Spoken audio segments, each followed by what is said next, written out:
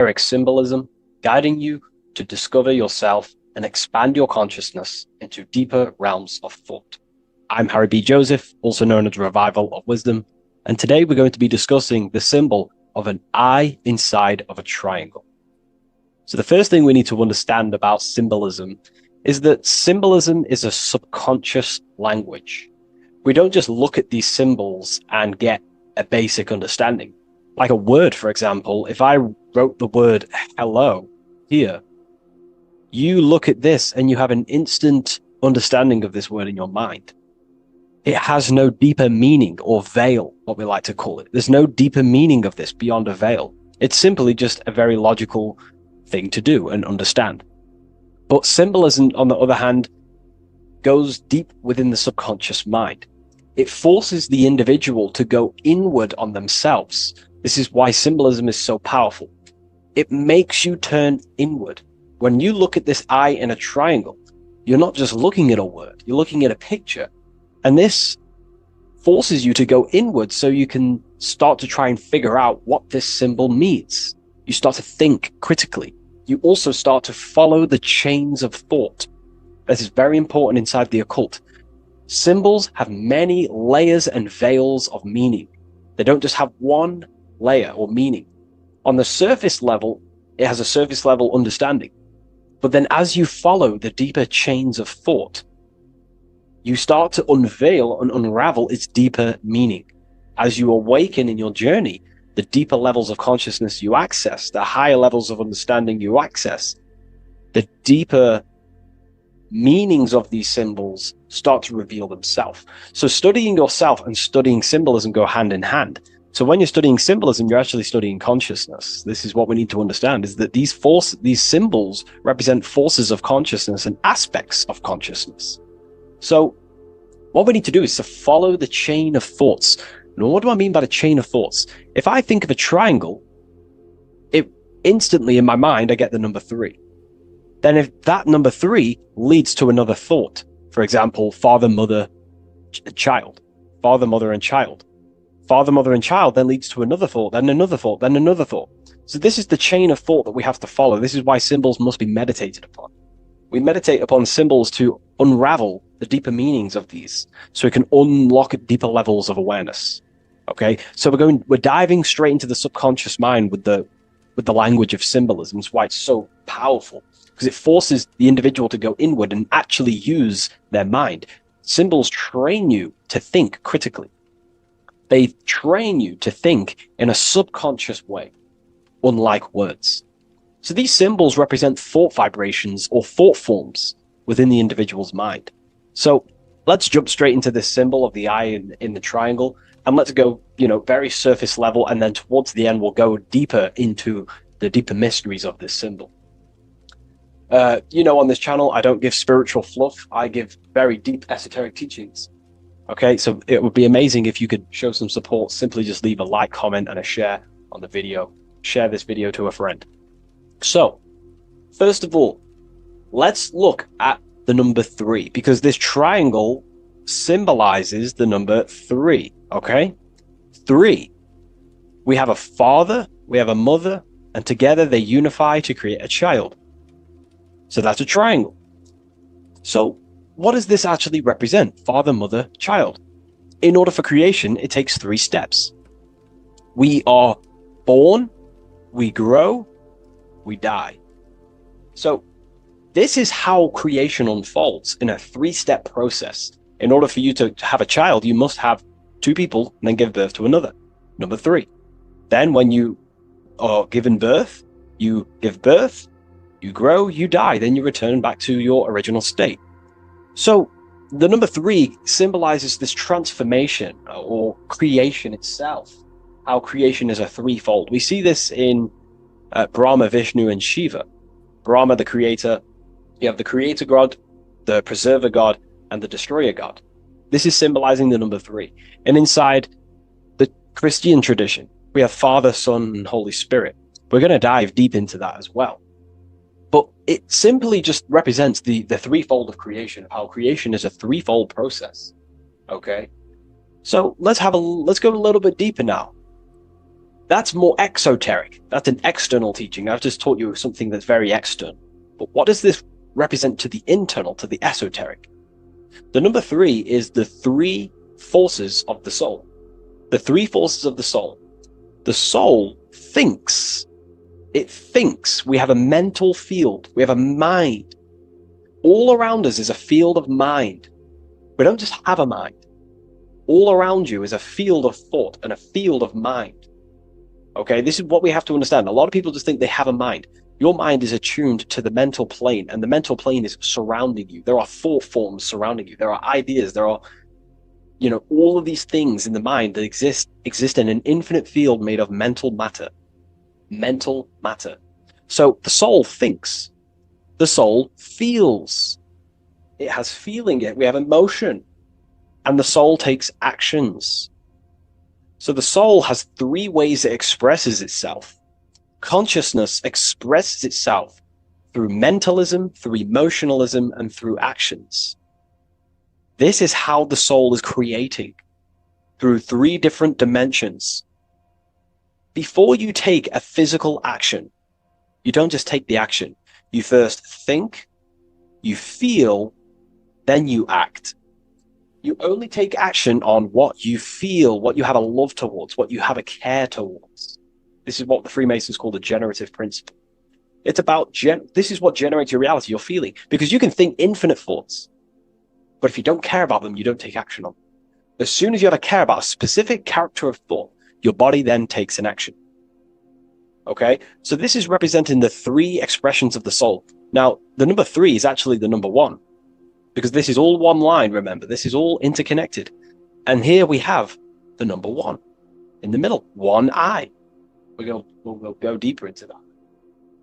So the number 1 is symbolized by the eye because there is one eye. So pretty much what this symbol is the number 1 and the number 1, 2, and 3. So it's 1 and 3. The 1 is expressed in 3 ways, which is the soul expressing itself and creating reality through 3 ways. Thought, emotion, actions. Okay? These are all actually one force. These are all one force. When we think, we feel, we act. When we act, this gives birth to a new thought and feeling. They're all one. They're all interconnected. So if I take an action, that can lead to a different thought. Or if I think, if I start to feel something, I don't know, hate, that then gives birth to a different thought or a different action. So you can see how each body of consciousness is actually affecting each of them. If we have an unhealthy mind, this will affect having an unhealthy emotional state and an unhealthy body. Because what we think, the mind holds power over the body. Every single thought commands 50 trillion cells in your body. Think of that for a second. You are governing 50 trillion cells, and these cells religiously obey every single command you give. You are governing a whole universe. 50 trillion living conscious cells. Okay? Think of that for a second. 50 trillion cells, and you are commanding them, and they religiously obey you. This is what we mean by you are a microcosm of God. Your body is literally a whole universe. There is living beings in your body that you are commanding and controlling, and they religiously obey you. Very, very powerful. This is how powerful you are. So each thought you command to the body is either destroying the life of the body or uplifting the life of the body, good and evil. So you're either creating more life or destroying your life of the body, of the health, of the body, of the cells. It's a whole civilization inside of your body, and you're governing it. You're the government. You are the master. This is why in the occult they say, you are the master. Everyone is a master of their own being, their own microcosmic universe that they govern. You govern a whole reality, don't forget that. But we've lost this knowingness and understanding, and we're now giving our power to the external government, man-made government. Okay? So that's what the word government means. Government, govern mind control. But you are the government. You control your own being. You control your own universe. You control your reality. So, you are the creator of your reality. This is the context behind the symbol here. You are the creator. What is an eye? eye sees things. What does that symbolize? So an eye on a basic level shows looking at something. But this is referring to the internal eye, the internal observer. You're observing something when you look at something. So the inside eye is the person, the self that is looking over and experiencing our thoughts, emotions, and actions. Who is the one that feels the actions? Who is the one who suffers from the negative thoughts and the negative emotions? Have you ever thought about that? Go deep within yourself. Who is the one suffering from your emotions? It's not your body. It's not your mind. It's this soul. It's the soul observing through these different bodies of consciousness, through the mind, through the emotions, and through the body. This is the observer behind it all. So, this eye is not closed. It's not closed. Very, very important. Every detail and symbolism is very important. It's not closed. It's open. It's looking, and it's conscious. That's. I'm just giving you the key of what the symbol means. It's about remaining conscious. Now, this will go over people's head. They may not even understand this. Most people are unconscious, and it's fine if you are unconscious. We're all on a different level of our journey. We're all on a different level. I'm not trying to offend you. I'm just stating these facts. Most people are unconscious. They only think, feel, and act out of, reaction. They're not even aware they exist because they're so caught up in the external world. They have no idea they exist. They've never deeped how they exist, why they exist, what life is, what this piece of technology they're inside of is. So I'm giving you a bit of an insight of a person with a higher consciousness. A person with a higher consciousness is always looking. This is what the symbol means. Always looking, not with the eyes, but with the internal self, because they understand these three powers, the triangle, is creating their reality. Thought, emotion, action. Person with a higher consciousness who knows mastered themselves is someone who is always looking and observing their thoughts and emotions and the actions they take in the world. I'll give you a bit of a key here. I'll give you a key. In my life, I like to govern myself, be my own master, through this way. Every action or decision I am about to make, every decision, I always say to myself internally, I remind myself of this symbol. This is what symbols are.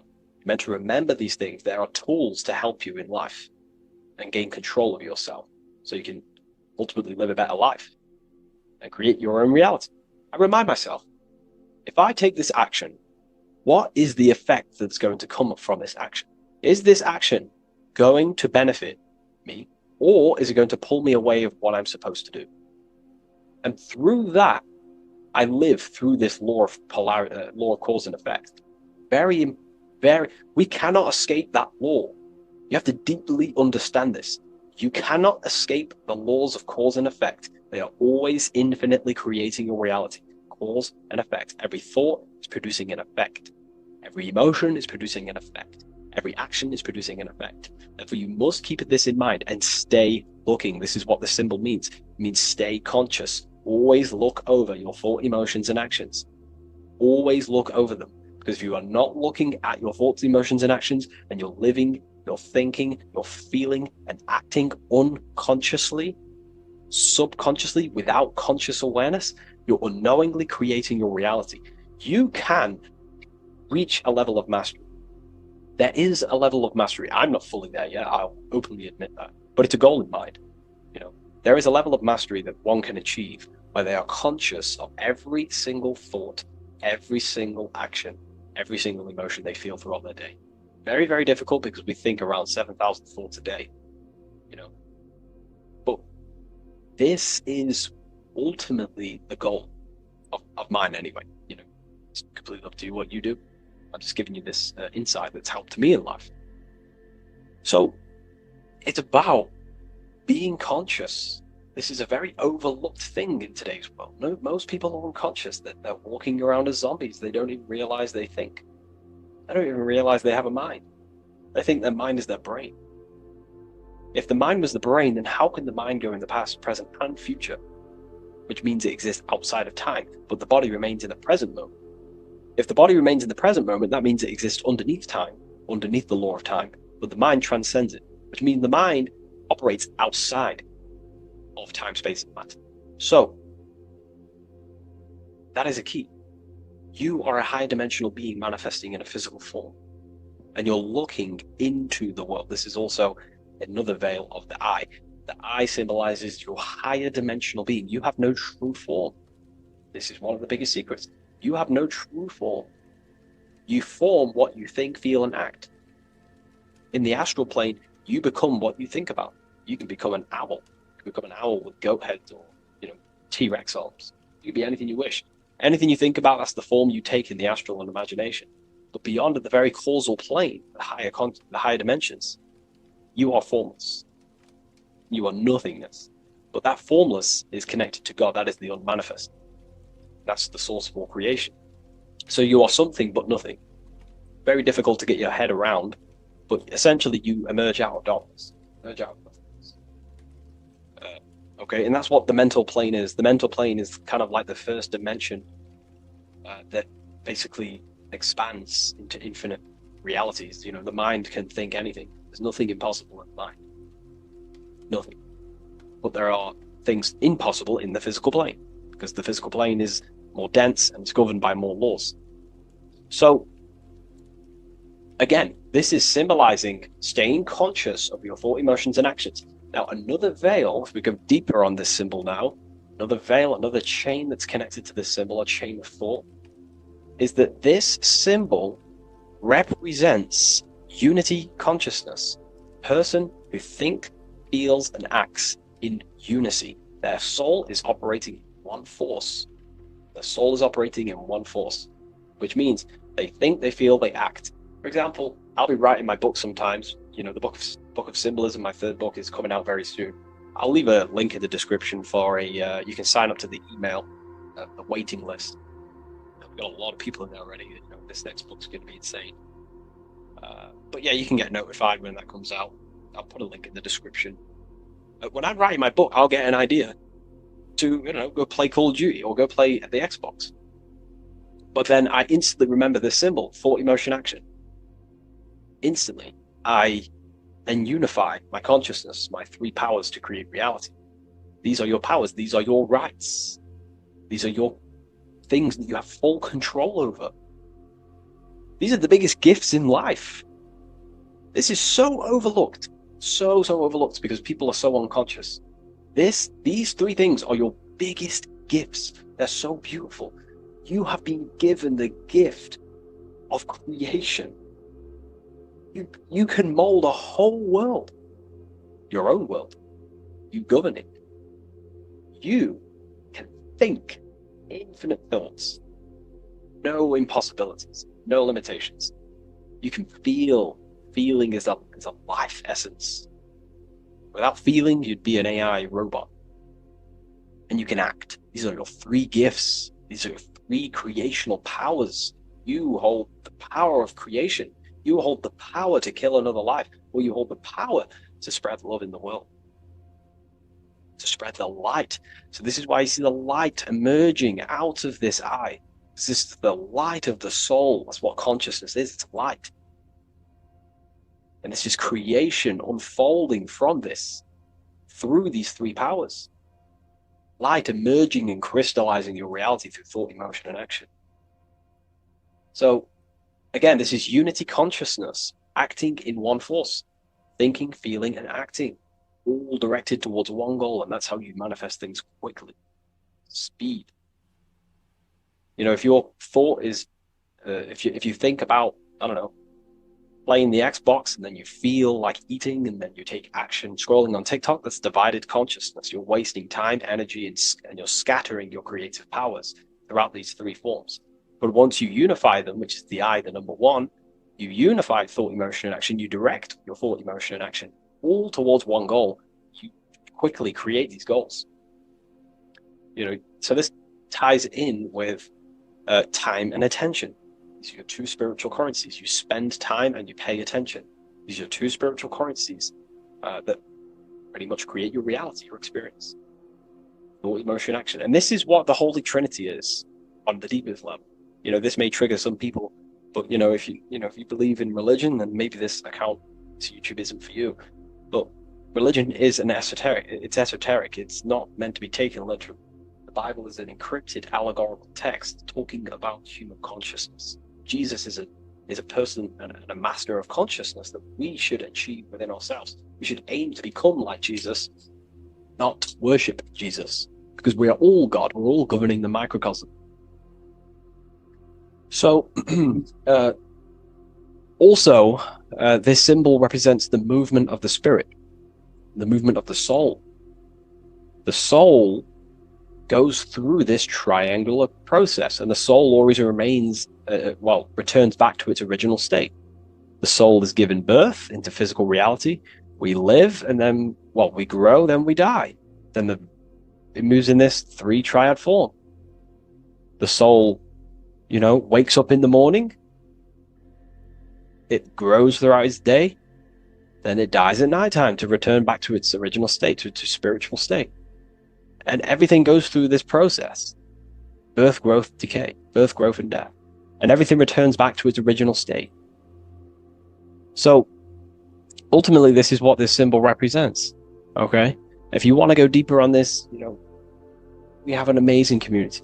We have hundreds of hours of lectures, practical lectures, where you can gain mastery of yourself. The occult goes deeper than you could possibly imagine. So I hope you gained some insight from this video. Please leave a like, comment, and subscribe to the channel if you're new. And let me know any symbols you want me to break down in the comments section, and I'll hopefully get them broken down for you so you can understand them, on a deeper level, and you can understand yourself on a deeper level. So yeah, all the links in the description for everything that I mentioned, the community, and the Book of Symbolism waiting list. And I'll see you in the next video. Take care of yourself, everyone.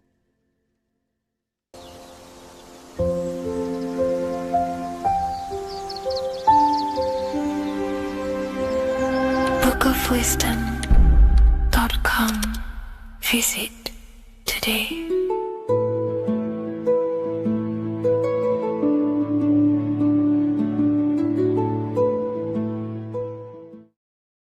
In this video, we're going to be talking about the evolution of consciousness. You are born human, however, you possess consciousness, which is the awareness behind your being, the awareness behind your thoughts, the experiencer behind your five senses, the experiencer, the observer behind your thought, emotions, and senses. You are an eye, an invisible consciousness looking through a lens, which is your body. Your body produces this physical world that you experience. Your brain produces this world. Your brain and body is a technological computer. However, you are an infinite, ever-expanding consciousness behind this physical body. And there is an evolution of consciousness, a cosmic journey of expansion. And this is why we see so much pyramid symbolism in the occult and esoteric world, and especially within Freemasonry. Because the pyramid represents climbing, an evolution, a raising state of consciousness, a journey. Steps symbolize a journey upwards. This is the raising and the evolution of consciousness, our inner world. The transmutation of our inner selves, of our souls and consciousness and our minds. So when we see this pyramid, we're seeing a evolution, a way up to source consciousness. And the eye in the pyramid represents your source consciousness. It represents illumination. It represents divine guidance through this evolution of consciousness. This is why we see the ladder. Consciousness is ever expanding on an infinite journey of evolution. Each individual is a part of this cosmic process, contributing towards the ongoing expansion of both mind and awareness. As we evolve, we collectively explore deeper levels of existence, expanding the boundaries of thought and consciousness. The mind has the ability to expand infinitely into new realms of thought, into new dimensions of mind. The mind cannot be filled up. It is not a physical substance. The body can be filled up, because it is a physical thing, but you cannot fill the mind. Therefore, the mind is constantly expanding, ever expanding into new fields of thought.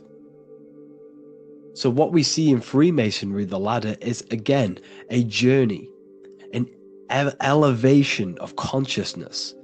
When we are born with an infant consciousness, and as we gain older, we gain an adult consciousness. Our inner world, our inner mind, and our emotional intellect changes and evolves. We are significantly different from when we were very young as an infant. It's because our consciousness evolutes, it changes, it alters like water. So, just like this evolution of your own consciousness as growing up, there is consciousness of beings existing in cycles beyond our own. And their consciousness is unimaginably different from ours. They operate on a higher level of understanding and knowing, experiencing reality in ways that transcend our current comprehension. Our minds right now cannot comprehend the highest states of consciousness. There are entities, there are beings beyond our own, existing in higher dimensions of consciousness that we cannot comprehend because they have expanded. They are on a further way up the ladder of consciousness. However, we are all on the same journey. None of us can take the same journey. There is one ultimate goal, reaching source consciousness. However, this is always ever expanding. However, we are all on a different journey. There is one truth, one source, one goal. However, there are billions in different ways of reaching it, and we are all on these different paths to source consciousness, to this ladder, this evolution of universal evolution. Okay? Their awareness is attuned to new dimensions of existence, reflecting a more advanced stage in the cosmic journey of consciousness evolution. So when you take DMT, you are shot into these higher realms of consciousness where you meet these beings who look similar to these images. They are not speaking to you physically. They don't speak to you three-dimensionally through vibration and words. They speak to you mentally. If you have done DMT, then you know this. And if you have met these beings, then you know this. You might have even met some of these types of beings on mushrooms or any psychedelic drugs. Because ultimately, when you take these mind-altering substances, it's altering your consciousness. It's merging your consciousness with the spirit of that substance. And you are essentially attuning your mind to higher dimensions of consciousness. That's why we say we're getting high when we take these substances. Therefore, when you meet these beings on DMT, you are essentially meeting beings who are attuned to higher dimensions of consciousness, and they speak to you mentally. They speak to you telepathically through thought, because the universe is mental. Everything exists within the mind. The way you are now, your physical existence, is a state of mind. Mind, thought creates matter. Spirit and matter are two opposing ways of thinking. If we have a very spiritual mind, we have an expanded mind, we are a spiritual person through the mind. However, if we have a very low state of consciousness where we think about food, sex, lust, and all physical things, then we have a physical consciousness. Matter and spirit are two opposing forces, two ways of thinking. The mind attunes itself to different levels of understanding in different dimensions. So, essentially, this is what we're looking at. The body is a vessel for the fluidic, formless consciousness, a temple that houses the essence of our awareness. While the five senses are limited to perceiving only the physical plane, the mind transcends these limitations, capable of perceiving the full scope of reality. It is through the mind that we access deeper truths beyond the material, tapping into boundless nature of existence. Physical existence is a thin band, a thin layer of reality. It's like 0.001% 100% of reality. And your five senses are only tuned into this layer of reality. But the five senses are by design only allowed to perceive physicality. But the mind has the power to expand beyond this physical five sense state. The mind has the power to expand and evolute. It is a conscious decision whether you want to take this path or not. You can stay in a three-dimensional way of thinking, or you can expand your consciousness from within. It's not an external journey. There is no God going to save you. You must save yourself. Therefore, behind every single one of these eyes is the same source consciousness. However, we are all different cells in a different journey. The organs in your body, the cells in your body are all alive. They all possess same consciousness, universal consciousness. However, we are all on a different journey of evolution. As above, so below. As the baby is in the mother's womb, when the baby becomes conscious, there is a world outside of its mother. What does it do? It presses and seeks a way out to be born in the other world outside of its mother. It is the same with your consciousness, your mind. When your mind becomes aware that there is realities beyond the immediate surroundings, it seeks a way out. And this is exactly what I'm doing to you now. I am now expanding your mind and telling you there is other ways of reality. There is other dimensions of consciousness which you can access through inner transmutation, through different ways of thinking, spiritualism, and meditating and connecting with yourself and detaching from external things. We can upgrade our consciousness. Your body is a womb. Why Jesus says you must be born again to see the kingdom of God, because you are born physically and then you must be born again spiritually, awakening your inner consciousness. So like I said, as the baby is in the womb, it's the same principle. As above, so below. You were a baby, you were in your mother's womb, and you figured out there is a world outside of your mother, so you seek to weigh out your mother to be born in another world. It's the same now. You must do this now. This is your spiritual evolution. This is the evolution of consciousness. It's ever expanding. When you die, this is a transition. You must learn to not fear death. This is another part of your spiritual journey. You must master death. Therefore, like I said before, the mind has limitless capacity to expand into new realms of thought, continuously exploring uncharted ideas and concepts without boundaries. The mind can ever expand. It can never be filled. It can never ever know everything. There is infinite fields of knowledge, infinite fields of thought. Your current state is just one stage on an infinite pathway. You won't remain human forever. The human experience is a crucial phase where we learn to balance polarities, master the fundamental laws of the cosmos. It is a period of growth and transformation, preparing us for the next stages in our cosmic evolution. The goal is to strive for perfection, yet the true perfection is unattainable. It's like a tunnel, and there is a light at the end of the tunnel. And as you walk through this tunnel, the light is ever moving backwards. You should forever seek to meet that light, but you will never meet that light because consciousness is ever expanding. You should strive for perfection, yet knowing that perfection is forever unattainable. The journey is endless, with each step revealing deeper layers of understanding and experience. The pursuit of growth and expansion is itself the essence of our evolution. You can find all of this knowledge in the amazing book that I have read for years. I have read this book, The Emerald Tablets of Thoth, the Atlantean, by M. Dorial, translated by M. Dorial.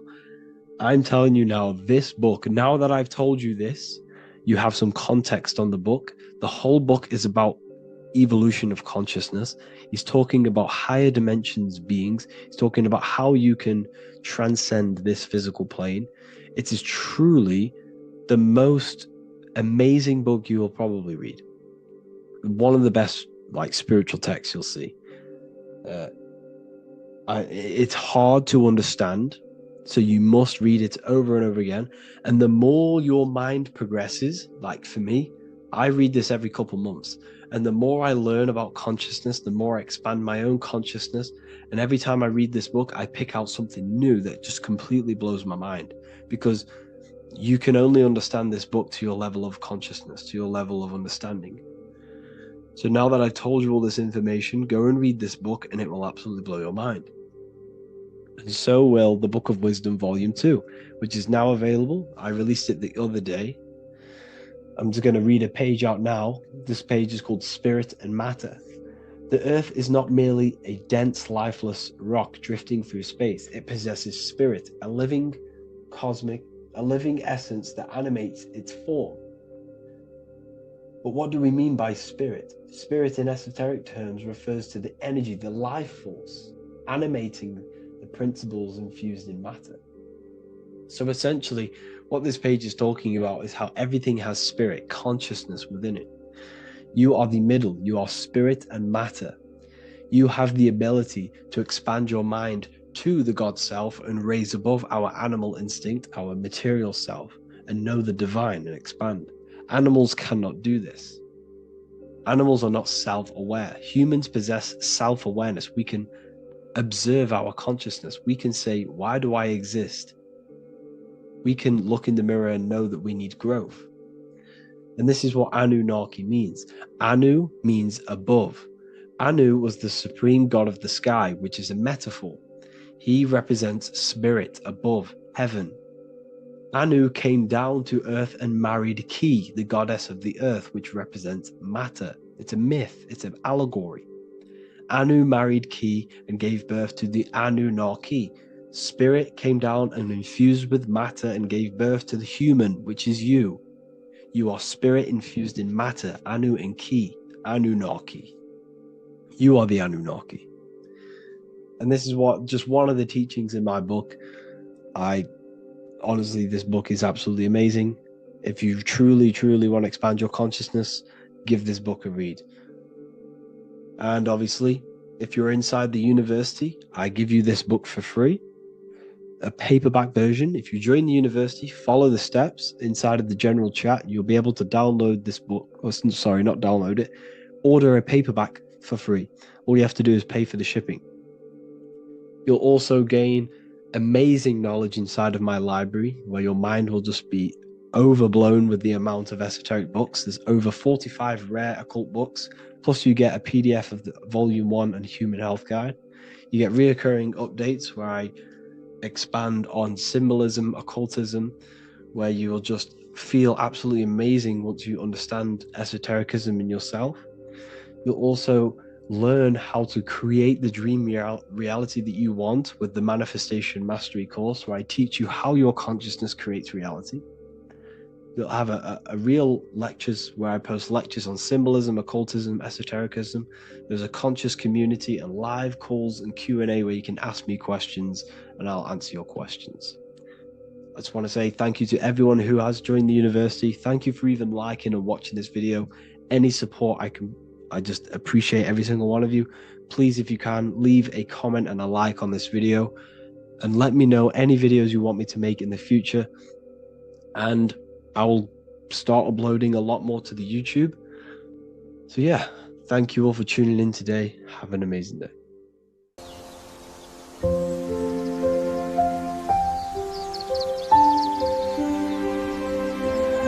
bookofwisdom.com. Visit today.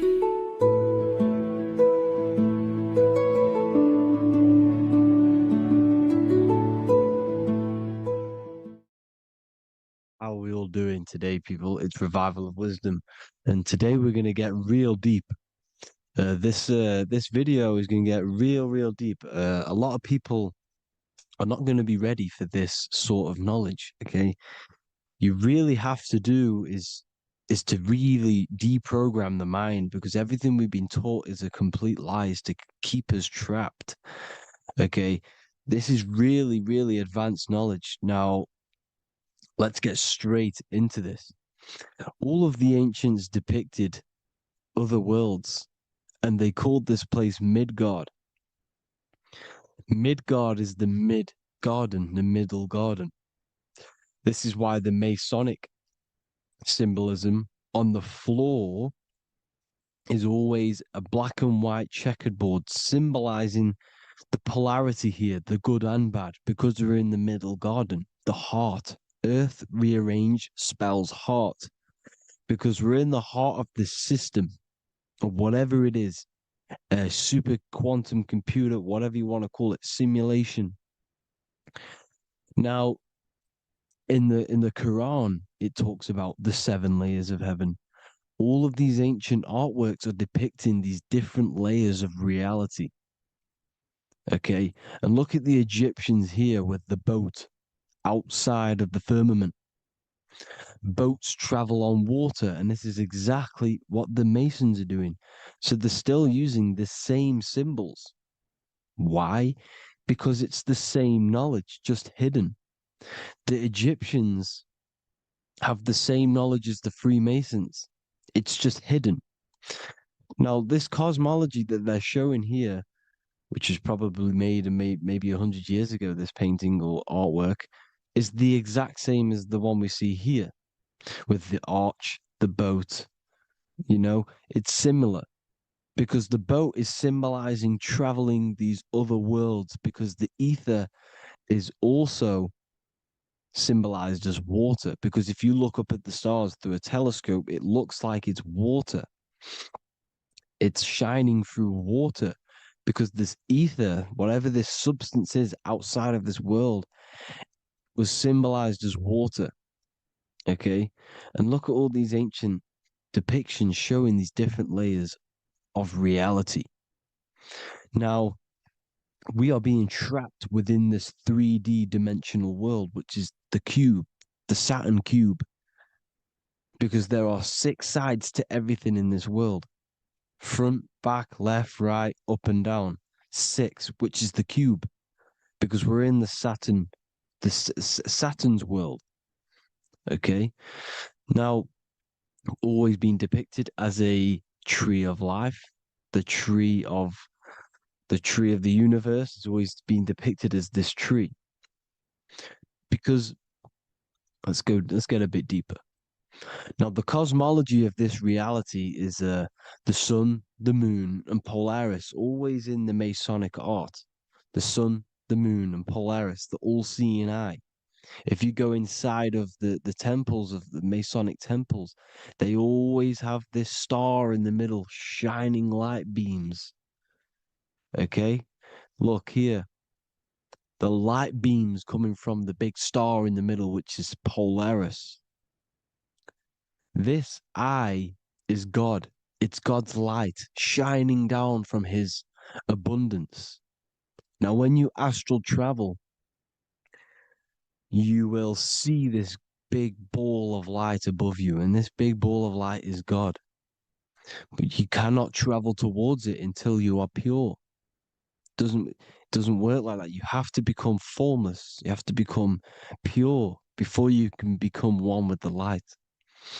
In all these Masonic artworks, it's all depicting the star in the center. This star is Polaris because Polaris is the way out of this place. And this is why you see the stairway to heaven all the way up to the light beam, the light source. What does it say in the Bible? God is light because everything is made out of one substance, and that substance is light. And it symbolizes the eye because God is an eye. All things that are alive have an eye. And we all say, I am. We all see these realities through eyes. God is an eye. He's the all-seeing eye. He sees all things at all times. And he is projecting this light. And this light comes down to create all the different levels of the worlds. And this is what the 2 pillars symbolize the number 11. 11, the number 1,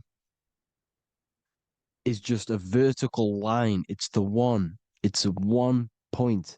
11 symbolizes the mirror nature of reality. Everything's mirrored, as above, so below. Now, the 11 also symbolizes openings, doorways. And as you can see here, an opening to the all-seeing eye. And you see here again, an opening to the stairway all the way up to the light. This light is the light of God in the astral worlds, beyond this world. Now, Polaris has also been symbolized as the UFO. They put the truth in plain sight. So, you know, in the films, how the UFOs suck people up. That's what Polaris is doing. If you ascend beyond this world, if you do not ascend beyond this world, you will be reincarnated in this world. The whole thing is to outgrow this consciousness to the plane above. And I'm not just making this up. I'm going to be bringing in scriptures after this.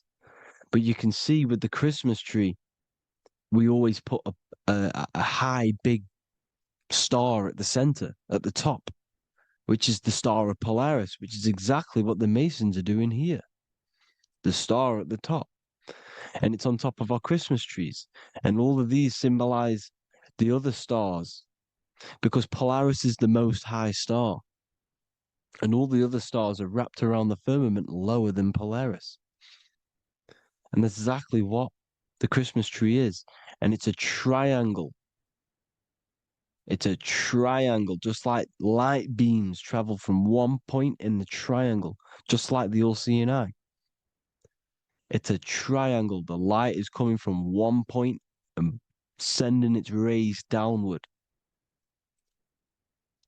You see, it's kind of like you see here with the water. And the lower you go, the darker it gets, the more evil it becomes. And this is what the ancients would call hell. Now, this all-seeing eye is Polaris. And below Polaris is Mount Meru, the North Pole, the magnetic North Pole. The Tower of Babel, which is in the Bible. The etymology of the word Babel, Ba meaning spirit, which gives the ability to move the soul through the worlds, which is that's the ancient Egyptian description of the word Ba, meaning of the word Ba. You have the Ka, the Ba, the Ak, but the Ba is the one that gives the ability for the soul to move through the worlds. Your soul can't speak into a world without incarnating into it. Now, the Tower of Babel symbolizes Mount Meru because it's the word Ba is the spirit which gives the ability for the soul to move through the worlds. The Tower of Babel is the magnetic North Pole, Mount Meru, which gives the ability to move through these different worlds. And you can see the ancient Tibetans always showing this depiction of these different worlds coming from the center. Because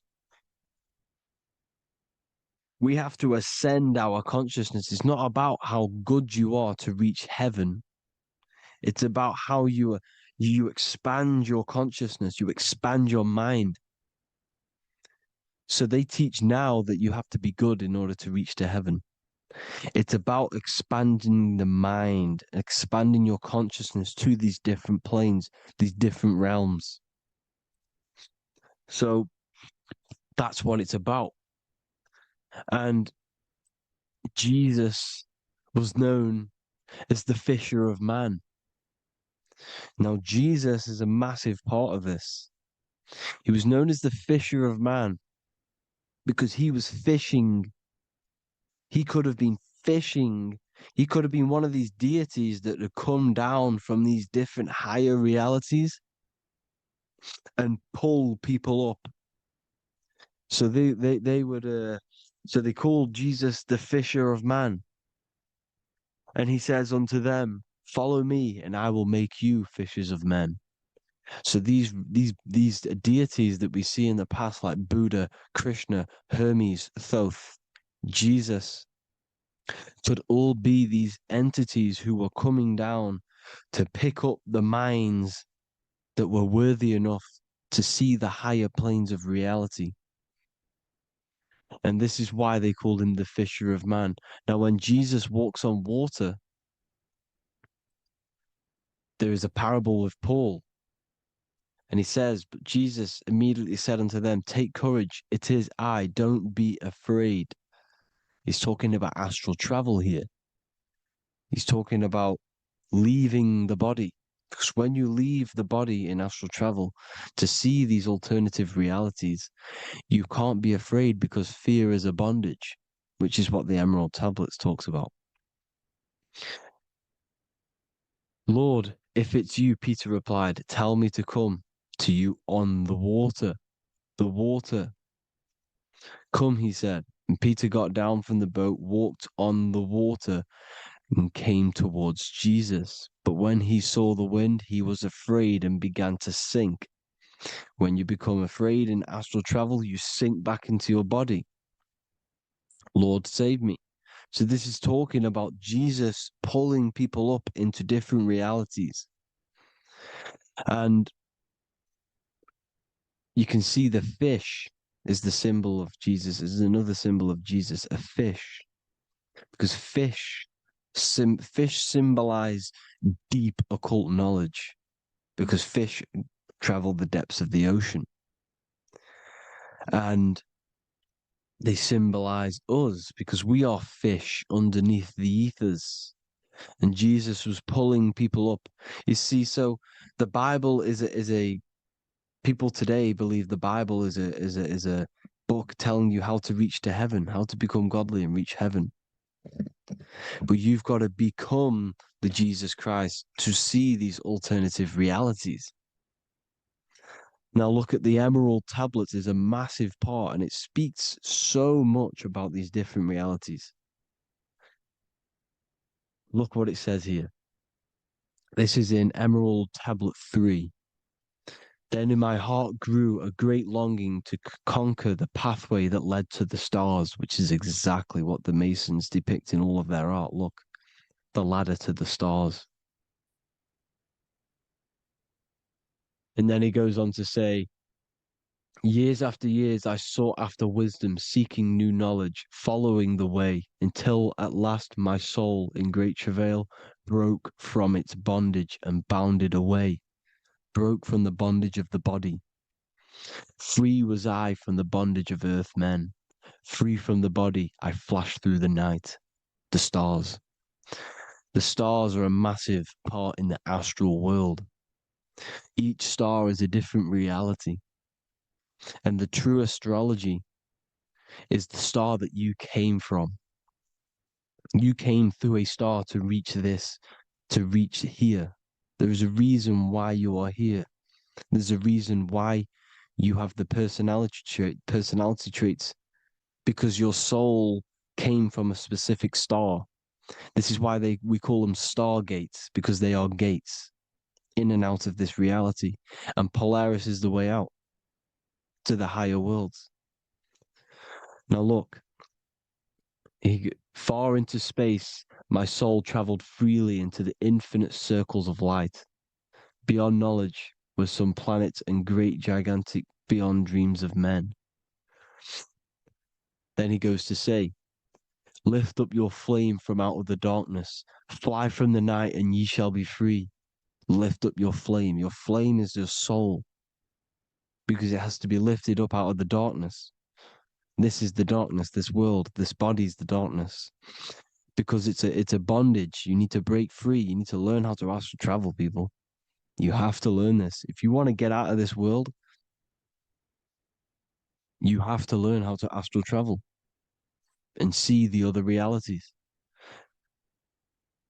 Traveled I through space-time, knowing my soul at last was set free, knowing that now I must pursue wisdom until at last I pass to a plane hidden from knowledge, known not to wisdom, extension beyond all that we know. So he's talking about he went to a place where we cannot even comprehend here, a place that is not even known to earthmen. He's telling you he's ascended out of this world to the planes that are beyond. And it says here in the Emerald Tablets, man is in process of changing to forms that are not of this world. Grows he in time to the formless, a plane on the cycle above. Know ye must be one, ye must become formless before ye are one with the light. The light, the same light that I was talking about, the Masonic light with the triangle, God, the one source. Ye must become formless before ye are with the light. Formless, you have to leave the body. You have to leave the body. You have to gain the ability to leave this body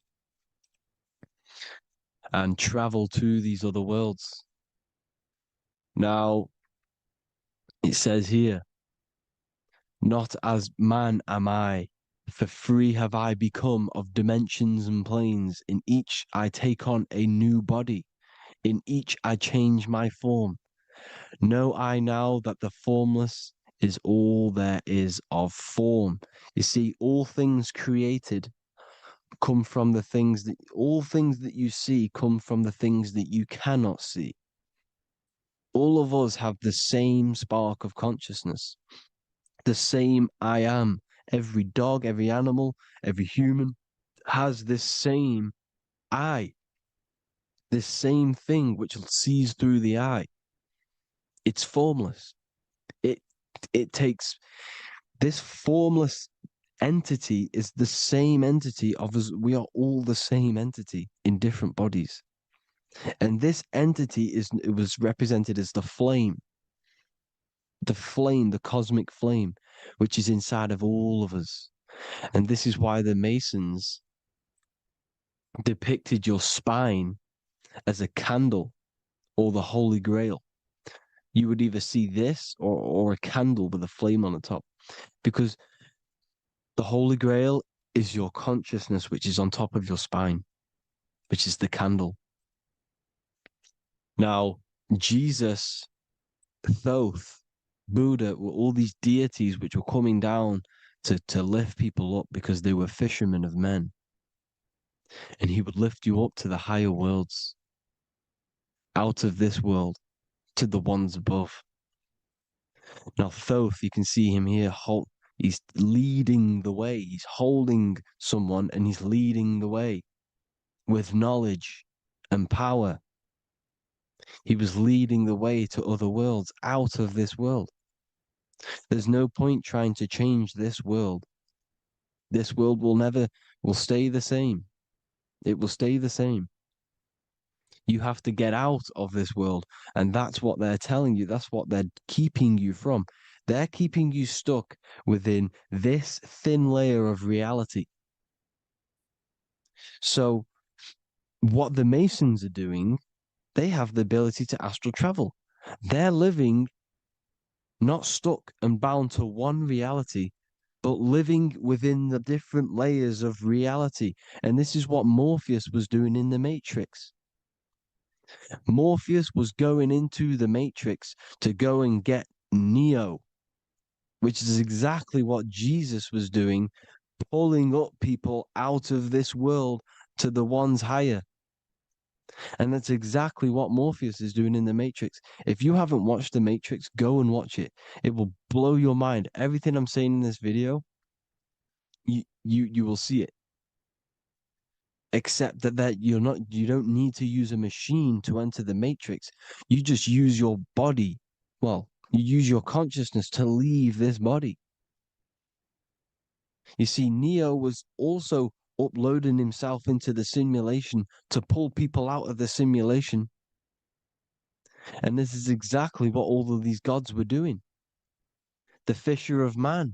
Look, he was pulling people up out of this reality with the knowledge. Now, Jesus was always depicted with the mushrooms. Look at all this mushroom art. Mushrooms were literally the origin of Christianity. You can see it everywhere. There's mushrooms in all of the ancient art. Every single one of these paintings you see here, there's mushrooms on them. Mushrooms have the ability to see alternative states of consciousness. Now, if you go and do them and you go to sleep, if you pop mushrooms, you go to sleep and you will wake up in another reality. You will wake up in another reality. Don't try it if you don't want to do it. But if you've got the heart to do it, do it. Eat them and go to sleep. You'll wake up in another reality. And Jesus was handing out mushrooms to the bright minds, to the minds that he wanted to fish out and pull up to the higher realities. He was giving them mushrooms to see themselves in an alternative state, in an alternative reality. This is why there was so much mushroom art, and it's not just ancient Christians; it's Sumerians, it's the Mayans, the Celtics, the Egyptians, all used mushrooms, all of them. Look at all this art; it's on stones, it's everywhere, because mushrooms. See, everything in nature is a micro macro. Look at the form of a mushroom. It's literally your spine and brain because they alter your consciousness. Your body is just a radio receiver. Everything that you're experiencing is a program being ran by the central nervous system, and your consciousness is experiencing this program, these electrical impulses of the nervous system, because it's all feeding back to one point, which is the pineal gland. And this is the candle with the light on it. Type in Masonic candle and you'll see it. It's your spine with your spark of consciousness on top of the spine. And it's a mushroom because this sends you to alternative states of consciousness, alternative realities. Now, they were all doing this, the Egyptians, the Mayans. Now, there's more symbolism which goes into this. Look at the Christmas trees we use. The Christmas tree with the presents underneath them. Magic mushrooms grow under trees. And these are the presents under the trees that we symbolize today with Christmas. Santa's red and yellow for the red and yellow mushrooms. The same mushrooms Mario has to collect. And when he gets enough mushrooms, he levels up. And then what does he do when he go past the world? When you win that world in Mario, you go to another reality. You go inside of another world. It's truth in plain sight. And it's using mushrooms. It's using mushrooms. Everything, all of the characters in Mario, well, a lot of them are mushrooms. Look at this one. The presents, black, yellow, and red and white. Red and white mushrooms. And the bow on the top is the mushroom head. That's a bit of a reach, but you know, the symbolism never lies, is what you need to understand. And it's as above, so below. Now look at the Sumerians. The Sumerians were also multi-dimensional beings. Okay, look at how they have the double faces. They had 1 foot in this reality and 1 foot in another reality. And look at this one, a double-headed god inside of like a portal. You see? Because and look at these with the wings, the astral travel. Birds, ancient birds symbolize the soul. Because the soul is a bird, it flies to different worlds, it flies around the cosmos. And mushrooms gave you the ability to see these alternative states of consciousness, these alternate realities, because you exist in infinite realities. You exist in infinite realities. Now look at the 33rd degree Ordo Ab Chao badge. You get this badge when you become a 33rd degree Freemason, and it's a double-headed eagle. A double-headed eagle. And you can see this in Sumeria first. Sumeria have the same symbol, a double-headed, well, bird. You can see it here as well. And the Masons are still using this symbol today. And when you become a 33rd degree, 33 vertebrae on the back of your spine, above the vertebrae is your consciousness, and it's a double-headed eagle. One reality in one. You become a multi-dimensional being in the 33rd degree. And I've heard many interviews of Masons say it becomes Luciferian. You see, they speak in code. These Masons can't tell you about what they learn about, but they will speak in code. They said it becomes Luciferian. The word Luciferian is lucid. The root word of Luciferian is lucid, and lucid is lucid dreaming, alternative realities, dream worlds. You become a god. Luciferian means you're becoming your own god, pretty much. Because you are becoming a multi-dimensional being living in between the different layers of reality at the 33rd degree of Freemasonry. And look at the double-headed eagle, because the birds symbolize the soul. And they reach high, they fly high, just like the soul wants to fly high to the light, to become one with the light, like the Emerald Tablet says. Now look at Janus. Janus was another god, and he's known as the god of doorways. Janus always depicted with a double head. Janus is why we say janitor or January. And January is entering a new year. Janus is known as the god of doorways with keys, always got a key, because keys open doors. That's why the janitor holds all the keys. And Janus always has double heads, because he had one foot in this reality, one foot in another. He was a multi-dimensional being, a Luciferian, living between the different layers of reality, except from instead of being stuck in one like we are. Well, a lot of people. And that's the whole point. You see, all of this stuff is about like changing the world and stuff like that. This world will probably never ever change. It's probably been like this forever. Well, forever, for a long time. But it's about moving out of this reality to the higher states.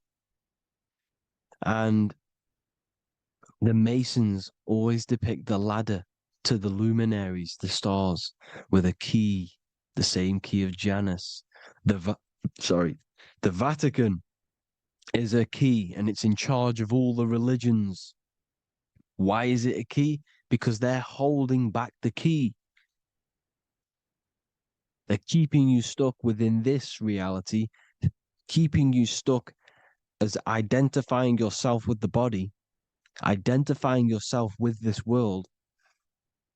You are not in the world is within you. This is a program being ran by your central nervous system, and your consciousness is experiencing this reality. Now, this is going to be a mind-blowing video for some people. You have to have an open mind. You have to let go of all the programs. I'm repeating what the ancients are talking about and the ancient symbolism. Look at Janus with the double-headed god. He was just another god coming down, giving keys to people who had the worthy mind to be pulled up out of this reality, to be pulled up to heaven, just like Jesus was teaching how to reach heaven. But really, it's an encoded scripture. But anyways, hope you all gain some insight on this video. Have an amazing day. Please like, share, comment. All the links are in the bio for the PDF, for the Manifestation Mastery course, and all the other amazing stuff. And if you want to support the channel, I'd greatly appreciate if you became a Patreon member. Hope you all have an amazing day, people. God.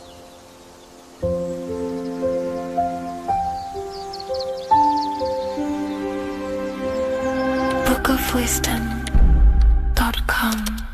Visit today.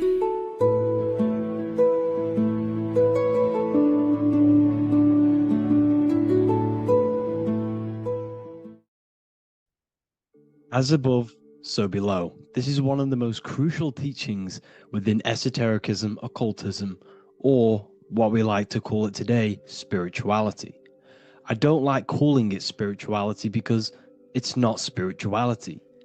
I teach human consciousness. I teach the science of you and your consciousness alone and your being. And in order to fully understand you and this world around you, you must understand this number one principle of as above, so below. There is many misconceptions of this, and there is many simple teachings of this, but I'm going to break it down today from the most simplest to the most complex, and you will see the connections between all things. This is the most important lesson you could ever learn, and I'm going to teach it you today. So what you must understand is with the term as above, so below, it applies with everything you see in this world and about yourself. We have something called the macro, which means the bigger scale. On the bigger scale, we have the whole earth.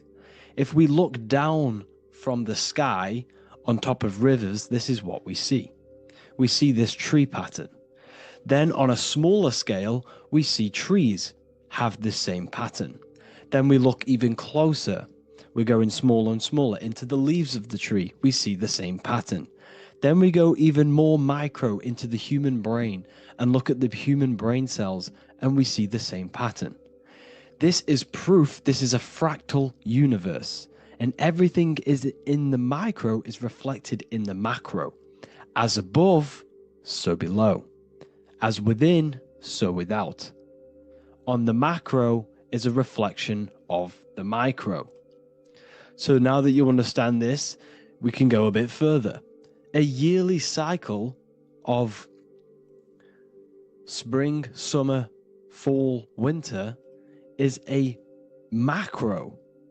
A micro is a daily cycle. So a day is a mini year. The summer is the midday. Autumn is the evening. Night is the winter, and spring is the morning. This is a macro, a reflection. We have a miniature cycle of the zodiac every single day. And this cycle is also reflecting the cycle of life and death. We live, we are born, which is the spring. We live, which is the summer. We then age, which is the autumn. And then we die, which is the winter, and then we are reborn again. This is the cycle of life and death, and you do this every single day. You see, death is a macrocosm of sleep. This is why we say sleep is the cousin of death, because you die every single night. You do this process of life and death every single day. As above, so below. What's in the micro is in the macro. So when you go to sleep, you are essentially dying. And then in the morning when you wake up, you are then born again. This is a fractal cycle that we live in. Everything in this whole world is fractal. Everything applies to as above, so below. We have the sun, we have the moon, we have the day, we have the night. We have the life, we have the death. We have the conscious, we have sleep. As above, so below. We have the conscious mind, because now we're diving into as within, so without. As above, so below more refers to the external world. As within, so without is referring to your inner world and the outer world. What you must understand is about yourself. You exist in two realms. You're an individual. The dual nature of you. You exist in two realms at once. You have an inner world of your thought, emotion. This is the inner world that no one else can see but yourself. And you have an outer world with a physical body which everyone can see. So you exist in two worlds. You have the inner voice, you have the outer physical voice, which I'm speaking to you with now. But I also have an inner voice, which no one can hear, only but me. So you exist in the light and you exist in the darkness. The sun represents your external self, your physical, conscious mind. The moon represents your shadow self, the inner self, the psyche self, the spirit self. There is an as above, so below. The sun is within you. The moon is within you. Everything is within you. Now that you understand as above, so below, what is your body? Your body is a miniature earth. Let me repeat, your body is an earth. Your body is the earth. Okay? Because like I say many times in all of my videos, you are not in the world. The world is you. You are the universe. Your brain is a computer creating this reality. What you see with your eyes is produced in the back of the brain called the visual cortex. You don't look into the world, the brain produces the world. The body produces the world. When you touch something, you're not actually touching something. This is the electrical nervous system. When you touch something, what you feel is actually electrical signals on your nervous system reporting back to your brain. Therefore, when this body dies, you leave the earth because this body is the earth. Okay? As above, so below. You have the mental plane, the astral plane, the etheric plane, and the physical plane. This is essential for understanding reality and the teaching of as above, so below. Everything in this material plane began in the thinking mind. For example, the microphone I'm speaking into, the phone you're watching this video off, or the laptop or iPad. Where did this begin? It didn't begin in the factory. The first ever place this item begun was in the mind of an individual. The invisible realms of mind is where all physical things and physical items begun. Essentially, this physical plane is the effect of the thinking mind. This world is the world of effect. It's the world of outcomes. When you see something, it is already manifest. It is already being manifested. It is an effect. And in the effect of the cause, which is the thinking mind. Therefore, the mind creates thoughts, which is the mental plane. Then after thoughts creates imagination, which is the astral plane. These two are spiritual. They are non-physical. So spirit kind of means non-physical. Then you have the physical planes, the etheric and the physical plane.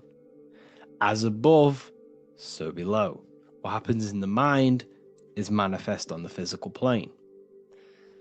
Like I said, the phone that you are holding, it was a thought, and then it brought down into a physical reality. As above, so below. You change the mind, you change your reality.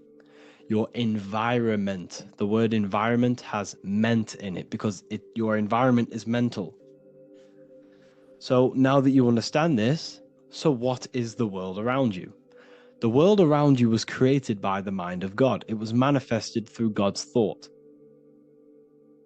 So you are living in the mind of God. You are a thought in the mind of God. God thought you into existence.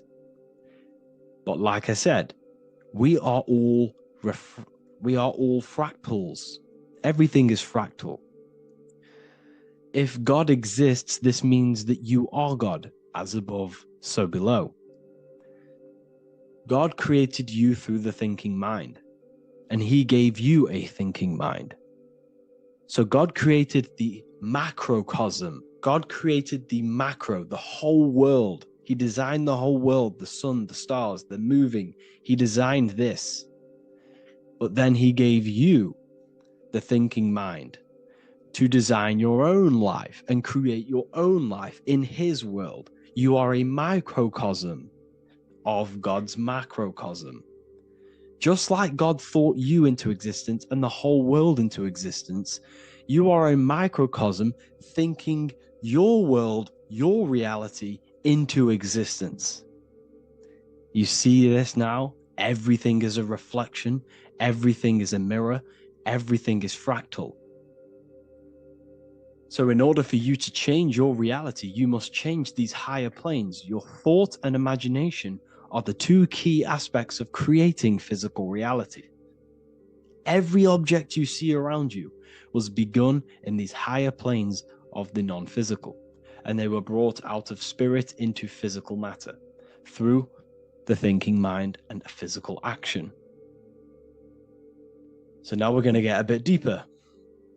The brain is not the mind. Now that you understand, we have spirit and matter.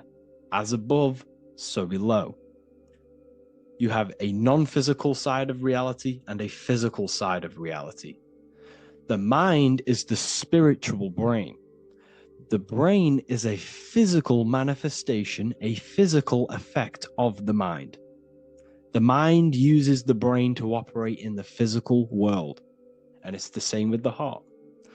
The soul manifests itself physically through the heart. The heart is a physical manifestation of the soul, of the emotion, thought and emotion, the mind and the soul, the brain and the heart, heaven and earth. So you have the inner world and the outer world, the spiritual, non-physical, and the physical. So we are all on this process of awakening, an expansion of our minds into new fields of thought, into new fields of awakening ourselves. Because essentially we are born into this world.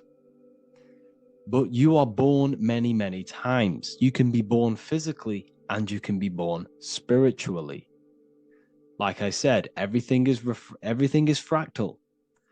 So just like when the baby finds out that there is a world outside of its mother, what does the baby do? The baby seeks a way out of its mother, and then the baby is now born into a new world, a world outside of its mother's womb. It's the same with you and your spiritual process. As your mind becomes aware that there are other realities beyond your physical body, it then seeks a way out. And this is why you are probably watching my YouTube, because you are now on the path. Something within you has guided you to this path of knowledge, truth, enlightenment, and expanding your consciousness. And it is your soul who brought you here. Your soul speaks through emotion, like guidance. Emotion is the language of the soul. When you feel very bad, this is your soul telling you you're not in the right place. You're doing the wrong things. Because the soul is always unfolding its purpose, which is expansion and learning. That is it. The mastery of the self and the learning of the mind is the only thing that counts in the end after this life. So you are on a journey of expansion, of learning, creating, and spiritual rebirth. As above, so below. What does this body tell you?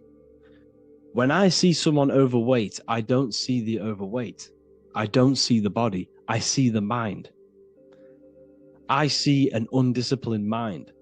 I see a mind that lacks self-control. I see a mind that seeks external validation. That's what I see when I see an overweight person. I don't see his body. I see the result of his mind. Because what does the Bible tell you? You shall know them by their fruits. It's the same saying as above, so below. You shall know them by their fruit. The fruit is their manifestation. Your body is a direct correlation and manifestation of your mind. Your inner world projects your outer world. As within, so without. As above, so below. Now, what do you see when you see this man's body? I see discipline. I see strength, mental strength, not physical strength. I see mental resilience of pain. Because all of this man's mental energy has been manifested physically within his muscle. This body is a direct manifestation of this man's mind's pain and suffering, and it shows discipline. This is why people instantly respect you if you are in shape. You walk into a room and you are in shape, people will instantly give you respect because they know that you are mentally disciplined. The body is a reflection of your inner world, and it's the same with your friends, your family, your connections with people. If you think about yourself very negatively all the time, and you don't have a good connection with yourself, you don't have a connection with your true self, this will manifest into every single relationship you have in your life. If you don't have a good relationship with your inner self, you don't have a good relationship with the people and the friends around you. Because as within, so without. If you think negative about yourself, you will only pick up the negative in other people. If I think very highly of myself and I think very happy and good things about myself, I will then see the good things in other people. Because it's as above, so below. As the inner world is, so is the outer world. It's the same with your life circumstances. Your life is a direct correlation of every thought you thought in the past. If you possess millions of pounds, millions of dollars, this is because you have thought this into physical reality. You live the life you are deserved. You live the life that you manifest through your thoughts. If you live a very poor life, this is a reflection of your mind. This is a reflection of what you have thought into physical existence. Because like I said, everything begins in the mind. As above, so below. And this is even present within the body. So where is the head? The head is at the very top of the body. And where does all manifestation begin? In the mind. That's where the mind is, in the head. And then the thoughts we think travel down the body into the heart, which is the emotion. Every thought we think is in the emotion. Every thought we think creates an emotion. This emotion then drives the action. Where does the action come from? The feet, because the feet move our body. We move with our feet to take action. Our hands. You see, so the body is even a reflection. I can't even say it. Reflection of the order of manifestation. This blew my mind when I figured this out. You see, the head, the thoughts begin here. This is the beginning of all manifestation. Then it comes down to the heart. This is the emotion. Then you take the action. The thought and emotion then sparks the action, which is taken with the hands and the feet. And where's the lowest point on the body? The feet, and that's touching the physical earth. So the head is where the thought is, the non-physical, and the lowest point on the body, which is touching the physical earth. So the head represents spirit, the feet represent matter, spirit and matter.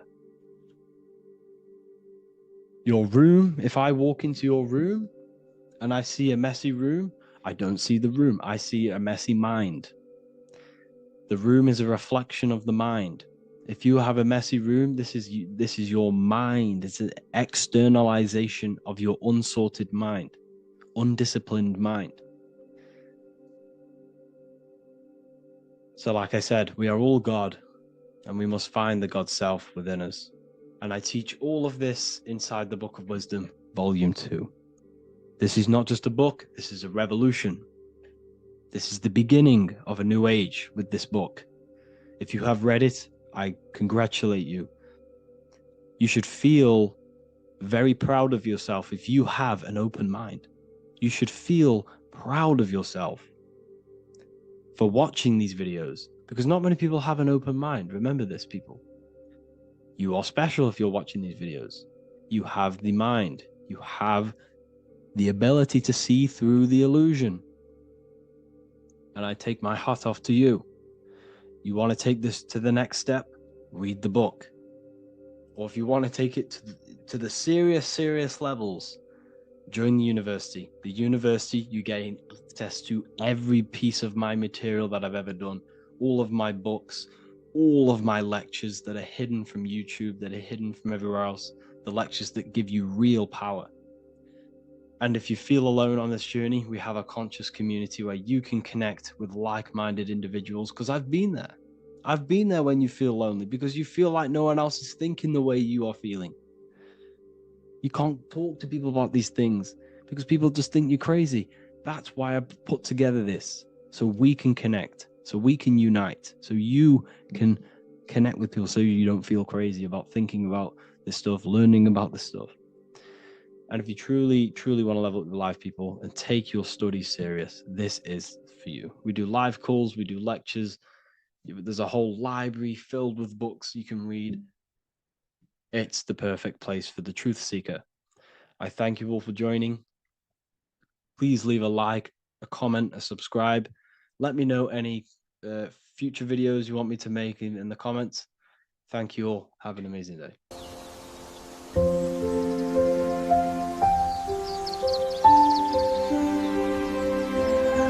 bookofwisdom.com. Visit today.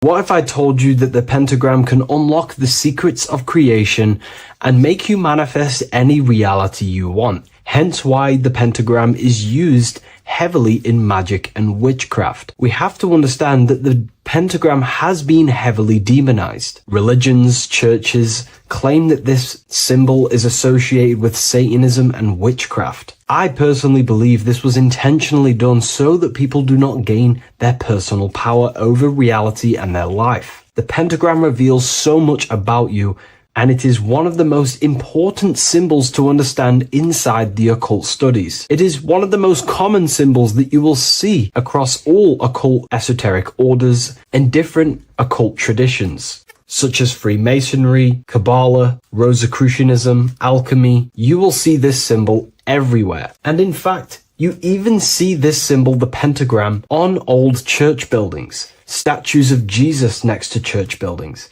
You will see this symbol used by Christianity itself, which is very contradicting about the church. But I'm not here to tell you to think anything. You can simply take this information with a pinch of salt and see if it benefits you. The pentagram used by the early Christians was said to symbolize the 5 wounds of Jesus on the cross. But this goes much deeper in an esoteric explanation. The pentagram ultimately represents the 5 elements of creation. All creation falls within these 5 elements. We have spirit on the very top, then you have air, water, earth, fire. This is the correct placement and order of the elements. Air is always on the left, water is always on the top right, earth very bottom left, fire bottom right, and spirit placed on the tip point of the pentagram. It's a 5-pointed star drawn with one continuous line. But this actually reveals much deeper things, and we're going to be going into how to use this symbol for magic and creating your reality towards the end of this video. But now we're going to give you a basic understanding of the pentagram. It's showing you the 4 physical elements symbolized as triangles and spirit symbolized as a circle. The 4 physical elements are made out of the base element, spirit, or what the ancients call ether. Ether is the underlying base of all physical matter. This is the substance that animates physical matter with life force.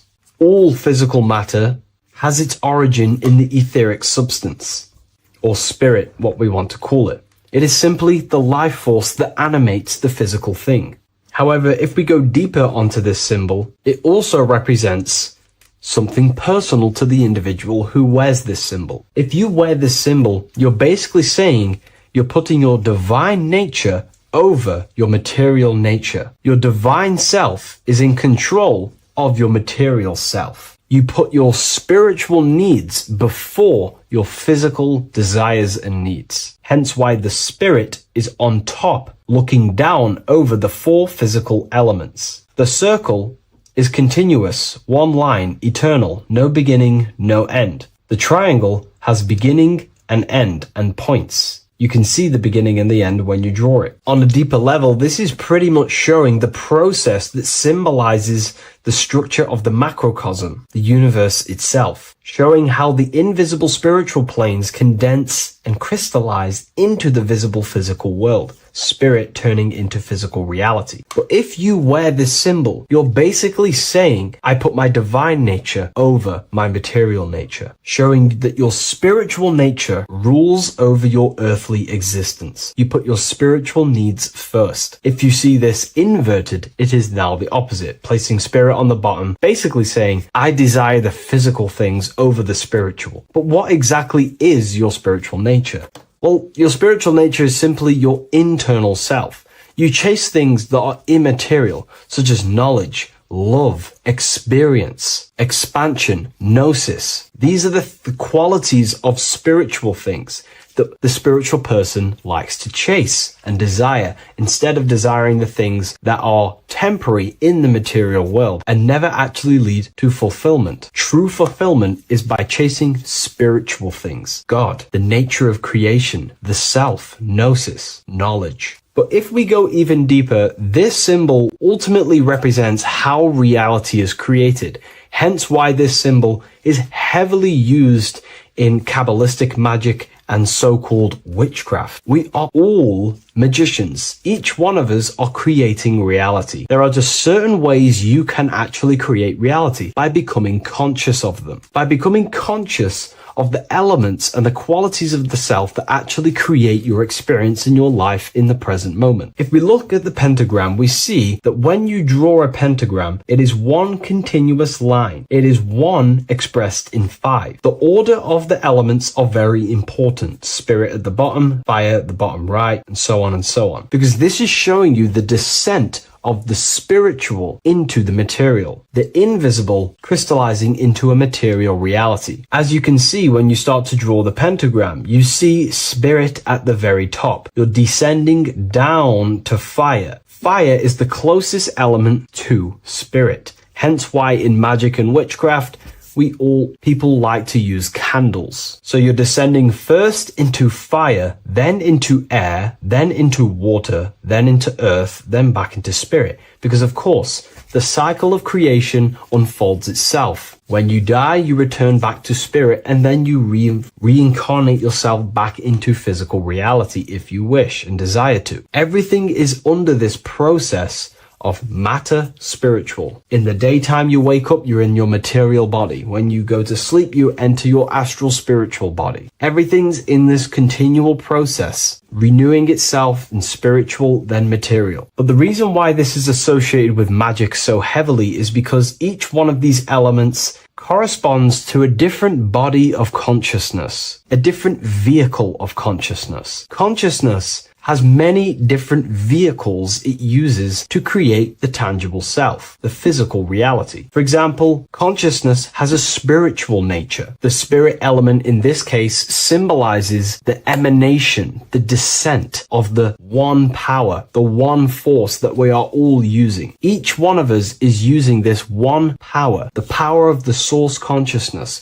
unfolding its creation in the present moment. This represents the source, the emanation, the descent of this continuous flow of energy through us that we are tapped into, like a live stream in the present moment. This descends first, the force descends into fire. Fire symbolizes the willpower, will. In this aspect or vehicle of consciousness, the will is the being that directs intention, initiates action, shapes reality through focus, determination. It sets direction, holds intention, projects a desire into form, and aligns your inner world with the outer creation. The will comes out of the force, spirit. Then the will goes with intention to air. Air symbolizes the mental vehicle of consciousness, the mind, the psychic man. The psychic aspects of your consciousness is thinking, imagination, mental images, logic, using the thought or the mental vehicle body of consciousness. Then that thought has an emotion, which is then water. So it goes from the force to the will to the intellect to the water, the emotional body of consciousness. The emotional vehicle of consciousness amplifies the thought into an emotional desire that you want to take action on. No one takes random actions, and if we do, we say we're very bored and we don't care. The water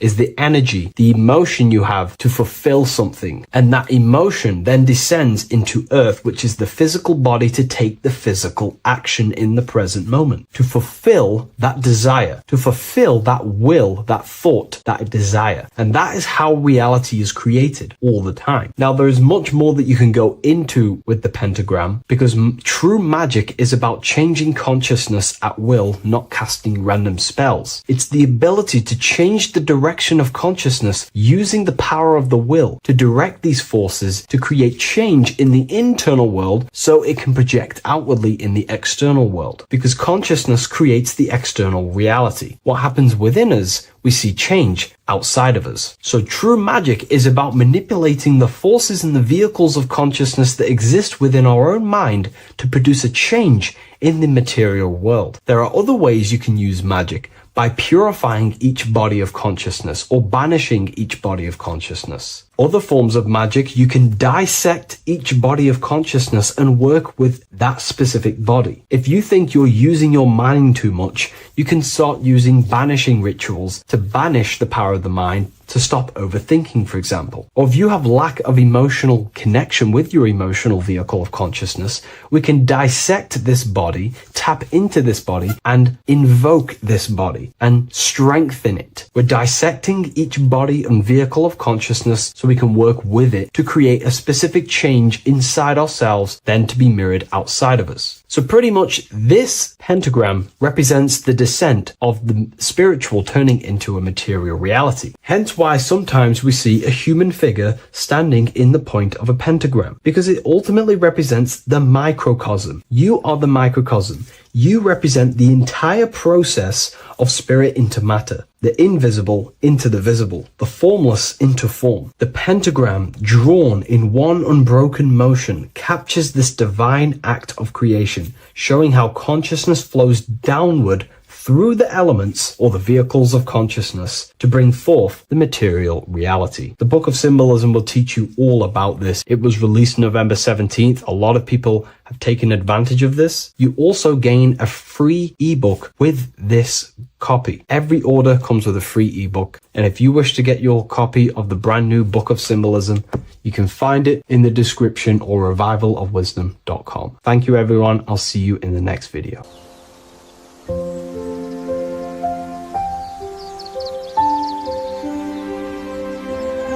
bookofwisdom.com. Visit today.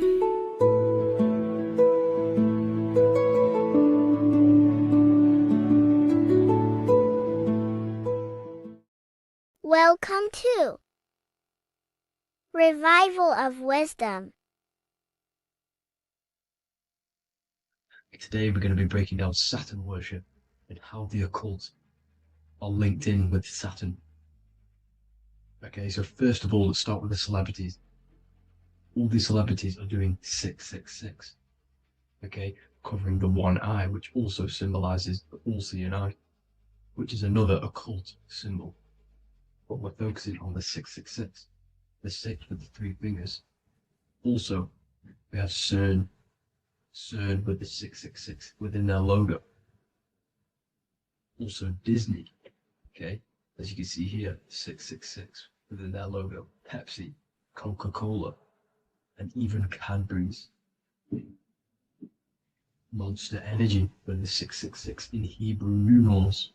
Unleash the beast. So what is 666 to do with Saturn? Because on Saturn,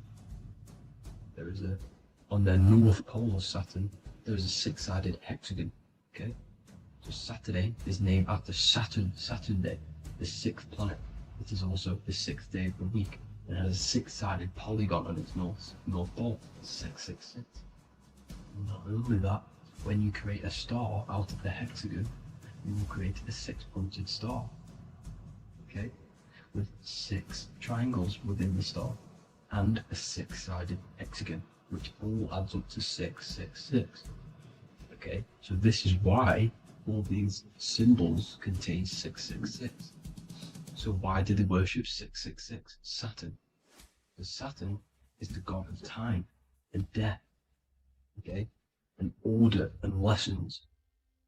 Okay, Saturn is a very cold and dry being. That is the 6th planet from the sun. Okay, Saturn represents the winter, which symbolizes death. Okay, because all nature dies within winter because the sun's not there. So it represents darkness and death. It rules the zodiac sign of Capricorn. Okay, so in the celestial cycle, Saturn is always opposite the sun. So it's the opposite of the sun. So they're worshipping this energy which is death-like. Okay, this god which is death and does not bring life. Okay, also is the god of time. Okay, also in the Roman and in Greek it's called Chronos. Okay, which is just a translation for time.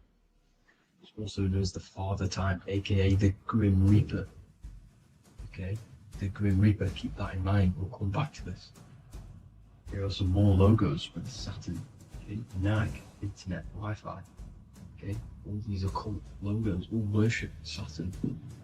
They are a satanic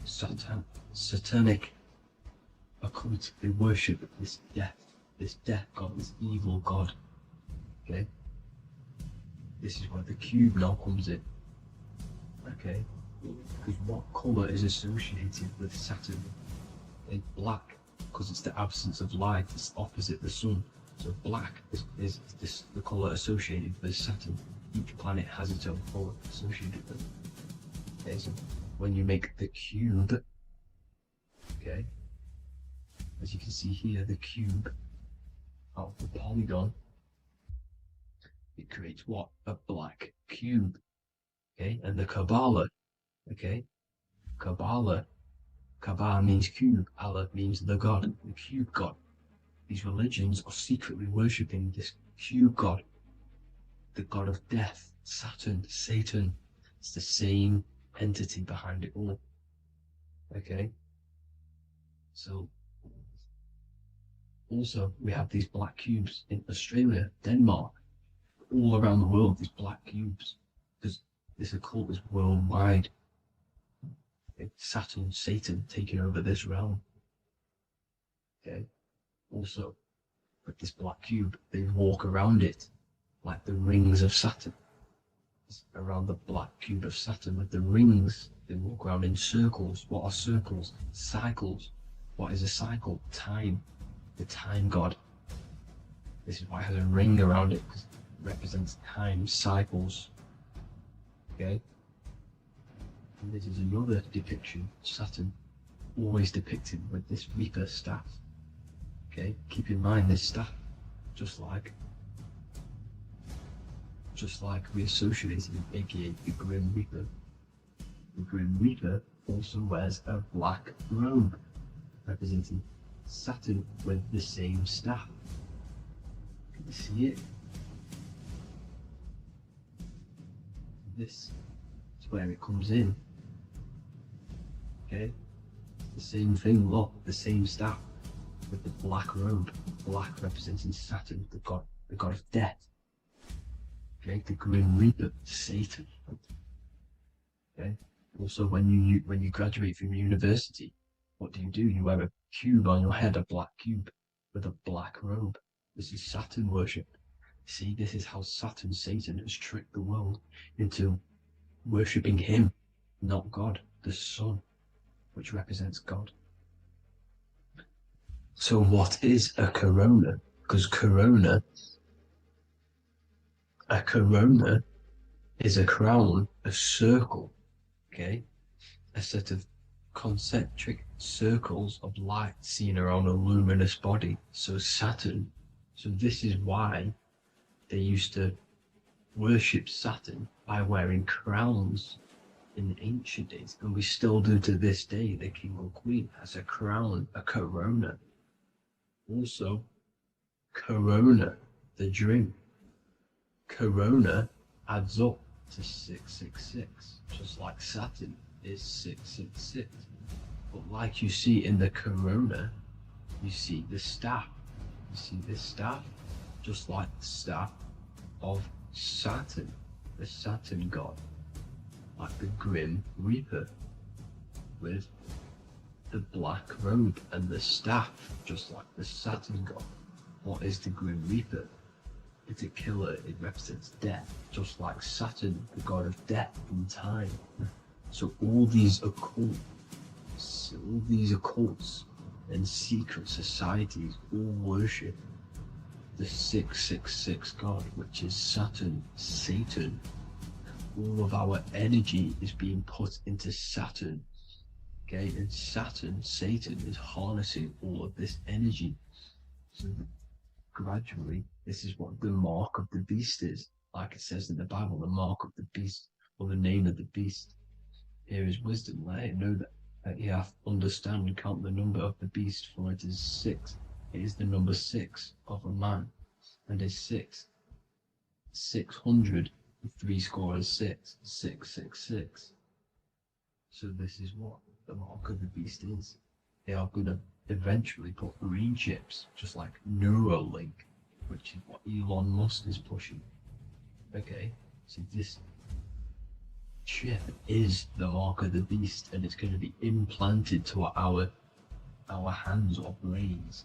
Okay, and they will manipulate our consciousness, and it will manipulate our DNA, and it will directly connect us to AI, and AI is linked in with Saturn, Satan, as the demons and the people who rule this world are in love with AI. They want to connect humans to AI, and this will control our consciousness completely and give all of our energy back to Saturn, Satan, this deity that they all worship. Just like when you get married, you wear a wedding ring, the rings of Saturn, over the finger, which represents the sun. So you're basically seeing Saturn over the sun. The sun is the son of God. It represents the sun, represents God.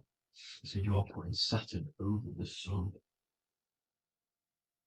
So thank you guys all for tuning in. I'm going to leave you guys here. Please leave a like, comment some topics that you want me to talk about, and please subscribe for more amazing content. God bless.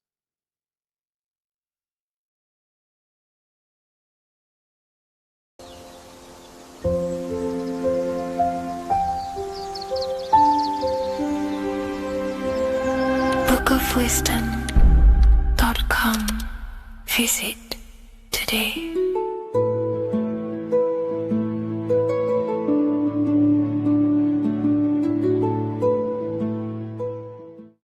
What is good, people? We're back with another video, and this is going to be talking about the connection between the micro and the macro. You know, you are the universe, everything is inside of you. So the first thing you need to understand is that the law of mentalism, we are a thought in the creator's mind, everything's being thought into existence. We have a spark of this mind, this same mind of the creator, and everything is a state of mind. Particles or atoms, whatever you want to call them, are a mental thing. They're a product of the mind. Everything's thought into existence. Thoughts influence everything. Thoughts are energetic effects which send out waves into the quantum field around you. And your consciousness is actually the universe experiencing itself, expressing itself, and viewing itself. So we are the creator, but viewing itself in separate bodies. And this is why they call the material world the world of illusions, because everything's separate here, but we all forget that we are all one. We've all been brainwashed to think we're all separate, but we're all one. We're all the same mind, the same consciousness, everything. So everything's created out of toroidal fields. God created the toroidal field, That's the only thing that exists because atoms are toroidal fields, and it's the basis behind all creation. As you can see it in the owl's eyes, it creates the infinity symbol. And this was the apple. That apple is a toroidal field, and the toroidal field is made out of dielectricity, which is ether. Ether is black light, and this is counter space. This is another realm. This is what creates God to be omnipresent, to be everywhere at one place at all times. He is everywhere because ether is everywhere. And ether is infinite potential. It connects everything together, and that's what energy moves through. It moves through the ether, and that's black light. Everything is light, as it says in John 4:2. God is light. Everything's a vibrational state of light. So the torus field is made out of dielectricity, ether, black light, magnetism, which is white light, which is the center of the toroidal field. And magnetism radiates, it has no vibration. And then when white light splits, it turns into electricity, which is physical material, and that has a vibration. This is the Holy Trinity, the sun, the moon, Saturn. Saturn, the god of materialism. If you've watched my videos on Saturn, you know that Saturn is crystallizing everything into physical matter. And that's why his old name was El. The ancients called him El. And this is why we get L electricity. This is where L electricity comes from. Because L electricity is only a product of the physical world, which is redshift, blueshift, Adam and Eve. And this is what creates the redshift, blueshift is what is a product of magnetism. When magnetism, white light splits. And this gives us vibration. And this what creates the toroidal field, which is the basis of all physical creation. The sine wave is created out of the magnetic wave and the electric wave. The electric wave is the blue wave, and the magnetic wave is the straight wave, which is radiation. This is vibration frequency. So the magnetic wave is straight, and then you have longitude and amplitude, which is depth, which is dimension. You see how the electric wave has depth and a dimension. This is why you get the cross.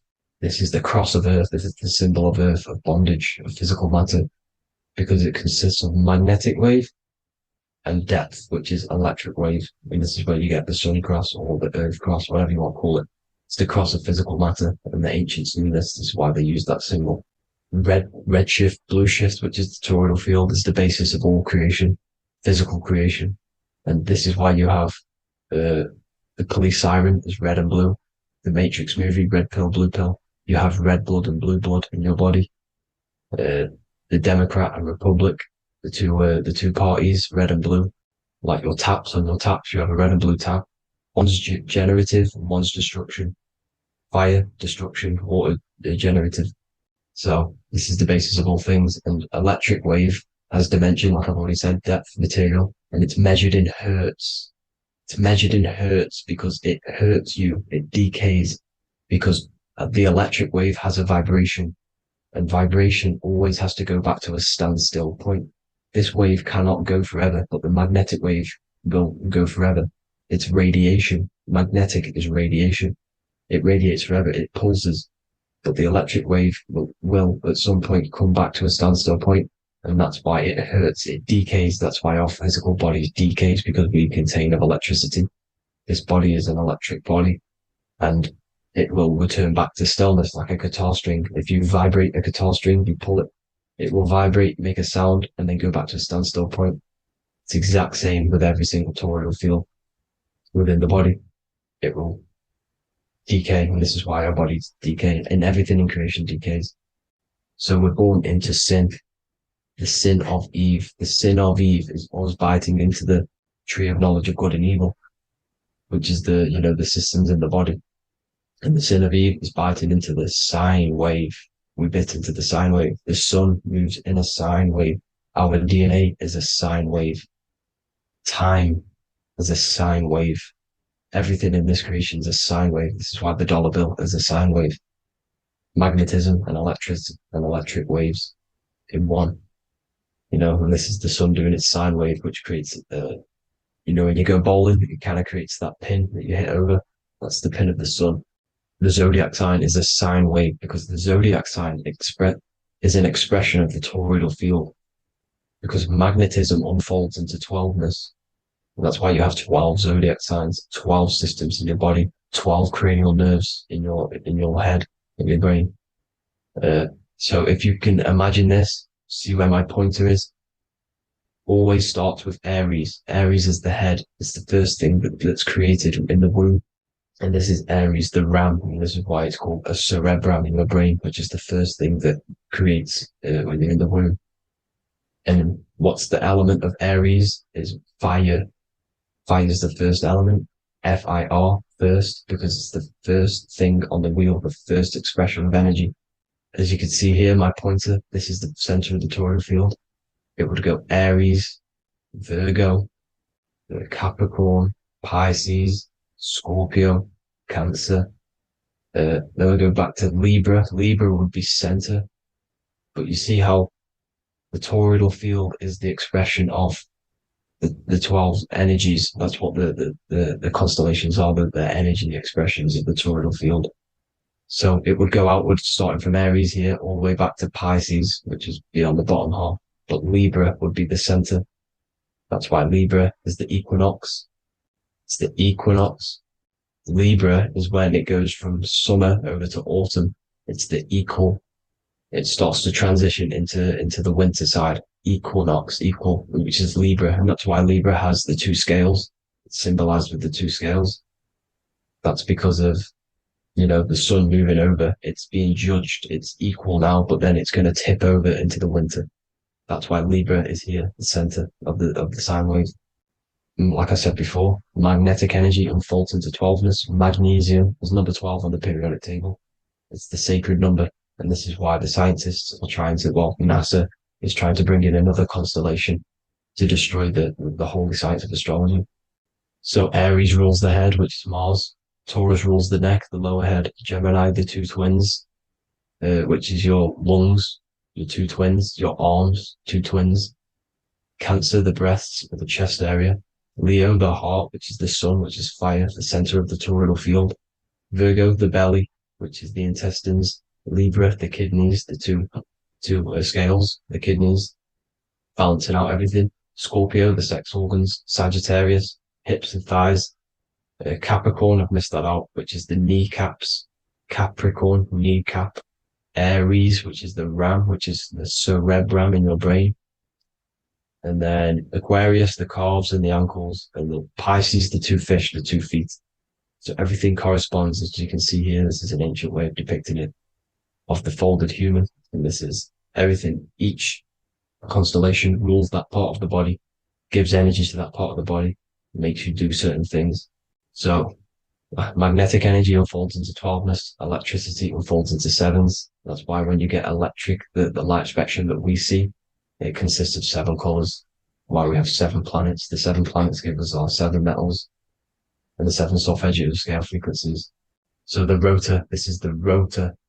And rotor is an anagram for Torah, the Torah, which is I think it's the Hebrew Bible. Don't quote me on that, but it's one of the holy books, which is the Torah, the Taurus. Everything goes back to the Taurus field because it's the basis of all creation.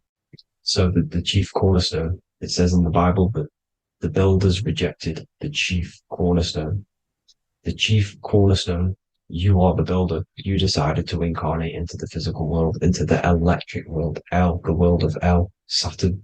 When you are created in the womb, it takes you 9 months for you to be created. So for example, if you went into the womb here, it'd take you 9 months. So let's say you're born in Scorpio. So you'd go back 9 months, 1, 2, 3, 4, 5, 6, 7, 8, 9. You consist of all of these 9 energies because it takes 9 months or however long you took to be born. Some people are born earlier. You'd have to find out how many months you were in the womb for. But you consist of these 9 energies, and each constellation has a cell salt associated with it.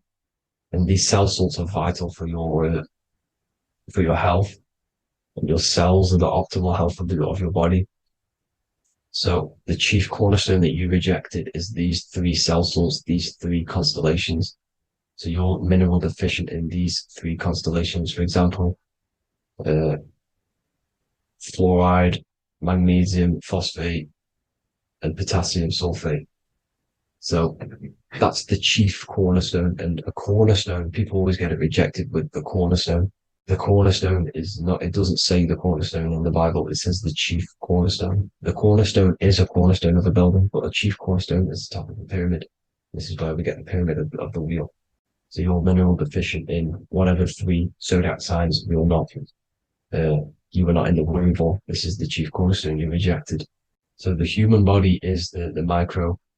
It is the universe in a physical form. It consists of everything in the universe, just like your consciousness is the universe watching itself, experiencing itself. Your body is the whole universe. 12 systems in the body, 12 zodiac signs, 7 chakras are the 7 planets. The Holy Trinity of you is your Temple of Solomon, the soul and the mind, the sun and the moon. You know, everything is in you. You consist of everything, all the energies, everything. Heaven and hell. Heaven and hell is a mind state. It's a state of the mind. Head, H-E-A, which is heaven, and the heel, the bottom of your foot, is hell. And the bottom of your foot is the soul. So they're basically saying, well, it's wordplay. They're saying that your soul is in hell because, you know, with the elites being in control. So they call the bottom of your foot the soul, trying to say that you're in hell. The Christ is in you. And this Christ is Greek for what? Christos. And Christos is Greek for the oil. And this oil is produced in the cerebrum, the Aries, the ram, the cerebrum, it goes down the pineal, the pineal and the pituitary are underneath the cerebrum, goes down the pingala and the ida, the pingala being the positive charge connected to the pineal gland, pin, and the ida connected to the pituitary. And this is the 2 serpents going down the spinal column. And this is why Jesus goes from Nazareth to Bethlehem, and then Joseph and Mary are waiting for Jesus in Nazareth. Joseph and Mary are the pineal and the pituitary gland waiting for Jesus to come back up the River Jordan, your spinal column. So this is the oil. This is the story of Santa as well. Santa comes from the North Pole. Why? Because the North Pole of the Earth is the center of the toroidal field, and the North Pole of you is your spinal column, which is the North Pole of the toroidal field. The North Pole, he comes from the North Pole. This is the North Pole. This is the South Pole of the toroidal field. Comes from the North Pole, which is your mind. And he goes down the chimney and then back up the chimney. This is the chimney. And he drops off the present, which is the Christos, the oil. And this is why Jesus is crucified at 33, because he crosses over the vagus nerve at the top of your spine. When this oil comes back up the 33 vertebrae, these are your vertebrae here. When it goes up the 33 vertebrae, it gets crucified at 33 because it crosses the vagus nerve, and he's crucified on a cross at 33. This is the story behind Jesus and Santa. The Ark of the Covenant in the Bible is the 2 hemispheres which cover the vital parts of your mind, the brain side, which is the cerebrum, the pineal, the pituitary, etc. So the 2 hemispheres are the 2 angels, the Ark of the Covenant. This is the Ark of the Covenant covering the 2 vital parts of your brain. So these are the optic thalamus is another part, and it protects the Christ oil, which is inside at the center of the brain. See, the Bible is all a massive metaphor about yourself, because you are the universe. You are a microcosm of the universe. Your consciousness is experiencing itself, and the universe experiencing, and your body is the whole universe. Your head's heaven. So Moses crosses the Red Sea. These are the 2 hemispheres of your brain. This is the corpus callosum, the Red Sea. So he's pretty much saying that he's uniting the 2 hemispheres of your brain, because most people in this generation are stuck in the left brain, which is just logic, reasoning, science and maths, writing. You know, this is what school teaches you to do. It keeps you stuck in your left brain. And you want to cross over to you want to cross the Red Sea, which is the corpus callosum, to the right brain, which is awareness, art awareness, creativity, imagination, intuition, insight, you know, using the higher mind, creativity, imagination. If you don't have intuition, then you can't read energy, you can't pick up on bad things. This is what Moses is symbolizing by crossing the Red Sea. And it's also the upper room where Jesus met the 12 disciples. 12 disciples are the 12 cranial nerves in your brain. It doesn't just represent the 12 zodiac signs, the 12 disciples. symbolizes many different things. It's like I said, energy the universe consists of 12ness. So you have 12 cranial nerves in your brain, and that's the 12 disciples as well. And they want you stuck in your left brain, which is the five senses materialism. So they say in the Bible that Satan blinds the mind. Satan is Saturn. If you've watched my videos, Satan is Saturn. And you consist of the Holy Trinity, which is the sun, moon, and earth. The soul, moon, the soul being your sun, the solar, the moon being your mind, the earth, your physical body. And Satan blinds the mind. Why? Because we enter a soul system. This is a soul system, not a solar system. And Saturn is the Lord of the Rings, which is the outer ring. When your soul enters the soul system, your soul starts to materialize. It hits Saturn. Why? Because Saturn starts to materialize you. You take on the 7 virtues, which are the 7 planets, which are your 7 chakras. And to get out of this soul system, you must get out of your lower nature, your animal nature, which is lust, desire, greed. You know, the number of the beast, 666, which is Saturn, Satan. So you enter the soul system, you take on the 7 energies, which you turn into physical matter.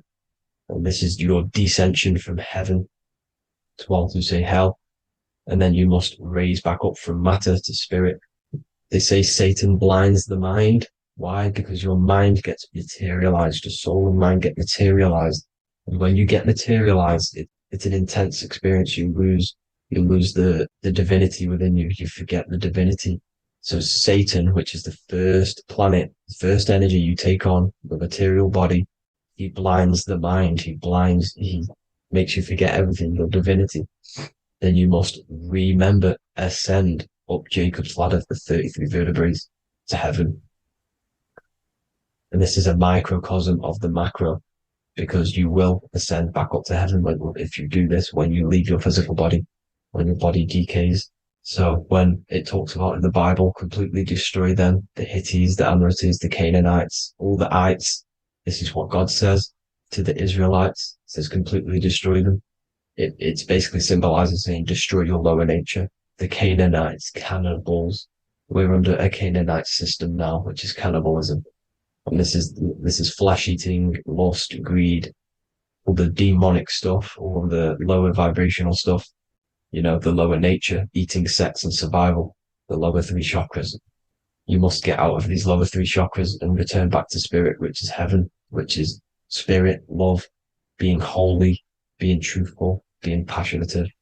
Going back to Satan blinding the mind, all of the planets are made out of these 3 symbols. Satan blinds the mind, and that's why Satan's symbol, this is the symbol for Saturn, Satan, the symbol of Saturn is the cross, which is physical matter, the earth, over the moon is your mind.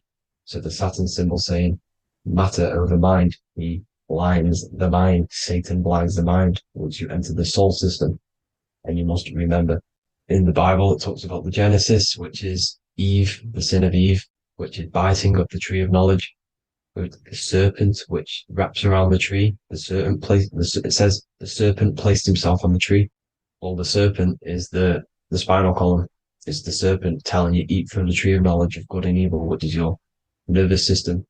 And eating from the tree of knowledge of good and evil is doing bad things. For example, over-sexualized, overeating, eating the wrong food. That's eating from your nervous system. It's decaying you, and it's preventing you from achieving the God self, the God consciousness. This is the symbolism of, you know, the tree on the serpent, telling you to eat from the left brain, with the left brain being the sinister. Sinister is Latin for left. That's sin. Sin is left. And left is lefty Lucy, Lucifer, right, righteousness, right, God, godly. The tree of knowledge of good and evil, which is your nervous system, because it determines good or bad. You know, that's the only thing you experience in this world is your nervous system. And then the tree of life is the cardiovascular system, and the Garden of Eden is your body. So that's it for this video, people. I hope you've got a greater understanding of how you are the universe and everything is inside of you. Just keep in mind you are the universe experience in itself, and your body is a reflection of everything. The 12 constellations, the 7 planets, everything's inside of you. This world is an expression from the inside outwards. You can't affect the outside world to manipulate reality. Everything's inside of you. I hope you got a greater understanding of this. God bless.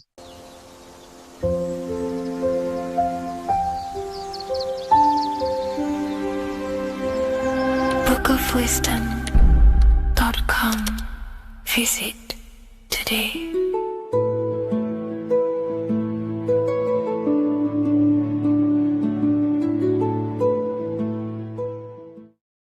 You're living in 4 planes of existence right now, but most people are only aware of one.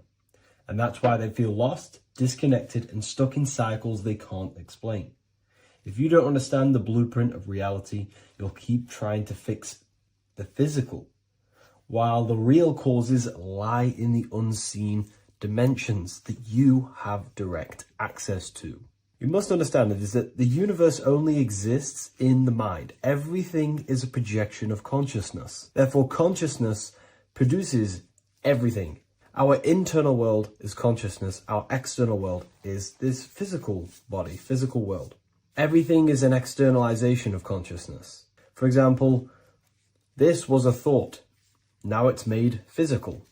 But before this was invented, it was existing in someone's mind, in consciousness, invisible. Then it was made manifest, made physical. So everything in this physical plane is the effect. The cause is consciousness, mind, the mental plane. So now I'm going to explain these different dimensions of consciousness. You don't just exist in this physical plane. The physical plane, in fact, is the lowest plane there is. It's the illusionary plane. So first of all, we have the Buddhic plane. This is the nothingness. So think of it like this. Absolute nothingness. If you turn off thoughts, there is nothingness. This is the void. And out of the void springs infinite potential, which is the mental plane. Now, your mind has no limitation. It can think anything, be anywhere, anytime, any place. In the whole world, there is no limitation with the mind. This is the realm of infinite possibilities. This is the realm of thought. Thought is a dimension, information and thought. To go a little bit deeper on this, there are pockets of thoughts, what we call in the occult fields of thoughts. Your mind does not think thoughts, it receives them. Your mind is like a radio. Whatever the mind is tuning into, setting its mindset, setting your frequency or setting your mind, you will receive thoughts based on that set, whatever you set your mind to. So there are pockets of thoughts that we penetrate in the mental plane. The mind is the mental plane, the infinite possibilities. This is the spark of creation. This is where all things begin to manifest as an idea in the mind as a thought. So if you want to gain certain information, you need to meditate or do thought exercises where you are penetrating that dimension of thought, that pocket of thought. For example, if you want to find a way on how to make financial wealth, you would use your mind, set your mind on wealth and money and think, close your eyes and think about that specific topic and see where your mind takes you. And you will expand your mind into different pockets of thought and gain information. So this is the mental plane. This is how you can use the mental plane. You can use the mental plane to do this. Then we have the astral plane. We have higher, middle, and lower astral plane.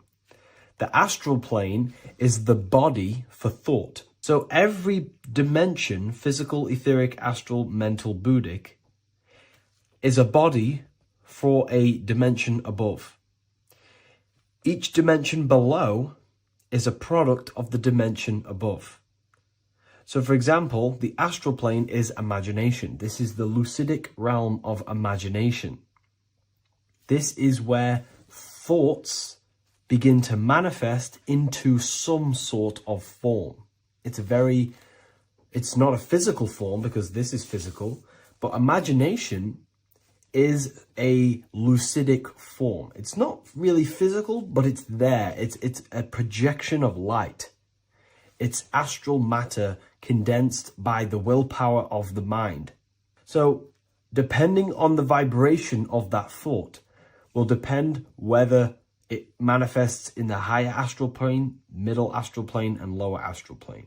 If you think about more material things and visualize material things, this will manifest on the lower astral plane because material matter is low vibration. Now, that does not mean it's evil. That does not mean it's bad. Okay? It just means low vibration just means more material. But if you think and imagine more spiritual things, this manifests on the higher astral plane. So the astral plane is the screen in your mind that allows you to vision an apple, that allows you to vision anything. It's that mental projection that's inside of your mind. Now, this is what we call the third eye. It's an eye because the eye is the mind, and the mind can see into the astral plane. It perceives this spiritual world, this lucidic realm that we have access to. This is where also infinite potential takes place. This is the realm of spirits, demons, jinns, whatever you want to call them. Spiritual entities exist in this because this is where thought forms manifest into form. This is where thoughts create bodies. Think of it like this. The mental plane is a thought of a chair. The astral plane is the imagination of that chair and all of the different possible chairs that could possibly be. The etheric plane is the energy double of that chair. And the physical plane is the physical chair. So as you can see, the higher we go up, the more formless and lucidic it is. The lower we go down planes, the more dense it becomes. This is formless and this is form. Everything manifests through this process. This highlighter is down here in the physical plane, but the idea began in the mental plane. Everything begins in consciousness before it creates a physical body. It goes through this process. Therefore, if you want to start to mold and create your own reality and create things in your world, you can use these planes to your advantage. You can use your mind to do mental thinking exercises by closing your eyes and expanding your mind into a different pocket of thought to gain wisdom, gain information, gain downloads. The way you do that is simply get into a meditative state, close your eyes, pick a topic that you want to think about, and see where your mind takes you, but always remain centered on that topic. And you can do this for maybe an hour or two or half an hour, and your mind will take you places where you will unlock information. You can even use this to make decisions in your life. Think of the topic and see where your mind takes you. You'll gain information. This is how you use the mental plane for ideas. The astral plane is imagination. You have to reconnect with your imagination very vividly. Your imagination, your consciousness is infinite. It's not a three-dimensional plane. It's an infinite plane. You can think and make form anything in your consciousness, in your imagination. You can think anything and you can imagine anything in the most vast details. You just have to reconnect with your imagination. I have a free book on my website. I'll leave the link in the description. It's an ebook. It's called Activating the Inner Eye. This is going to help you reconnect with your imagination. It's a practical guide on how to imagine. So once you know how to use the mental plane and astral plane, thought and imagination, you pretty much need to use the physical plane to take physical action with this physical body that you have and start to manifest these desires you have in the higher planes. Now, it's very important that we master the mind because the mind is the very fabric of reality. We become what we think about. Your life is a product of every thought you thought in the past. It is the mind that directs the flow of consciousness. And wherever this consciousness is flowing is what you will create in your life. Consciousness is the most potent force in the universe, and the mind is pretty much the universe in a microcosm form.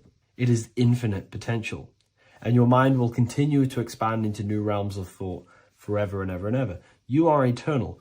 You are not this physical body down here. You are consciousness, literally dreaming that you are in this physical body.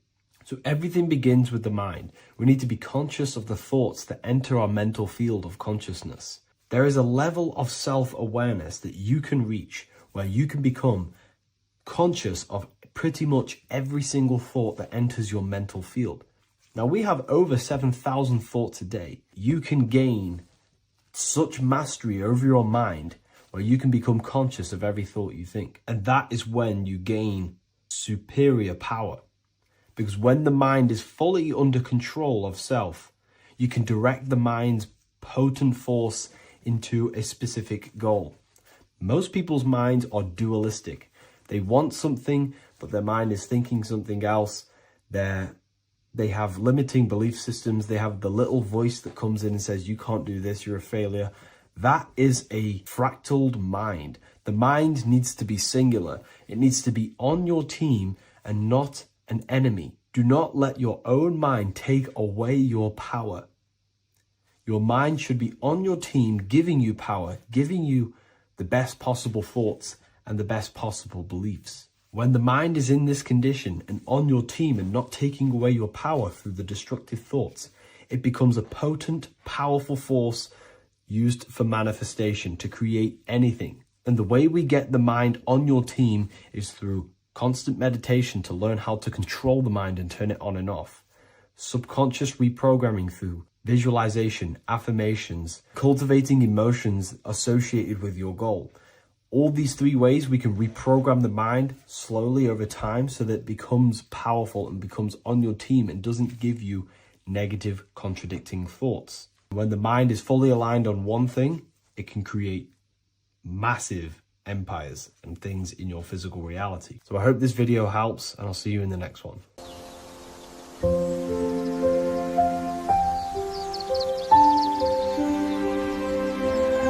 bookofwisdom.com. Visit today.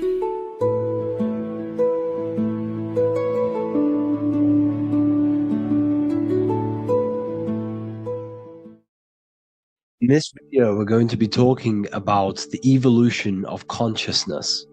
You are born human, however, you possess consciousness, which is the awareness behind your being, the awareness behind your thoughts, the experiencer behind your five senses, the experiencer, the observer behind your thought, emotions, and senses.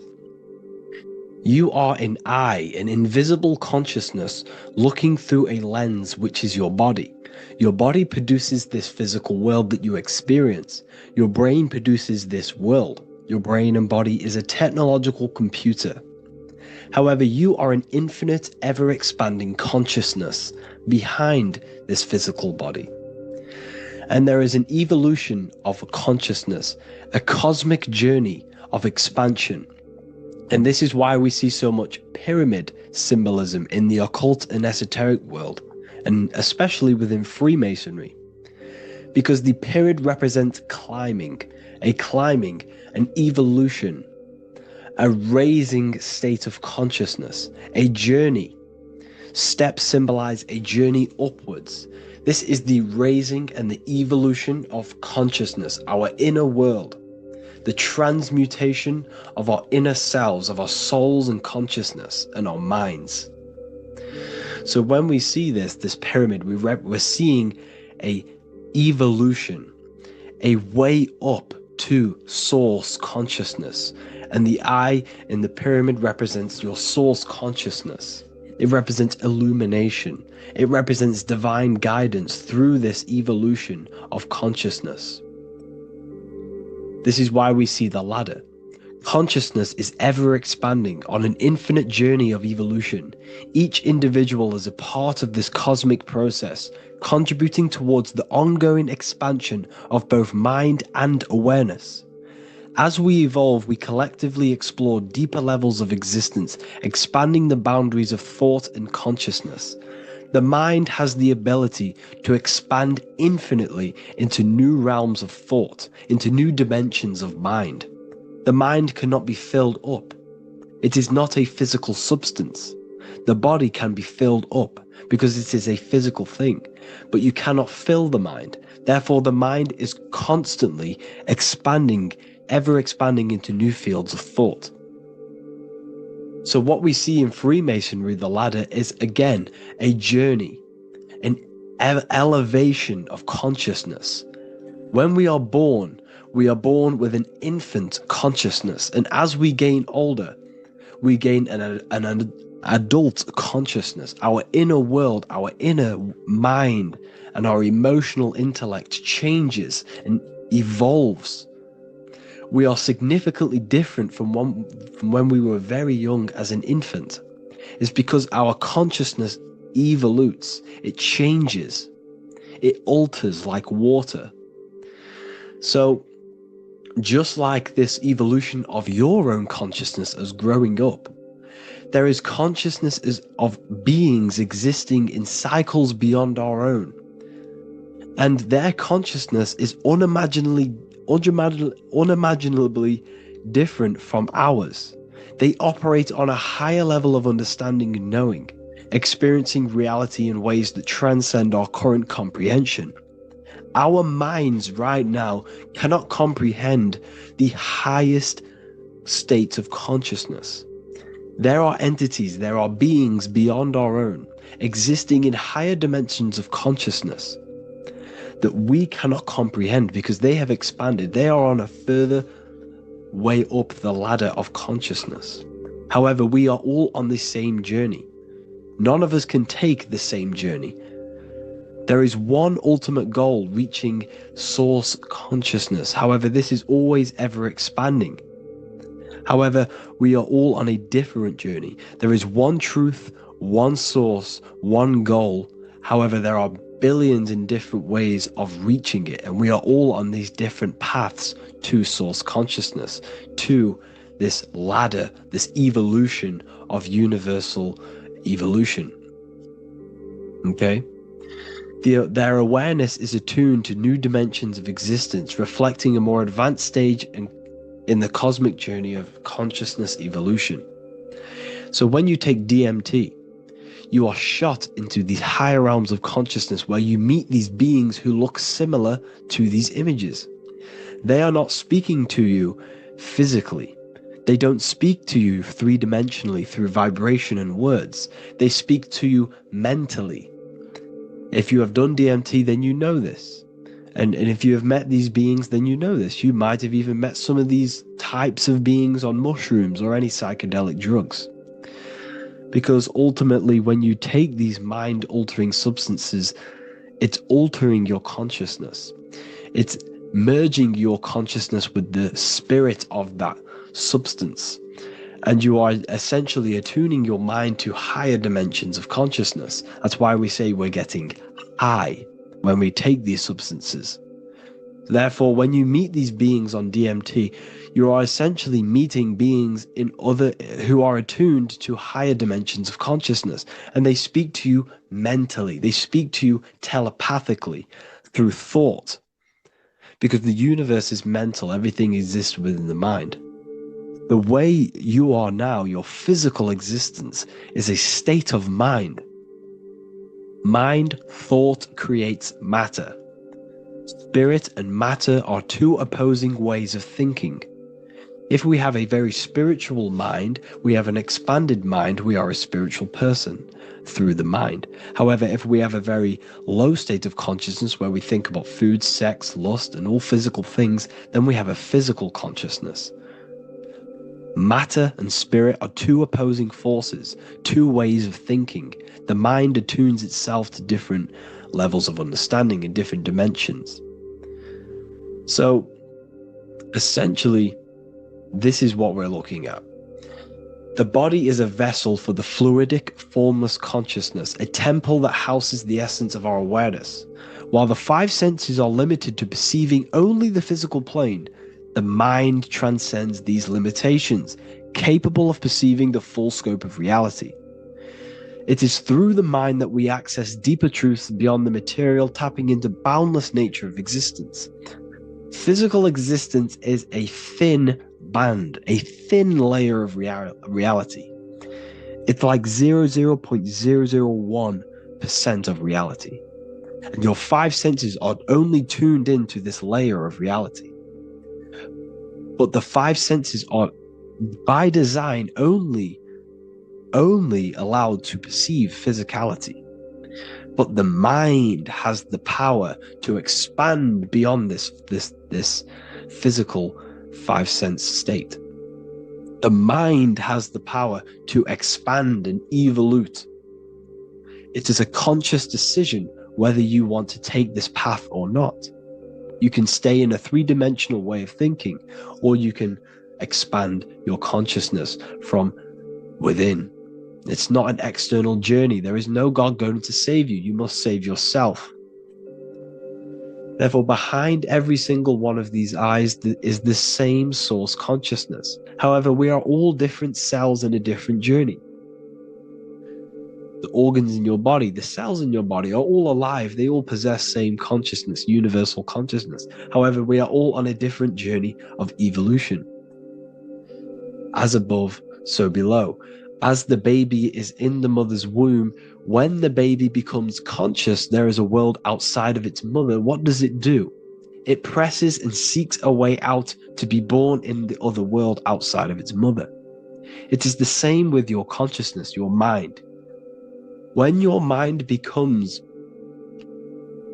aware that there is realities beyond the immediate surroundings, it seeks a way out. And this is exactly what I'm doing to you now.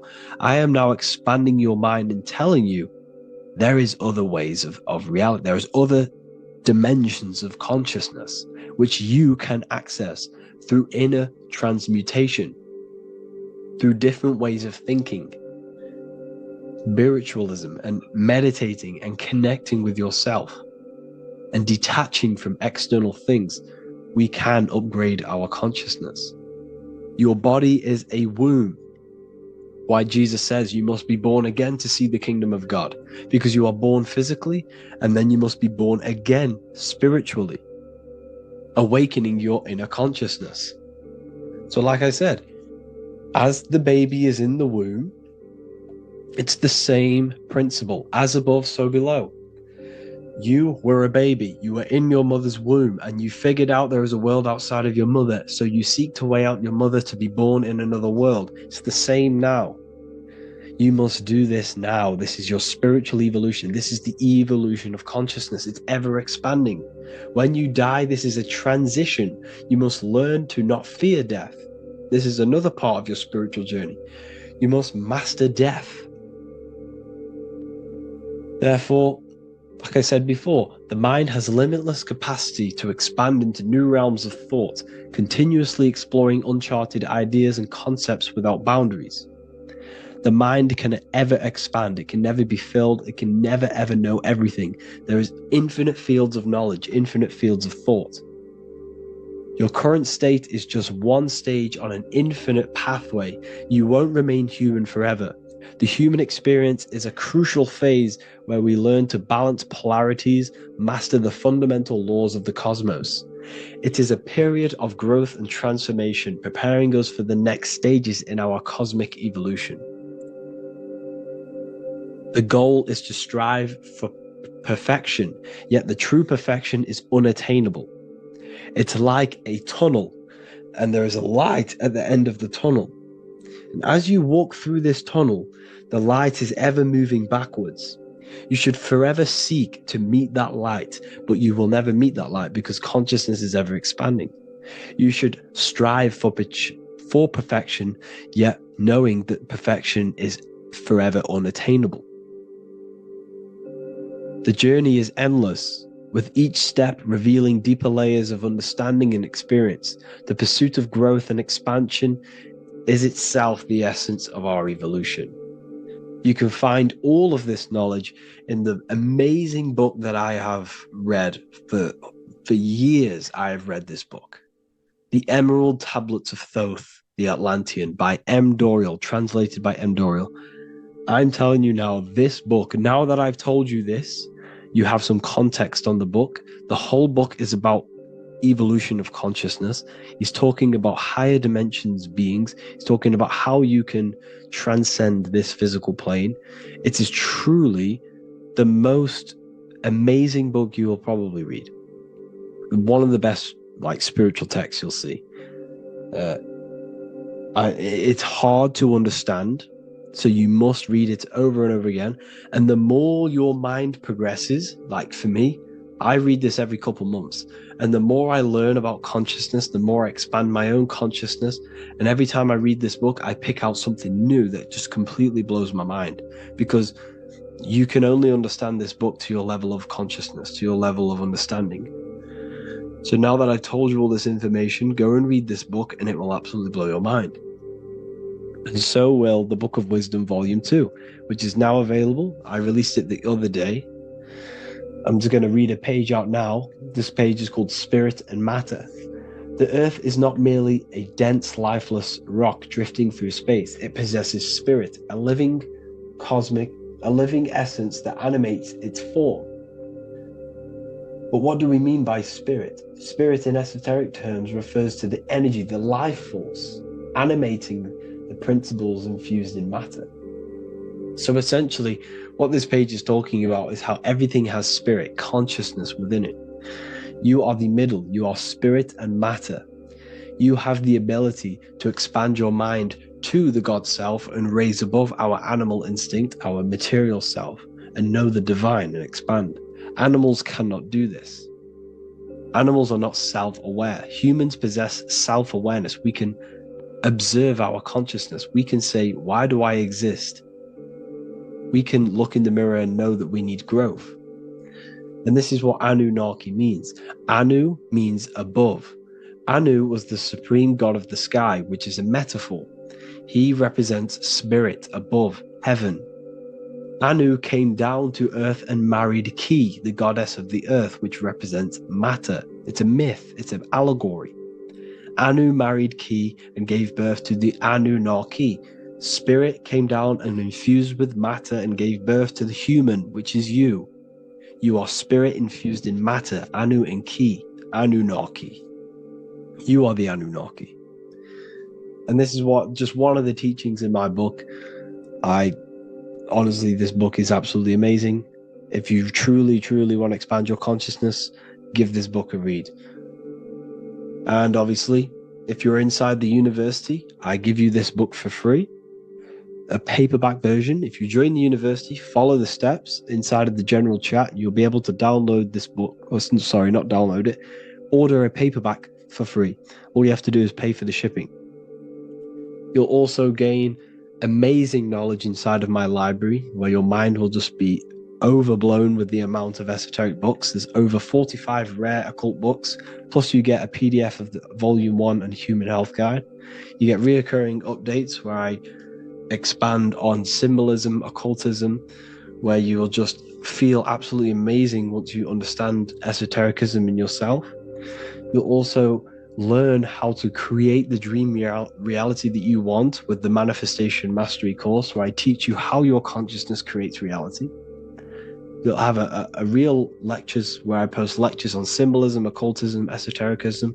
There's a conscious community and live calls and Q&A where you can ask me questions and I'll answer your questions. I just want to say thank you to everyone who has joined the university. Thank you for even liking and watching this video. Any support I just appreciate every single one of you. Please, if you can, leave a comment and a like on this video and let me know any videos you want me to make in the future. And I will start uploading a lot more to the YouTube. So yeah, thank you all for tuning in today. Have an amazing day.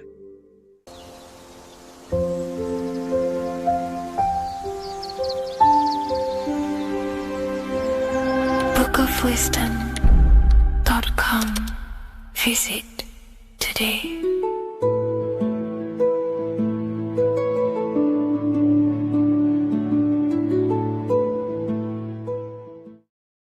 Geometry. This is the study of nature, of the codes, the mathematical codes behind physical reality. So today we're going to be going deep into geometry and the true esoteric internal geometry, the geometry that no one really talks about, and how geometry relates to human consciousness. So essentially, what we must understand when it comes to geometry, the basics of geometry is everything is vibration. And this vibration is vibrating on a certain frequency. And this certain frequency creates a geometric shape, which is why in nature we see all of these different geometric shapes. All matter takes form in shapes. So if we put sand on a plate and we vibrate the plate on a specific frequency, we see that the sand goes into specific geometric shapes and patterns. So essentially, matter is energy condensed. It's energy vibrating on a low frequency, vibrating at a certain frequency. So matter is condensed energy. And each geometric shape is manifesting and showing a specific energy. Some shapes carry more energies than others. For example, the cube is what traps energy. A square is what traps energy. So geometry and the flowers are basically how energy manifests itself into physical matter. We are in a world made out of energy or light. Light is energy. So everything is vibration, everything is frequency, and everything is energy. Even the words, each atom in our body, everything. So everything in nature has these mathematical energetic codes. So geometry is basically the study of nature and the shapes that are in nature and their energetic principles. Because, like I said, matter is energy. So this is what we call cymatics. When we place water in a petri dish and we shine light on top and we vibrate the water, and we can capture. This creates certain patterns. Each frequency, like you see here, has its own pattern. So what we are seeing here in the physical plane is essentially energy condensed into physical reality. We see it in the turtle. We see it in every single form in nature. Now, external geometry and normal geometry, we normally get taught that this is God's way of creating physical reality, which is essentially true. However, it's far more deeper than that. Far, far, far more deeper. Okay, so what geometry truly is, it's not God's codes to reality. What we must understand is what the brain truly is. And what we must understand is that we are not in the world. We are not in the universe. The universe is us ourselves. And the world is produced by our brain itself. Okay? So the way you must understand how the brain works, so what you visually see, so geometry is to do with what we visually see. And what we visually see is heavily connected with our eyes, which are an extension of the brain. The eyes are the brain. And essentially how we see is energy enters the eyes, and each eye goes to the optic nerve. And this energy is transferred into electricity, which travels to the back of the brain, to the visual cortex of our brain. And this is where the image is produced, what we see.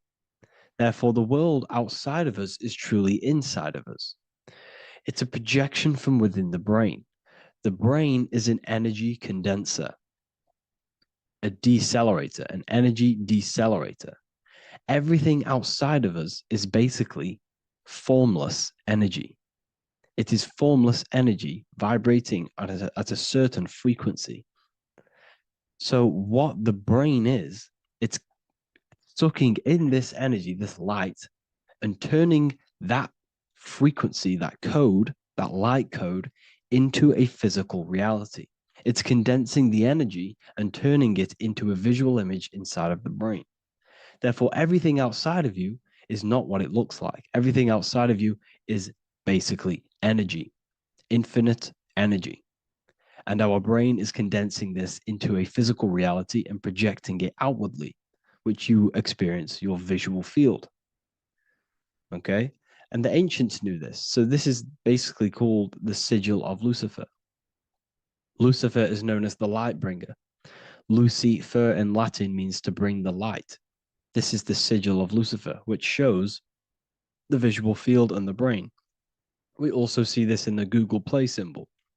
It's a powerful symbol showing you the visual field, which is basically a symbol that tells you that reality is inside of the brain. The brain is what produces reality, but consciousness is not produced in the brain. The brain is essentially a consciousness downloader. It's a computer and it's a reality simulator. The body is a simulation of physical reality. You are inside of the body experiencing the body simulation. The body produces this reality. It's a piece of technology. So Lucifer is to bring the light. Lucifer is the light being produced in our brains. Okay. So this is why they say Lucifer can tempt you. Lucifer can be the devil because it represents physicality. It represents the false light. Lucifer can trick you because it represents the physical world can trick who you truly are. So now that you understand how the brain is basically an energy decelerator and it creates and simulates a reality to your consciousness, you are no longer a person in a universe. You are the universe itself experiencing itself. Therefore, geometry is heavily linked in with the brain. Geometry is essentially how your brain and how your eyes decode energy. So what you are seeing is the mathematical codes of your brain creating reality. So what they teach you is the external is that geometry is God's way of creating this world, and these are the mathematical codes God's created. But now I'm telling you the internal. This is the truth. Geometry is how your brain mathematically condenses energy and light into a physical reality. So therefore, your brain is a computer program. So now geometry is nothing outside of you. Geometry is not something created by something else. It's created by your brain. Your brain produces these patterns through mathematical codes by breaking down energy into physical reality. And this is why you see geometry in everything around you. This completely changes your view on geometry. It's in your ear, it's in your face, it's in everything. Geometry is everything. Okay. So now that you understand this, now, as we were talking about the visual field earlier, the ancients knew about this. The ancient Egyptians knew about this. We can see this symbolism inside of the casket, the Egyptian casket. See, this crossover represents the visual field. This represents the back of the brain. This is the left hemisphere, the right hemisphere. And now some of the most simplest teachings in geometry is that straight lines are masculine and curved lines are feminine. And we even see this in the human body. The feminine human body is curvy and the masculine human body is liney. And even with the genital reproductive area, we have a line and a curve, 0 and 1, the binary code of all creation, 0 and 1, because that's basically all that exists. Nothingness and one, nothingness and God, nothingness and consciousness. That's all that exists. Now that I've told you that, the basics of geometry and the line and the curve and the feminine and the masculine, what do we have here? Do you see this stick here? This is a curve. And what's the right hemisphere? The right hemisphere is the feminine, the feminine energy, the feminine aspect of our brain.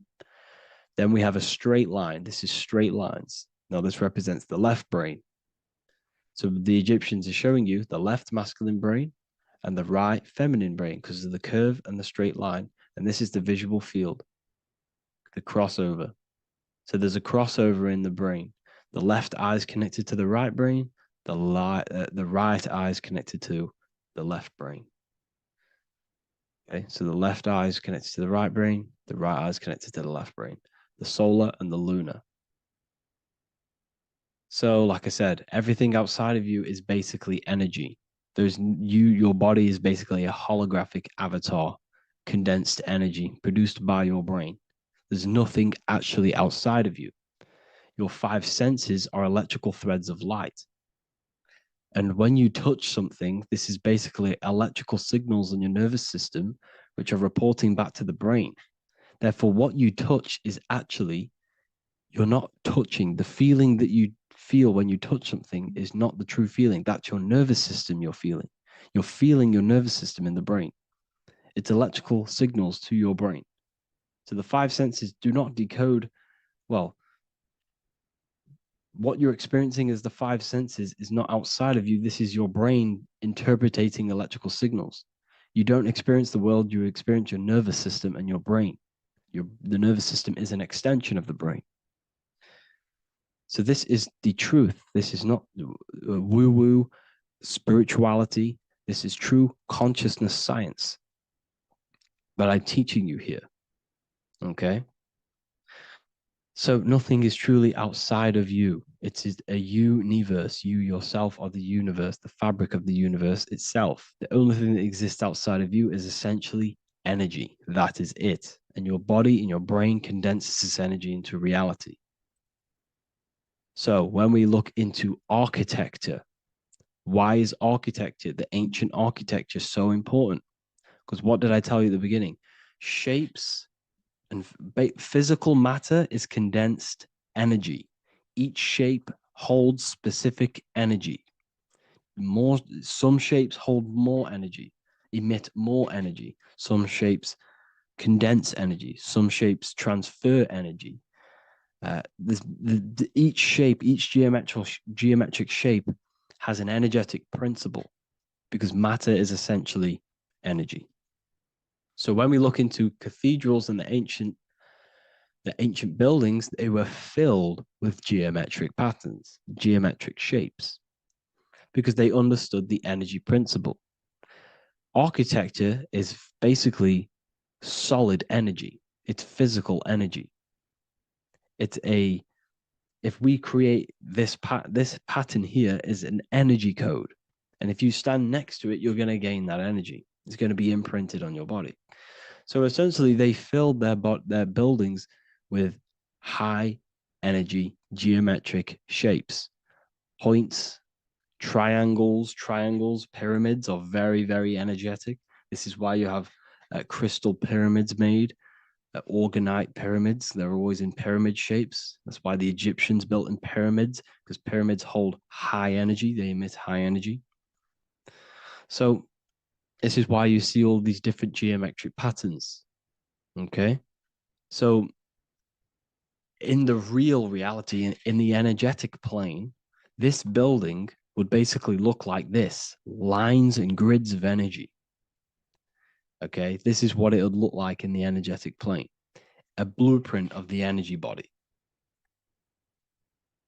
So as you see here, these are the different frequencies in a petri dish, of water in a petri dish. And you can see they are specifically aligned up with these specific patterns. You can see geometry even within geometry. It's fractal. So essentially, when you would stand inside of these buildings, they would imprint the energy of the building in your body, because your body is healed through energy. You have an electromagnetic field around your body. So by creating buildings with geometric patterns, we are essentially increasing the energy of the building, because the building itself is energy. Okay. So when we fill it with geometric patterns, we're increasing the energy. We're giving it a certain energetic imprint. So when you stand inside of that building, you're being imprinted with that energy. Okay. So especially with these windows, these stained glass windows. Well, why are they stained glass? Well, color is frequency. So when you have all of these different colors, and not only were they just painted, some of these colors are specific gemstones, crystals, natural stones, which all hold energetic principles. Each crystal is vibrating on a certain frequency. Wood has its own frequency. Metal has its own frequency. What you must understand is that everything in nature is not just a piece of matter. It's vibrating. The atoms of wood are vibrating on a certain level, which give it a certain energetic principle. Each crystal is vibrating. The atoms of the crystal are vibrating on a certain frequency, which give it a certain energetic principle, quality. So each thing, this is why the ancients were obsessed with natural stones, natural things, crystals, natural metals, and they wore different metals, different things like copper on their bodies, because they understood the atoms of these natural things are vibrating, which give certain qualities to you if you wear them. So you're not wearing it, you're basically putting that frequency onto your body because they understood this is energy. If I put copper on my body, I'm not putting copper on the body. I'm putting the frequency and the energy of the atoms onto my skin. And that frequency of them atoms are going to vibrate my skin, that frequency, and heal my body. So this is why this is so important. So each building is an energetic code. Okay. So when you stand in these buildings, it can heal your body. This is why when people walk into these ancient churches, they feel like they've met God. They feel a certain way. They feel so amazing when they enter these churches. They feel holy, for example. It's not because God's there. It's not because these man in the sky dwells in these holy places. It's because the energy of these buildings affect our consciousness. They increase your energy. They raise your vibration. They heal your body. They heal your cells. They imprint the water in your body, especially with these stained glass windows. Like I went a bit on a tangent there, but these stained glass windows were encoded. Well, they use different gemstones, different lights, different colors. And when the sun would shine through this window, well, what's the sun? The sun is light. Light is energy. The sun's light would go through this filter of the window of the crystals and the different gemstones and the different colors, and the sun's light would be encoded, imprinted with these crystals, with these colors and these natural glasses, which have healing energetic principles. And when you are inside that building, the sun's encoded energy of the window would be imprinted into your body, into your energy field, and it will heal your energy field, and it would heal your body, your cells on a cellular level. Because your body is what? 60 to 70 to 80, some people say 80% water. And water is encoded with vibration. If you say certain things into water, it gives it a specific geometric pattern, like I broke down in the beginning. If you say love to a water and then freeze it, it will go to this. If you say hate, it will go to a distorted pattern. So when you are in these buildings, you're being imprinted by the energetic codes of these buildings, the energetic principles of the windows, of the structure itself. The ancients never used to build in squares. Their buildings, their insides were never square rooms because they understood squares trap energy. They always had pointed roofs so energy can escape. So there's many little things that we need to look into geometry.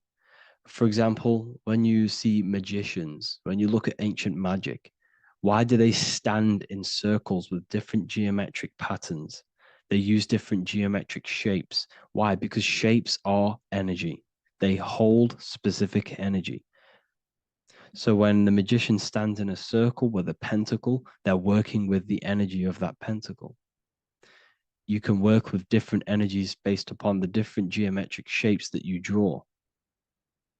And you can use this in your structure, in your architecture, in your work, and it can influence everything.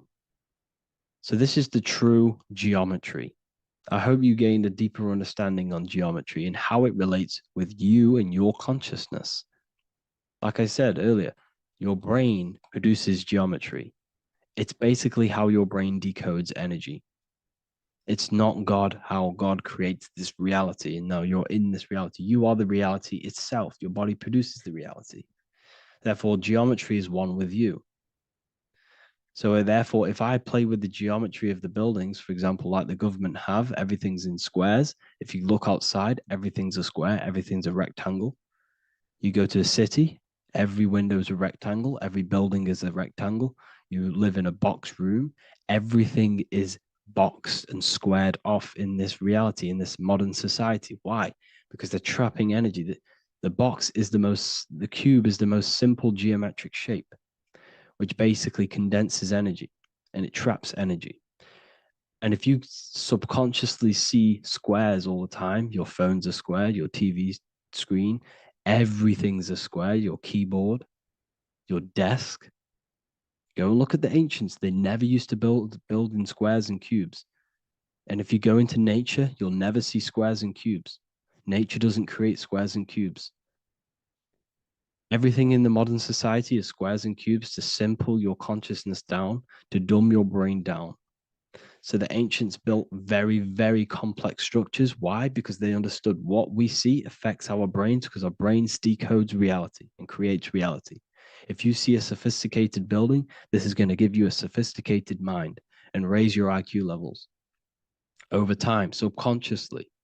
I'm not saying if you look at this building, you're going to become smart. I'm saying if every single building in your environment, ment is mind, mental, every single building in your environment was this complex and complicated, it would increase your IQ on a subconscious level.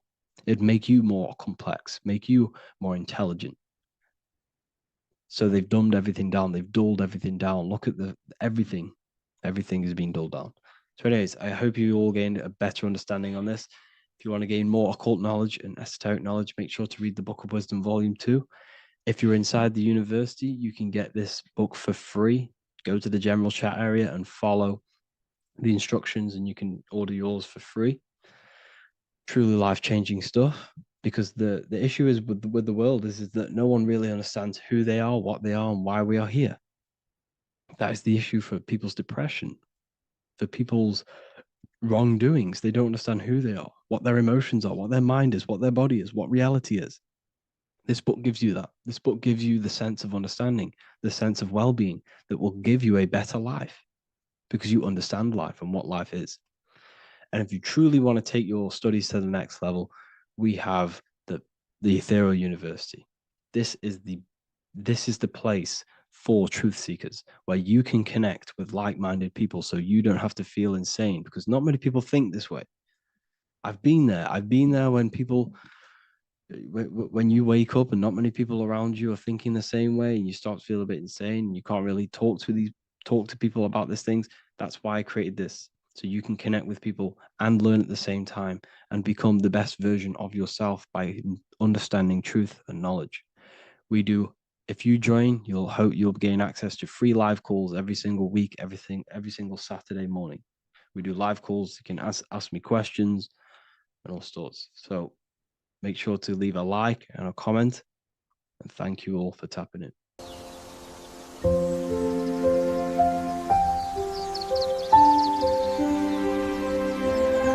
bookofwisdom.com.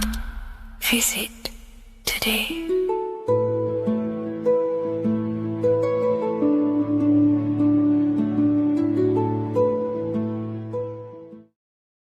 What are we all doing, people? Survival wisdom. Today we're going to be breaking down the Bible and its real, true metaphysical meaning.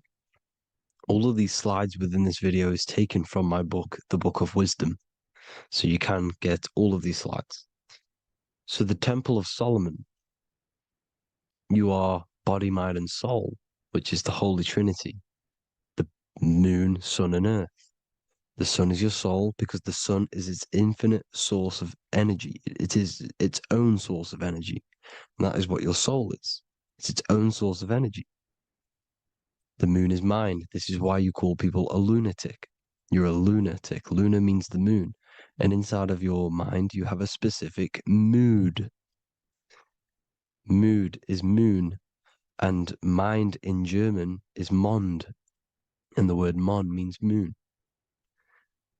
And earth is your physical body because your body contains of the four elements, the four physical elements.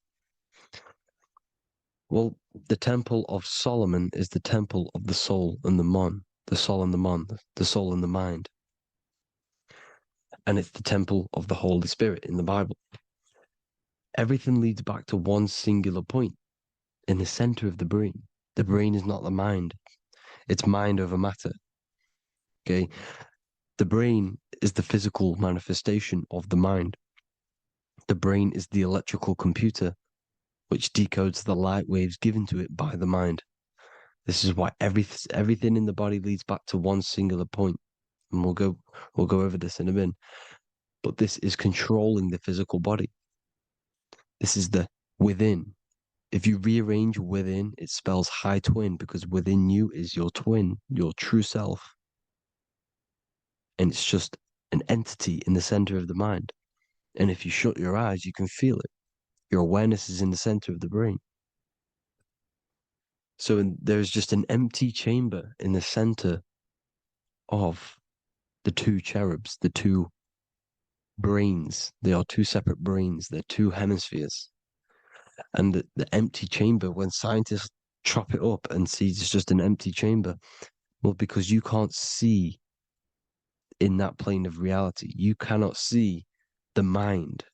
You cannot see thoughts. It is invisible to the human eyes, to the visible light spectrum, to the two eyes. The reason why we call it the third eye in the center of the brain, it's not the third eye, it's your true self. It's the mind and soul. It's an eye because it does see. It's the all-seeing eye that you always see here. There's some Masonic artwork showing the two pillars, the two cherubs, the two hemispheres of the brain, and the inner eye. This is the eye that sees all things. What do I mean by seeing all things? Not physically. It sees the mind. It's what, because your soul is watching the mind. You can observe the mind. You are not the mind. And if you meditate deeply enough, you can go beyond the mind. It's the all-seeing eye. It sees the mind. It sees what emotions you're feeling. It sees what you're thinking. It sees what you're seeing with the two eyes. It's the all-seeing eye. It sees all things. It's omnipresent. It's everywhere. Because the mind can be anywhere. The mind can switch itself into any place it wants.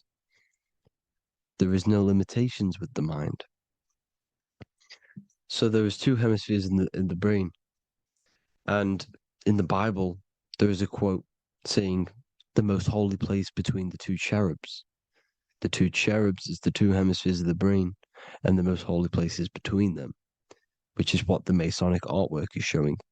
This is the all-seeing eye, the soul and the mind in the center of the brain. And you will not see this with the two eyes. So when scientists come to seeing the empty chamber in the center of the brain, they wonder, because they do not understand the occult side of the world. They do not understand the layers of reality. How the two eyes, everything physical comes from the unseen. Everything seen comes from the unseen. Now, the two hemispheres of the brain play a major role in our lives. The right hemisphere is the artist. The left hemisphere is the scientist. The right hemisphere controls the left side of the body. The left hemisphere controls the right side. So there's a crossover. Now, the right hemisphere is to do with your feminine energy, creativity, unification, metaphors, visualization, intuition. The left hemisphere is to do with sequencing, facts, materialistic details, language, and logic. So they keep us normally trapped within the male aspect of our mind, which is the left hemisphere. You know, if you listen to Spotify, Apple Music, and radio, they're all tuned to 440 hertz, which shuts down the right side of the brain, makes you left brain dominant. And we learn, well, 90% of people learn to write with their right hand. They're taught to learn with their right hand, which is to do with the left brain. You see, so we are being trapped within this left side of the brain, which is all to do with logic, thinking logical, not creative. Very analytic. But the right side of the brain is to do with your creativity. So the right side of the brain is perceiving reality as a holistic perception. Now, what do I mean? If you're riding through a woods, for example, if you're riding through a woods, your right hemisphere is seeing the whole woods as one unified woods. The left hemisphere's job is to break down the perception given to it by the right hemisphere and break it down into individual trees. So what am I saying? The right hemisphere is seeing humans and everything in creation as one unified consciousness. The left hemisphere is seeing individual egos. This is why the left hemisphere is the place of the ego, the right hemisphere is to do with the higher self. They're both needed, though. I'm not saying one's better than the other. It's balance. Now, they don't want you to see the unified picture, perception of creation. They want you to think everything is individual, everything doesn't come from the one, because all things come from the one. And we experience the two in this reality, dualism. In order to understand the one, we have to experience the two to advance. So, anyways, let's get away from the two hemispheres. The right hemisphere, like I said, is to do with the higher self. And this is why in John 21:6, it says, cast the net onto the right-hand side of the boat and you will find fish. Meaning, cast your energy, cast your perception into the right hemisphere of the brain, and you will find God, unification, and higher self. You will see things from a unified perspective. How we are all one. Because we are all the same consciousness. The same spark that is in me is in you. This is why I am you and you are me. We are all the all-seeing eyes of God, just split up into individual bodies. We are all made up of the same essence, consciousness. And that consciousness, that mind and soul, is in the center of the brain. You are just in different avatars. And until we see this, we'll forever be divided and conquered. Until we figure this out as a collective consciousness, we will forever be divided and conquered and ruled over. This is why the Bible says, ye are gods. You are the sons of the Most High, because we are. We are the Word made flesh. We are God made flesh. Mark 16:19. So then after the Lord had spoken unto them, he was received up into heaven. Head is heaven, H-E-A, and sat on the right hand of God. God is the consciousness in the center of the brain. Heaven is the head, and the right hand of God is the right hemisphere of the brain, meaning he sees things in unification, creativity, intuition, the higher mind, the higher brain. When Moses crosses the Red Sea is the corpus callosum, moving from the left to the right hemisphere of the brain to see unified perception of reality. Head, H-E-A, heaven, same root word. This is why the ancients always depict God in the center of the brain. Here you see ancient Christian artwork showing God in the center of the brain, the light. Here you see it here. Here you see Ganesh, an Indian god, which is the brain. Here you see the Father, the Son, and the Holy Spirit in the dome, the brain. This is the brain, because you are God made flesh. That's what consciousness is. The upper room where Jesus meets the 12 disciples. It's the upper brain on the upper room. The upper room is the chamber, the empty chamber in the center of the brain. That's the room. And the 12 disciples are the 12 cranial nerves in the brain, which pretty much rule the body, all the cranial nerves. The tree of life, the cardiovascular system. This is why in Genesis it says the tree of life was in the midst of the garden. Midst meaning middle, because the middle of the body is the cardiovascular system, which is controlling all of the systems in the body. The tree of knowledge of good and evil is the nervous system. is the spine and brain. This is what's detecting good and evil. The brain is the electrical computer with the left and the right hemisphere, decoding the dualistic world, decoding the light waves given to it by the external world. It is an electromagnetic computer. It is artificial intelligence. It is very intelligent, the brain and the nervous system, the human body as a whole. But the tree of knowledge of good and evil is the nervous system, because it is the tree that detects good and evil, makes you learn good and evil in this dualistic reality. Here you see Adam and Eve around the tree of knowledge of good and evil. Adam and Eve, male and female energies, with the serpent in the tree, and the tree of knowledge of good and evil. Well, this is the spine, the brain, and the serpent is the kundalini of the spine. The serpent is the S. That's why S, serpent, S, the letter S is the serpent. Sex and serpents make an S noise. You know, the Bible cursed the serpent. So we don't figure out the true religion. The true religion is raising the kundalini and becoming God-man and reaching our higher states, our true God self. Because once the kundalini is saved and hits the pineal gland, it activates 100% of the brain, when we're only using around 20 to 10% as of right now without the kundalini awakening. So when you use it, you're activating 100% of the brain. You're activating all the dormant brain cells. You're regenerating the body. And this is the serpent in the tree of knowledge of good and evil. This is the spine, brain. This is Adam, Eve, the male and female energies. The light of the body is the eye. Therefore, if thine eye be single, thy whole body should be full of light. Matthew 6:22.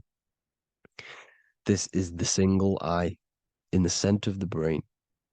It is not the pineal gland. It is what's inside the pineal gland. You have to go beyond the physical world, and there are no words to describe things that are not physical, metaphysics. And the whole body should be full of light. Well, this light is the same pyramid that you see. You are the pyramid with the all-seeing eye on top. This is why the ancients built the pyramids with the stairs in the middle symbolizing the spine, because once you open all the chakras and balance them and raise the kundalini, you activate all of the brain, which gives enlightenment. The word enlight in ment. Ment means mind, light in the mind. Enlighten the mind. And this is enlightenment. We are the temple. And Jacob called the name of the place Peniel, for I have seen God face to face. Within spells high twin. Within you is the God self, which you need to manifest into the external world. And he's seen God in Peniel, the consciousness. He's seen his true self, consciousness, in the pineal gland. Genesis 28:10, Jacob's ladder. Jacob, he took a rock there and laid his head on it to sleep. Jacob had a dream. He dreamed there was a ladder that was on the ground and reached up into heaven. Head is heaven. The rock he fell asleep on is the sacrum bone, because he's symbolizing the oil that comes down the spine, hits the sacrum bone and rests there, falls asleep, and it looks up and it sees the ladder to heaven. Because when you raise this oil, you become God-man. You become God in heaven. You can leave the body at will. Do you not know that your body is the temple, that your body is the temple of the Holy Spirit? Corinthians 16:19-20. Or do you not know that your body is the temple of the Holy Spirit within you? Your body is the temple of the Holy Spirit, the soul and the mind within the center of the brain, the temple of Solomon. temple of the soul and the mind. Romans 8:10. Christ is in you. It's not external. When you give where attention goes, energy flows. When you give your energy to external things, your attention, your worship to external things, you're giving energy, meaning it's draining you, and you're feeding something within the astral plane, a mental thought within the astral plane. So with you realizing that the Christ is in you, that you don't have to worship anything outside of you, this means that you're internalizing your energy. You're not giving your energy, because where attention goes, energy flows, which means you become more present. You become healthier because you're not giving off all of your special electromagnetic energy that's charging you. This is why the religions ran by the Vatican is all external. They're exoteric. Exoteric means external teachings. The esoteric is the internal, the hidden teachings. In Psalms 82, I have said, ye are gods, and all of you are children of the Most High, because we are the Most High, split up into individual bodies. That's what consciousness is. Consciousness is the Most High, and we have to raise ourselves to the Most High. Brahma, Vishnu, Shiva, the Father, the Son, and the Holy Spirit. Why is it always a trio? It's a trio because it symbolizes us, the soul, mind, and body. The mind is the bridge for the soul to be in the body. What is the soul? It's the life force. It's the watcher. It's the all-seeing eye. The soul sees into different realities, and it gives life to the body of every reality it goes in. This is why you always see light around the all-seeing eye, because it is the energy, the life force, the light, life, L-I. Life is light.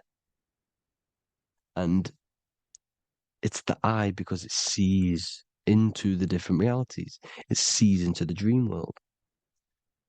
When you're going to sleep at night and you dream, it's not a dream. It's another reality. You're a multi-dimensional creature.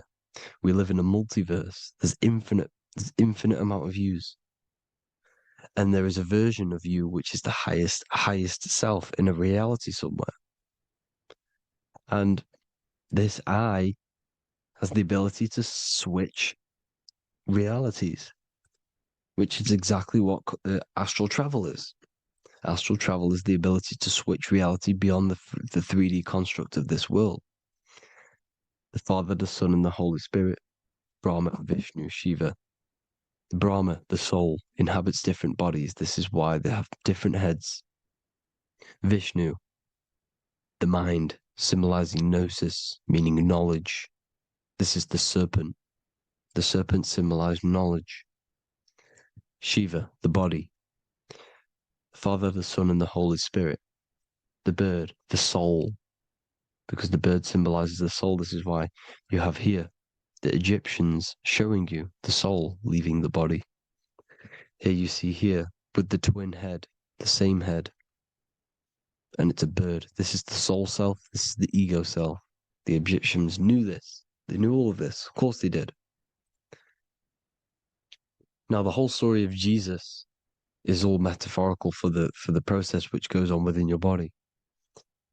Your neck and head is the Holy Grail, which the sun and the moon creates. Sorry, the sun and the moon creates the fluid within the Holy Grail, the brain, the skull. And the moon creates the milk. Sorry, the moon makes the milk. The sun makes the honey, the land flowing with milk and honey in the Bible.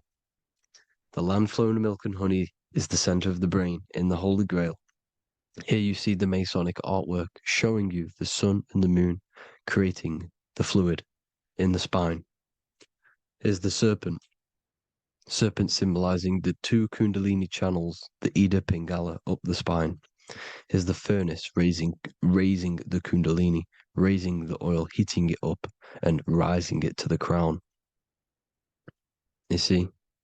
So here you see more Masonic art, seeing the sun and the moon creating the holy fluid in the brain, in the cup, filling the cup. This is why it's a cup, because it's the Holy Grail. This is the holy oil in the center of the brain that gets released down the spine, which is Jesus coming down from heaven. It comes down the spine, down the River Jordan in the Bible. This is when Jesus goes from Nazareth to Jerusalem. He comes down the River Jordan, and Joseph and Mary are in Nazareth waiting for Jesus' return. Joseph and Mary symbolize the pineal and pituitary gland, which produce the two oils created by the sun and the moon. And he returns. When he returns, he gets crucified at 33, because there's 33 vertebrae at the back of the spine, and it crosses the vagus nerve. The crucifixion of the oil past 33 vertebrae creates God-man, and it creates your higher self, and it activates 100% of the brain. And you turn into spirit, you turn to your spirit self. This is why Jesus dies. He didn't physically die, it metaphorically dies and becomes his higher self. The ego self is left behind. It's the same with the whole story of Jesus. Jesus comes down from heaven, which is the oil. He dies in a cave for 3 days, which is the oil hitting the cave. Here's the cave, and resurrects after 3 days. If you resurrect the oil, comes up and gets crucified at 33 in Golgotha. Golgotha translates to a place in the skull. The three wise men from the east. Well, if you look at the Masonic artwork, they'll always show you a ladder up to the east. Okay? Here you see north, south, west. This would be east. Here you see east here. East here. The ladder up to the east. The east is the top, up. Three wise men from the east. The thalamus, pituitary, and pineal gland in the center of the brain. The most important glands in the body. Here you see the Egyptians with the spine, the sun, and the two hemispheres of the brain. What did I say at the beginning? The sun is the soul. The sun is its own source of energy. It's the life force, which gives life to anything it inhabits. The soul is the same thing. That's why sun and soul mean the same thing. So, what I'm saying is consciousness is God.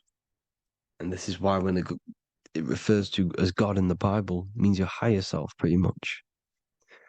And returning back to this higher self, because God is something that you need to manifest. Consciousness is God, and your body is a reflection of the creation by God. This is why everything in the body corresponds with the stars. The stars rule the body. We are an image of the stars. This body is an image of the whole of creation. Aries rules the head. This is the cerebrum, the ram in the brain. Here's the ram, Aries. And we have something called the cerebrum, Aries, the ram. This is the Lamb of God moving to the higher mind. Taurus, which is the lower brain and neck, the cerebellum, the bull Taurus, the lower mind, and the cerebrum and the cerebellum, the ram and the bull, is what makes you ramble on. Ramble meaning walking. The higher mind and the lower mind working together makes the body ramble. Ramble is what makes you walk along. Thank you to Santos Bonacci. Gemini, the two twins, rules the two arms, the hands, and the lungs. These are the two twins of the body. Sagittarius, the horse, which rules the hips. Hips means hippo. Hippo means horse. Hippopotamus means water horse. Hippo means horse, and this is why we call them hips, because horses have massive hips. Capricorn, the kneecaps. Pisces, the two fish, the 2 feet. Then they make us swim.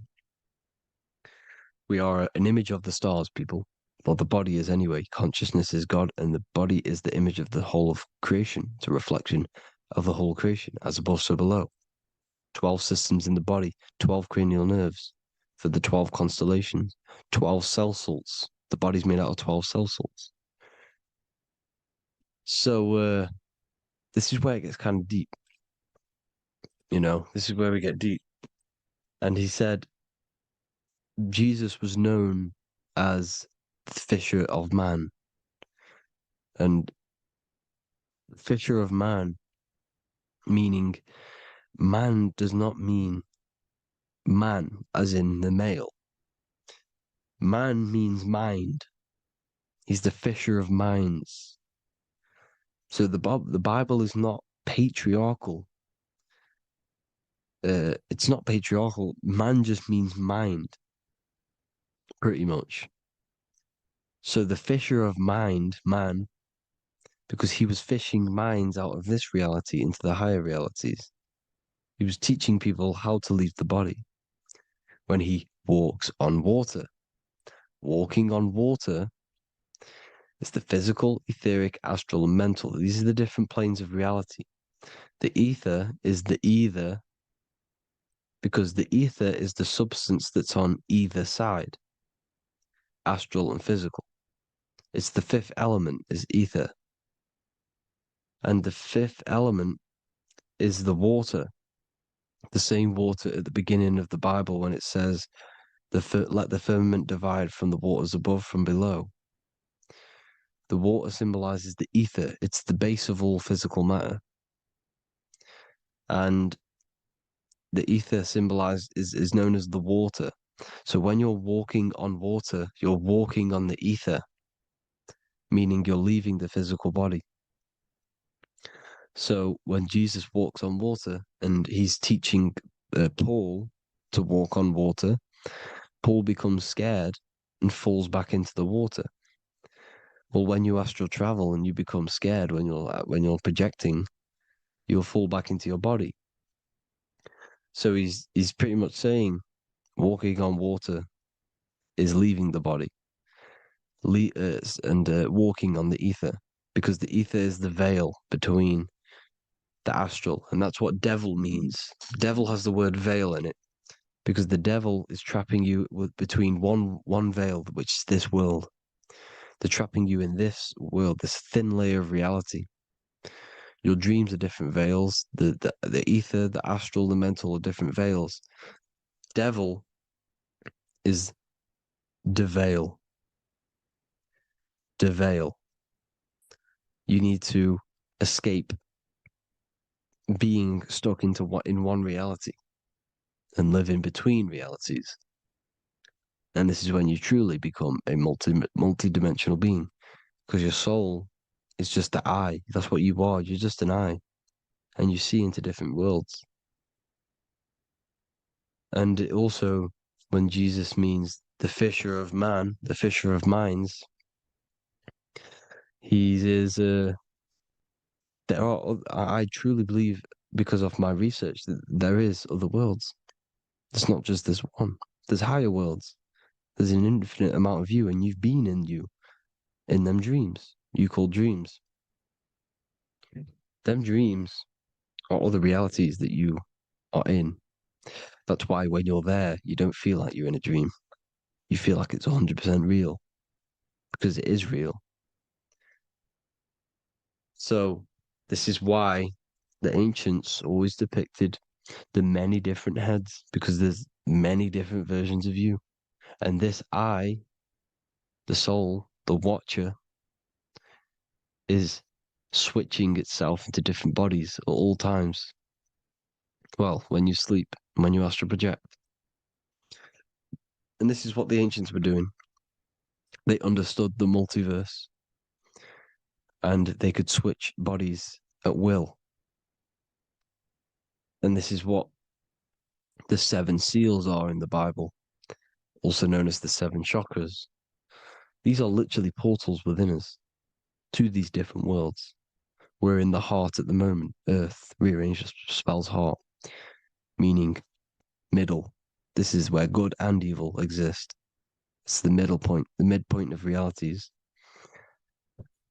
So I hope you all enjoyed the video. All of this knowledge that I've give you in this video is inside of my book, the Book of Wisdom.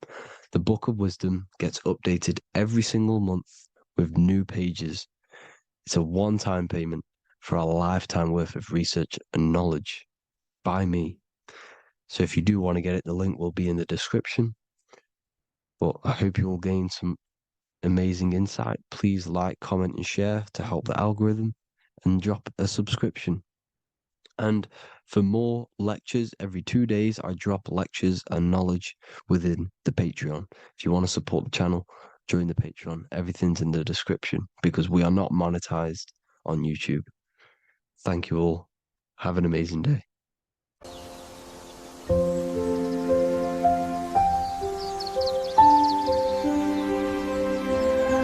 bookofwisdom.com. Visit today.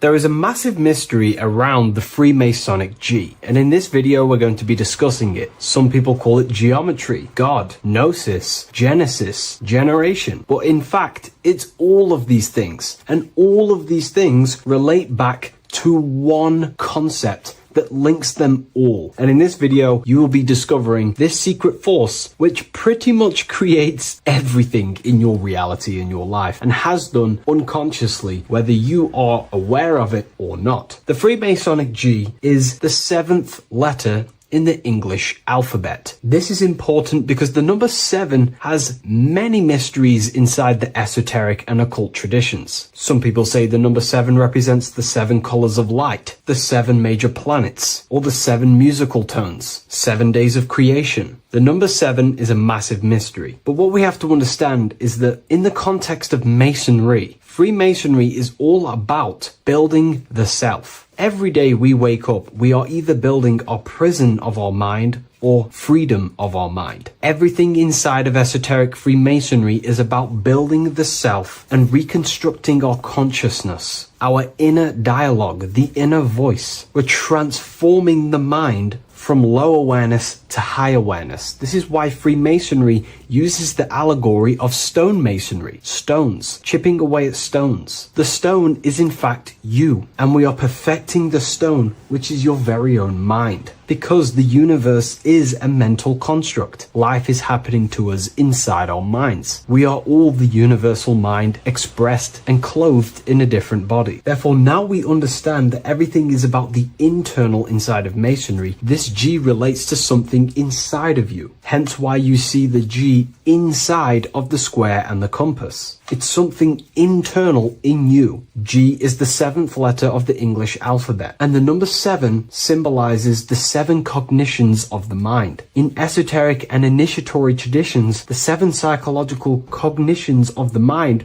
refer to the 7 distinct modes through which human consciousness perceives, interprets, and transforms reality. Different schools use different names, but across Hermetic, occult, Gnostic, and mystical systems, the same underlying pattern emerges. The mind has 7 functional powers, each representing a layer of awareness and a stage of inner development. Number 1 would be perception. The first cognition is the raw reception of sensory and subtle impressions. It is the gateway where the outer world enters the inner world of our minds. Perception involves learning to see without distortion, to notice the symbolic dimension behind ordinary appearances in an occult interpretation of perception. The second one is interpretation. After perception comes the act of making meaning. The mind organizes impressions into patterns, beliefs, and judgments. Esoterically, this cognition determines whether a person interprets life through the ego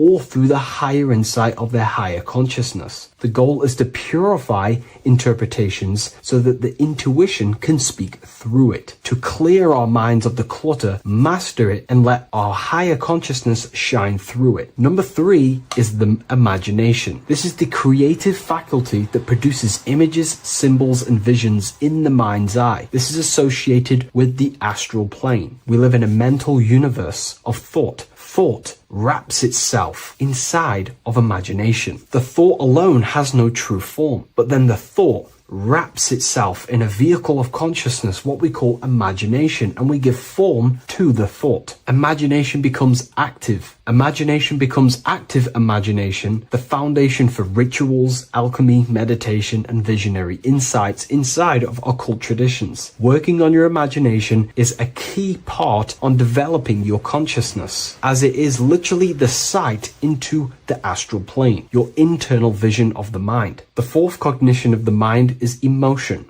Emotion is energetic response that gives intensity, direction, and magnetism to thoughts. Emotion fuels the magical will. Unrefined emotion binds us to lower impulses. Refined emotions become devotion, compassion, and the inner fire to transform thought into a tangible reality, to become a conscious creator. The fifth cognition is will, the faculty of intention, decision, and directed energy. Will is the power that aligns personality with the higher self. It is the driver of discipline, transformation, and the capacity to act consciously rather than react unconsciously. Most people walk through life as an unconscious zombie, living day to day, running off subconscious programmings, never actually using their conscious mind. We develop our will and try to align our will with the highest will possible so we can align our will with our higher mind. So the higher mind can manifest through us in the material plane. The sixth cognition of the mind is memory, the storehouse of experience, impressions, and archetypes. It shapes identity, determines how one repeats and transcends past patterns. Memory includes not only personal memory, but also a deep strata of the subconscious and the collective subconscious field, what we call the Akashic records. Memory is a massive quality that you must work on inside the Masonic system. You are required to remember certain rituals and certain things so that you can regurgitate them to pass on along the degrees. Based off my research, I myself personally am not a Mason. The seventh cognition of the mind is intuition, the highest cognition possible. It's direct knowing. It bypasses the linear reasoning and reveals truth as the inner illumination. Intuition is the voice of the soul. It is the guiding force, guiding our physical vehicle of consciousness through this physical experience, providing revelations, insights, and even sometimes gnosis and higher understandings.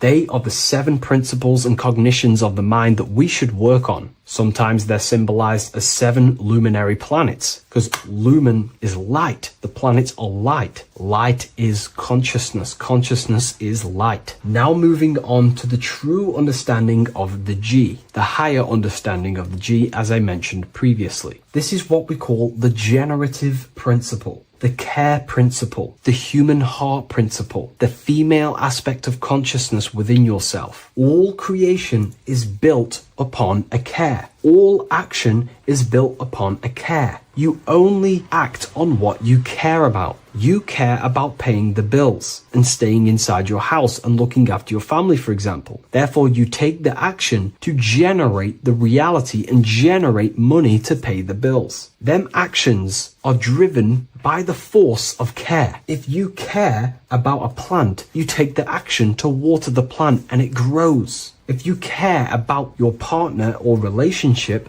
you give them attention and care and love, and you grow the relationship. As soon as you stop providing care, watch the relationship crumble and the reality destroys itself. Care is the generative force of reality. This is the generative principle that generates your experience in this world. We are in a continual state of becoming. Each cause gives birth to an effect, and that effect gives birth to a new cause. The G is the generative principle that drives creation in the present moment. Reality is creating, unfolding in the present moment, and the G is the force inside of you that generates your experience. You're watching this YouTube video right now because you have a care in your heart for the information I have provided in the past, and you have a care about watching this video. As soon as you don't care, you take action to do something else with your time that you actually care about. The G is the generative force of the heart. It is the love energy. You only take action on what you love or care about. The whole world is built upon this principle. This is why we say money makes the world go round, because the whole world has a G or a care for money, and it's making everyone wake up in the morning, take actions, and make the world go round. It is the G, the care for that principle or money object to generate that reality. It is the force that drives you, hence why the G is sometimes surrounding with light rays, because it represents a force, emanation, something that is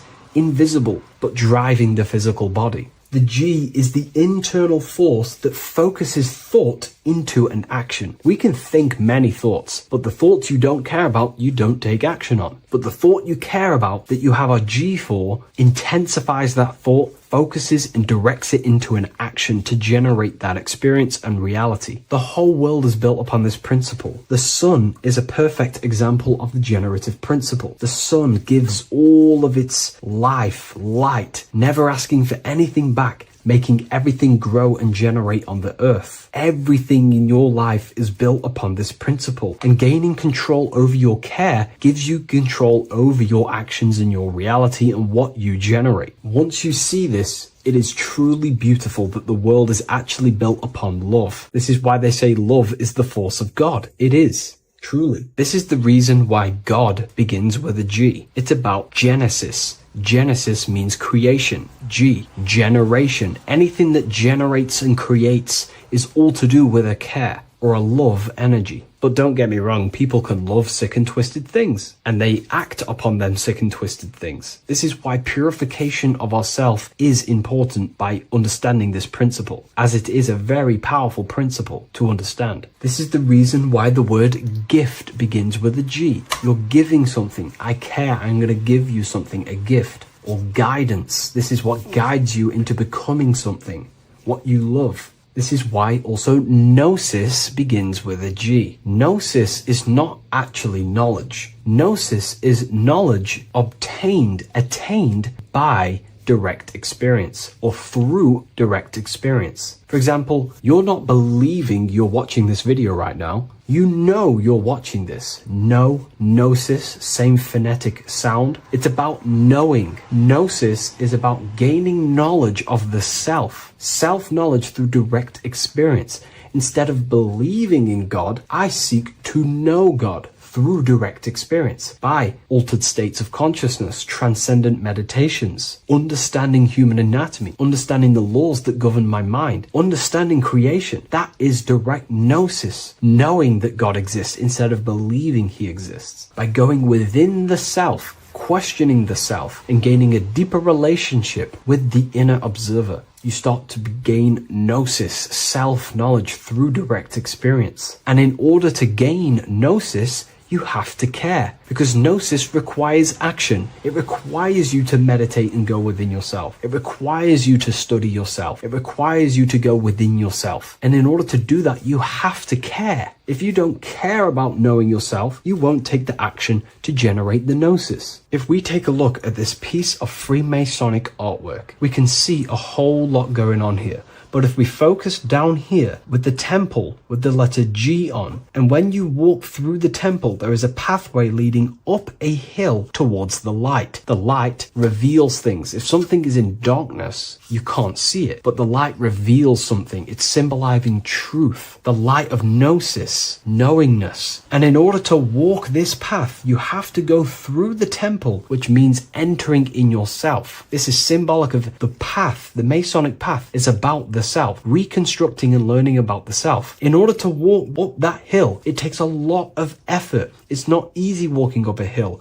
You're going to be tired. It's not easy. It's horrible. Who likes walking up a hill? I know I don't, but people like hiking and stuff. I understand that, but it's symbolizing this is hard work, working on yourself, because the labor of working on your mind is the hardest labor you will ever do. It's called the great work or the Masonic work. And in order to climb that mountain, you go through the G. you have to have the care. If you do not have the care, you will not walk up that mountain. You will not generate the gnosis. You will not get close to the light. You have to have the G to walk that path of self-mastery and working on your mind. This is very, very important. If you want to gain the light, you have to have the G inside of you. You have to have the care to generate a higher consciousness. If you want to earn more money, you have to have the care, or else you will not take the action necessary to generate that reality. This is why we have to master ourselves and write down everything you love. It could be even the bad things. It could be lust. It could be anything you're wasting your care energy on. Try and remove them one by one. Master them and become disciplined. And then you'll have more G energy, care energy to direct towards something else in your life to generate and grow that experience or reality. Again, the word grow, G. It is a growing force. What you place your love and care into grows and expands. What you have a G for is what you spend your time and attention on, your two spiritual currencies. So this is the Masonic G, and I hope you gain a deeper understanding of this. So that is pretty much everything about the Masonic G that you need to know, and hopefully this has helped you. If you wish to learn more and gain guidance through your life and understand yourself on a deeper level, the book I've used today is called The Book of Symbolism. I'll leave a link in the description. What is good, YouTube? Today we're going to be talking about the astral plane and how the cosmology fits into the astral plane, okay? So first, let's go over the astral plane and go over the different layers of reality so that you can understand reality more. You are a multi-dimensional being. You are not in these, you are in all of these realities at the same time. They all interweave into one big reality. But there are different planes. They are different vibrational dimensions. There are different dimensions of reality. The mind is the root cause of reality. We're living in the mind of God. Everything is being thought into existence from the root cause, from the universal mind. This is why the ancient Egyptians said, all is mind. We're living in the mind of God. And we are a microcosm of this mind. This is why we all have the same mind. This mind is the world of thoughts. Now, this world of thoughts is just the thought alone. For example, it is the thought of a chair. But then when you start to imagine this chair and you start to mentally see the chair, you're now manifesting the thought, the singular thought, into some sort of form. So now you're imagining the chair. You're imagining the form of this chair, which is then manifesting into the astral plane. The astral plane is the world of thought forms manifesting. So when you are imagining something, you are seeing into the astral plane. Okay? Your third eye, it is an eye because it sees the astral plane. It is seeing the other side through imagination, through dreaming. Well, we'll go over dreaming later. So the thought of a chair is a singular thought. The imagination of the chair is the manifestation of the chair. And in the astral plane, it's basically the world of all the chairs that could ever exist. So you're thinking of the chair as a singular thought, which is the mental plane. The astral plane is the imagination of that chair, is the thought, the manifestation of it. Depending on the vibrational state of the thought will depend what level of the astral plane it will go to. For example, if you're thinking about a chair to torture someone on it, it's going to go on the lower astral plane. Or if you're thinking and imagining happy things, it's going to go to the higher astral plane. So wherever your mindset is, that we call it a mindset because your mind is setting frequencies to certain things. Thoughts are frequencies. And a mindset is setting your frequency, setting your mind to a certain frequency. So when you set your mind to a certain frequency and you imagine something in that frequency, you're going to match everything in the astral plane that are on that similar frequency, just like you would in the physical world. Because we're all in these worlds right now as we speak, but we can't see them with the two physical eyes. We can feel it though. When you're around someone and you've just met a new person, for example, you can feel their vibration. And if you're not on a similar vibrational match, you will not get along with that person, or you just won't not get along, but you won't connect with that person because you're on two opposing frequencies, not matching. And this is something you can't see, you can only feel because it's the astral plane. It exists within the astral plane. Everything in the astral plane is made out of vibrations. So if you do astral project, and if you already know how to astral project, you will see beings and people and things that are on the same frequency as you. This is why before you astral project, you need to sort your vibration out before you astral project, because you are projecting your consciousness into this. It's the mind. The mind is the bridge. It can move between realities. You are a observer. You are a observing soul which observes different realities. And the mind is the bridge between all of these different realities. The mind can choose. If you want to project into the astral, you set your mind to it, you can. Okay? So let's not get off track. The lower astral plane is where demons are. The higher astral plane is where heavenly beings are. Heaven and hell are kind of a real thing. The etheric plane is a powerful substance, the ether, the fifth element that they don't tell us about. If you type in on Google the 5 elements, they will try to remove it with wood or metal because they don't want you knowing about the ether. Ether is the energy double behind all physical objects.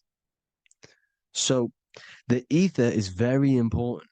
It is the 5th element. It is part of the physical world, but it's also part of the astral world. It is on either side. You see how they're showing you the truth in the language? Ether and either are the same word. The ether has 1 foot in the astral and 1 foot in the physical world. It's a substance that connects the physical to the astral world. It is the either. It's on either side of reality. It's on the other side. Other, either, same word. Ether is connecting the physical to the astral plane. It's the world of frequency. Frequencies, EMFs, torus fields are in the etheric plane. It is the energy plane. It's where energy moves through the ether. Okay? So then you have the physical world, the world of effect. Everything you see in the physical world is the effect of the higher planes. Each plane is a product of the plane above. So, and it melts into each plane. The physical plane is the lowest plane, it's the most densest, and the highest is the most fluid. This is the most fluid, this is the most dense. This is where we get the saying, as above, so below from. As above, so below comes from the different planes of reality. And magicians understand this. This is why magicians always say as above, so below. Because they understand if you manipulate the higher planes of reality, you manipulate the lower planes. Because the astral plane is a direct copy of the physical world, but in the astral plane. It is mirrored. The physical world is mirrored in the astral plane. They are both the same world, but there's different vibrational states of the world. Kind of. It's hard to put this in words, people. So just try and understand. The astral plane is the double. It is whatever happens in the astral plane happens in the physical plane. This is why magic works. This is why demons work. This is why spirit communication works, because If you manipulate the higher planes, you manipulate the lower planes. As above in the astral, so below. Leonardo da Vinci showing you to look up, pointing up. You got to look up. He's telling you to change the mind, you change the physical world. You change your emotions, you're on the astral plane, you change the physical world. You change your reality by changing the higher planes. This is the Masonic 11, the two pillars. This is the 11, also symbolizing the two hemispheres of the brain here. But the 11 symbolizes the two mirrors. 11, 11, 9, 11. 9, 11 adds to 11. 9 plus 1 plus 1 equals 11. The Twin Towers were in 11. Flight 11 was hijacked because it's a mass ritual within the astral plane. Now, we're going to go deep into that later, and I'll show you these rituals they do in order to manipulate the astral plane. So, this is what the 11 is. It's the mirroring of reality. If you contact spirits and conjure spirits, you can either summon or attract demons and spirits. Summoning is creating a spirit. You create demons. Okay. Like I said here, the mind is the root cause of reality. If you think of if you think of a traumatic event that happened in your life over and over and over and over again for years and years and years, where attention goes, energy flows. The mind is the director of energy. If you are directing energy into the specific emotion, the specific thing that is torturing you in your mind, that will manifest as some sort of being in the astral plane, which is called an elemental. And this elemental being that you have created through your thought forms and emotions will latch onto you and feed off this energy. So it's important that you get your mind right, okay? It's important you sort that you file the mind and you discipline the mind. Make sure it's only entertaining positive things, because you are quite literally creating your own demons. The word demon has the word mon in it. And if you've watched my videos to know, mon means moon. The moon is your mind, the sun is your soul, the earth is your physical body. Demon is mon means mind, moon is mind. You create demons with your mind. Summoning. Now, this is where the rituals come in. 9/11 was a ritual because everyone was thinking about this big fearing, the death of 9/11. Everyone was thinking about it. And all of their minds thinking about this horrific thing will manifest and summon a negative energy spirit elemental within the astral plane. That's how all of this works. This is why it was a mass ritual. Okay, Chris Brown, new album name 11/11, release date on the 11/11. This will be my 11th album and contain 11 songs. All of these people know the occult. This is Hermes Trismegistus with the star of Saturn, the six-pointed star, as above, so below. The mirroring of reality, physical and astral, the two Masonic pillars. So as above, so below. What's above us? The stars. The stars are connected to the astral plane. This is why we call them stargates. When we dream, we are experiencing these different realities. And what are stars? They tell in the Bible, it says Genesis 1:14. And God said, "Let there be lights in the firmament of the heaven to divide the day from the night, and let them be for signs." Signs translates to things to come. Why things to come? The stars tell the future. Why? And why do we say as above, so below? As above us is the astral plane and the etheric plane. As above, so below. Whatever happens in the stars happens on Earth. The stars are connected to the astral plane. Above us is the astral plane. We are a star in a physical body. This is why we say Mr., Sister, stir equals star. The E and the A are interchangeable. We are stars, and the stars are the start of our incarnation. We start in the stars, same root word, and we descend through the 7 energies, which are our 7 chakras. Then we enter the heart of the soul system. The heart rearranged spells earth.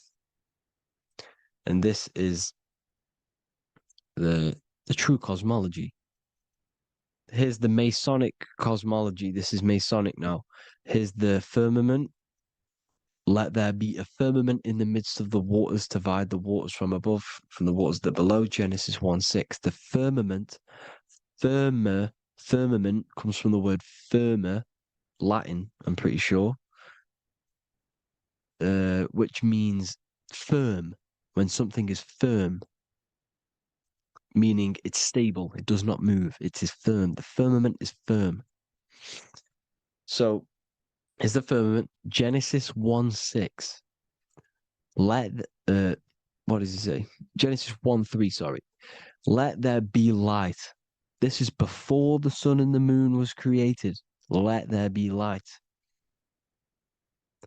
Before the sun and the moon was created, light was appeared.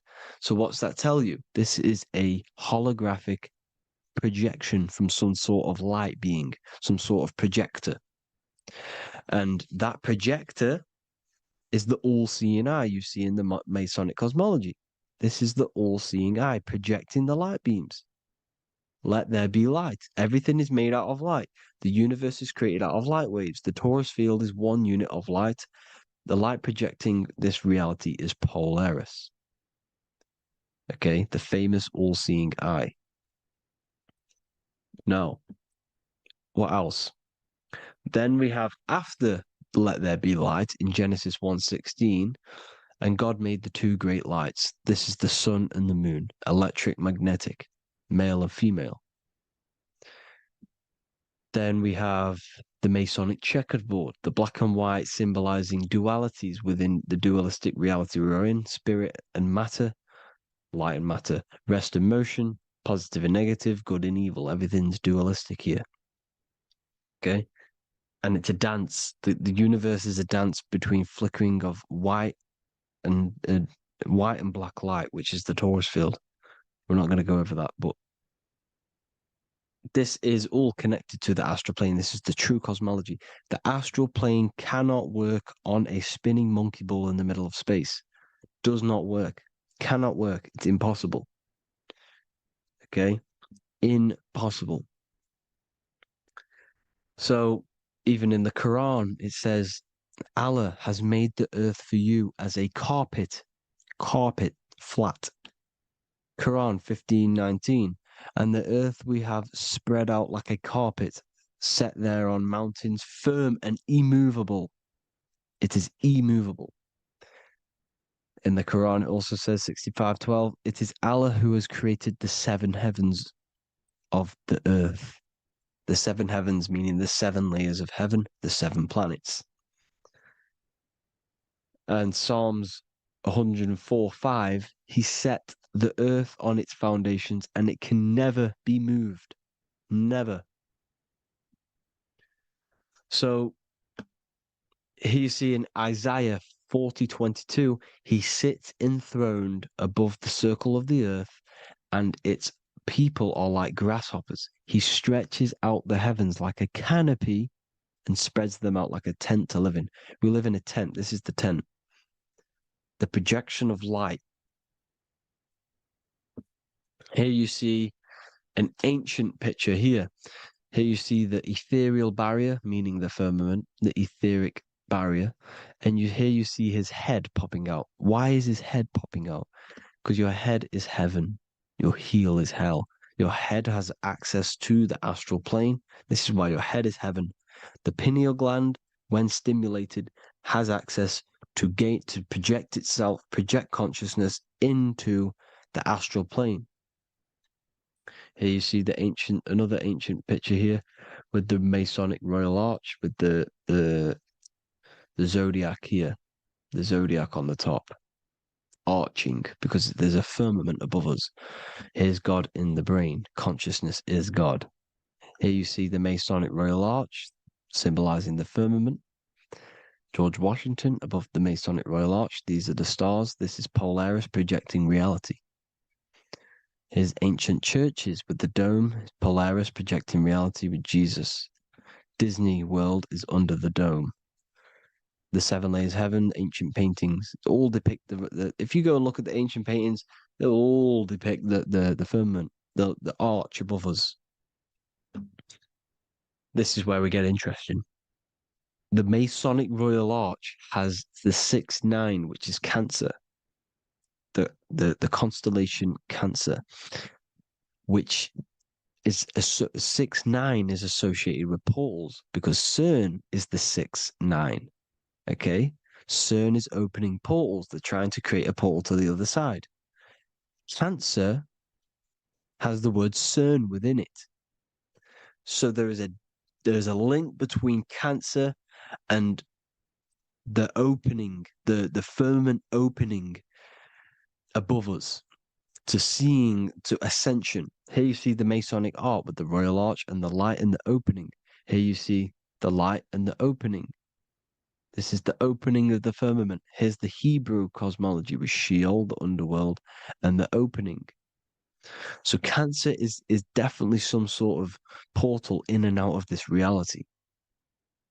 I'm just connecting dots here. Now, we're going to go change a bit now. These celebrities that you are seeing they have not sold their soul to Satan, okay? They have not sold their soul to Satan. Satan is a demonic, low vibrational energy that has been summoned over the thousands and thousands and thousands of years of evil occult arts. So since Babylon was summoning this demonic energy, and this demonic energy in the astral plane will grow and grow and grow. It has no form. It has no physical form. Okay? But you can see it in the rappers. If your third eye is open, you can see clearly that these people are demonic. You can sense the energy that they're manifesting. Selling your soul is not what you've been told. It is gaining, because your soul is pure love, okay? Your soul does not want to do anything bad. So when you sell your soul, you're gaining physical gain. You're gaining physical wealth, for example, like for these rappers, they will be given millions of pounds because the people in control of the music industry, which is the dark occultists trying to brainwash the masses, the people in charge, they're dark occultists. They understand Satan and the energy. They are satanic energy, which has been summoned in the astral plane. They see that they have influence over the masses, so they will go to them and say, "I'll give you this amount of money forever if you manifest this satanic, demonic energy through the music and through social media to blind the masses, to brainwash the masses into this demonic energy." Because when you listen to music is frequency. Whatever you listen to, you become that frequency. So if you're listening to these people, they're throwing energy, this demonic, satanic energy that they sold out to. Soul, same word. When you sold something, you've got your soul involved. They have exchanged money, physical gain, so that they manifest this satanic energy within the astral plane and through the music, through the videos, through social media to keep us in this vibrational frequency, in this low state of consciousness. This is what it actually is. It's not, you're not selling your soul to some sort of devil. This satanic energy has no physical form it is formless in the astral plane. It's a summoned energy.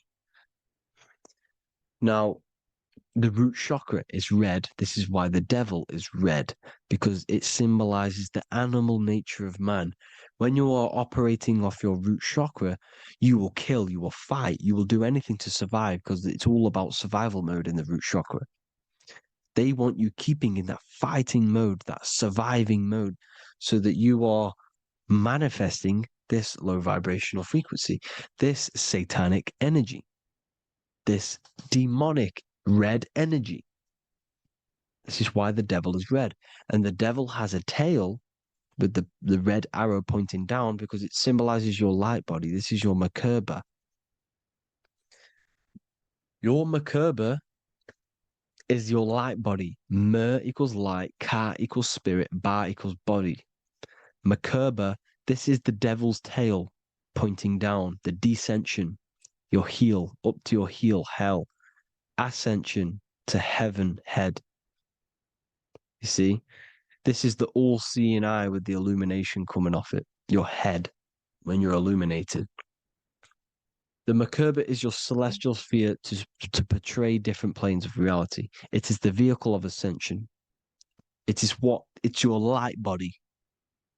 It's in the word Kabbalah, Kabbalah, Ka, spirit, Ba, body, La, light. Same thing, Kabbalah, Merkaba. Same thing. It's all about the light body. This light body sees different realities. So when you see the goat in the music industry, it's this satanic summoned energy that's been summoning for thousands of years within the astral plane. When it becomes to the physical plane, it will manifest through different things. A goat, an owl, Satan, Moloch, Baal, same deity, same demonic energy that's been summoning in the astral plane. And this is why the Baphomet has a goat head. Drake's new album is the goat. The Polo G, the Masonic G, with the goat. And here's Rylo Rodriguez in the mirror with the goat in the mirror and him in his physical body. It symbolizes, the mirror symbolizes the astral plane because he's manifesting the goat, the demonic energy. He's sold out to the demonic energy.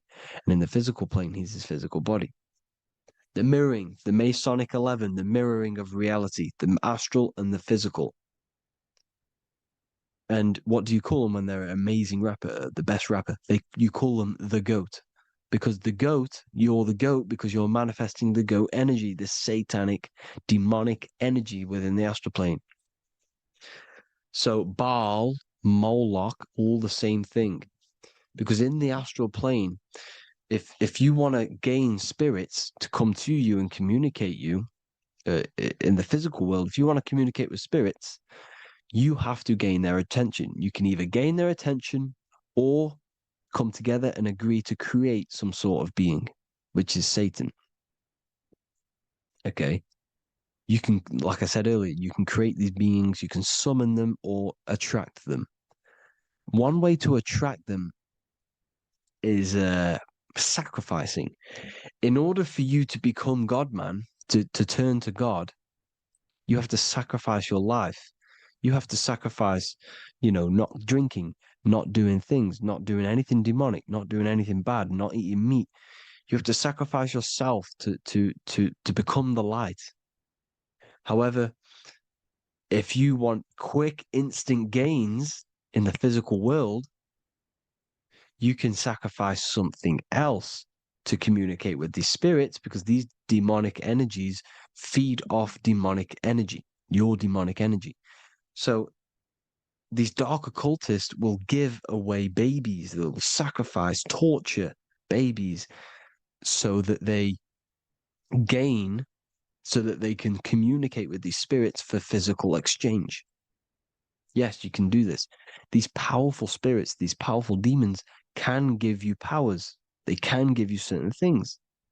And this is what they are doing. They're summoning and attracting these demonic energy. This is why, trafficking is one of the most, Balenciaga.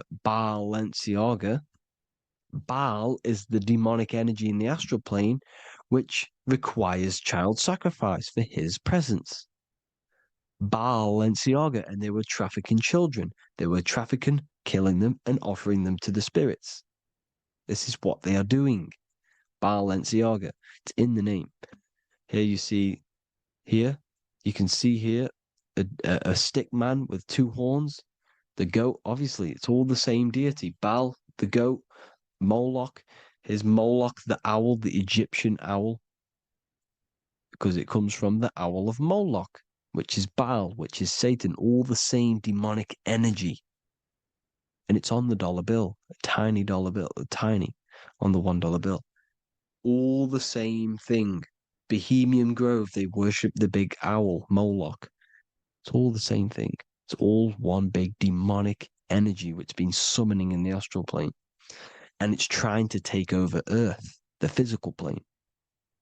That's what it's doing. So I hope you all gained a deeper understanding of the astral plane and what's actually going on in the world. Please leave a comment if you can to help the algorithm. Drop a like if you like this content. And hope you all learned something today. And God bless you all. Thank you all.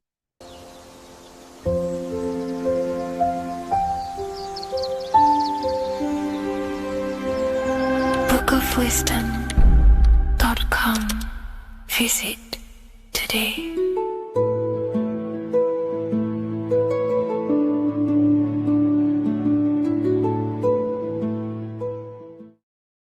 What's good, people? We're back with another video. This is going to just be a quick video. Manifestation, magic, bending reality. So let's jump straight into this. So you have a conscious and a subconscious part of your mind. The conscious is what you're conscious of, what you're actually doing, where you can choose or not. However, the subconscious is the part of your brain which is automatic. So all of the systems in your body, like the digestive system, your heartbeat, these are automatically being ran. And you do not have to tell these systems to do anything. You do not have to consciously tell your heart to beat. It's automatically doing it. And this is what the subconscious mind is controlling. It's like the dark aspect of your brain or your mind. It is the way bigger aspect of your mind. Okay, it controls all the systems in your body. Okay, and this is where all of your programs are. So when you're in it from your childhood, what you've learned in school, all of these things are being kept in your subconscious, maybe traumas and stuff like that. So the subconscious is the female aspect, and the conscious is the male aspect, because the male is all about action and doing, and the female is more about creation, creativity, intuition. So you have a right and a left hemisphere of your brain, and these are obviously male and female. The right side of your brain is your female. It's to do with creativity, imagination, intuition, insight. Okay. And this is one of the most important sides of the brain. This side of the brain is the most attacked by the elites, whatever you want to call them. This side is one of the most important, because obviously your intuition is a massive part of reality. And if you don't have intuition, then you lose track of the things around you. You can't consciously feel if things are wrong or right. They don't want you to have intuition or creativity or imagination. They want you in the left side of your brain, which is just reasoning, logic, and basic things. So they just want you to tell you what you want, tell you what to learn, and then that's it. They don't want you thinking for yourself, which is the right side of the brain. So whatever the conscious side of your mind impresses the subconscious side of your mind. So if you do affirmations, for example, if you consciously do affirmations every day, you're reprogramming your subconscious mind. You're impressing a vibration and a word into your subconscious mind, and therefore it will reprogram it. So the male and female aspect are symbolized by the Star of David as well. The male being the upside triangle, the female being the downside, connected all in one, because we both have male and female energy. So every thought, Thoughts are electric, which is the male aspect. Emotions are magnetic, which is the female. Each thought creates a wave of vibration in all directions. So think of it like a water drop in a pool, but it going out in every single direction. It's not just flat. And these thoughts have a certain frequency, well, has a certain vibration. That vibration has a certain frequency. And this affects your aura. Every thought, every emotion directly impacts your aura and the strength of your aura. So if you're angry all the time, your aura in the astral plane will look red. However, if you're happy, it'll be more like blue and green. So it's very important.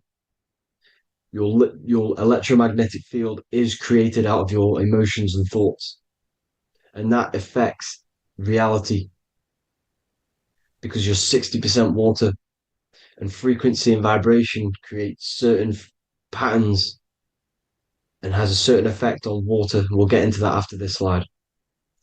So each thought that people are thinking around you, you are actually subconsciously picking up these thoughts because it's emitting this vibration in all directions. So this is why you can pick up thoughts of other people on the odd occasion. However, when you're more in tune with your intuition, your right side of your brain, you can start to pick up on vibrations, thoughts, and other people's auras. You can pick up on the energy once your third eye is open, and you know whether you should be in that environment or not. This is what we call an atmosphere when we go into a room and you can feel the tension if someone's been arguing, for example. This is the atmosphere, this is the vibrations, these are people's auras emitting these certain frequencies and vibrations. Okay. So our aura is contained of multiple layers. Obviously, we have the physical body. This is the electromagnetic layer. However, you have the different planes of existence, the spirit, mental, astral, etheric, and then physical. The physical is the lowest plane of existence. And the physical plane is a product of all of the planes above. So the mental impresses on the astral impresses into the etheric, and then the etheric creates the physical object. So the mind is the root cause of reality. The mind is the cause of everything. Your consciousness is pure cause. There's no effect. Everything you see in this reality is the effect. Everything that you experience is the effect because the root cause was the mind. The decisions you made you experience that certain experience. And that decision was created on the mental plane. And this is just pure thoughts. And thoughts are things. If it exists in your mind, it is a thing. It's a certain frequency. So if you have a certain level of thoughts, if you're thinking positive, for example, you're going to have a strong aura, you're going to have a higher vibration, and that attracts like. Like attracts like when it comes to thoughts and vibrations and electromagnetism. So if you're thinking positive all the time, speaking positive, doing positive, you're then creating a higher vibration, and that's going to attract people on that similar frequency to you. Everything is electromagnetism, frequency, and vibration. Everything. You see, so this is why, for example, if I put my hand to a TV screen, if my finger was the same vibration as the TV screen, it would go straight through it. However, the particles in my hand and the particles on the TV screen are two separate vibrations, and this is what causes the friction to stop and not my finger to go straight through it. So, like I said, when you don't feel the vibe of someone, when you don't feel right, you don't really get along with someone, this is a vibration. Your vibrations are not matching, they're not similar, they're two complete different vibrations, and they're not aligning properly. So music has a massive part on this. Music is a massive, massive tool for the elites because music is frequency. And in 1975, the musical instrument are all tuned to 440 hertz. So Spotify, Apple Music, most of the music on YouTube is all set to 440 hertz. And 440 hertz is not divisible by 3, 6, or 9. And when you can't divide a frequency by 3, 6, or 9, it's not a natural frequency. As you can see here, this is 432 hertz. This makes a nice geometric pattern. However, 440 hertz is a distorted pattern. So when you listen to this actually shuts off the whole right side of your brain. Like I said at the start, this is the most attacked side of your brain. It's to do with creativity, imagination, intuition. When you listen to 440 hertz, it shuts off the whole right side of your brain. And obviously shutting off all of these forms of your brain. Music is very, very powerful tool for the elites because it's the only thing which can enter your soul or your ears without consent, your body without consent. Everything else has to be through consent. You choose whether to eat something, you choose whether to drink something, but frequency, you're going to hear it no matter what. This is why it's so powerful. And music influences the body in many different ways. It's the most powerful imitator of everything. It directly affects all listeners. It directly affects intentions, gestures, movements, and actions. It stimulates your mind, and certain songs, certain catchy songs, can reprogram your subconscious mind, invoking certain emotions. This is why when you listen to slow beat songs, it makes you feel more sad. When you listen to upbeat songs, you feel more energetic. This is because these frequencies have a profound influence on reality and on how you feel. Because, like I said, you are 60% water. And as you can see here, each frequency creates a different geometric pattern. And inside of you is 60% water. So, like I said, 440 hertz is going to make a distorted pattern in your water. And this is going to have a profound effect on your emotions and your reality.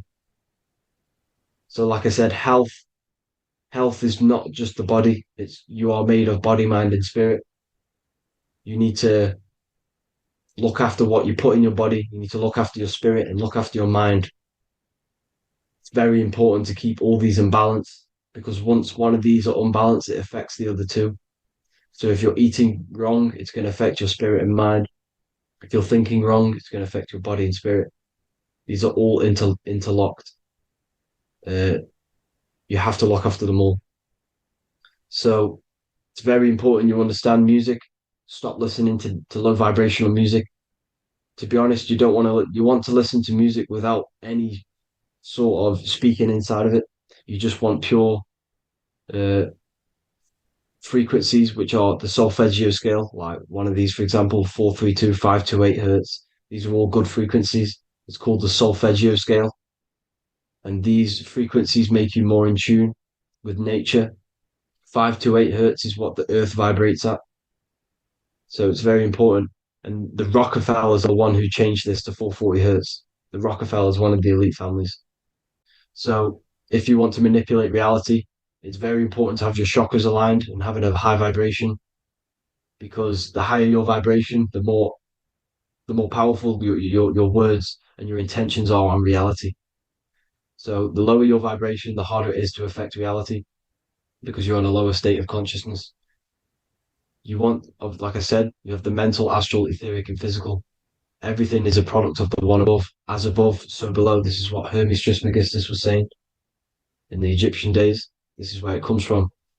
As above, so below. If you affect above, it directly affects below. So, like I said, meditation helps on this, helps align your chakras. Think positive, feel positive. Like I said, your feelings are magnetic, your thoughts are electric. So once you combine these two together, you're then creating an electromagnetic frequency, and that will have profound effect on reality. So the law of cause and effect. Every law, so the law of cause and effect. Every effect has the root cause. Like I said, your mind is the root cause of everything. Every decision you make is having a different effect on reality. Everything happens for a reason due to the root cause, which is your mind. You choose everything that happens in your life. Okay. So it's very important you understand this and you constantly make the right decisions, the good decisions to have good effects on your reality. You have to be very conscious of this law because nothing escapes this law. This is the law of all consciousness. So think about it. Imagine a massive ball of consciousness. However, off this ball are different sparks, and each one of these sparks are in each and everyone's body.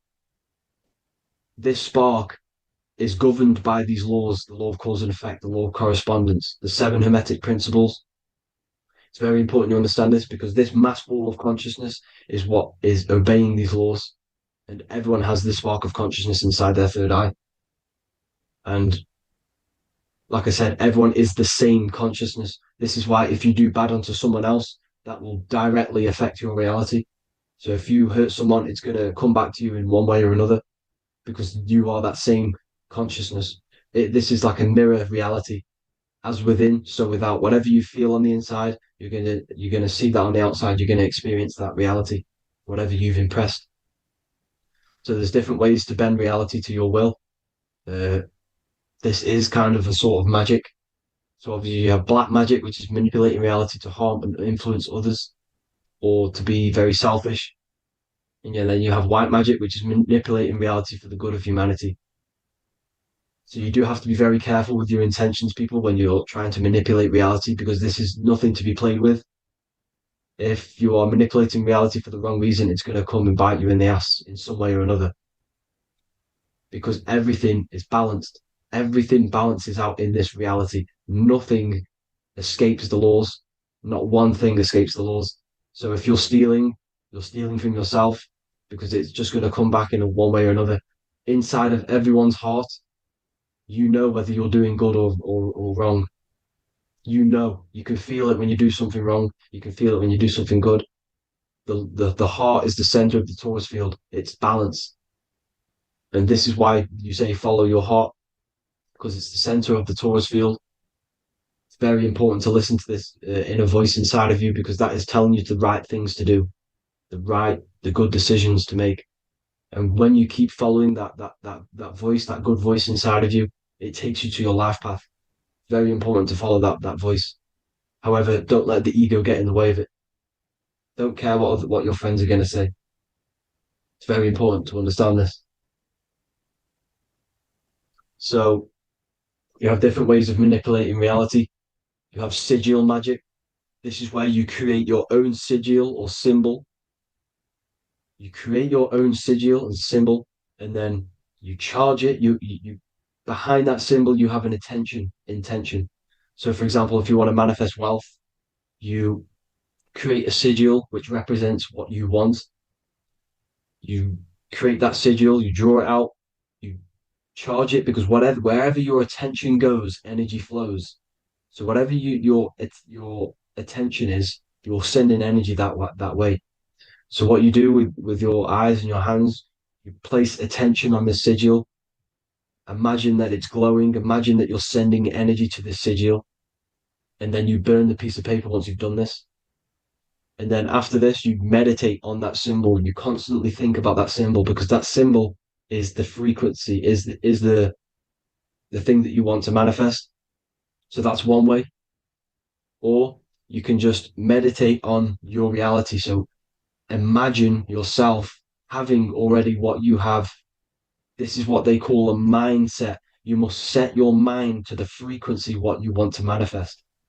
Okay. So if you want to manifest wealth, for example, imagine yourself being wealthy. What would it feel like? What would you be doing? Imagine a scene in your mind. Constantly do this, and you're putting out that frequency. Like I said, you must think because the thoughts are electric, and then you must feel, which is magnetic. Together, this creates an electromagnetic frequency, and this is how you attract things to you. You will attract the certain people to come in your life to bend reality to your will. Okay. Or you've got mirror magic. Stare yourself in the mirror because a mirror reflects light. It also reflects energy. So you've got to be very careful with what you say to a mirror. You've got to be very, very, very careful because whatever you send into that mirror is directly sent straight back to you. So if you're thinking negative, you're sending negative energy back straight to you, and that's going to have an effect on your reality. Affirmations. Affirmations are very important because your words are frequency, your words are vibrations, and each word you say has a certain frequency. If it's if it's positively charged, it's going to affect you positively. If it's negatively charged, because like I say, your brain and your mind is like the director of energy. That's what your brain is, and it directs energy into certain things. You can either positively charge it or negatively charge it, and this brain is creating your reality constantly. It's manifesting your reality constantly in the present moment.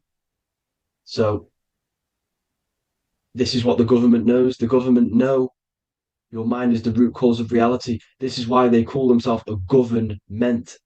Government. The New World Order is not being manifested by them. They are controlling the information. They are controlling your perception of this reality. And they know the mind is the root cause of reality. Therefore, if they control your perception of reality and your information, what you believe, you're going to manifest that information, that perception. So we, the people, as a collective consciousness, are the ones manifesting this new world order. You see, so this isn't black magic. They're actually tricking us into manifesting their own their plans. This new world order. You see, this is how smart these people are. They know how to get around the laws of reality. They know how to bend reality to their will without facing the consequences. They're getting humanity to do it. You see, there is a collective consciousness. As like I said, we all have that same spark of consciousness, right? So as a collective consciousness, we are on a very low vibration at the moment. However, we are waking up rapidly. There are more and more people waking up at the moment, and light always chases away the shadow. Light is a lot more powerful than darkness, you see. So one person waking up has a massive effect than one person being asleep. It has a profound effect. Because like I say, the light always chases away the darkness. It's more powerful. The light is always more powerful. High vibrations are more powerful than lower. So that's it for this, people. I hope you all enjoyed. This is a short, quick video. God bless you all.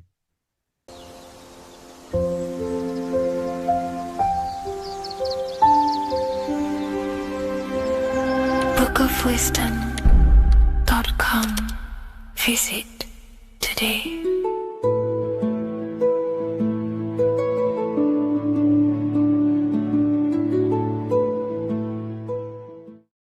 Religions were made to hide the truth about yourself, God, and the universe. You see, religion teaches there is a God separate from you. He created the universe separate from himself. They did this to truly disconnect you from consciousness, from God, and from yourself. Now let me explain. It's going to be very difficult to understand this from a left hemisphere dominated perception. The left hemisphere sees everything individual. The right hemisphere sees the whole. For example, if you're walking through a woods, the left hemisphere sees individual trees, leaves, twigs, and branches. The right hemisphere sees the interconnectedness of the whole woods. We've been trained our whole life to be trapped in the left hemisphere, to think logically, scientifically, with evidence. This way of thinking traps you in illusion, division, and separateness from everything. Plus, in science, they teach you the universe exists outside of you. You exist in a universe, and the universe exists whether you exist or not. This is completely false. You are the universe experiencing itself. There is only one person in the universe. There is only one awareness in the universe, and that is God. That is your consciousness. Not your name, your job, your reputation, your thoughts, your beliefs. That is not God. God is the infinite awareness that you are, the alertness, the essence of life. You are an individual. You have a dual nature, an inner world, consciousness, and an outer world, this physical body. The inner world is the immortal, consciousness, awareness. This physical reality is for the immortal within us to experience and enjoy. And the immortal consciousness, the immortal self, the individualized expression of the only thing that is truly real, which is God, consciousness, is seeking a way to understand itself through infinite vantage points. The same consciousness inside of you, inside of the dog, the squirrel, the plants, the stars, the same awareness is in absolutely everything. Only the right hemisphere can see this connection. The universe is one mind separated into the infinite bodies and life forms. This is why scientists tell you that the universe is forever expanding. It's truth in plain sight, because the universe is the mind, and the mind is always seeking more vantage points to understand itself. And the mind is always expanding into new realms of thought. The mind cannot be filled up. It does not exist in space. However, human awareness, human consciousness is very sacred. And the reason why I say that is because humans possess a two-way consciousness, unlike a dog, an animal, or a squirrel, for example. The dog looks in the mirror. It is not aware of itself. It doesn't look in the mirror and see that it needs to improve something. However, humans, we can look in the mirror and say, who am I? Where do I come from? And I need to change this aspect of me. I'm lacking in this area. Dogs do not have this awareness. They function only on their immediate surroundings, on survival and instinct. Human awareness is special because we have the ability to reflect on the self. We can question our consciousness. We can question, who am I? Where do I come from? And where am I going after this? The human mind has no limitation. We can surpass our animal nature and rise to a godly nature. This is the whole purpose of reaching Christ consciousness, which is just an ideal consciousness where we have control over self and we know who we truly are. Humans have been given the tools to awaken. Our five senses are locked only to perceive the physical world, but the mind holds the gateway to understand the unseen aspects of reality. The mind holds the secrets to the universe and consciousness. We just have to study ourselves to understand God. We are all individualized aspects of consciousness. There is only one pure consciousness in the universe, but we're fractaled into infinite life forms, experiencing this consciousness in a different form, molding this consciousness into individual egos and individualized consciousness. Me and you are made of the same fabric. However, I have thought different things, believed different things, experienced different things, which has conditioned my consciousness to be my own individualized aspect of God. And that's what makes me, me, and you, you. God is the creative power within us to turn thoughts into physical reality, to create things. We are a creator. Each one of us is a miniature earth, creating and building in this physical 3D reality. Our consciousness holds power over the 3D reality. We can mold it and create anything we wish. However, we have been conditioned to live like an animal, living in our animal nature, eating, surviving, lusting, and these low-level desires keep us trapped from figuring out our creative power. This is why the ancients always depicted God inside of the brain. Even in ancient Christian artwork, William Blake, Anton Raphael, all depict God inside of the brain. Why is this? Because God is our creative power.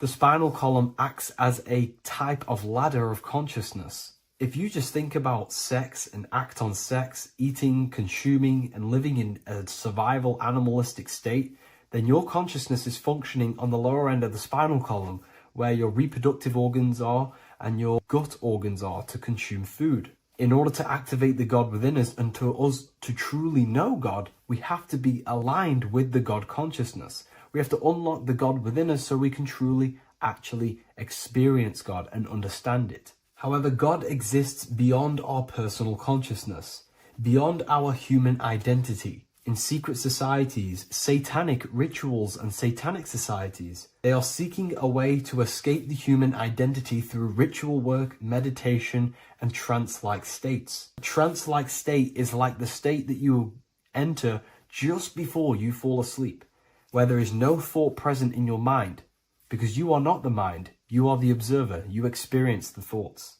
And when we escape the human identity through rituals, meditation, or trance-like states, we can actually experience beyond the veil of this material world. However, satanic rituals do this in a negative way. Satanic rituals include ways to make the human mind tap out by pushing the human minds to the limit through pain, suffering, and even torture, to allow the mind to pass out so you can temporarily pass on the veil of the physical world and escape the limitations of the human identity and the human thinking mind. Now, you do not have to do it this way.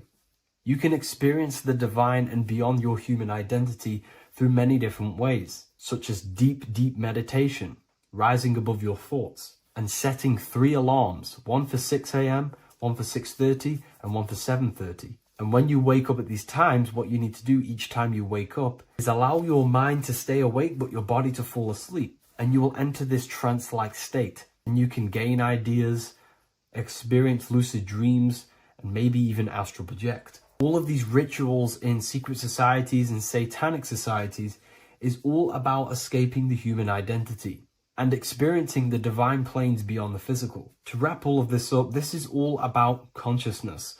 Consciousness is the infinite awareness of the universe, just fractaled into separate bodies. And this consciousness is seeking a way to understand itself in infinite angles and vantage points. And religion was made to cut off your connection to the divine planes beyond this world and beyond your self-identity. Therefore, if you want to know God, you have to study the attributes and qualities of God, such as geometry, numbers, consciousness, the mind, the subconscious, human anatomy. All of these things are aspects of God. We have to study ourselves and study nature so we can see God. God is the infinite awareness of the universe. If you love this video, please leave a like and share it with a friend. I'll leave a link in the description for the Book of Wisdom, Volume 2.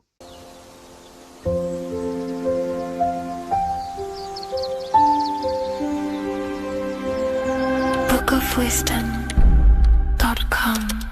Visit today.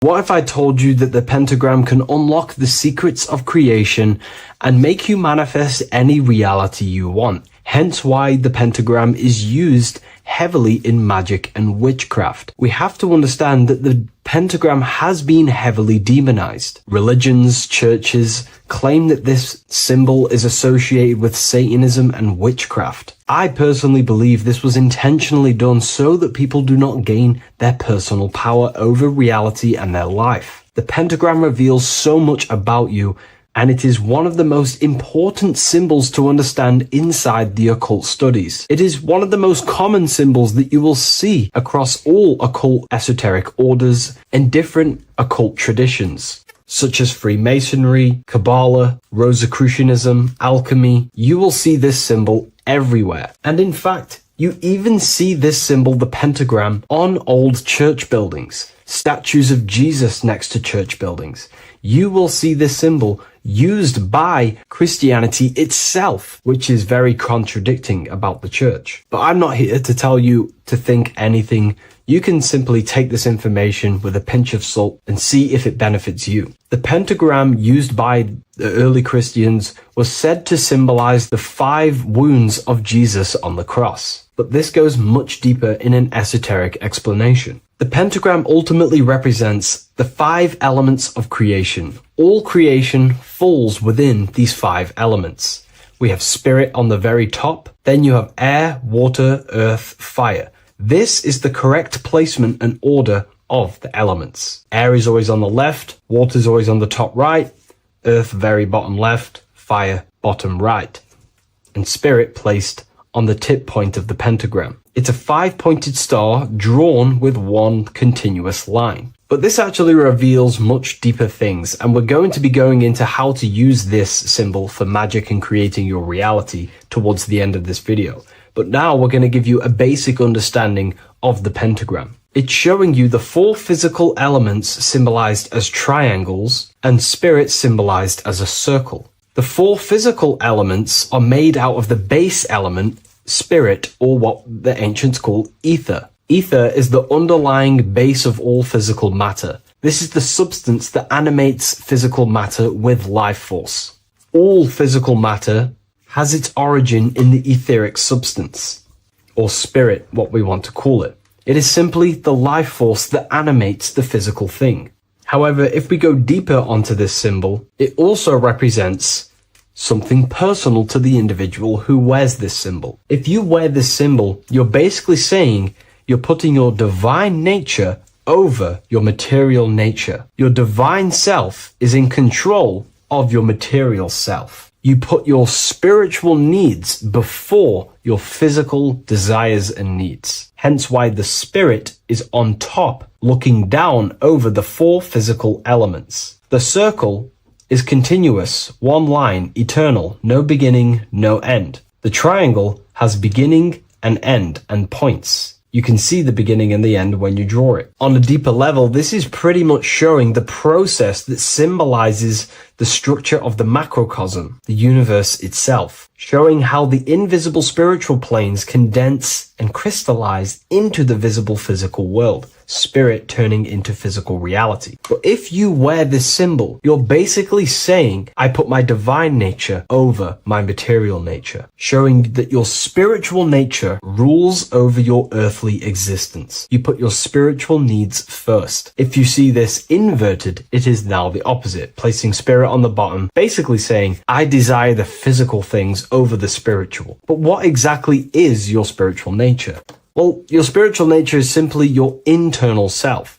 You chase things that are immaterial, such as knowledge, love, experience, expansion, gnosis. These are the qualities of spiritual things that the spiritual person likes to chase and desire, instead of desiring the things that are temporary in the material world and never actually lead to fulfillment. True fulfillment is by chasing spiritual things. God, the nature of creation, the self, gnosis, knowledge. But if we go even deeper, this symbol ultimately represents how reality is created. Hence why this symbol is heavily used in Kabbalistic magic and so-called witchcraft. We are all magicians. Each one of us are creating reality. There are just certain ways you can actually create reality by becoming conscious of them. By becoming conscious of the elements and the qualities of the self that actually create your experience in your life in the present moment. If we look at the pentagram, we see that when you draw a pentagram, it is one continuous line. It is one expressed in 5. The order of the elements are very important. Spirit at the bottom, fire at the bottom right, and so on and so on. Because this is showing you the descent of the spiritual into the material, the invisible crystallizing into a material reality. As you can see when you start to draw the pentagram, you see spirit at the very top. You're descending down to fire. Fire is the closest element to spirit.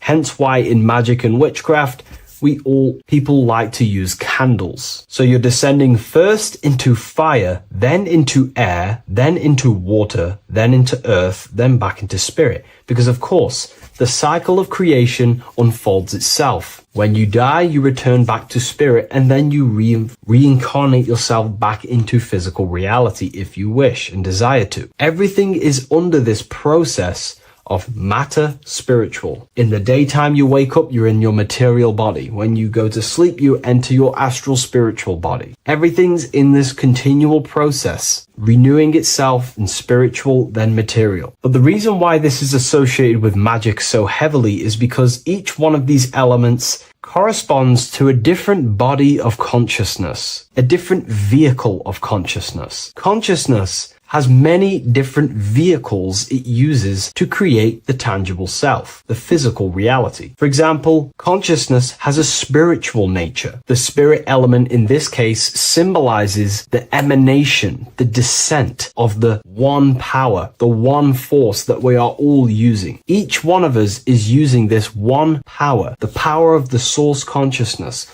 unfolding its creation in the present moment. This represents the source, the emanation, the descent of this continuous flow of energy through us that we are tapped into, like a live stream in the present moment. This descends first, the force descends into fire. Fire symbolizes the willpower, will. In this aspect or vehicle of consciousness, the will is the being that directs intention, initiates action, shapes reality through focus, determination. It sets direction, holds intention, projects a desire into form, and aligns your inner world with the outer creation. The will comes out of the force, spirit. Then the will goes with intention to air. Air symbolizes the mental vehicle of consciousness, the mind, the psychic man. The psychic aspects of your consciousness is thinking, imagination, mental images, logic, using the thought or the mental vehicle body of consciousness. Then that thought has an emotion, which is then water. So it goes from the force to the will to the intellect to the water, the emotional body of consciousness.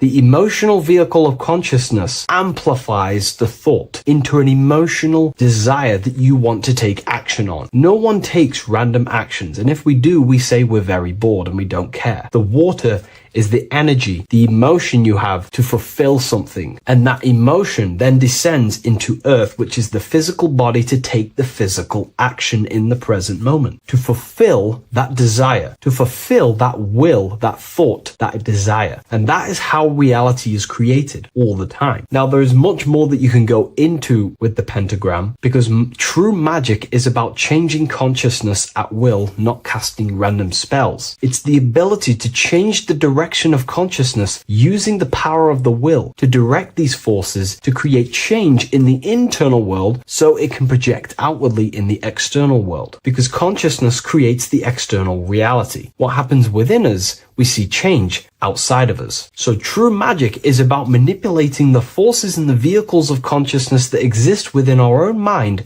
to produce a change in the material world. There are other ways you can use magic, by purifying each body of consciousness or banishing each body of consciousness. Other forms of magic, you can dissect each body of consciousness and work with that specific body. If you think you're using your mind too much, you can start using banishing rituals to banish the power of the mind, to stop overthinking, for example. Or if you have lack of emotional connection with your emotional vehicle of consciousness, we can dissect this body, tap into this body, and invoke this body and strengthen it. We're dissecting each body and vehicle of consciousness so we can work with it to create a specific change inside ourselves, then to be mirrored outside of us. So pretty much this pentagram represents the descent of the spiritual turning into a material reality. Hence why sometimes we see a human figure standing in the point of a pentagram, because it ultimately represents the microcosm. You are the microcosm.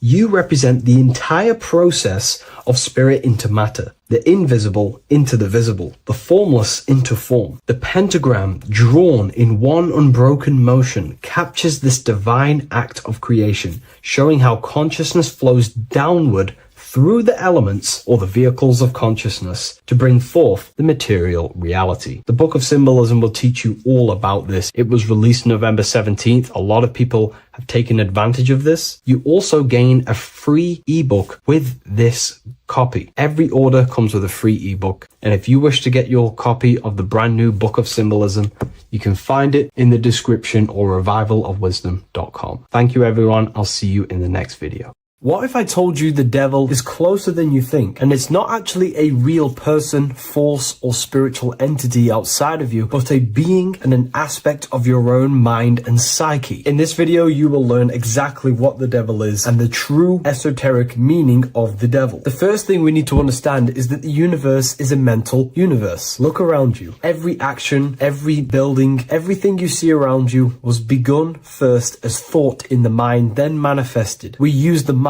to build and shape our reality. The universe, the world, only exists inside of our mind. Therefore, God and the devil exist inside of our own psyche. So first of all, the devil is not a literal being, but a symbol of the lower self. It represents the unmastered, ego-driven part of the human mind, a symbol of destructive thoughts, emotions, behaviors, lives in realms of chaos, fear, hatred, lust, and ignorance. This is why we see the devil as red, because red is the lowest vibrational color on the color spectrum. It also corresponds with the root chakra, which is all to do with survival instincts. Red represents chaotic and intense emotions like hatred and anger. When we are angry, our face turns red. The devil represents our animalistic fundamental needs, our instinctual needs, our survival state of consciousness. We have a survival state of consciousness and a godly state of consciousness. Our godly state of consciousness is creating, not just experiencing in the animal state, but consciously creating reality. This is why we see the devil with a goat head, an animalistic head. And the head is where the brain is. The animal head represents living off instinct, the part of our mind that lives on urges, impulses, and instincts. Eating, sex, power, ego-driven actions, and ego-driven thoughts. Animals are only aware of themselves. Animals live on instinct. They have no ability to consciously create like humans. This is our lower desires for the material world. That's not to say the material world is evil. However, when our consciousness is only seeking material things, this leads us down a path of self-destruction, because nothing material can ever satisfy our soul. Everything material is temporary. Therefore, the devil represents the part of us that seeks only material desires, only material fulfillment, the ways of thinking where we only think about ourselves and ego-driven thoughts. It also represents the unchecked, unconscious self, where we have no mastery over our thoughts, over our emotional impulses, and no mastery over our actions. We are living in instinct and impulsive states, which causes chaos, selflessness, destruction, and keeps us bound to our lower material 3D state of consciousness. It's important to recognize that the word devil was never present in the earliest Gospels. Instead, what was mentioned was a spirit of evil. This distinction is crucial because it underscores that the idea of the devil, as popularly conceived, does not actually exist as an independent entity. Rather, it is a personification of the lower aspects of the human mind, a facet of our own consciousness. The term spirit of evil was not meant to denote a specific deity or being, but rather any force of negativity, whether it manifests as a destructive thought, emotion, or action. A spirit is a force, an energy, and we have three forces that create our reality: thoughts, emotions, and actions. We have full control over these three aspects, which transform and mold reality. A destructive thought, a destructive emotion, a destructive action is a spirit of evil, and it originates from the darker aspects of the human psyche. So now, because we're on the topic of the devil, we have to look at the pentagram, which is obviously connected to the devil heavily. The upright pentagram represents spirit, air, water, earth, fire. Upright, which represents spirit, the most important element on top of the earthly elements, showing spiritual principles over material principles. As spiritual beings as we are, we have to put our spirit first, our higher self first, and material things second. Why? Because material things never satisfy us long term. Seeking material fulfillment will leave us feeling unfulfilled in the long run and very unhappy, and we can lose ourselves in illusions. We have to put our spiritual principles first. Seeking wisdom, knowledge, connection to the divine, and connection to our higher self is what gives us true fulfillment in our hearts and souls. But when we see this pentagram inverted, we now have spirit on the very bottom, which now represents earthly principles on top of the spiritual principles. We're putting our earthly elements on top of our spiritual element, which this inverted pentagram represents no longer caring about spirit, no longer caring about our invisible internal world, and only caring about this external body, food, sex, material things, cars, money, and all the things outside of us, the world outside of our mind. This is what true Satanism is. Satanism is not worshipping an external deity, but it is worshipping the self, only fulfilling the ego's desires. This is what true Satanism is, and we have all been conditioned to live in this state. Satanists want us to believe that there is an external deity called Satan or the devil, and the reason they do this is because they trick us, making us believe that we are not Satanists, while they are actually conditioning us to be self-seeking, ego-driven people, where we only care about sex, food, material things, and money, which is actually conditioning us to be Satanists. 80% of the population today are unknowingly involving themselves in Satanism, which is ego-driven thoughts, actions, and emotions, dwelling and living in this state where we only care about ourselves. When we are spiritual, we realize we are all one. We are all one consciousness family, and we need to do things that help and contribute towards our collective experience, helping others instead of seeking to serve only the self. The angel is depicted with wings, which represents elevation, higher self. The devil is represented with an animal horns, which is on the ground. A goat is on the ground, which represents the lower self. This is the elevated mind and the lower material mind. Horus, the bird, higher self. Set, the ground animal, lower self. Jesus and Satan. These are two forces, two characters that exist within the human psyche, not real entities. They are forces of our minds, and there is a battle between our higher self and lower self all the time within our own minds. There's always a part of us that's telling to do one thing and another thing, to do something bad and to do something good. There is this battle inside of our own consciousness. Here we have the human spinal column. The human spinal column is showing you the higher and the lower self. The higher self represents the head. The head is where the mind is. This is the creative essence of the universe. This is where all material things begin as a thought in the mind. We create with the skull, with the brain. This is our higher self, the heavens, connected to the heavens, the sky. And the lower end of the spinal column is where our reproductive organs are, where our gut is. Our reproductive organs and our gut is all to do with survival. The lower end of the spinal column, lower instinctual 3D based consciousness. The lower end of the spinal column is where our lower self dwells. Eating, consumption, power, and sex, lust. These are all emotional forces and instinctual based organs that are not inherently evil, but when we dwell and live off this lower end of the spinal cord, it keeps us in low states of consciousness. Our goal to raise to our higher mind is to balance this, not to overeat, not to abuse power, not to abuse sex and lust, but to master these organs and gain the ability to say no to these organs so that we can raise to our creative side of consciousness. Instead of dwelling in our instinctual nature, we can turn to our creative nature and consciously become a builder and constructor of reality. This is the true way of raising consciousness. This is the stairway to heaven, out of the animal consciousness to the higher consciousness. To wrap all of this up, it's all about gaining control over our instinctual lower nature and allowing our spirit to rule over our body and not our body ruling over our spirit or mind. The moment you let a thought become instantly an action is the moment you are an impulsive person. We are all trained to be this way. It is okay if you are in this state. The moment you let a thought turn straight into an action without questioning, that is the mind controlling you and you not controlling the mind. We need to gain control over the mind, and we do this through many different ways, through meditations,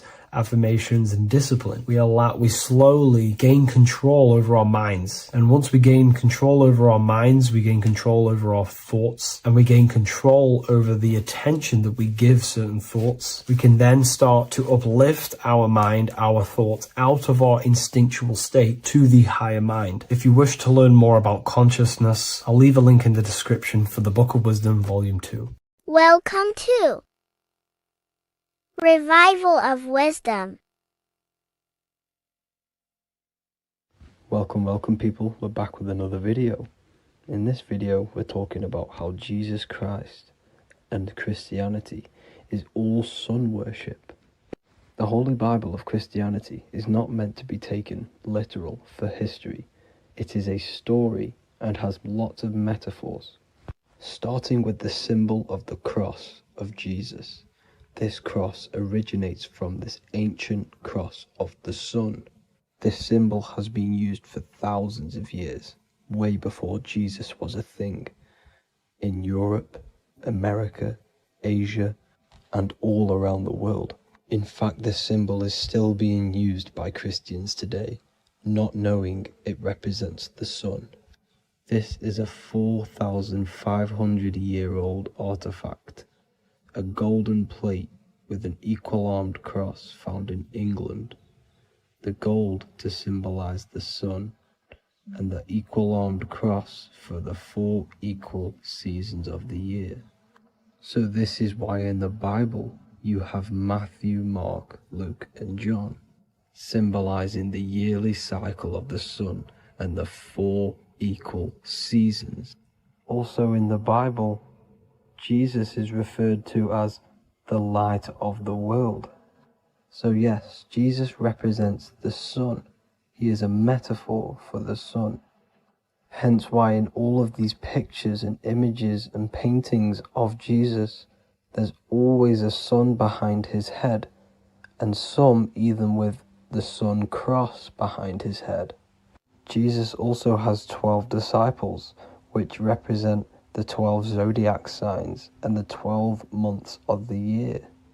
This is the Last Supper by Leonardo da Vinci.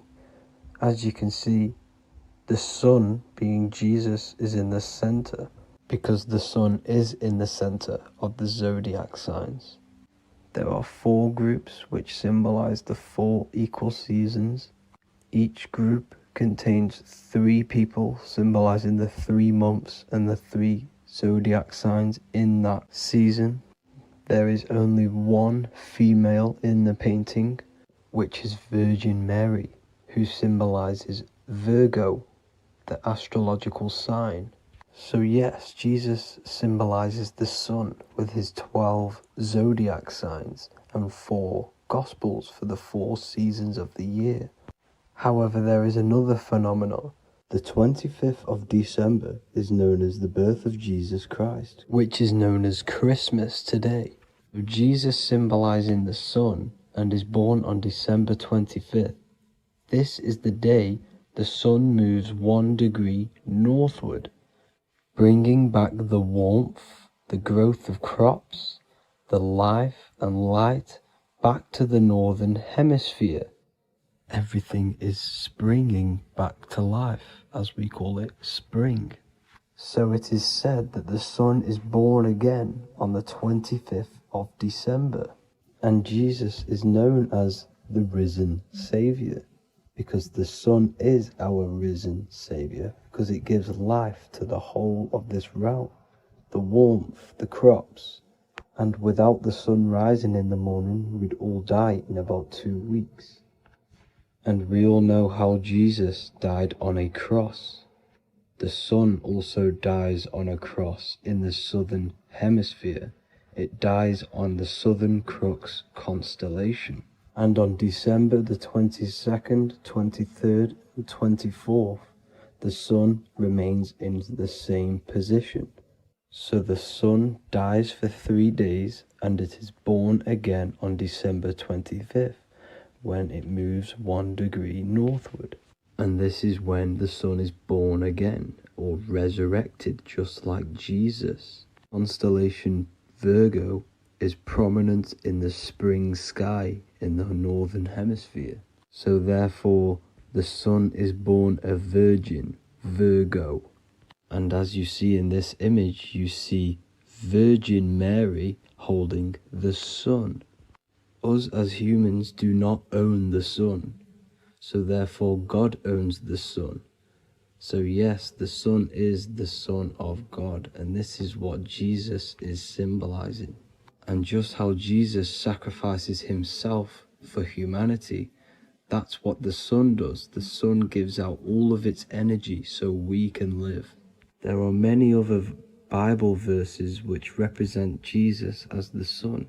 Now in Matthew 8:23-27, his disciples are in a boat and there is a massive storm. Jesus is asleep, meaning the sun has not arose. And the disciples say, "Save us, Lord, we are perishing." Quote, "Then he rose and rebuked the winds and the sea, and there was a great calm." End quote.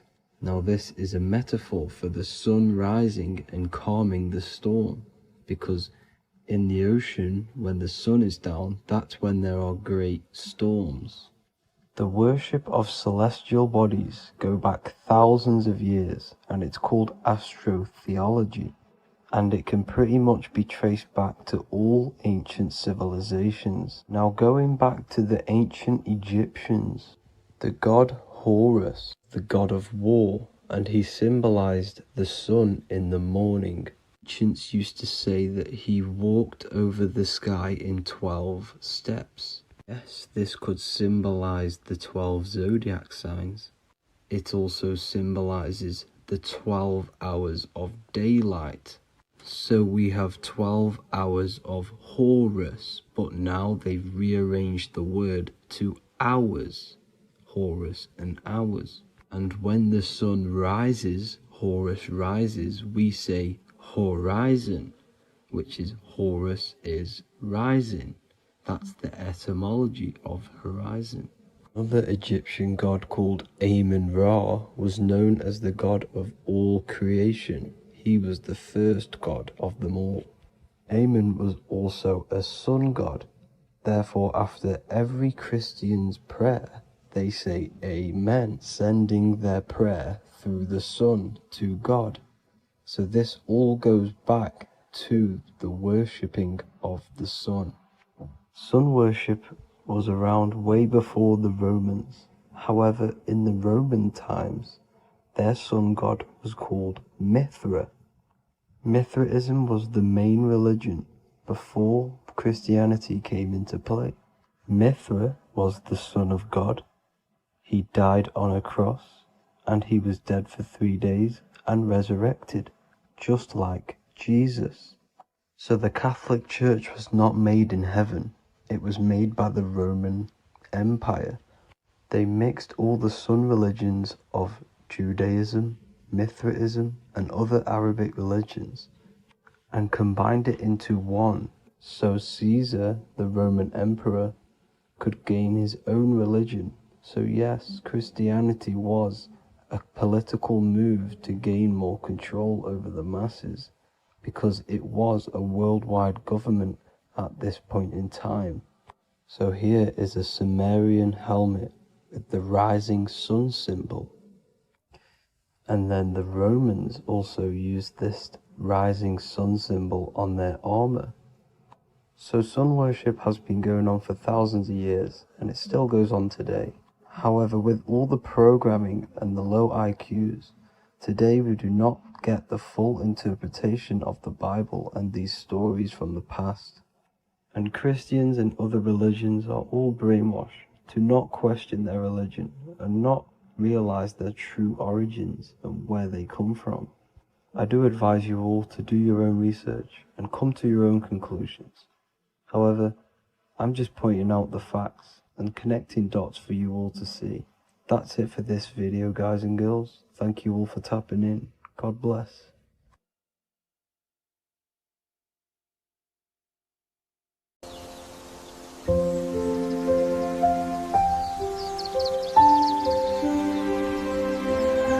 bookofwisdom.com. Visit today.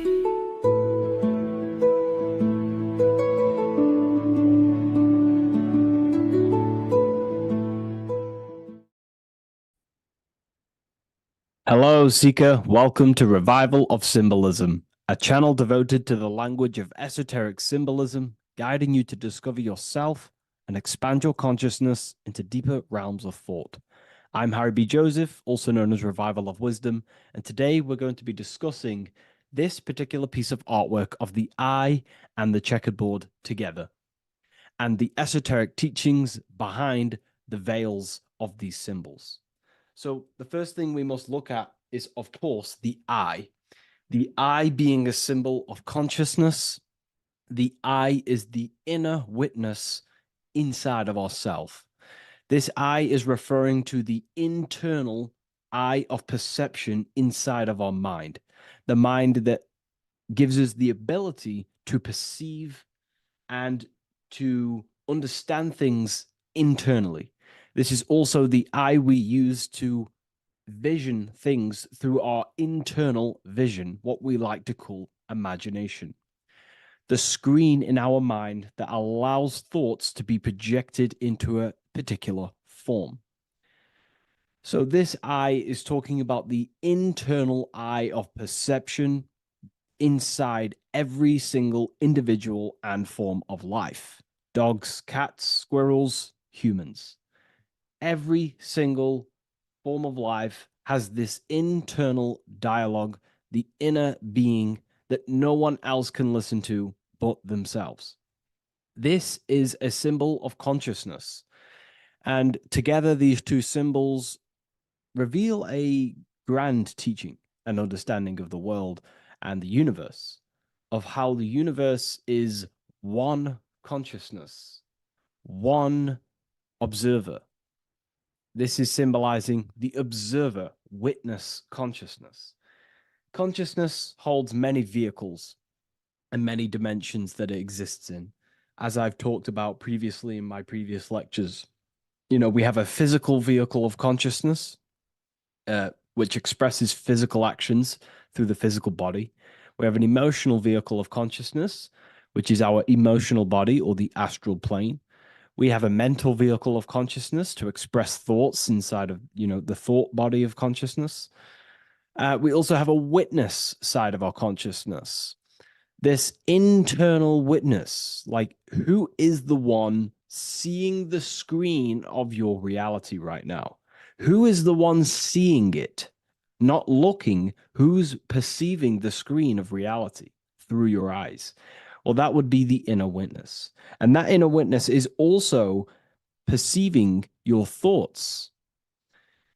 A lot of people become identified with their thoughts, and they let the changes, the ever coming, unfolding changes in their mind, world, become a part of who they are.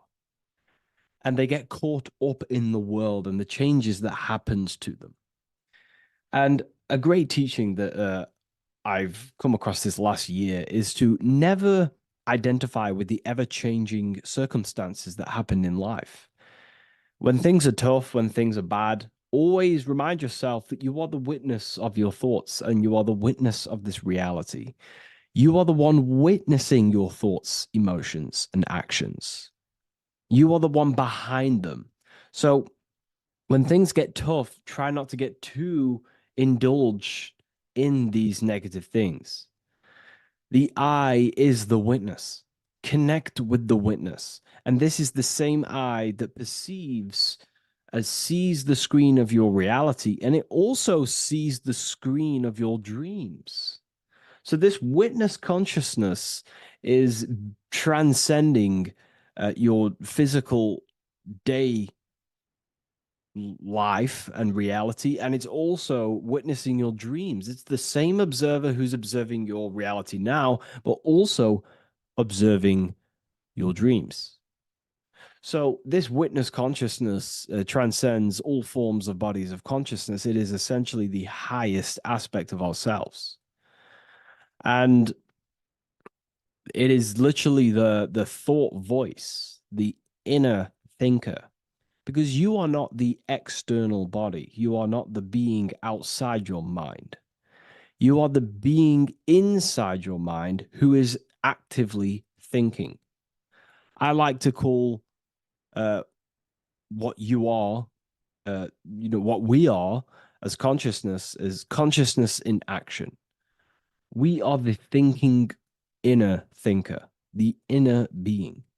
And it's about becoming into contact with that inner being again to unveil who we truly are. If we sit back and truly have a thinking session of, closing your eyes and going inside yourself, and you ask yourself, who am I truly? Who am I beyond all of my beliefs, memories, my body? Who am I beyond that? And it will lead you to the inner voice, the inner dialogue. But again, you are not the voice. You are the one hearing the voice. You are the silent, invisible one, the one behind the veil. So this is ultimately what the eye is representing. It is representing the inner self shining, looking down upon the earth, upon duality, right? But this also reveals a great teaching as well, is that consciousness is universal. It is not something solely given to you. It is universal. It is a part of a greater whole. Consciousness is personal and also impersonal. We have our personal sense of self. We have this inner voice. We have this sense of who we are in this world. And that is our personal sense of self. But you can also transcend the personal sense of self by turning off the mind and fading into the collective impersonal consciousness, which is ultimately what you call transcended states of consciousness, altered states of consciousness, or astral projection. When you astral project, you are simply accessing this impersonal aspect of consciousness. And this is ultimately what the symbol is representing with the checkered board floor, because the checkered board floor is duality, division. There is many, many different forms, but the I is singular. This is representing how the universe is one witness being, one consciousness expressing itself in infinite life forms and into division. But ultimately, division is an illusion. Consciousness fades into an impersonal consciousness. So the checkerboard floor and the eye above symbolizes how consciousness fractals itself and crystallizes into many different forms of personalized consciousness. The self, the sense of self, right? And this is why we always say, I am. I. If we look at the word I and the word I, so we have I, which is I am, and you also have the word I, which is like the eye you see here in the sky. The I, and if you look at the beginning of some words, you have inside. You also have internal, intelligence. All things to do with the inner self. Most words begin with an I, which is, I find, is a great connection because it's referring to the inner intelligence, the inner being, the inner sense of self. So the universe is essentially one being expressed in many different forms. That's also found in the word universe, uni, coming from the root word unite, meaning oneness, unification, united, and verse being a verse of a song, because we're all playing the song of consciousness, which is an ever unfolding song, an unfolding vibration, an unfolding creation. So this is simply representing how consciousness fractals itself into many different forms. And when we identify with our self-consciousness, our sense of self, we no longer realize that we're a part of a greater whole. We're part of a unified field of consciousness. And there is only actually one true being in the universe, and that is the inner witness. And that inner witness is inside of every living form. And in order to truly process that, it takes a lot. You have to disintegrate who you truly think you were before you wake up to this universal truth. Before you understood this, you just think, I am me, you are you, and everyone is divided and everyone is their own being. When in fact, we're all not. We're all one consciousness expressing itself infinitely. And it's kind of like a social system. Consciousness is always interacting with itself. When you interact with someone else, you're interacting with yourself.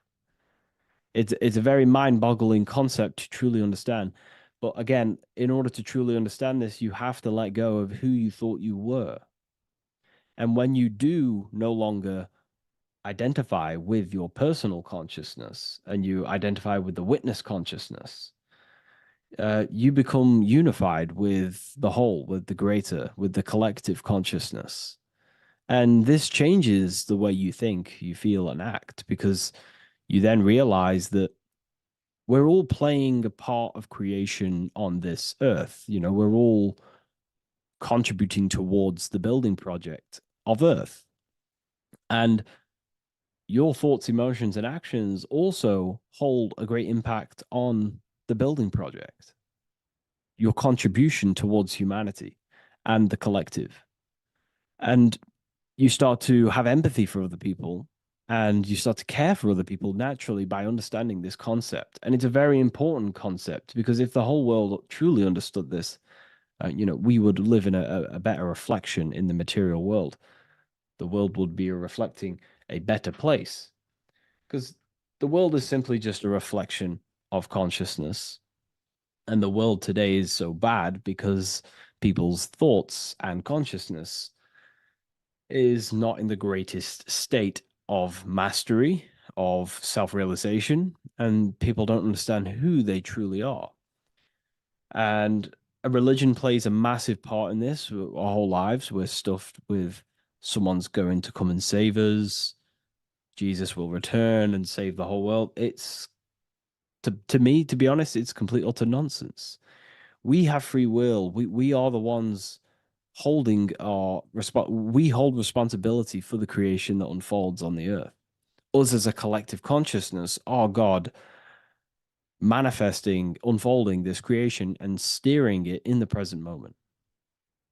And that's another thing. Reality was never created thousands of years ago. God is creating the world right now through the present moment, and it's unfolding. In a continuous state of becoming, just like you are in a continuous state of becoming. Time is evolving. Time evolves our minds. It evolves our sense of self. And we evolve over time as an individual and as a collective consciousness. And so does the earth go through this change as we change. So it's important that we are becoming more self-aware in the world so we can actually start to reflect a better world.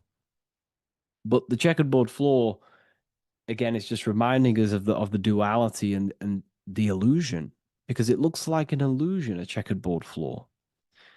It's an illusion. The physical world, if you only look at the world through the eyes, you will live in the veils of illusion and never see the light, the higher understanding of the world. You will see everything as divided. You will see everything as I am me, you are you, and live in division. But in truth, we are all one. We all come from the same source, and we're all the same infinite witness expressed in different forms. And this brings me back to the concept of love. Love is the force that unifies consciousness. It unifies yourself. It unifies your relationships with people. If you love your partner, you love your brother, your sister, your whoever it is in your life, it unifies. If you have a care for someone, it brings you two together and you grow the relationship by expressing care into the other person, and it grows. So love is a very expanding, it allows things to grow and it unifies things. And when you start to love yourself, you start to unify with yourself. And when you start to when you start to love nature, you start to unify with nature. So if we understood this, the world would be a better place. And love is the force that unifies the collective consciousness. If we truly hold love for ourselves, for others, other individuals, nature, then the world will become more unified. It unifies consciousness. This is the force of love. It's a very, very powerful, powerful force. And I do truly believe and come to understand now that love is the reason of all creation, which is the generative principle. All action is coming from a place of love or care. We only take action on what we care about. So even the sun is a symbol of love. It just expresses life, gives away all of its light, life, and energy to the earth and asks for nothing back. It is love, it is the expression of care. And that is what unifies consciousness. So, again, this is just talking about the inner witness and how consciousness expresses itself in many forms. And the checkerboard floor also transcends that idea that I've just described of how it's consciousness divided in many forms. It also represents a state of an individual's mind. The checkerboard floor is symbolic of being divided, you versus me thinking, walking down the street and thinking everyone's a threat. It also represents their thoughts, emotions, and actions not being aligned, not being unified. Their thought, emotion, action are scattered, and they're not creating things consciously. It also represents many, many different personalities in our minds, the divided personas and personalities in our mind that we have. And the I represents the unification of that. It's about unifying our mind pretty much to not have all of these different characters and sides to ourselves and actually being a whole mind, uh, becoming conscious of uh, the unconscious aspects of ourselves and transmuting them. And when we become conscious of something, we then hold the power to change it. If we have an unconscious part of ourselves, we never truly realize it. We don't change it, and that unconscious thing can actually seek to control our thoughts, emotions, and actions from that place of the unconscious mind. So ultimately, that's what darkness to light represents. Darkness symbolizing things we are unaware of, because when something is in dark, you cannot see it. Most people are in darkness of their imagination. They don't realize the power of their imagination. They're unconscious of it. They don't use it. And to become conscious of that is to put it into light. Shedding light on something reveals something. If I shine a torch on an object, it's going to reveal it. It's the truth. So it's about becoming conscious of the aspects of ourselves that we may be unconscious of, and actually using them and transforming them as tools. And again, we have the I with light, with white and black. This is duality. You are also the witness consciousness, as previously mentioned, and the witness consciousness thinks in duality. We think we are the hater and the lover. We are the deceiver and the truther. The truth is that consciousness thinks within duality, and within the mind, beyond the witness, there is duality in thought.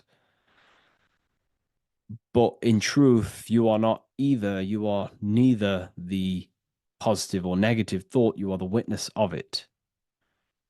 There's a great saying in the Gospel of John, and I can't remember exactly the words, but it goes something along the lines of, lift the wood, I am there. Lift the stone, I am there. It's basically saying that everything is the I am, everything is the same consciousness. No matter where you go in the universe, you're talking to self. You're talking to the same thing. You're seeing the same thing. It is the same consciousness that is everywhere. So consciousness thinks within duality, and it is the light and the dark, and we have the ability to transform between them. And some people think that, darkness is all evil. Darkness is not inherently evil. Darkness is not inherently evil. There are dark aspects of the world that help you actually progress into the light. Without the darkness, consciousness can't move into the light, into knowingness. Without bad, there is no evil. They are needed. Both of them are needed. So, in order to understand the light, you have to understand darkness. And there are some forces of some forces of darkness in the universe that are purposely there to cause certain things to then push you and activate the good or the light. Some Gnostic texts talk about how there are very powerful beings that purposely descend themselves into darkness on purpose to make things happen in certain people's lives, so it actually pushes them towards the light, towards the good. So this is ultimately the whole allegory of Satan is. Satan was created by God, and Satan is necessary, which is symbolic of darkness.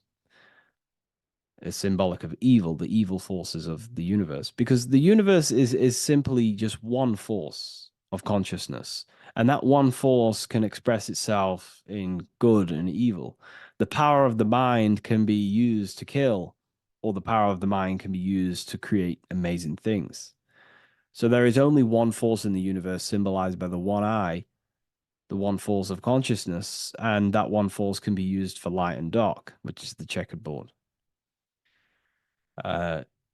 It's also symbolic of the checkered board being on the ground, symbolizing the earth, which is base awareness, duality thinking, base consciousness, stuck in division consciousness. And the one eye symbolizes unification of the mind, a balanced internal perception. We're rising from the ground to the sky, symbolizing from heavy to the light, from darkness to light. The eye is also symbolizing perception, what we perceive, and this is ultimately the end goal of all occult and esoteric research, is to gain more light, to gain a higher perception of the self, to gain a higher eye, a higher perception. That's why the eye is always raised above, symbolizing you're chasing the eye, you're chasing a higher perception of yourself and reality and the universe. It also reveals the teachings of the eye that is always watching you. There is an eye always watching you, and then that eye is the laws that governs consciousness. Consciousness, or your mind, is governed by certain laws that your mind cannot escape, such as cause and effect, vibration, mentalism, correspondence, rhythm. The 8 universal principles that pretty much crystallize consciousness into a reality. Your mind cannot escape the law of cause and effect. That force is too powerful to escape. Therefore, this is the eye watching you. This is the eye that has governance over you. It is the laws. But then again, on a negative context of the eye can then become a symbol of surveillance. Hence why certain organizations and companies in the world use the symbol of the eye, symbolizing surveillance, gaining, manipulation and surveillance over humanity and certain things and data. So there's light and dark of every symbol. It's just depending on how you use it. But ultimately, that is the teachings of the checkered board and the eye in the sky. If you wish to learn more about yourself, because that is the only thing that matters in the world, learning about yourself. The only thing you take with you after death is the knowledge that you hold in your mind. You can't take your car, you can't take your possessions, you can't take your money. The only thing you take is your consciousness, your level of mastery, and the things you know. With that being said, I'll see you inside Ethereal University if you decide to join, and I'll see you in the next video.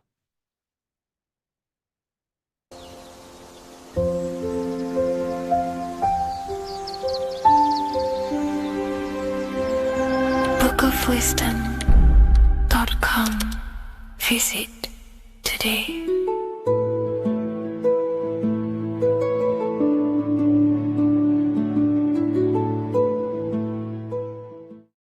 What if dreams aren't random at all, but messages from a deeper part of yourself, trying to show you things? In this video, you're going to learn exactly what dreams are from an esoteric view, how to control dreams, and how to dream more frequently. Dreams are not nonsense. They are expressions of the subconscious mind. In the daytime, we're using our conscious mind, what we are aware of. This represents the daytime, the sun, the external world. We're operating in the external, outside the body in the day. But when we go to sleep, we return inward. Everything does this breath. We breathe in through the nose and out through the nose. Everything does this in and out process in the universe. We live, we die every single day. We wake up, we express things in the external. Then at nighttime, we return back to darkness, back to the internal. This is the breath of the universe. We have summer, we have winter. This is the breath of the sun and the seasons with the earth. You have an internal world and an external world. External is physical, the internal is spiritual. Like I said, when we go to sleep, we are returning back to the internal world of your own consciousness and subconscious mind. Your subconscious mind holds everything about you, your memories, your traumas, everything you've ever learnt, your language, your name, your job. Everything you identify with is stored within this vast network of the subconscious mind. It is your own personal consciousness. Therefore, when we dream, we return back to the subconscious mind, and we are in fact thinking, but in a subconscious way. The subconscious does not speak the same language as the conscious mind. The conscious mind uses language, thoughts, and all things that are very logical and very easy to understand. The subconscious is the complete opposite. It is very indirect, metaphorical, and symbolic. The subconscious communicates and works in symbols. Ultimately, symbolism is the language of consciousness. This is why in occultism and esotericism, it is filled with occult symbols, because symbols are used to communicate directly with the consciousness within the subconscious mind, and the subconscious mind is ultimately connected to the collective consciousness. We are all connected and tapping into the mental plane, where we receive thoughts, ideas, depending on what we attune our mind to. That's why we call it a mindset. But getting back on topic, the subconscious mind is your own personal network. It is like a net, an interconnected web of your thoughts, memories, traumas, emotional blockages, and all the things you identify with and have experienced in your life is stored within this network. It can be seen as a web. One example of the subconscious mind using symbolism is this next story I can tell you. Let's say I was in a very traumatic car crash as a young child. I experienced a lot of emotional trauma in that car, and that deeply impressed my subconscious mind with that trauma of emotion that I felt. Therefore, every time I see a car in my external world, that car is now a symbol that represents the state of consciousness I was feeling in that particular time of the traumatic car crash. The car is a symbol for a state of consciousness within my subconscious mind. Just like when you see a word, that word triggers what you believe that word to be in your subconscious mind. Symbols are the language of the subconsciousness. Therefore, when we dream, we are basically seeing symbols of our own personal subconscious mind. Our higher mind, which is basically our subconscious, the higher version of you that exists beyond your human thinking mind, communicates using symbolism. The higher mind does not speak human thoughts, human language. It speaks the language of symbolism. Therefore, when we dream, every event, every person, everything that happens, and everything you see is your own personal subconscious mind materializing within the plane of the astral plane. This is a dimension that sits just above the physical world that everything is pulled out of. For example, look around you. Everything you see around you was thought, then imagined. Imagination is the astral plane, and this astral plane sits above the physical world. As above, so below.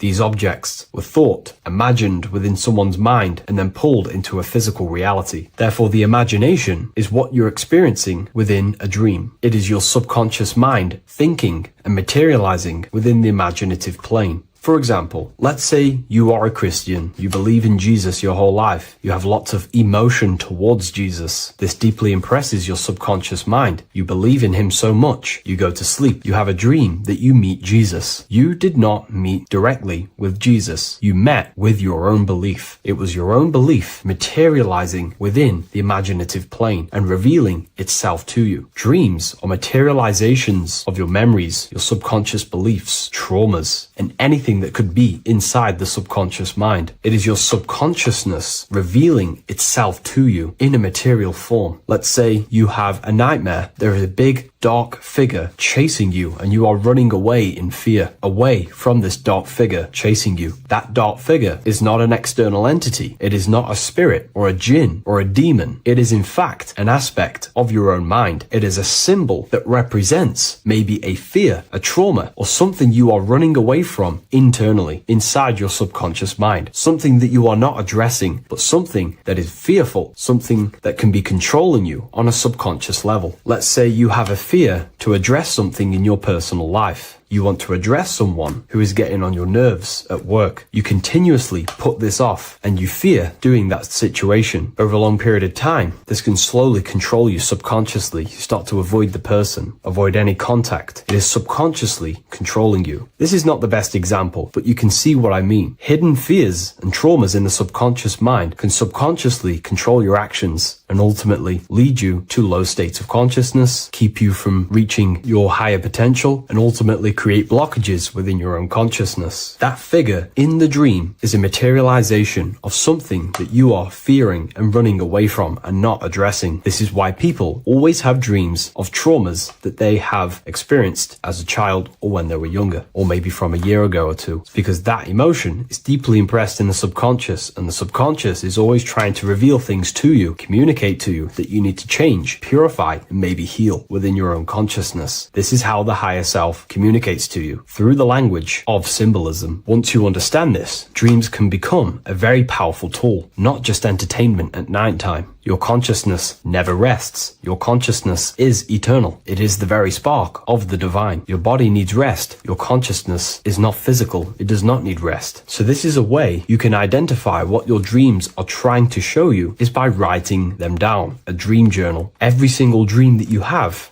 a book placed near your bed. Every time you wake up, first thing you should do is pick up the book and write every single detail that you can remember about the dream. The people that you met are all symbols or aspects of yourself. Maybe it is a friend you saw in your dream. That friend represents a state of consciousness that is within you and is trying to reveal something to you. It's about making the subconscious into the conscious, to become conscious of the unknown. Write down every detail, everything you saw, every event that played out, even the details of the clothes that they were wearing. Everything is symbolic within dreams. Write everything down and then analyze the dream. Don't analyze it from a logical mind. Analyze it with the right hemisphere of the brain, which allows you to see metaphors, read between the line. Try and gain the message that it's trying to show you. What does this overall mean to you? And what could this reveal about aspects of yourself that you need to heal or maybe take action in your life and world? Because your higher self is always guiding you towards awakening and fulfilling your mission in the manifested physical world. Dreams speak in symbols, not logic. Ask about your dreams. What is this trying to tell me? Don't take things literally. Look for an emotional tone and symbolic resonance. With practice, you'll begin to understand the personal language of your subconscious mind. Now that you understand that, again, please leave a like or a comment on this video. This is now a technique for lucid dreaming and dreaming more often. This is not going to happen overnight. This is not an easy method. It simply takes practice and dedication. Every morning, choose 3 time slots. For me, I choose 4:30, 5 a.m. and 6 a.m. 3 alarms that are going to go off at these 3 times, half an hour apart from each other. Each time you wake up, stay awake for 5 to 10 minutes. Turn off the alarm. Try and keep your conscious mind awake, but drift back into sleep. There's no other better way for me to explain that. It's very difficult, but try and keep the mind awake, but the body falling back asleep. More than likely, you will drift off back to sleep. Then the next alarm will go off half an hour after. This will wake you up again. Guaranteed. You will probably drift back to sleep by repeating this process. After the 3 alarms go off, each one of them times, you're either going to have a dream or a lucid dream, but definitely you will have a dream. And if it doesn't work one time, keep trying it. I've been using this method for a very long time, and I can tell you 70-80% of the time it triggers a dream, and a very vivid dream. And it's ideal for lucid dreaming because keeping the conscious mind awake while letting the body fall asleep, you can become conscious within these subconscious realms of your mind. But when you are conscious inside the dream world, you can do what you want, but you also want to let the dream naturally unfold. If you try and take too much control, then you will wake back up. If you feel any fear in your dream, you will wake back up into the material world. Another tip to dream more often is to meditate before bed. Simply close your eyes and think about nothing for 5 to 30 minutes. Detach from everything outside you, your name, your job, work, thoughts. Mentally detach from the world and the physical pleasures and become pure awareness before you try and go to sleep. This will help you become conscious while being within the self. If you wish to learn more about consciousness yourself, the Book of Wisdom Volume 2 can definitely help you. I'll leave a link in the description. Thank you for watching this video, and I'll see you in the next one.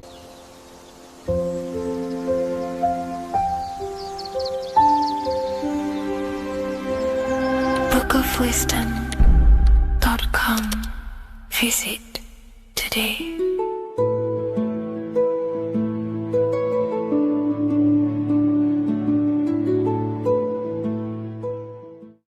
There is a massive mystery around the Freemasonic G, and in this video we're going to be discussing it. Some people call it geometry, God, gnosis, genesis, generation, but in fact it's all of these things, and all of these things relate back to one concept that links them all. And in this video, you will be discovering this secret force, which pretty much creates everything in your reality in your life, and has done unconsciously, whether you are aware of it or not. The Freemasonic G is the 7th letter in the English alphabet. This is important because the number 7 has many mysteries inside the esoteric and occult traditions. Some people say the number 7 represents the 7 colors of light, the 7 major planets, or the 7 musical tones, 7 days of creation. The number 7 is a massive mystery. But what we have to understand is that in the context of Masonry, Freemasonry is all about building the self. Every day we wake up, we are either building our prison of our mind or freedom of our mind. Everything inside of esoteric Freemasonry is about building the self and reconstructing our consciousness, our inner dialogue, the inner voice. We're transforming the mind from low awareness to high awareness. This is why Freemasonry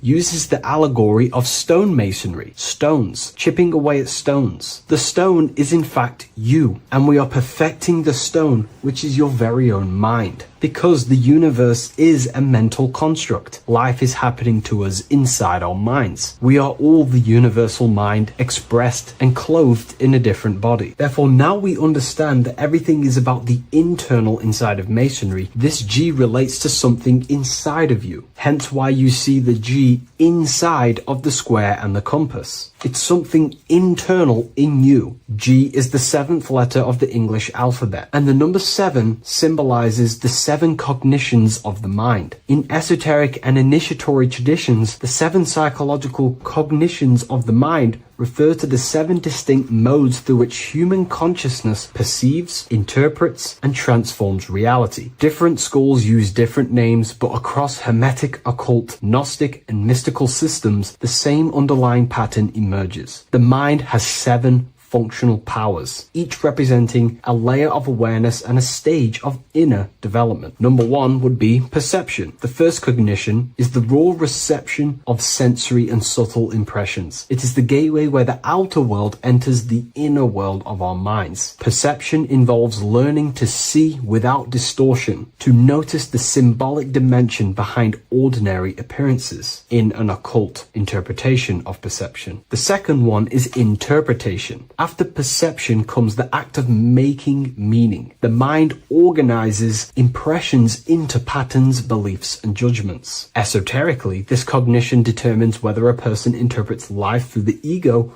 or through the higher insight of their higher consciousness. The goal is to purify interpretations so that the intuition can speak through it, to clear our minds of the clutter, master it, and let our higher consciousness shine through it. Number 3 is the imagination. This is the creative faculty that produces images, symbols, and visions in the mind's eye. This is associated with the astral plane. We live in a mental universe of thought. Thought wraps itself inside of imagination. The thought alone has no true form, but then the thought wraps itself in a vehicle of consciousness, what we call imagination, and we give form to the thought. Imagination becomes active. Imagination becomes active imagination, the foundation for rituals, alchemy, meditation, and visionary insights inside of occult traditions. Working on your imagination is a key part on developing your consciousness, as it is literally the sight into the astral plane, your internal vision of the mind. The fourth cognition of the mind is emotion.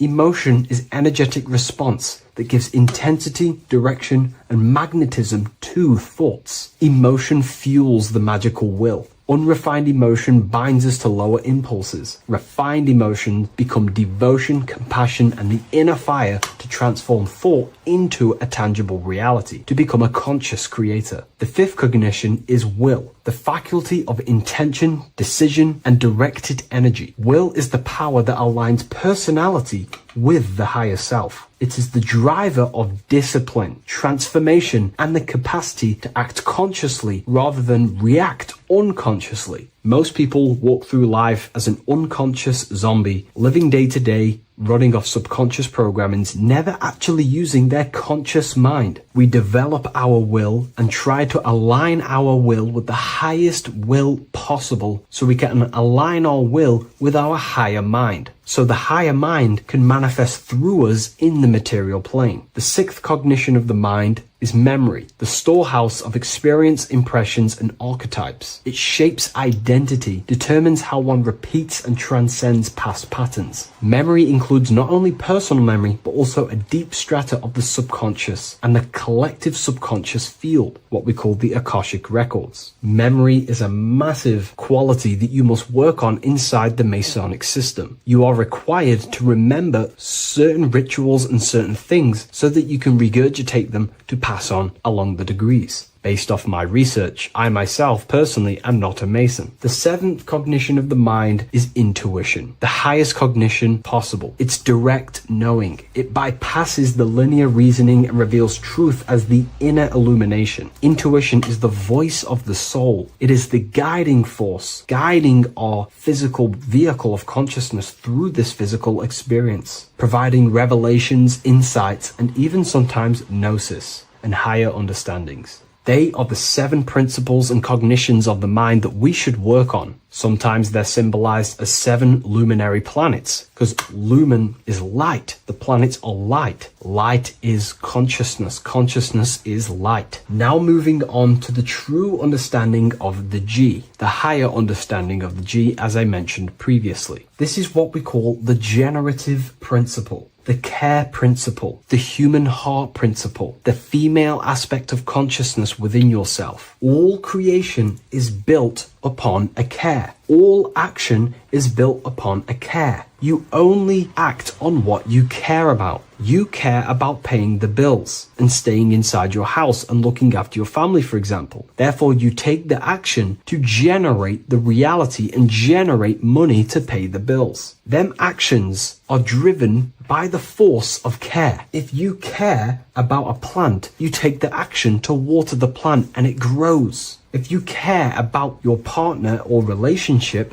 you give them attention and care and love, and you grow the relationship. As soon as you stop providing care, watch the relationship crumble and the reality destroys itself. Care is the generative force of reality. This is the generative principle that generates your experience in this world. We are in a continual state of becoming. Each cause gives birth to an effect, and that effect gives birth to a new cause. The G is the generative principle that drives creation in the present moment. Reality is creating, unfolding in the present moment, and the G is the force inside of you that generates your experience. You're watching this YouTube video right now because you have a care in your heart for the information I have provided in the past, and you have a care about watching this video. As soon as you don't care, you take action to do something else with your time that you actually care about. The G is the generative force of the heart. It is the love energy. You only take action on what you love or care about. The whole world is built upon this principle. This is why we say money makes the world go round, because the whole world has a G or a care for money, and it's making everyone wake up in the morning, take actions, and make the world go round. It is the G, the care for that principle or money object to generate that reality. It is the force that drives you, hence why the G is sometimes surrounding with light rays, because it represents a force, emanation, something that is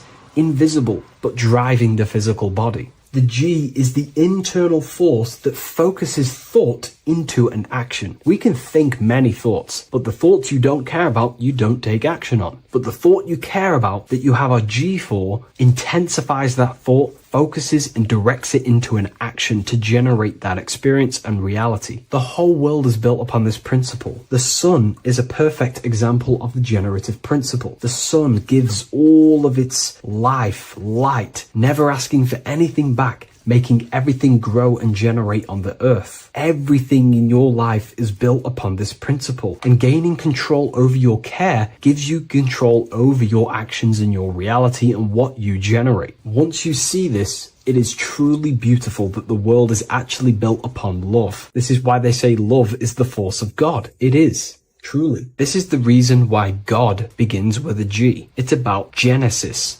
Genesis means creation. G, generation. Anything that generates and creates is all to do with a care or a love energy. But don't get me wrong, people can love sick and twisted things, and they act upon them sick and twisted things. This is why purification of ourself is important by understanding this principle, as it is a very powerful principle to understand. This is the reason why the word gift begins with a G. You're giving something. I care, I'm going to give you something, a gift. Or guidance. This is what guides you into becoming something, what you love. This is why also gnosis begins with a G. Gnosis is not actually knowledge. Gnosis is knowledge attained by direct experience or through direct experience. For example, you're not believing you're watching this video right now. You know you're watching this. Know, gnosis, same phonetic sound. It's about knowing. Gnosis is about gaining knowledge of the self. Self-knowledge through direct experience. Instead of believing in God, I seek to know God through direct experience, by altered states of consciousness, transcendent meditations, understanding human anatomy, understanding the laws that govern my mind, understanding creation. That is direct gnosis, knowing that God exists instead of believing he exists. By going within the self, questioning the self, and gaining a deeper relationship with the inner observer, you start to gain gnosis, self-knowledge through direct experience. And in order to gain gnosis, you have to care, because gnosis requires action. It requires you to meditate and go within yourself. It requires you to study yourself. It requires you to go within yourself. And in order to do that, you have to care. If you don't care about knowing yourself, you won't take the action to generate the gnosis. If we take a look at this piece of Freemasonic artwork, we can see a whole lot going on here. But if we focus down here with the temple with the letter G on, and when you walk through the temple, there is a pathway leading up a hill towards the light. The light reveals things. If something is in darkness, you can't see it, but the light reveals something. It's symbolizing truth, the light of gnosis, knowingness. And in order to walk this path, you have to go through the temple, which means entering in yourself. This is symbolic of the path. The Masonic path is about the self, reconstructing and learning about the self. In order to walk up that hill, it takes a lot of effort. It's not easy walking up a hill. You're going to be tired. It's not easy. It's horrible. Who likes walking up a hill? I know I don't, but people like hiking and stuff. I understand that, but it's symbolizing this is hard work working on yourself, because the labor of working on your mind is the hardest labor you will ever do. It's called the great work or the Masonic work. And in order to climb that mountain, you go through the G. You have to have the care. If you do not have the care, you will not walk up that mountain. You will not generate the gnosis. You will not get close to the light. You have to have the G to walk that path of self-mastery and working on your mind. This is very, very important. If you want to gain the light, you have to have the G inside of you. You have to have the care to generate a higher consciousness. If you want to earn more money, you have to have the care, or else you will not take the action necessary to generate that reality. This is why we have to master ourselves and write down everything you love. It could be even the bad things. It could be lust. It could be anything you're wasting your care energy on. Try and remove them one by one. Master them and become disciplined. And then you'll have more G energy, care energy to direct towards something else in your life to generate and grow that experience or reality. Again, the word grow, G. It is a growing force. What you place your love and care into grows and expands. What you have a G for is what you spend your time and attention on, your two spiritual currencies. So this is the Masonic G, and I hope you gain a deeper understanding of this. So that is pretty much everything about the Masonic G that you need to know, and hopefully this has helped you. If you wish to learn more and gain guidance through your life and understand yourself on a deeper level, the book I've used today is called The Book of Symbolism. I'll leave a link in the description.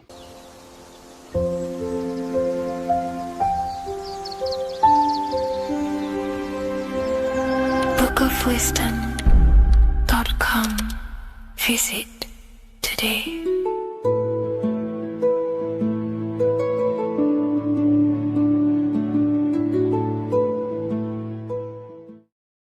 Hello and welcome to another video, people.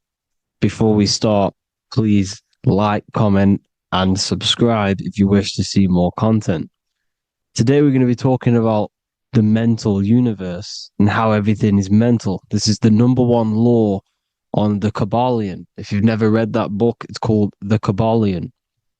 A very good book. It's the first law because this is the most important thing you need to understand. Is how everything exists within the mind. Behind every single one of these eyes is the same consciousness expressed in different bodies. The mind is what gives perception to what you're experiencing. Behind every single one of these eyes is the exact same consciousness, but the brain that they inhabit is giving them a different perception, a different being, a different body. Now, this is the difference between humans and animals.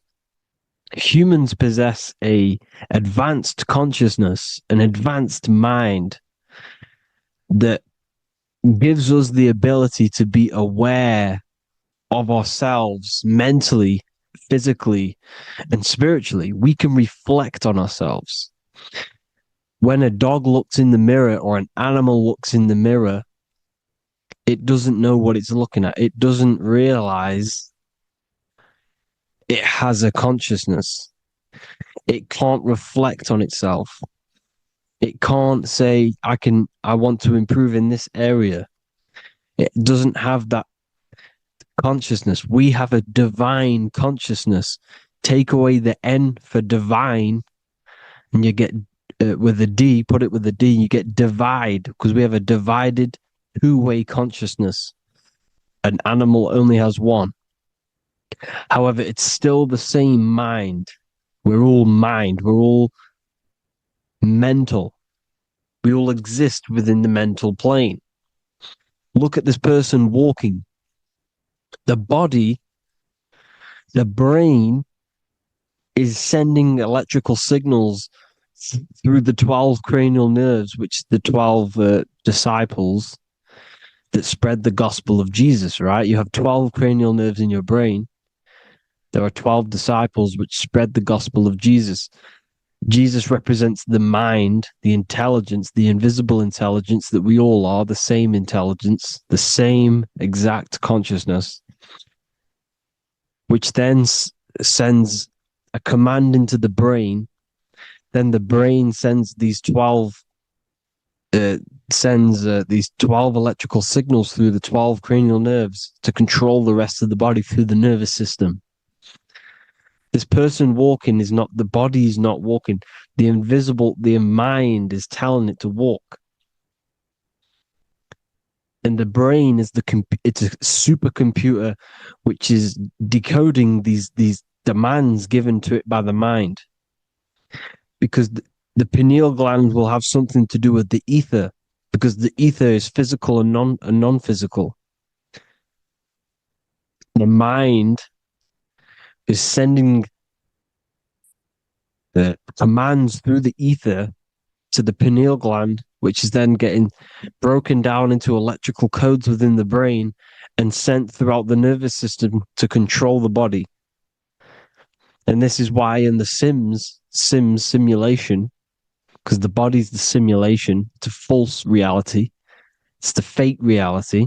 It's not the real you. You are formless. There is no form. But the third dimension is a dimension within your mind. Matter, mind, light is all a product of your mind. It's all in the mind.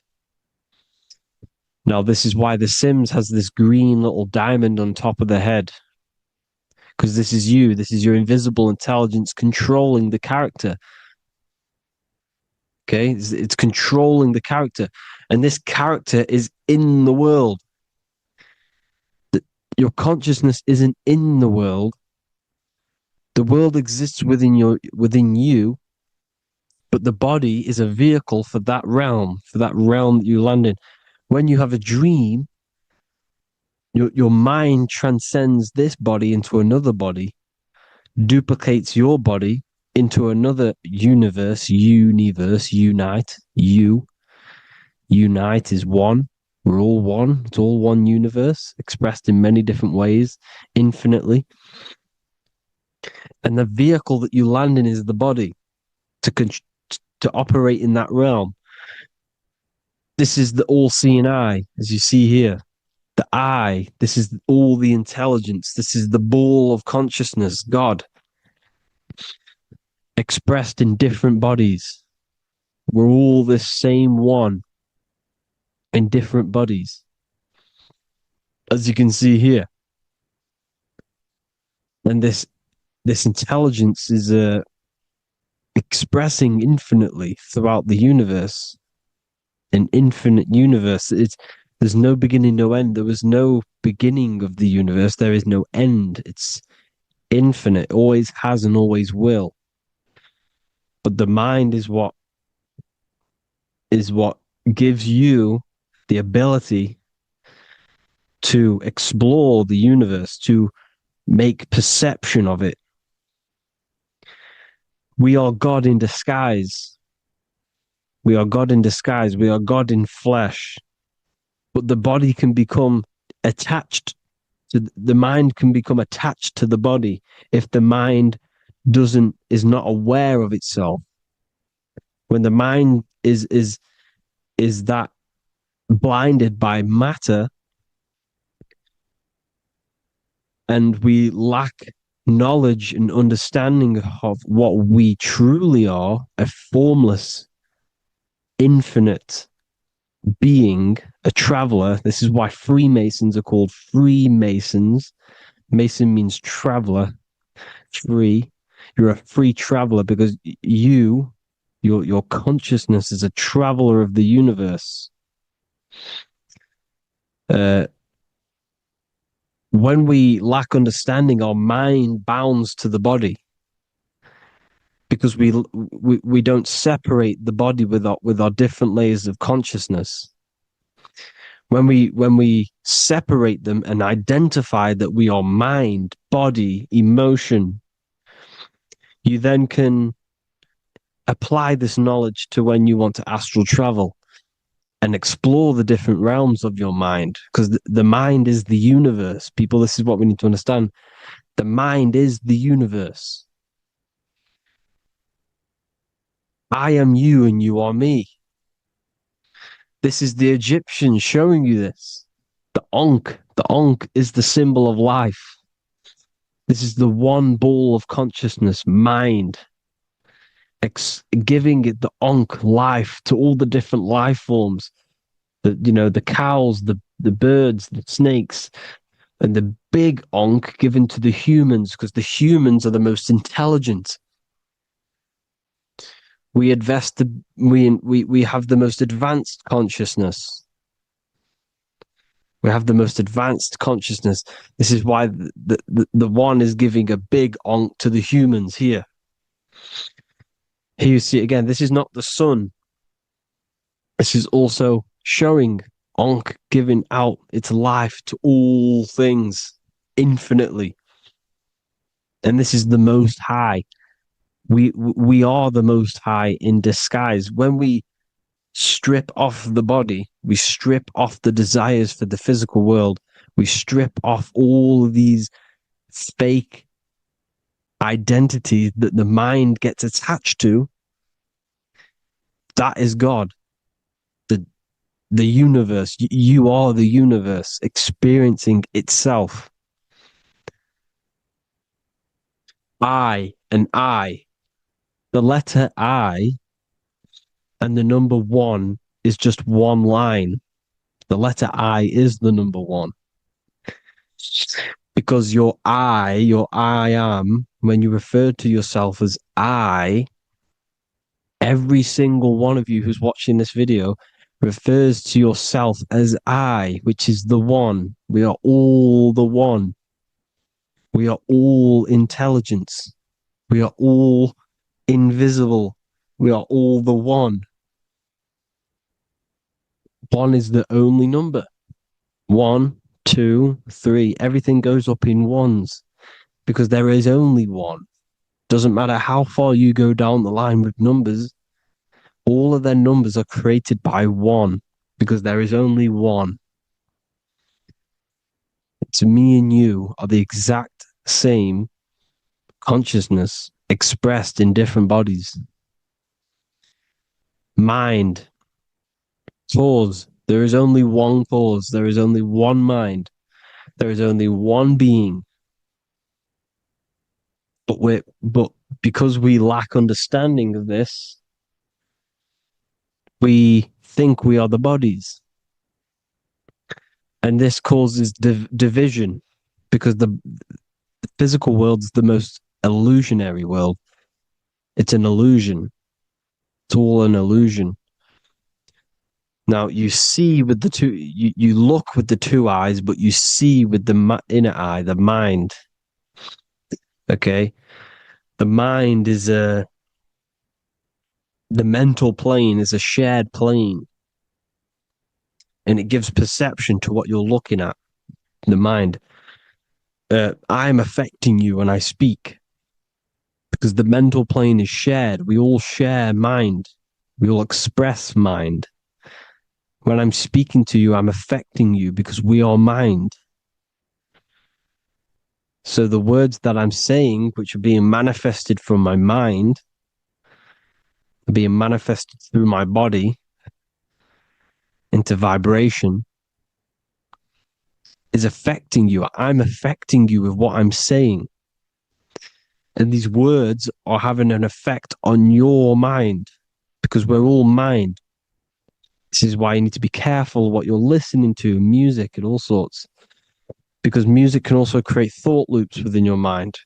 Because the chorus, we shouldn't be listening to choruses. Choruses are loops. And what they're saying in the chorus is being looped. And this can create thought loops within your mind. Go and listen to an old song that you used to listen to about 5 years ago, 10 years ago, 20 years ago. Go and listen to an old song and you guess what? You will get nostalgia. Why will you get nostalgia? Because that song will trigger the thoughts that you were thinking in that time of listening to that song. So songs with choruses create thought loops and they reprogram your subconscious mind. It's important why music is very powerful. Mine and mind, same word. See, language is the truth, people. This is why I use language in all of my presentations, especially the English language. It's riddled with occult truth. I is my me, I, you, and me, or I, one. We are not the name, we are I. Every single one of you is I, because we are all the one, all mind. Now, the only thing that is truly mine is my mind. When you say something is mine, it's an illusion. It's not yours. The only thing that is mine is mind, my mind. Okay? It's my mind. It's the only thing. It's the same word, mind and mind. Like I said before, everything's one. Hot and cold is different degrees of the same thing, of the one substance. of degrees. The 7 colors are different frequencies of the one white light. Everything is one. There is only one. We are all one. Everything is one. Hot, cold, day, night. It's the same degree of one, which is mind. The mind's perception is what's giving it, labeling it hot or cold. The mind's perception of colors is what is giving it red or purple, hot or cold. There is only mind. The mind gives things perception. There is only one, that is mind. The conscious and the subconscious mind. The male and the female, these are married. The subconscious mind is your hidden part of the mind. Okay, it's hidden. You can access it through different meditations and Reiki teachings, and dreams or manifestations of your subconscious. This is how you know mind and matter are one, because your mind creates matter in dreams. Your subconscious manifests everything in a dream, in the astral realms.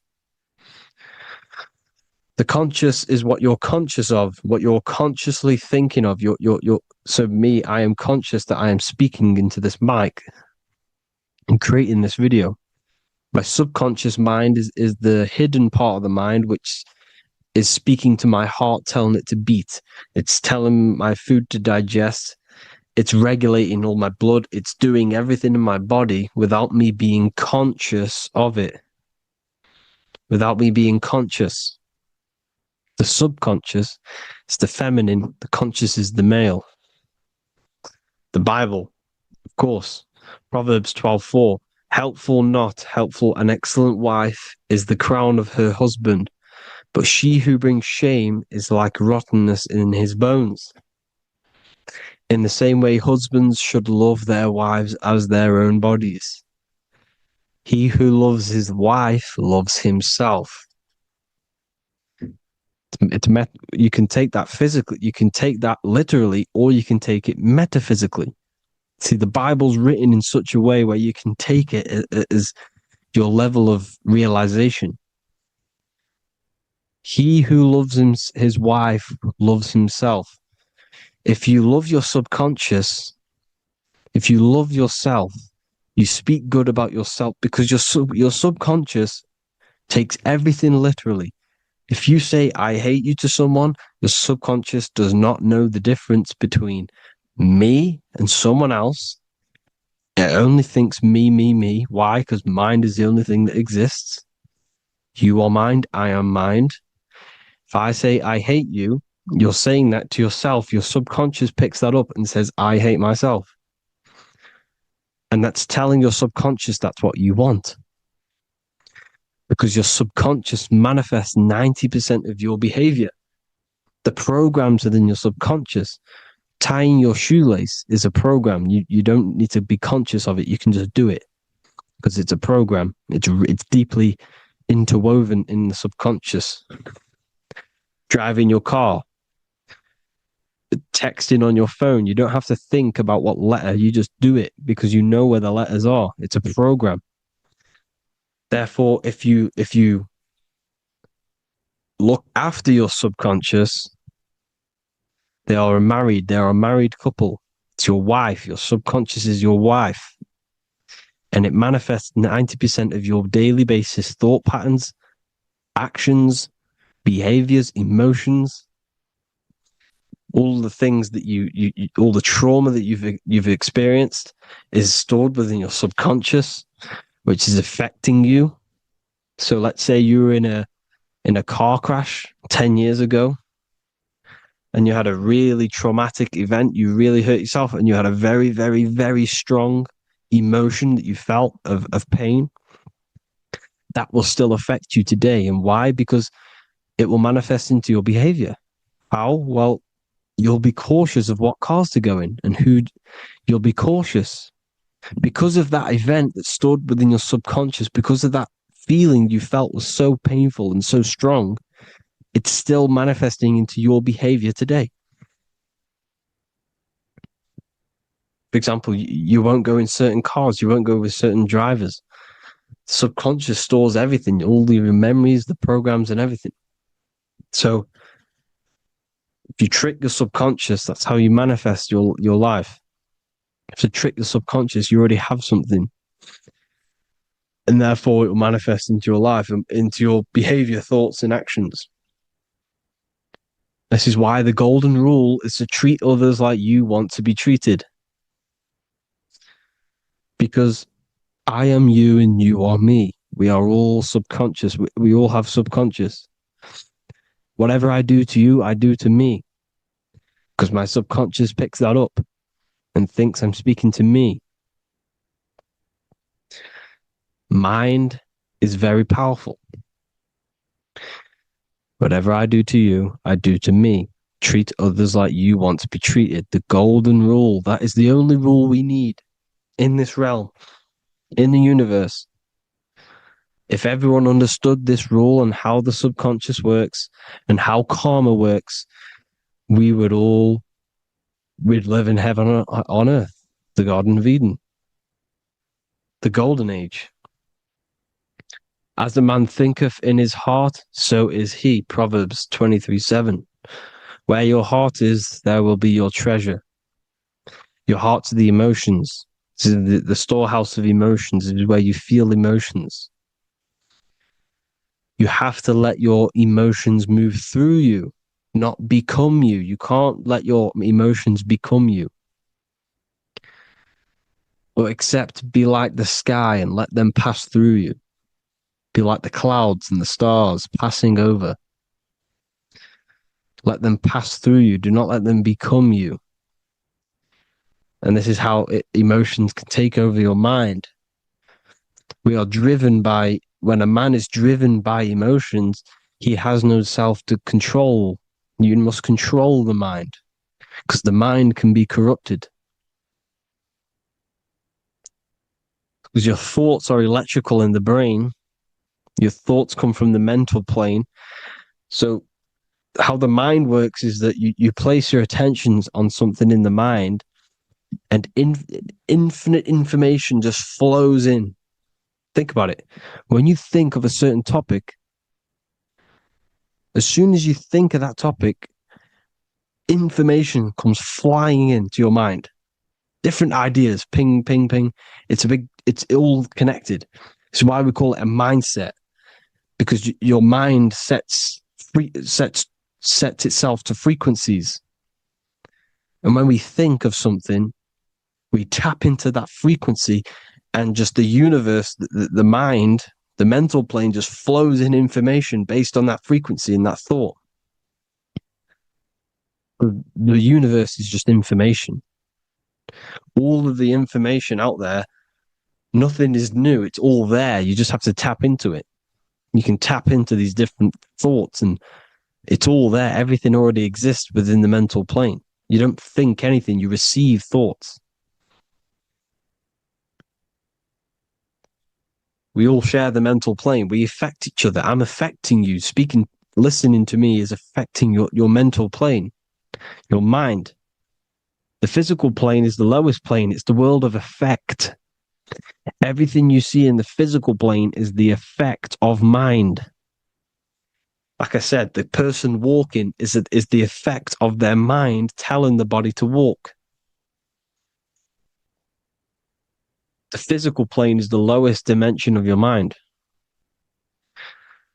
Mother Earth, we are in a mother. We're in the womb still. The earth is feminine. It looks after you. It provides you with food for free. It grows on trees with water.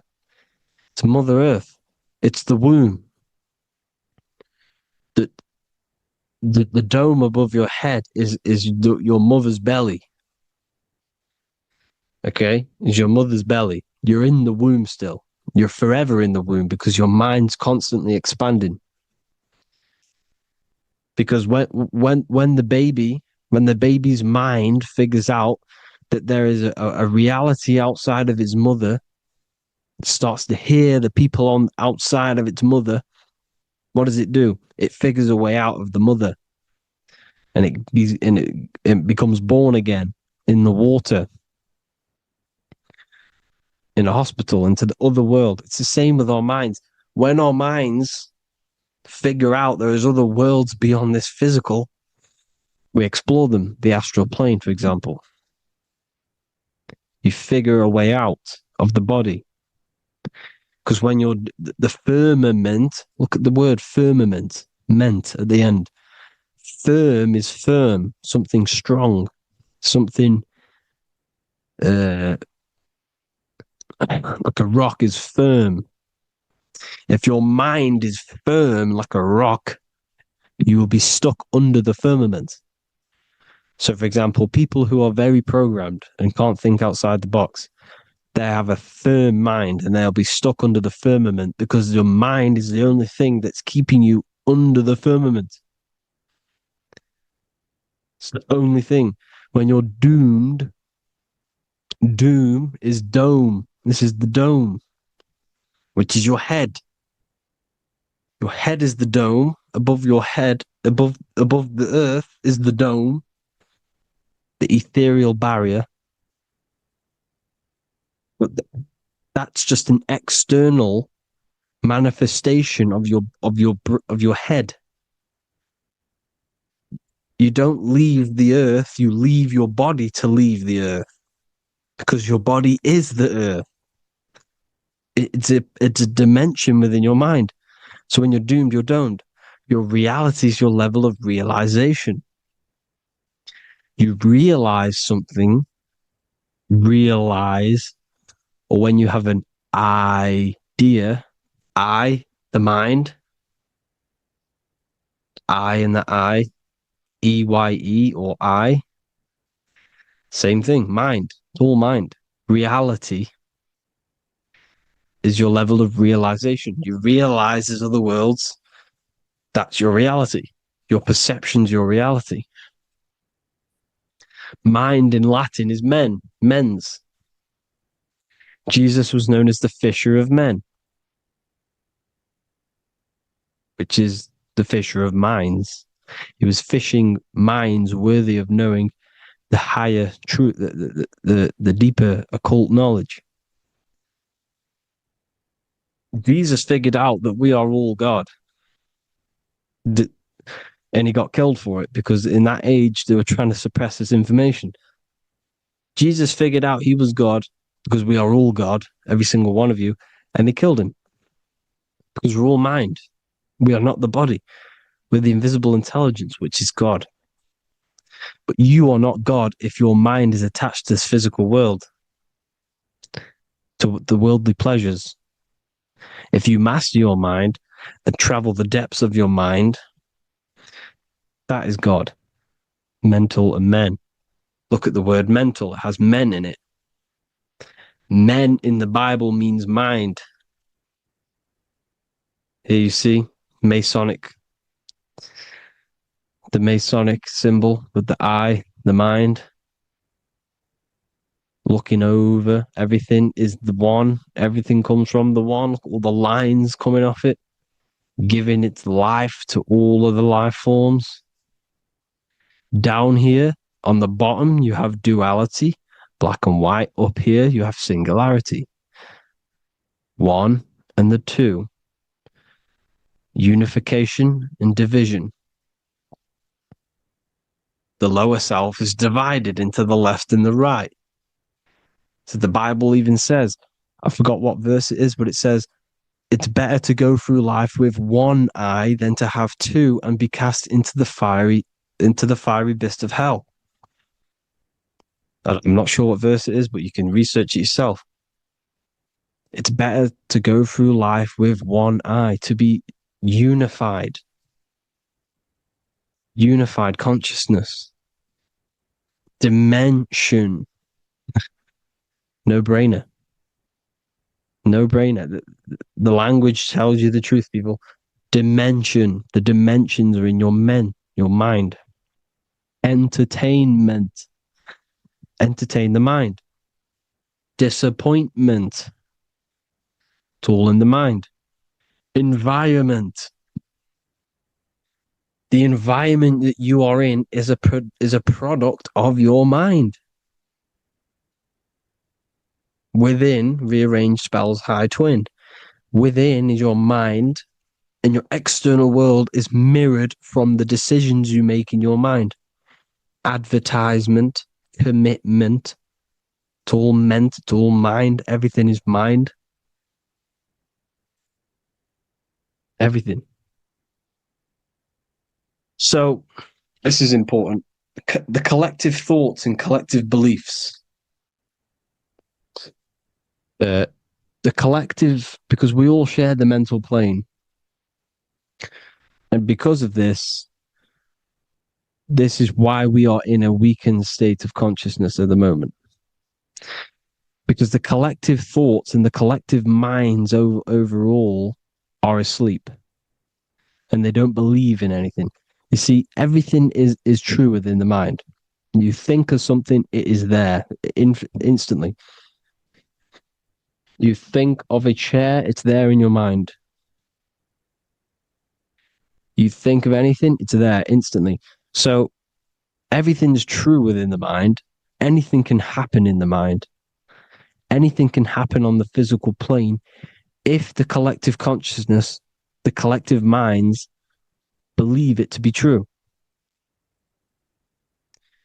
This is why back in the days, in the ancient days, you look at all the old world stuff, you see all this crazy technology, and it's because as a collective, as humanity back then, they believed that they had much more open minds. Therefore, the things manifested in the physical world were a lot more out of the box, so to say, compared to today. For example, magic is not as powerful today because the masses don't believe in it. It's still powerful, don't get me wrong, but if the masses believed, or if everyone knew magic could be real, because it is, anything's real in the mind, it would be a lot more powerful. You see? So and what they're trying to do is create a hive mind worldwide. They're trying to make one religion, an external god.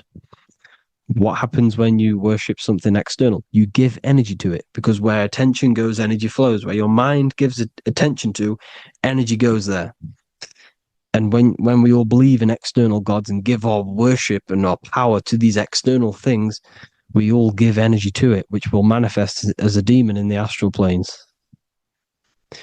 It's a hive mind. They're trying to make a hive mind to summon our energy. Trying to summon our energy. And it through mind, through collective thoughts. The hive mind. They want one religion, one government, one currency, one belief system. And that will create a hive mind, which will limit our consciousness, which will limit what we can do in the physical world. Because if everyone doesn't believe in certain things, it cannot happen, because it's all in mind. Mind is so powerful. I am you and you are me. I hope you all enjoyed this video, people. If you haven't already, join the Wisdom Academy. The Wisdom Academy, we have many occult lectures just like this one. Also, we have just launched Mindwave Hub. If you want genuine frequencies, genuine binaural beats, because the ones on YouTube, the ones on Spotify, Apple Music, they're all tuned to A440 hertz, which shuts down the right hemisphere of the brain. If you want to gain access to your true consciousness, your mind, you need to balance the two hemispheres and balance the chakras. You can do that externally by listening to binaural beats. If you want true frequencies, true binaural beats to hemisync the chakras, hemisync the brain, to gain access to the different dimensions of your mind, well, you can gain access anyway, but it's going to help you if you're trying to learn this. Join Mindwave Hub. The link will be in the description. Listen to the binaural beats, meditate to them, listen to when you go to sleep. They'll massively benefit you. Thank you all, people. Hope you had an amazing, lesson. Hope you learned a lot. And please subscribe. God bless you all.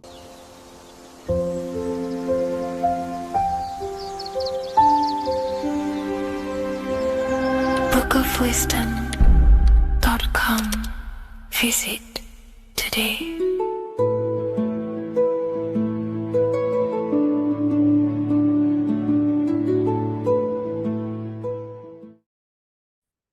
You are not breathing correctly. 98% of people only use a third of their lungs capacity, which is shallow breathing, which ages you, lowers your brain capacity, and also lowers your state of consciousness. So it's essential that you breathe consciously on a day-to-day basis, because this is what truly elevates your consciousness. I am going to give you the key for you to raise your consciousness just through breathing alone. Such a simple thing, but yet the most effective way for raising your state of consciousness and becoming more spiritually and mentally advanced. So tune in for this video, and I'm going to show you exactly how to do it and the symbolism behind breathing. Air is more than just air. It carries electromagnetic energy. So now I'm going to give you the science behind this spiritual truth. This invisible force is what sustains all physical life, providing the life force energy essential for existence. Electromagnetism. Everything is fed off electromagnetism. Your body is an electromagnetic battery. Now, we can prove that air carries electromagnetism just by doing a simple test, a simple scientific experiment, by getting liquid oxygen and pouring it between a north and south magnetic pole, two polar opposite magnets. We see that the liquid does not fall straight through it. It is sucked, it is magnetically attracted to these two opposing forces, opposing magnets. This is proof that air, liquid oxygen carries electromagnetism. When you are breathing electromagnetism, the essential life force behind all living beings. This is known as energy or prana, chi, ether, or spirit. This is all the same thing. Air is not just empty space. It is energy. It is prana. It is life force. It is spirit. It is ether, chi, prana. You are an electromagnetic being. Your consciousness is in direct correlation with your electromagnetic aura or biofield around your body. Your state of consciousness is mirrored within this field around your body. Now, your breath, when you breathe in, you're breathing electromagnetism or life force. Breath is the vital link between the physical and the spiritual, bridging the body with the soul. Through breath, we connect with both tangible world and deeper, the unseen realms of energy and consciousness. Breathing deeply and properly elevates our consciousness, enhancing the brain's functions, heightening the sensitivity of our five senses. It also brings a profound calmness to the mind, creating a state of clarity and inner peace. Like I said earlier, breathing properly is the fastest way to elevate your consciousness. It is the fastest way, because breathing, when you stop breathing, what happens? You lose physical consciousness.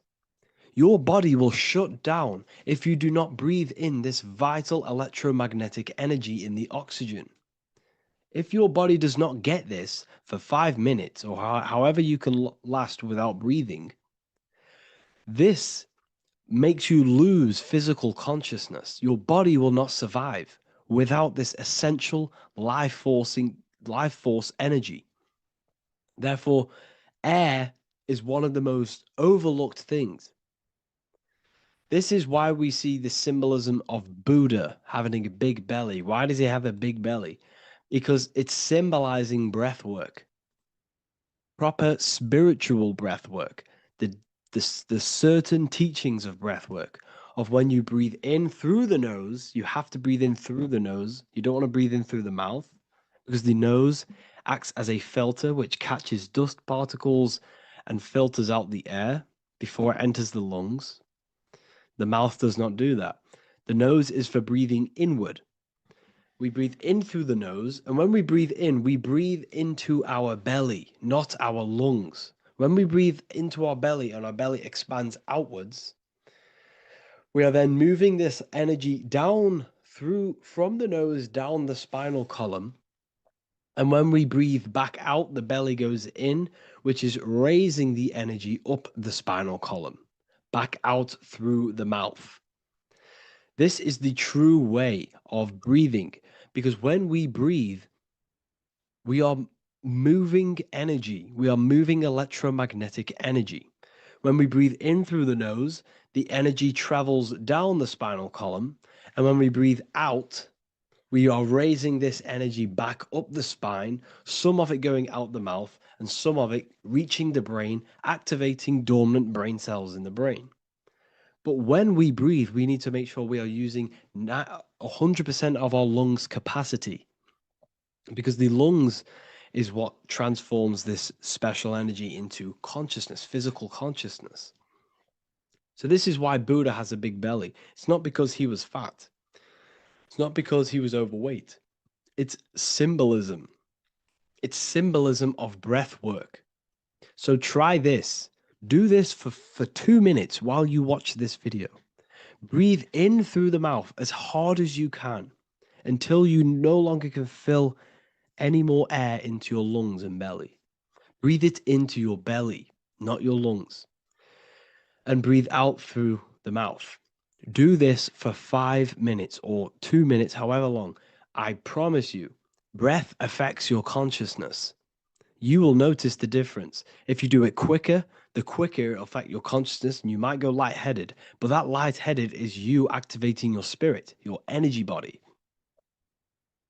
So try this just when watching this video.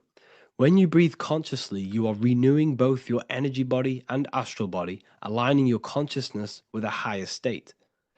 This practice feeds new life force energy into the body, revitalizing and enhancing your overall well-being. Like I said, your brain requires the most amount of oxygen. When we have shallow breathing, this is reducing the brain's capacity. Because when we are not breathing properly, which 98% of people are only using a third of their lungs capacity, we are essentially only using a third of our consciousness, because your breath is directly correlated to your consciousness, your state of consciousness. When you breathe in through the mouth, out through the mouth, out in through the nose, out through the mouth, consciously and deeply for 5 minutes, you will notice that your senses are more powerful and sensitive. Your brain is quicker.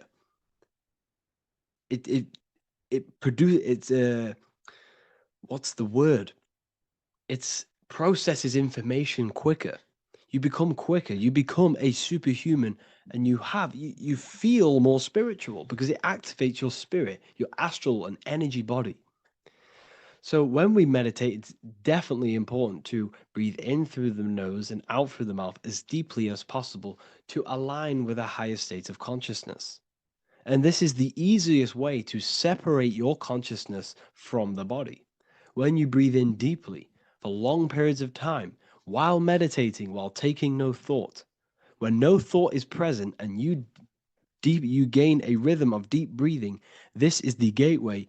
This is the gateway to opening your consciousness. Because when you stop thinking, other aspects of your consciousness can open up. All of our lives we've been thinking, which is blocked off the higher states of consciousness. So breathing is very, very important. It affects our overall well-being. And this is Yahweh, the in and the out of breathing. When we breathe in, this is Yah. You can hear it. It sounds like Yah. And when we breathe out, that is way. This is the name of God, apparently. But God is within you. You can connect with God. You can connect with source consciousness within you by breathing, by raising your state of consciousness through breathing and meditation. This is why the Bible tells you the Spirit of God has made me, and the breath of the Almighty gives me life. You are consciousness. You are God. You're an extension of God's consciousness. Job 27:3. As long as my breath is in me and the Spirit of God is in my nostrils. The Spirit of God is through breath. John 20:22. And when he said this, he breathed on them and said to them, receive the Holy Spirit. The word spirit means breath. In Greek, Hebrew, Latin, it all means breath or wind or air. The Holy Spirit is a certain way of breathing, a breathing technique that elevates your consciousness, that syncs you up to a holy consciousness, an elevated state. That is the Holy Spirit. That's why it tells you in the Bible, when he said this, he breathed onto them. He breathed onto them and said, receive the Holy Spirit. You must breathe to receive the Holy Spirit. When you breathe, you are renewing the body's energy. You're taking in new life force, which is regenerating your cells, regenerating your brain, nervous system, and also connecting with consciousness, pure consciousness. This is not something that we should be doing during meditation. Yes, it is. We should be doing it during meditation, but this is something that we need to apply all of the time. This is the fastest way you can raise your consciousness. I just want to say, all of this knowledge is inside of the Book of Wisdom, Volume 2. Make sure to give a like and a comment on this video to help the algorithm. And let me know what you think about the last book or this book if you have read them, to let the new people know what they're looking at with this book. This is truly life-changing, the Volume 2 and Volume 1 is truly life-changing. You can get them in a bundle also. Learn hidden knowledge inside of the Ethereal University. This is where truth seekers belong. I'm not here to try sell you this, but this is the place for truth seekers. And if you are serious about your spiritual journey and serious about gaining knowledge, which gives you the advantage over life, join Ethereal University. This will definitely help you. Thank you for watching this video. Please leave a like and comment. Make sure to give me any suggestions on videos you want me to make in the future. Thank you all.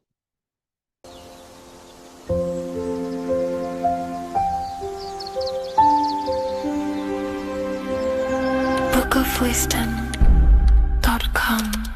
Visit today.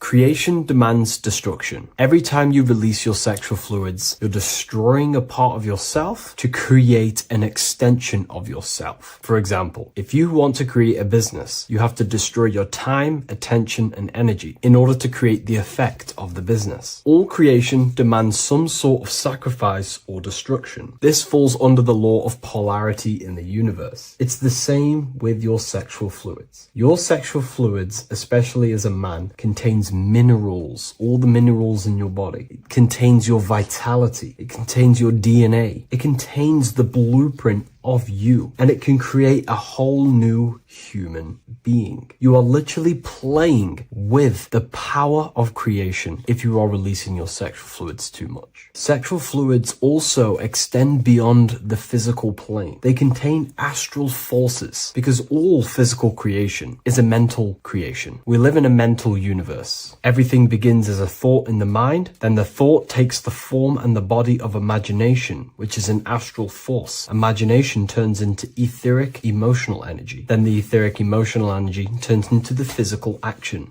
and the physical manifestation. We live in a mental universe. Therefore, these dimensions do not exist separately. They are permeating and mixing in with all. Your physical body has an astral body. Everything physical has astral forces behind it. Semen is known as the astral fluid of the soul. It feeds nerves. the channels of life force and consciousness within the body. And every time you release it, you're destroying a part of your vitality, your brain, your nerves, your energy levels, your creativity, and your DNA to create an extension of you. Therefore, it is a sacred fluid within your body and not something to be played with and to be released too much. Think about it. This is a very creative energy, your sexual fluids. It can create a whole new human being. This is how powerful it actually is. It is the power of creation, and the misuse of this power can destroy your own vitality and your life of your body. Because that life you are giving in order to create an extension or a child is the same life you could keep inside of you and not waste to recycle and regenerate the body. Sexual energy has been for thousands of years associated with regenerating the body, longevity of life, and maintaining youth. Not only that, every time you release your sexual energy, it floods the brain with dopamine. Dopamine is the brain's reward system. Created within the middle of the brain, it releases every time you've achieved something. However, sex or an orgasm is the most powerful feeling you can feel. It's the most amazing, intense feeling and release of dopamine you can possibly feel as a human. Therefore, if you flood your brain with this high amount of dopamine every single day, you are getting the epitome of human feelings every single day. Therefore, you will become numb to everything else in reality. You won't be able to enjoy the small things in life. And I know this firsthand because I experienced this myself. As soon as I stopped, this is when I started to enjoy the little things in life, seeing family, and I actually gained more energy, more ideas. We'll get into this a bit later. It is a creative energy. It creates a whole new human being. Therefore, if we maintain this energy, we can maintain our creative power within us, because that's what we are. We are all creative beings, moving energy from higher dimensions of consciousness, the mind, into lower dimensions of consciousness, the physical world. You hold the power to create. You are not in a world. The world is working through you. You do not possess a life. Life is working through you. You are not in a universe. You are the universe. It's moving through you. There is no past, present, and future. The present moment is you. When we release every single day or frequently throughout the week, like I said, we're triggering the brain's reward system, dopamine, which makes you feel as if you have already achieved something. And if your brain is telling you you have already achieved something by overusing your sexual fluids, then you will not have the motivation to achieve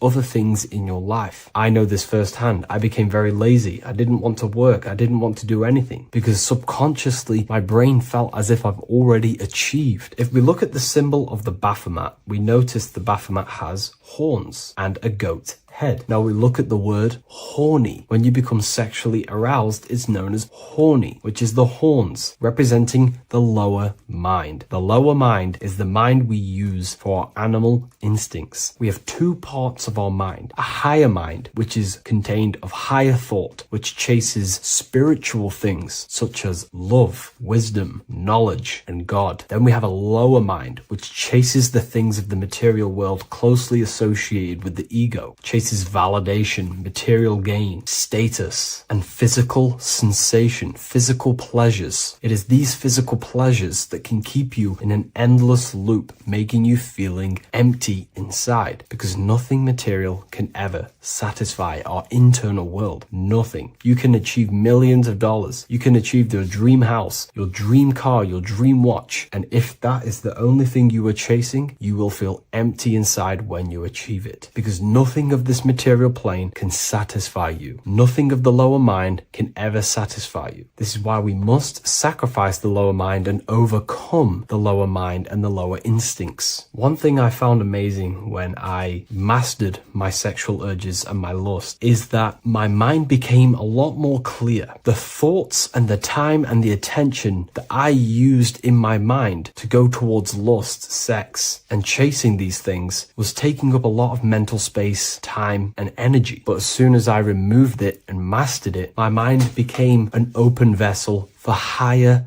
thoughts, to be received from the higher mind. The mind is like a radio antenna. Whatever we attune it with, that's what we receive. If we're constantly thinking about lust and low-level pleasures, we're going to just receive low-level thoughts. But once we remove all of the lower mind and we conquer our physical body and physical urges, our mind becomes an open channel for divine thoughts and spiritual thoughts. This is what most people call today as downloads. You receive wisdom from your higher self. Not only do you receive more wisdom, you just receive more power to create. The male and the female come together to create a child. That's how you were created. Now, the law of correspondence teaches as above, so below. It refers to everything in the universe. Therefore, in order for you to create a reality, to give birth to something, you have to bring together the masculine and the feminine. Your masculine forces are willpower and actions. Your feminine forces are emotions and imagination. When you combine the willpower, action, emotions, and imagination and combine them together, you can give birth to reality. But it's important to only give birth to things that are spiritual, that are good,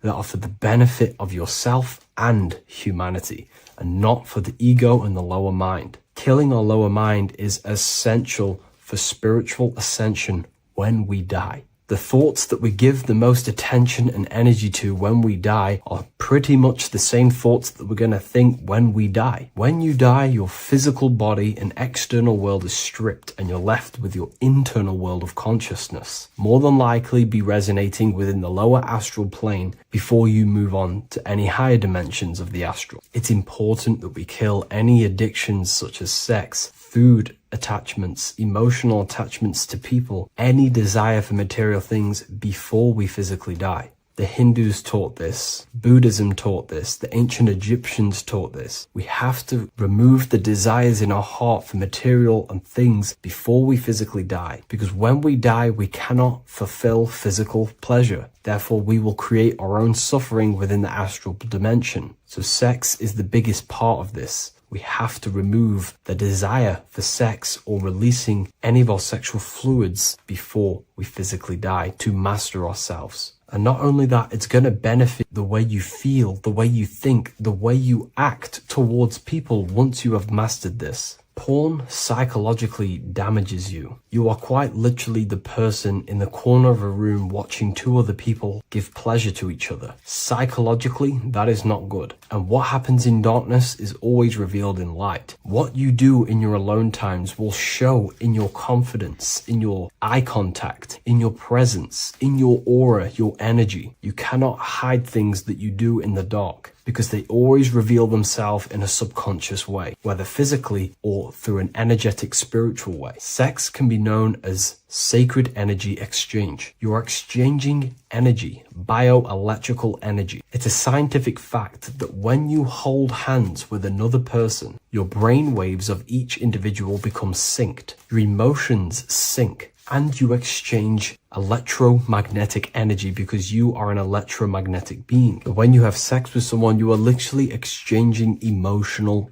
energy. Your aura is not just an electromagnetic field. It is literally a manifestation of your internal consciousness. Your consciousness contains your thoughts, your beliefs, your traumas, your emotional state. And this manifests externally through the vortex of your heart into an energy presence around your body. This is why you can feel sad when someone else is sad next to you, because their energy is merging with yours. When you have sex with someone, you are quite literally exchanging consciousness, beliefs, traumas, emotions, feelings, vibrations, and your consciousness merges with their consciousness. So be careful with just having casual sex. Now, I'm not here trying to say never release, never have sex with your partner. I'm not saying that. I'm saying take caution with these things. Take my teachings with a pinch of salt. If it benefits you, that's great. I'm not here to tell you how to live. I'm simply giving you my research and the things that have helped me in my life on my esoteric research, awakening, or spiritual path. I don't like calling it a spiritual path, because it's not spiritual. It's simply just life, the knowledge of consciousness and the self. So I hope this video helps. If you'd love to read this book, I'll leave a link in the description. This book I wrote myself called The Book of Wisdom, Volume 2. What is good, people? It's Revival of Wisdom. Today we're going to be talking about Saturn. I've done this video in the past. However, this video is going to contain a lot more in-depth explanation of Saturn. So the 33rd degree Mason, Manly P. Hall, said, Saturn is the key to crystallization, physical matter. Light is matter, matter is light. They are interchangeable. Low vibrating light turns into matter, high vibrating matter turns into light.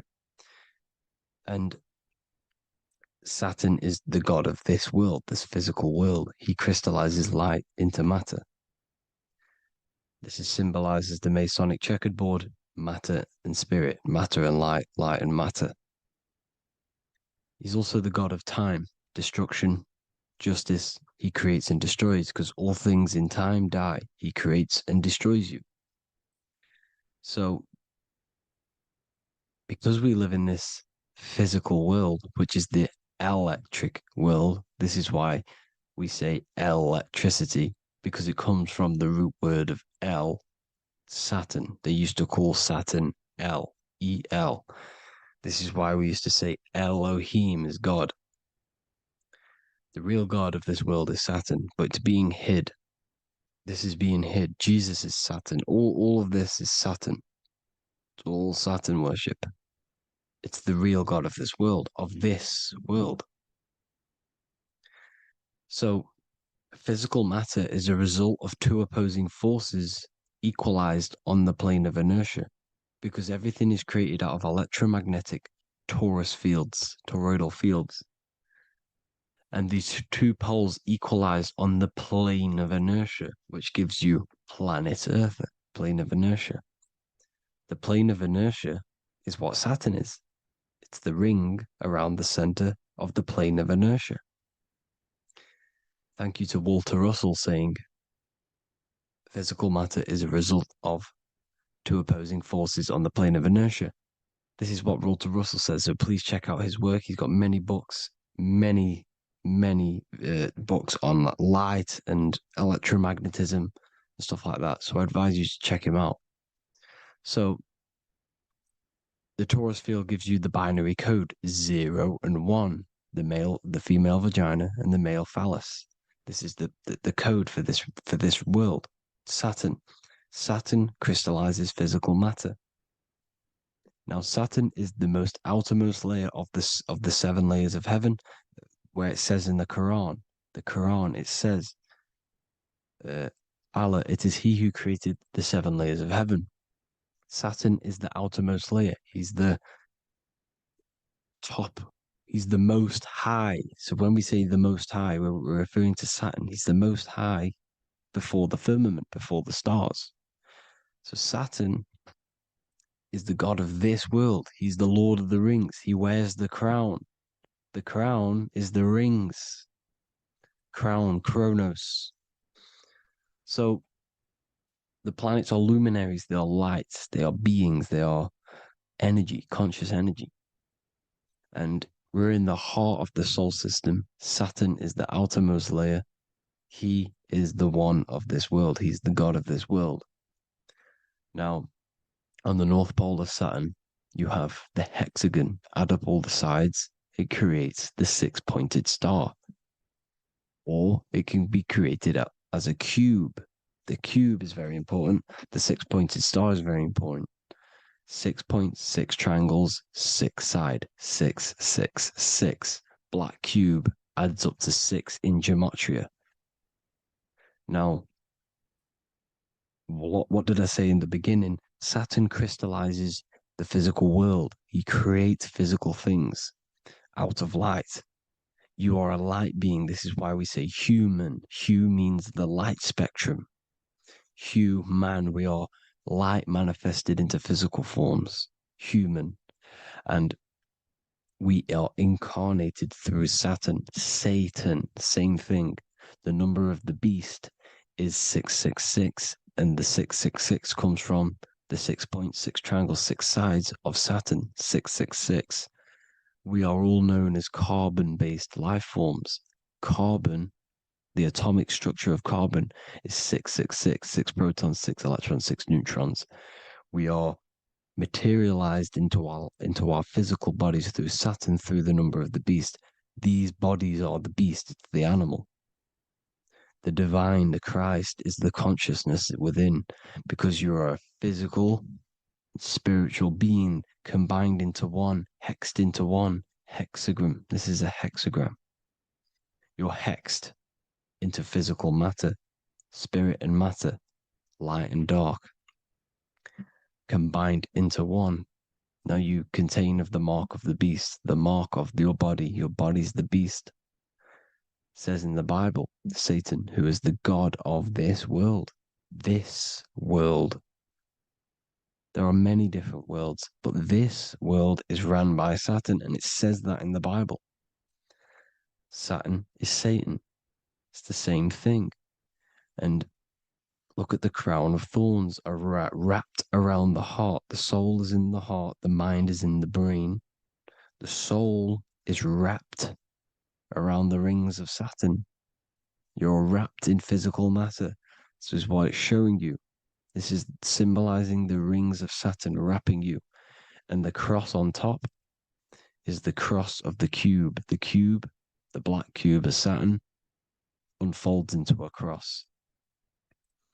So Satan, who is the god of this world, Corinthians 4:4 in the Bible, Satan, who is the god of this world, has blinded the minds of those who don't believe. Saturn blinds your mind because the god of this world materializes you and he blinds your mind when you incarnate into physical matter.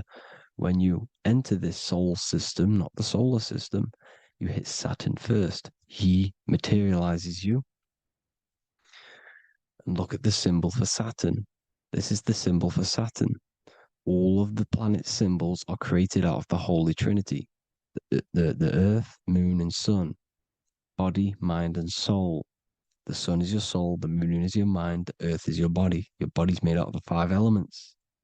The sun is your soul because the sun is life force, gives life to everything. Your sun is a soul. Your soul is the sun of your body. The moon is the mind. The moon is the moon of your body, the mind of your body. Intelligence. So all of the symbol of the planets are created out of these. The Saturn symbol is created out of the Earth cross, matter, and the moon crescent, moon, mind, matter over mind. This is why Satan, who is the god of this world, has blinded the minds of those who don't believe. He blinds your mind. Look at the symbol, it's showing you. The Saturn symbol is matter over mind when it should be mind over matter.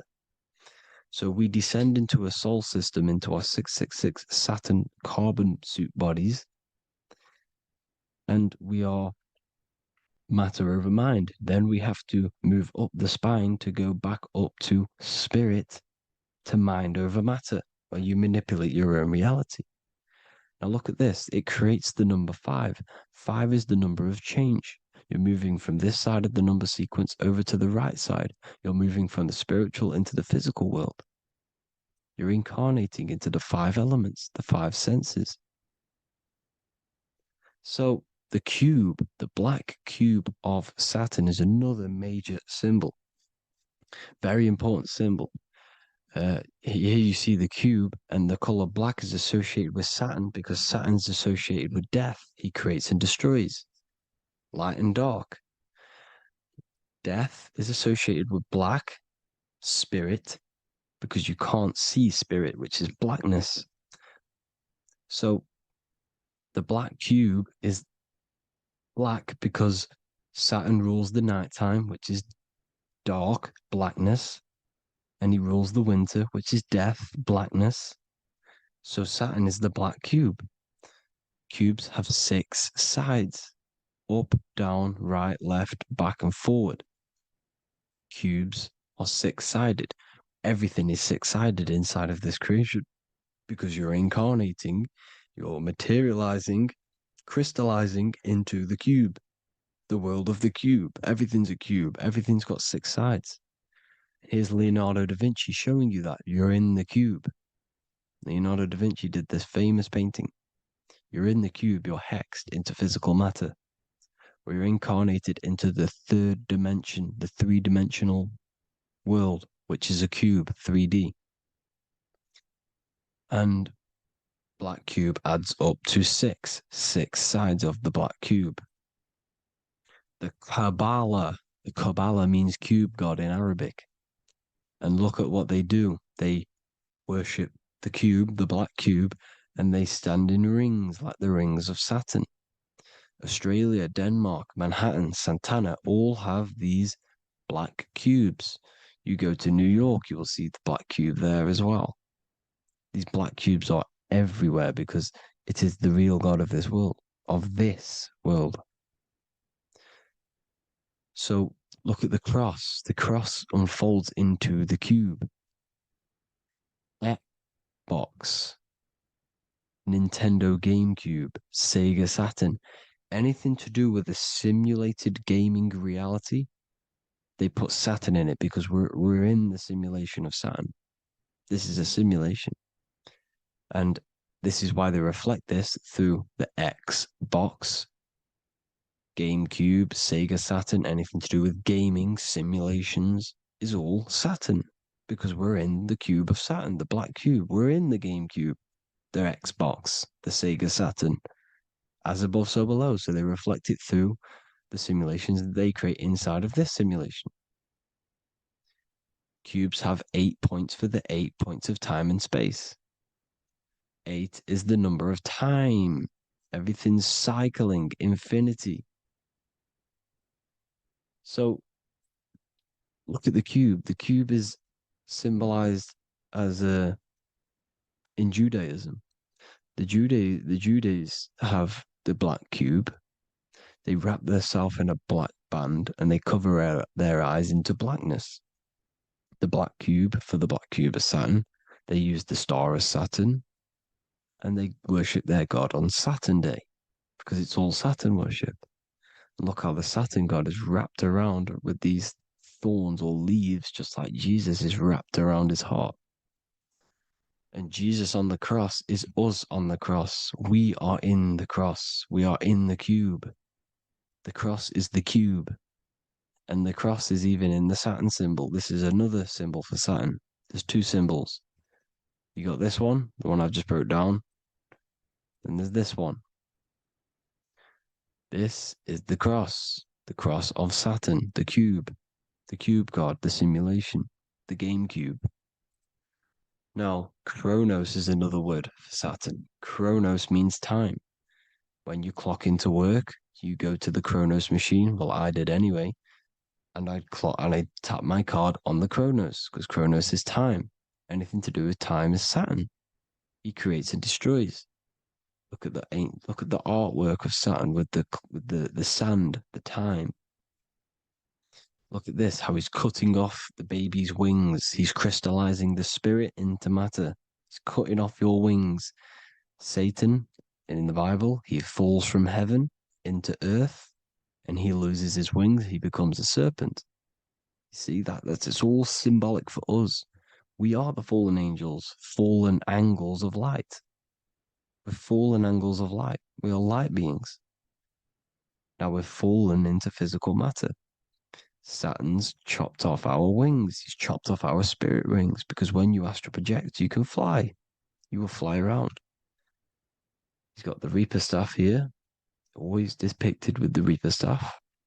Now look at the clock. Saturn Day is the 6th day. The number of the beast, 666. Look at the clock. 6 take away 12. 12 take away 6 equals 6. 7 take away 1 equals 6. 8 take away 2 equals 6.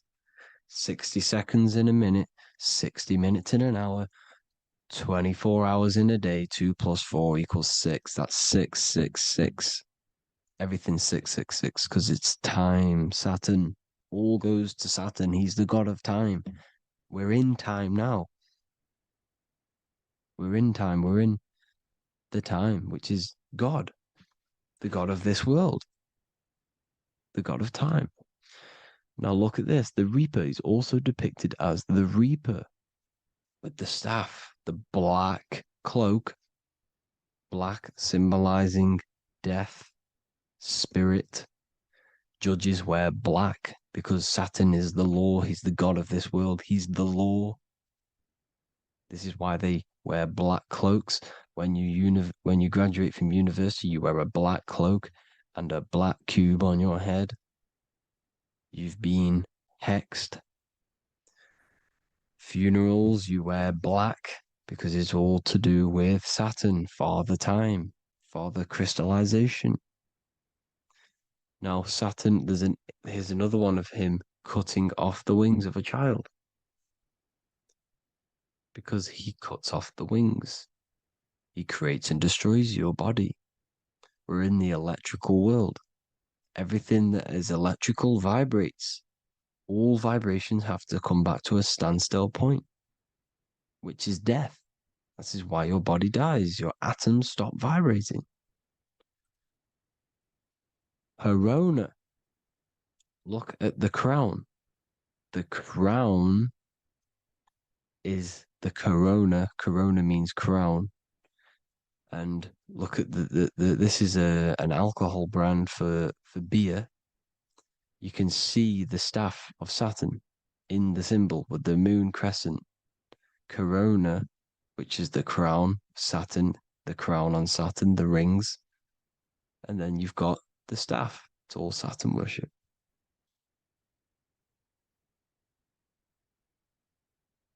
Is the black cubes of 9/11.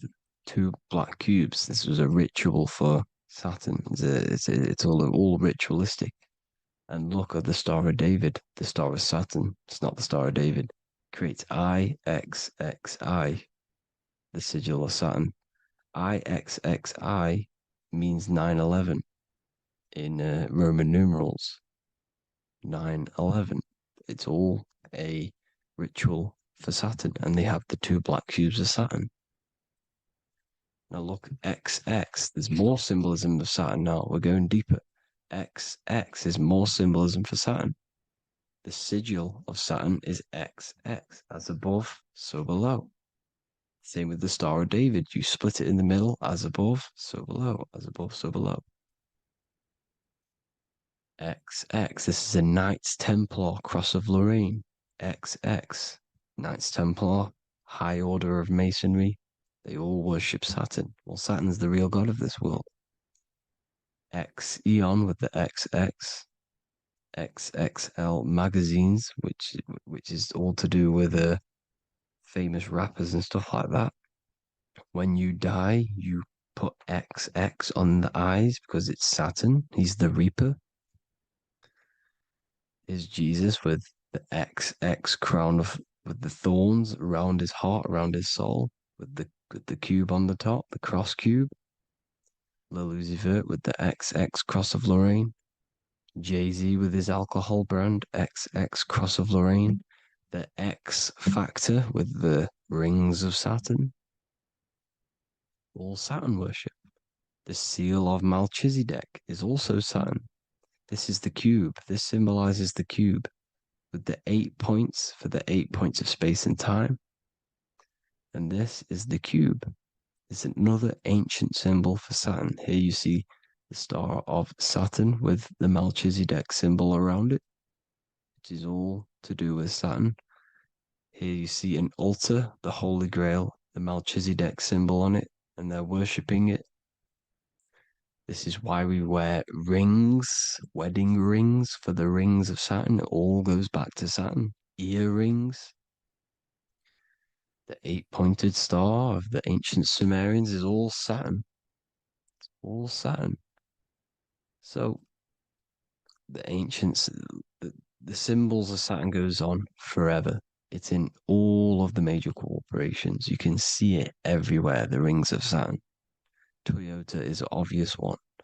Internet, Nike, Target, Sega, Saturn. It's all Saturn worship. All Saturn worship. Because he is the real god of this world. Here's Kanye West's album with a Saturn here. Here's Michael Jackson's album saying escape. There's the X again. The X escape. You have to escape this reality. Maybe that's what he's pointing at.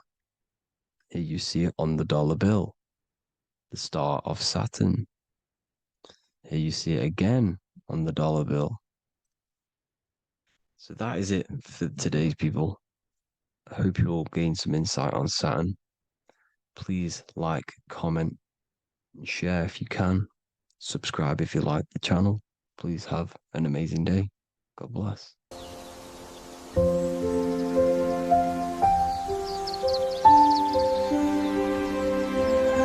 bookofwisdom.com. Visit today.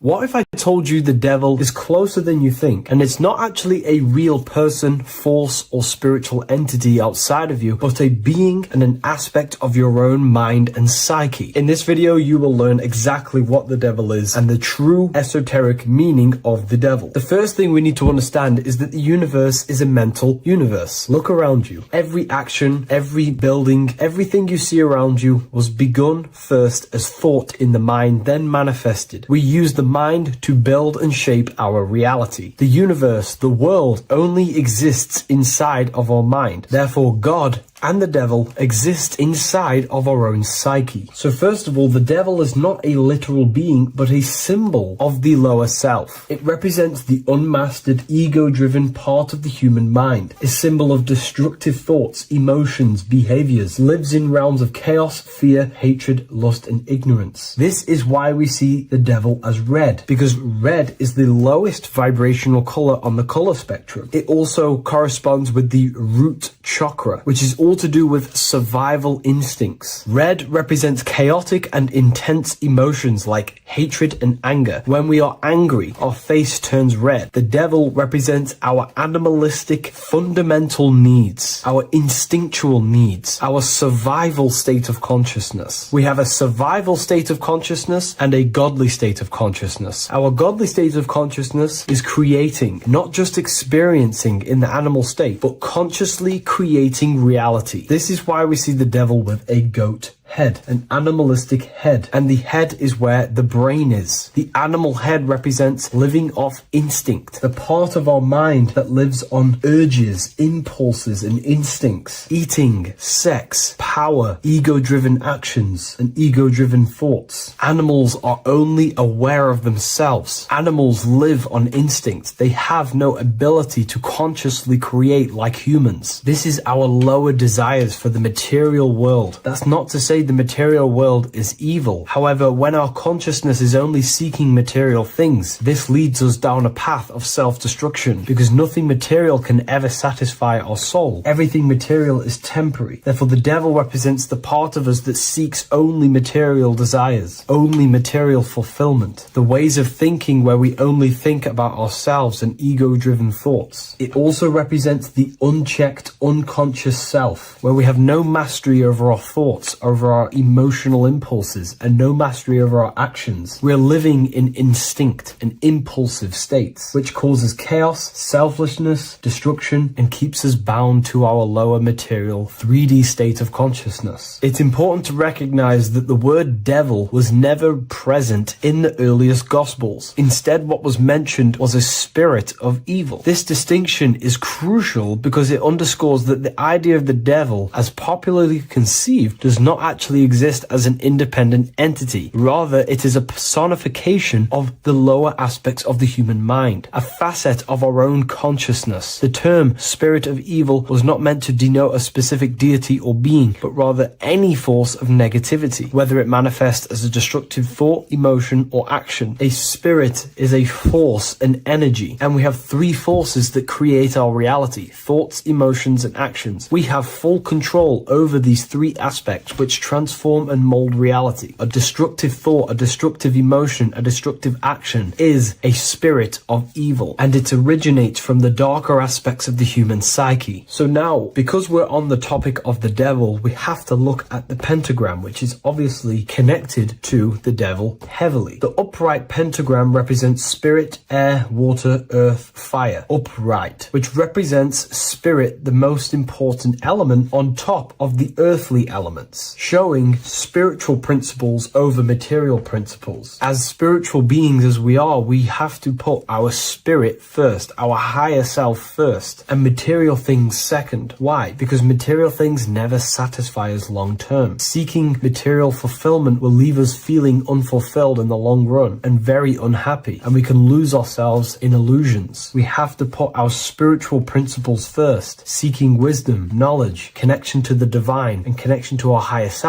is what gives us true fulfillment in our hearts and souls. But when we see this pentagram inverted, we now have spirit on the very bottom, which now represents earthly principles on top of the spiritual principles. We're putting our earthly elements on top of our spiritual element, which this inverted pentagram represents no longer caring about spirit, no longer caring about our invisible internal world, and only caring about this external body, food, sex, material things, cars, money, and all the things outside of us, the world outside of our mind. This is what true Satanism is. Satanism is not worshipping an external deity, but it is worshipping the self, only fulfilling the ego's desires. This is what true Satanism is, and we have all been conditioned to live in this state. Satanists want us to believe that there is an external deity called Satan or the devil, and the reason they do this is because they trick us, making us believe that we are not Satanists, while they are actually conditioning us to be self-seeking, ego-driven people, where we only care about sex, food, material things, and money, which is actually conditioning us to be Satanists. 80% of the population today are unknowingly involving themselves in Satanism, which is ego-driven thoughts, actions, and emotions, dwelling and living in this state where we only care about ourselves. When we are spiritual, we realize we are all one. We are all one consciousness family, and we need to do things that help and contribute towards our collective experience, helping others instead of seeking to serve only the self. The angel is depicted with wings, which represents elevation, higher self. The devil is represented with an animal horns, which is on the ground. A goat is on the ground, which represents the lower self. This is the elevated mind and the lower material mind. Horus, the bird, higher self. Set, the ground animal, lower self. Jesus and Satan. These are two forces, two characters that exist within the human psyche, not real entities. They are forces of our minds, and there is a battle between our higher self and lower self all the time within our own minds. There's always a part of us that's telling to do one thing and another thing, to do something bad and to do something good. There is this battle inside of our own consciousness. Here we have the human spinal column. The human spinal column is showing you the higher and the lower self. The higher self represents the head. The head is where the mind is. This is the creative essence of the universe. This is where all material things begin as a thought in the mind. We create with the skull, with the brain. This is our higher self, the heavens, connected to the heavens, the sky. And the lower end of the spinal column is where our reproductive organs are, where our gut is. Our reproductive organs and our gut is all to do with survival. The lower end of the spinal column, lower instinctual 3D based consciousness. The lower end of the spinal column is where our lower self dwells. Eating, consumption, power, and sex, lust. These are all emotional forces and instinctual based organs that are not inherently evil, but when we dwell and live off this lower end of the spinal cord, it keeps us in low states of consciousness. Our goal to raise to our higher mind is to balance this, not to overeat, not to abuse power, not to abuse sex and lust, but to master these organs and gain the ability to say no to these organs so that we can raise to our creative side of consciousness. Instead of dwelling in our instinctual nature, we can turn to our creative nature and consciously become a builder and constructor of reality. This is the true way of raising consciousness. This is the stairway to heaven, out of the animal consciousness to the higher consciousness. To wrap all of this up, it's all about gaining control over our instinctual lower nature and allowing our spirit to rule over our body and not our body ruling over our spirit or mind. The moment you let a thought become instantly an action is the moment you are an impulsive person. person. We are all trained to be this way. It is okay if you are in this state. The moment you let a thought turn straight into an action without questioning, that is the mind controlling you and you not controlling the mind. We need to gain control over the mind, and we do this through many different ways, through meditations,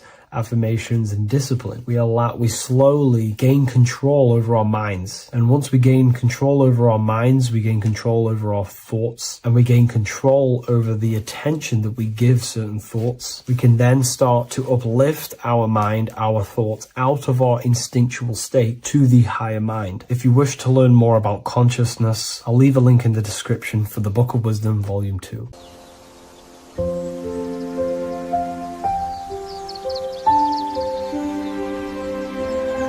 bookofwisdom.com. Visit today.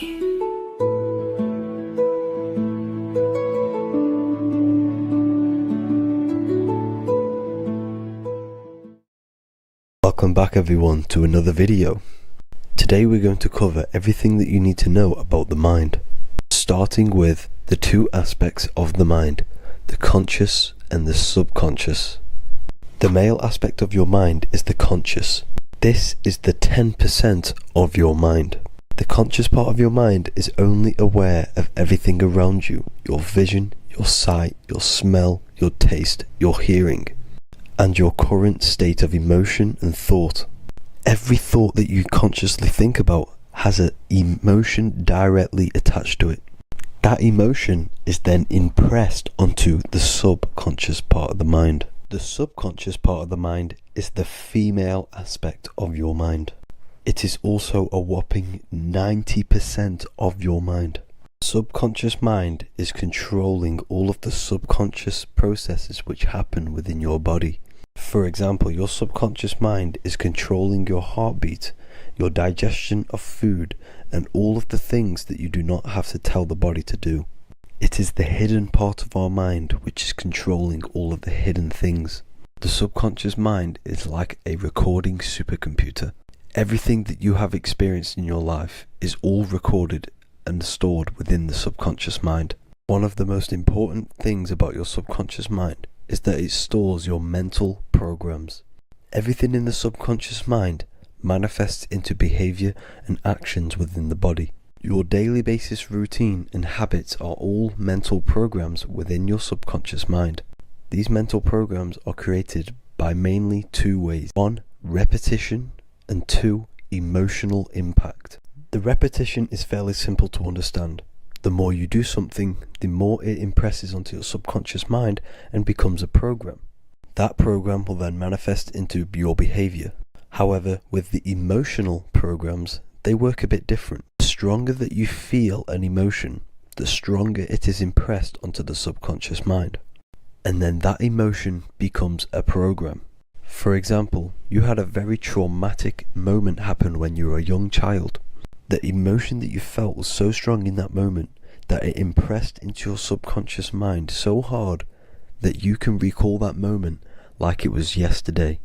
That traumatic event that happened to you when you were young will still manifest into your daily basis behavior even to this day.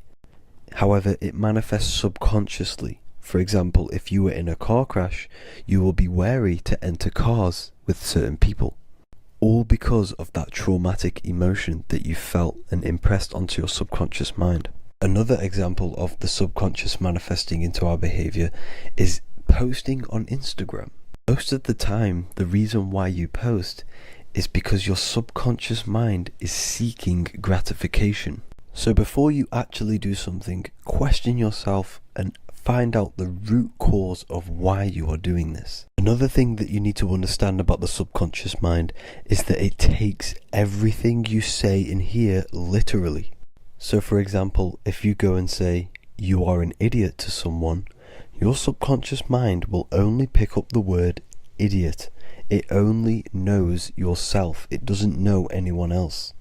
You are casting a spell on yourself just by saying that to someone else. This is why the golden rule is to treat others like you'd like to be treated.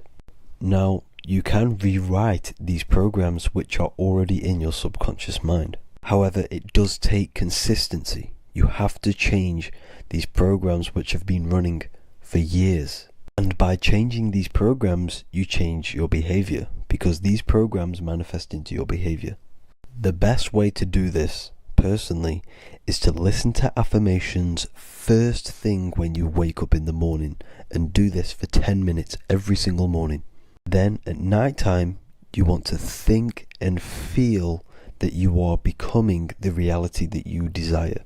The more that you feel this reality, the more it will become a program and impress your subconscious mind. For example, you're trying to gain financial freedom. If you trick your subconscious mind into creating a program saying that you are financially free, this will manifest into your behavior. You will start doing more work.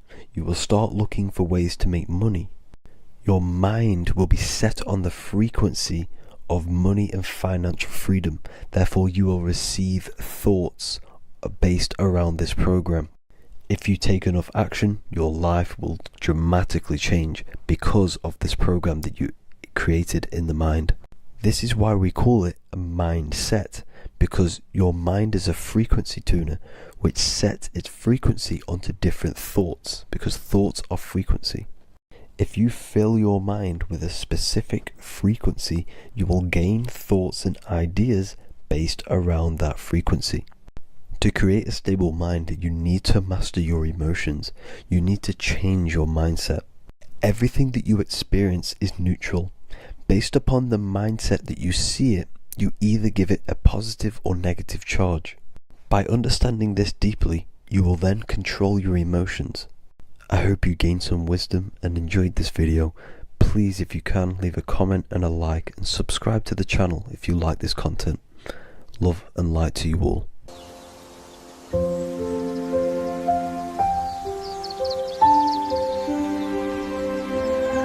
bookofwisdom.com. Visit today.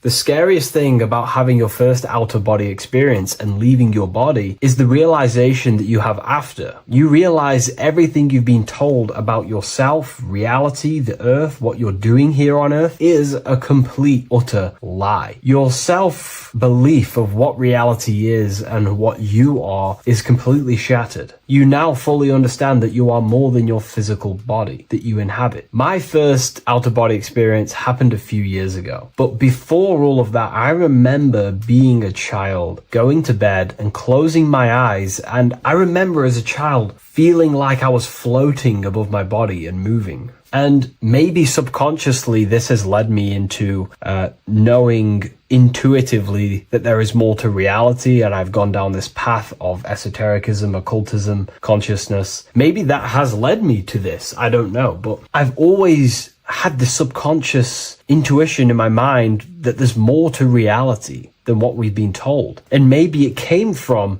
having these experiences as a child. And I'm pretty sure some people in the comments will also have that experience, feeling like you're floating when you close your eyes in bed as a child. I remember this very vividly. But a few years ago, I had my first out-of-body experience, and it completely shattered everything. And it confirmed to me that I am eternal, and there is so much more to the self, to consciousness. I then realized after my first out-of-body experience that our self is not just here in the physical dimension, it's existing in every dimension there is in the universe. However, our mind is focused primarily on this physical time space. When your mind is totally giving its attention and time to this particular time space, it locks in the mind or consciousness into that particular body of consciousness, such as the physical body, right? But for example, let's say you have a daydream and your full focus isn't in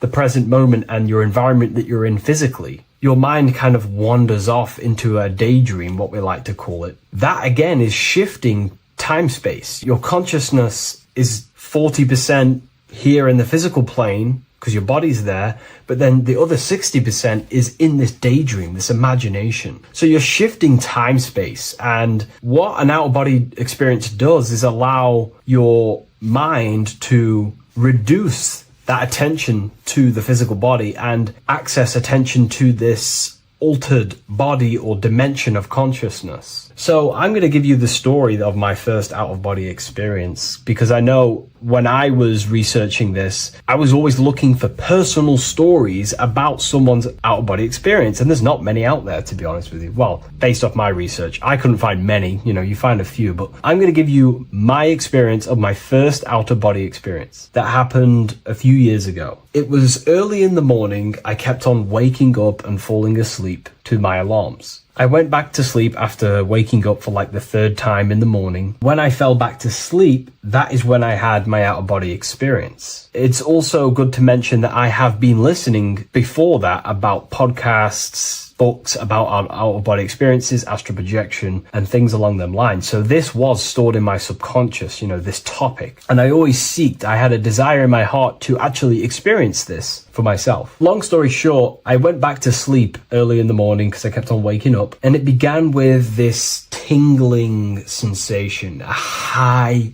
energy sensation. It was like bursting, intense, high frequency energy. My attention was no longer in the time space of my body, but my attention shifted into this energy body, which I now understand. I didn't understand at the time properly, but I now understand that as my consciousness started to feel like it was being pulled upwards, right now, our time space, our attention is in our body, and you feel all the data of the senses, right? And that's what I'm feeling right now. That's what you're feeling right now. But imagine that was completely stripped. My attention was no longer feeling the sensations of my body, because my body kind of just dissolved as I fell back to sleep. So this was a natural out-of-body experience. I didn't force it. I didn't meditate. I didn't do anything. This was just a natural out-of-body experience that I had. And a lot of people get these that I've read about. So my attention started to feel like I was being pulled upwards, and I no longer felt my body, but I felt this intense energy, frequency, sensation all around my body. It felt like this, it felt like illuminating energy that's moving very, very, very fast. So my conscious awareness was now shifting. I now understand. My whole body faded into this sensation. My whole mind faded into this energy sensation, this tingling free, and it was very, very intense. I was not feeling my normal senses anymore, only this energy. This energy was also pulling me up.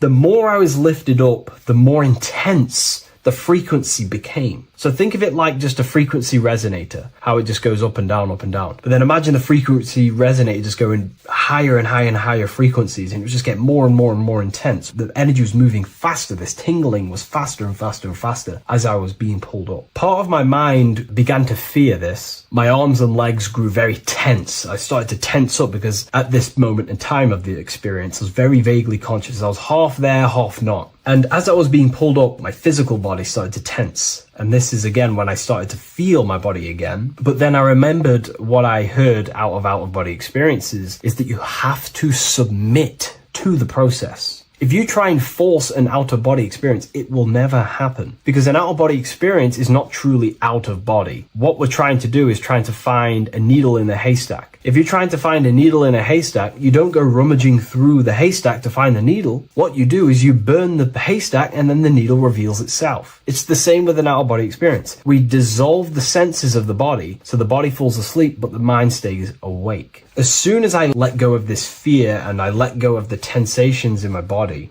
I started perceiving through another state in this energy body, but I didn't see my body. It was just like perceiving and seeing, but no body, like a camera. When you look at a camera view, you don't see what the camera looks like. You're just seeing through the camera. It's the same as that. I had no form, but I was just seeing. I was just like a floating eyeball, seeing into this altered state of consciousness. I was just seeing. I first saw my street outside my house with lots and lots of people walking on the street, but I could not see the people directly. Everything was black and green. The background was black, but I couldn't see the people, I could just see a glow of light around people, like an egg shape. They were just walking on either side of the road, other directions. I could just see more and more people moving faster and faster and faster. I didn't realize then, but then I did start to realize later on in my journey that that was more than likely the etheric plane that I saw. The etheric plane is the plane of life force and vitality and electromagnetic auras. So that was my awareness shifting from physical into then the etheric plane, the plane of life force and energy. Now, the etheric plane is very, very, very difficult to actually access consciously. The etheric plane acts as a bridge between the physical body and the astral body. To actually access the etheric plane alone is very, very, very difficult, and only certain trained individuals can do that. The etheric plane is not really a conscious plane where you can stay there and be conscious. It acts as a bridge between the physical and the astral plane. I could see the glowing auras around people moving along the pavement. The people moved faster and faster until the scene started to just dissolve as these people were just moving faster and faster. It was not very clear at first, but I subconsciously knew that I was having an out-of-body experience. This is when I really started to realize that I'm being shot out my body. When I realized this, I submitted even more. I started to just let go. The more and more I let go, I kind of like split through a veil, and everything became super clear. Before, in the etheric plane that I think it was, the ethereal plane, things weren't very clear. I could only just see glowing auras. However, as I split through the veil of the etheric, this bridge, this place that I was going to, I then split and everything just came super, super clear. I was floating in the sky. I subconsciously knew that I was having an out-of-body experience when I realized this. As I was still being lifted upwards, I then split through the layer where everything just suddenly became super clear. But then I was awake, fully conscious, but I was not in my body. I was just like a camera in the sky. I had no body, no form. I could just see. When I entered this plane, there was some sort of voice guiding me through this whole process. It was a male voice, and it was basically guiding me where I was going. It was telling me what I can do here. This voice was pretty much saying, you can fly, you can think things into reality, you can do this, you can do that. While he was saying this voice, there was no being around me, but I felt a presence of another being. But this voice was just speaking to me mentally. Like, you can't hear it, but I just knew what it was saying. It was so weird to describe. It was like telepathy. You couldn't hear it, but I just knew what it was saying. But it was a male voice. It's so hard to describe. I still could not see any form of myself. I was not seeing my astral body or any shape. I was just perceiving a point of awareness like a floating eye, like I said earlier. While this voice spoke to me, I saw fractal patterns as he was saying, you can do this, you can do that. And while he said, you can fly, I remember just seeing this line like splitting and creating fractals. It was like this black line that was just splitting off into duality, creating fractals. But then my physical body just went through this line, split, and then split into fractals again. So strange. Very difficult to explain because it's four-dimensional. To explain it in physical language, it's very difficult to actually explain what was going on. So as he was saying what you can do, I was seeing these fractals dividing and then creating fractals. When he says you can think things into reality or something along them lines, my awareness just did a full 360 as if I did a backwards flip. I had no conscious control over this. That's something that you later develop as you keep having these out-of-body experiences. Your first out-of-body experience, you probably won't be able to control what's going on, but you will have an out-of-body experience if you seek them. I could see all around as I rotated. I looked all the way down and then back to my original angle and point of awareness. During that rotation, when I started to turn upwards to do the backflip, I looked up and it kind of looked like the sun in the sky. It was very dark and gloomy.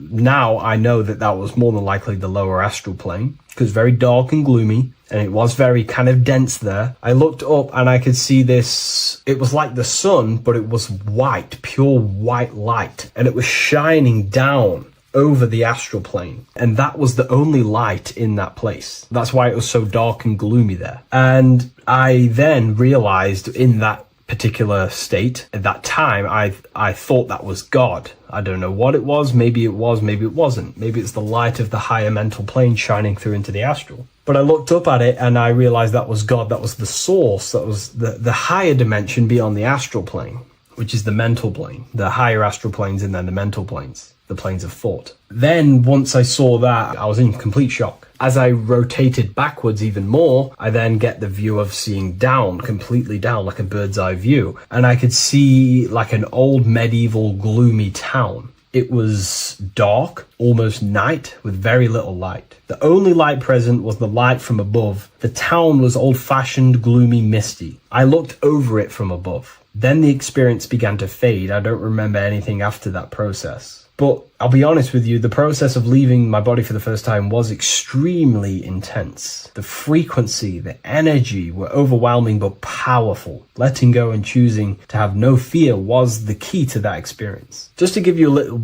bit more wisdom on what I actually experienced, now what I realized what was happening, I now understand that the voice that I was hearing was not an external being guiding me. It was actually a higher aspect of myself, a part of my own consciousness that is not focused in the time space of the physical world. My physical mind is focused here in this timeline, but once I exited this timeline and focused elsewhere, the higher part of myself guided me towards that experience. This higher version of ourselves that we call the higher self is a higher dimensional being, but we're just unconscious of it. This being exists beyond our ordinary thinking mind. Our self exists everywhere in the universe, and we can unlock higher versions of ourselves as we progress on our journey of awakening and self-realization. Because let's say right now, only 10% of your awareness is actually in the physical plane. Science tells you that 90% of you is actually in your subconscious mind. 10% of your awareness is your conscious mind. So there's 90% of you that your conscious mind is not aware of. But our conscious mind becomes so addicted with the physical world and distracted with the physical world, it just gets totally locked in with the physical.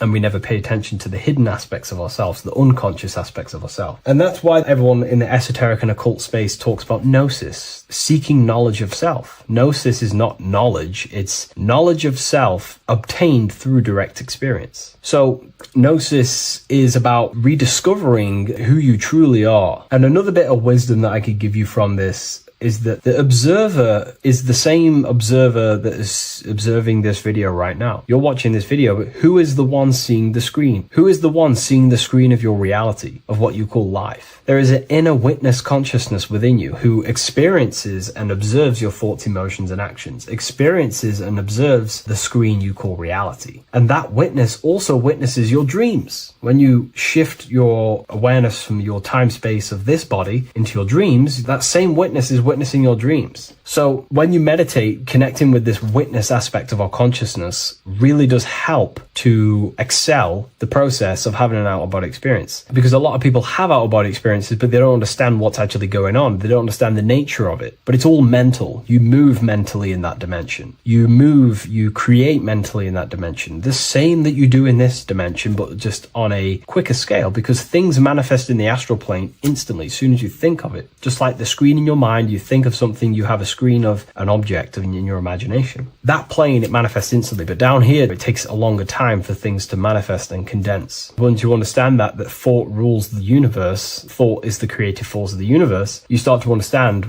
these different dimensions and these experiences that you have. But really connecting with that witness consciousness, that part of yourself that observes everything, really does help with excelling the process of having an out-of-body experience, or mystical experiences, or lucid dreams. Because connecting with that witness consciousness just makes you more conscious. Even in your physical life, staying conscious. Most people aren't conscious. They think, feel, and act unconsciously throughout their day, and they unknowingly create their reality. Connecting with that witness consciousness allows you to actually stay conscious over your thoughts, emotions, and actions, because they are giving birth to realities. That's pretty much my experience, my first out-of-body experience. What that did for me was make me so much more confident and powerful. Most of my fears just disappeared overnight. The fears of death, the fears of unknown, the fears of that I had of things shattered. disintegrated because I understood that I am eternal. No one can use death against me to control me because I know I am eternal. I now take riskier actions because I know I am eternal. I know that I will never truly disappear or die. So it really, really does help you, and it gives you a lot of internal power because no one can make you scared of anything. You should not fear someone who can hurt you physically. You should fear someone who can corrupt your soul. That is the worst thing. Who can corrupt your internal world, because that is what truly matters. So I hope this helps you understand out-of-body experiences. Hopefully this can help you move along in your journey. It's good to hear other stories because this is exactly what I was seeking when I was researching this stuff. Maybe in the future I can share some more stories about my out-of-body experiences now I'm a bit more advanced. But yeah, please leave a like, comment and subscribe on the video, and thank you all for watching.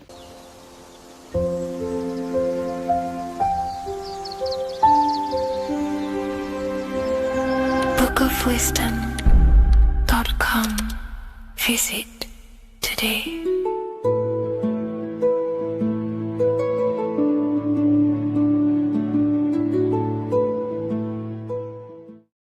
Your ultimate goal is to be famous, then you're gonna do a lot to get there, like sign your name in blood in a contract with the devil. That's how I got introduced to the music industry. I swear I wanted to be like the Amy Grant of music. Yeah. But it didn't work out, and so I sold my soul to the devil. Well, needless to say, sold my soul. Alright, y'all. I'm finna sell my soul. I'ma hit y'all when I'm through. I'm gonna be rich as hell, alright?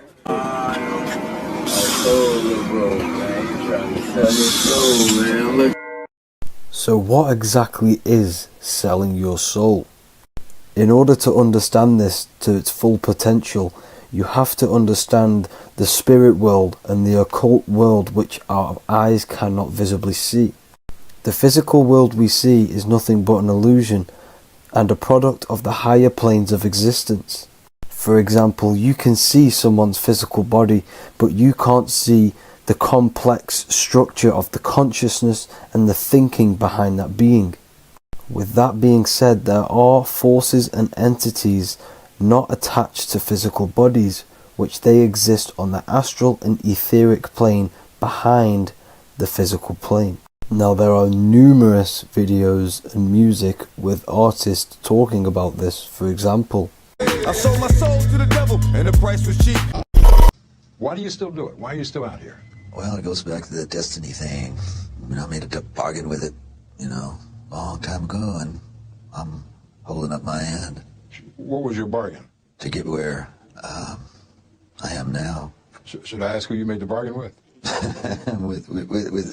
with the chief commander. On this earth?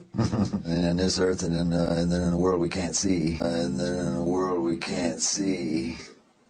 So selling your soul is cutting a deal with an astral plane entity in exchange for wealth and fame on this physical plane. This is classed as black magic because you are bending reality against your intuition. Now, making deals with entities beyond the physical plane, you always have to give something in exchange. When it comes with demonic entities, it always involves some sort of sacrifice, bloodshed, or humiliation. Now there are countless of rappers who someone close to them have died just before their career takes off to the next level.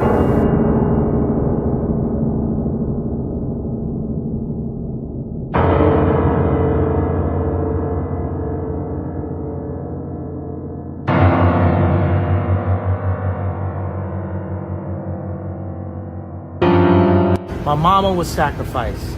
Me too. You understand? Yeah. I'm Christian. Michael Jordan. What about him? His daddy, right? Bill Cosby, his son, right? Dr. Dre, his son. You're out in Hollywood, a lot of people come up missing. So these rappers and celebrities do have to do sacrifice rituals in order to take their career to the next level. Tough flight, I've been going up, it's a ritual. So the occult side of this reality is heavily connected with the music industry and the elites. This is why they are all connected to Freemasonry.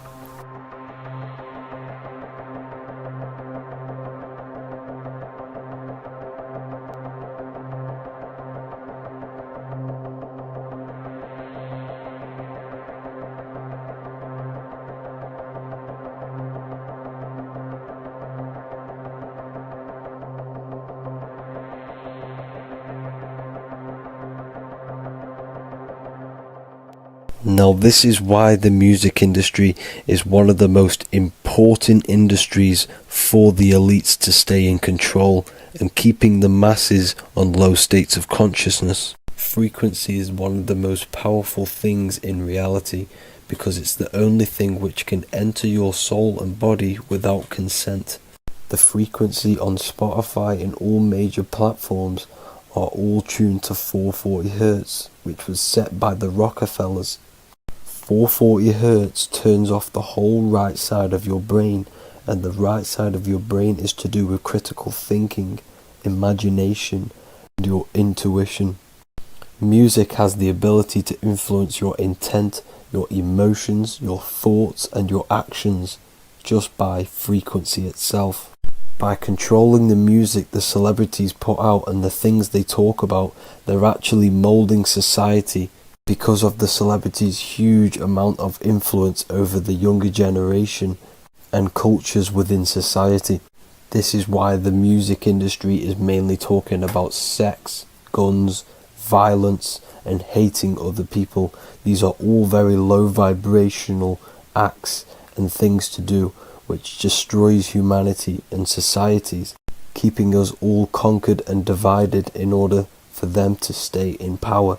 Music can actually reprogram your subconscious mind, and it is a form of MK Ultra, which is mind control.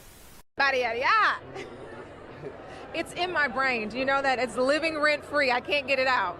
You did that. Yeah, it's hypnosis. Yeah, it's hypnosis. You're so awesome and dope. You do need to be very careful with what you're listening to and what frequency it's playing at, because all of this has an effect on your electromagnetic field and your state of consciousness. Now let's go back to selling your soul. When these rappers and celebrities sell their soul, they now gain eternal life on this physical plane. When you do sell your soul, you are allowed to live forever. And these people that are called youngins, rookies, new booties, like I was, had no idea that these people still live.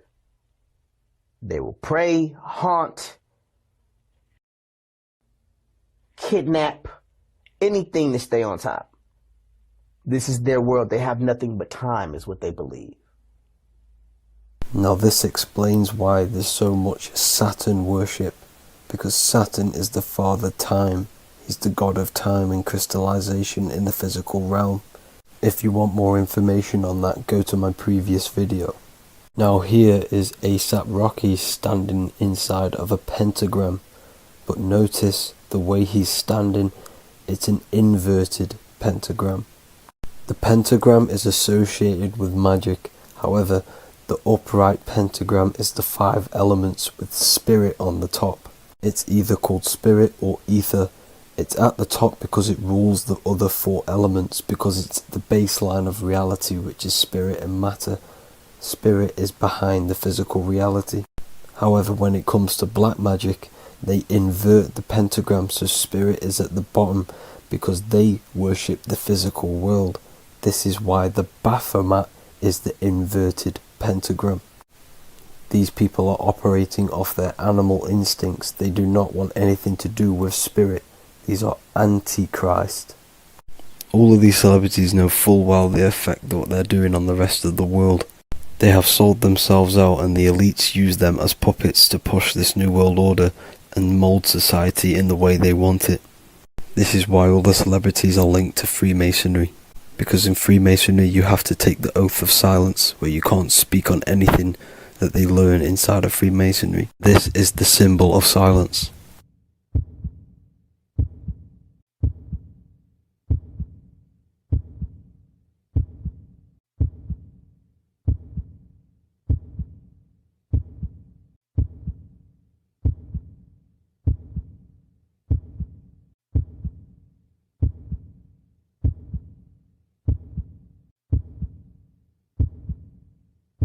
The elites need them under this oath so they do not talk about certain topics and certain things to the public. because of the amount of influence they have on society. Now, even the name Hollywood is an occult term, because back in the ancient days when they used to create wands, they used to create them out of holly wood, out of the holly tree, because each wood has certain attributes and virtues when it comes to magic. And the holly tree was known as the holy wood, and they used to create the wands out of it to cast spells. And Hollywood are still casting magic to this day through the films and through the music to the masses. That's it for this video, people. Hope you enjoyed. Please like and comment and subscribe. Peace and much love.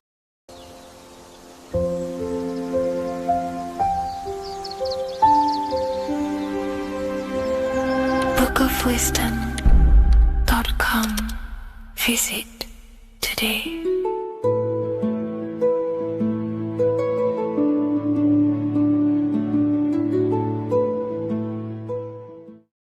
There is a secret meaning behind the number 666. 666 is 3 sixes. The number 3 in occult and esoteric numerology represents the 3 aspects of human consciousness. We see this symbolism in the all-seeing eye with the light and the triangle. The triangle is the number 3, the eye represents consciousness, observation, and the light represents the light of consciousness, because consciousness is pure light. The 3 aspects of our consciousness is thoughts, emotions, and actions. Every thought creates a feeling, and the feeling creates the action. All physical manifestation is driven from these 3 aspects of our consciousness. All physical manifestation comes from thought. Every object you see around you, this screen, the phone you're on, the laptop you're using, or the iPad, was a thought in the invisible realms of consciousness. Then it was brought into physicality through feeling and action. This is because man is made in the image and likeness of God. We are all mini creators. We are all extensions of God's creative consciousness. Therefore, the number 666 represents 3 sixes. 3 is thoughts, emotions, actions. The number 6 represents the cube, because cubes have 6 sides. This material world that we experience, everything has 6 sides. Everything's created by cubes. We can move forward, we can move backwards, we can move left, right, up and down. This is the cube that we are stuck in. Therefore, 666 represents our 3 aspects of our consciousness, thoughts, emotions, actions, all contributing towards our physical self, material world, material pleasures, completely cutting ourselves off from our spiritual, true, divine self, which means 666 is representing a state of consciousness. A state of consciousness where we only operate from a place of material needs and survival things. As humans, we possess a physical material body in the physical material external world, but we also possess an invisible inner world, which is what we call spirit. When we disconnect ourselves from our inner worlds, we become lost in this materialistic way of thinking and acting, which can lead to no life purpose, a feeling of emptiness and voidness in our hearts. Humans possess the ability to transcend our animal instinctual natures and turn to the divine mind, to the spiritual inner world. It is our inner world that is projecting our outer world. The outer world is just an effect of our inner state of consciousness. It's important as we go through this human life to not lose ourselves and look for our validations outside of ourselves. The external world is simply just a mirror, mirroring with mathematical precision what happens inside our consciousness. When we change our inner world, we produce effect in the outer world. To get back on track about this number, this represents when we are lost in our material self and we are completely cut off from our true divine self. The devil is always having goat horns, which represents a ground animal. This is the lower animal self of man. He's always red.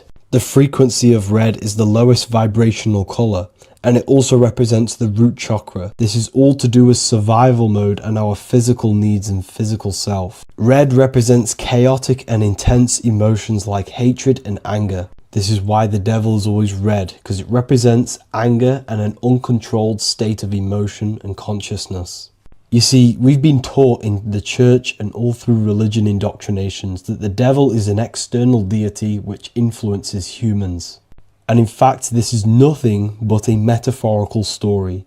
The devil is a character which represents an aspect of the human mind, the lower aspect of the human mind, a facet of our own consciousness and psyche. The voice that we have in our head that tells us to do these negative things is not an external deity pushing us to do something bad. This is an aspect of our own mind. Jesus and Satan are just two characters which represent the two voices that we have in our own consciousness. In fact, the word devil was never present in the early Gospels. Instead, what was mentioned was a spirit of evil. A term spirit of evil was not meant to denote a specific deity or being, but rather any force of negativity, whether it manifests as a destructive thought, emotion, or action. The spirit of evil represents the darker sides of our mind, the part that leads us astray and brings forth negativity in our lives. The reason why they want you to believe in a devil is because they don't want you taking responsibility for your creations. They don't want you to realize that the external world is truly a mirror of your inner state of consciousness. Instead, when something bad happens in your life, you blame it on some external devil or Satan who tempted you. Everything is your creation in your life. When you realize this, you take full control and you begin to reshape your external world by changing your inner state of consciousness.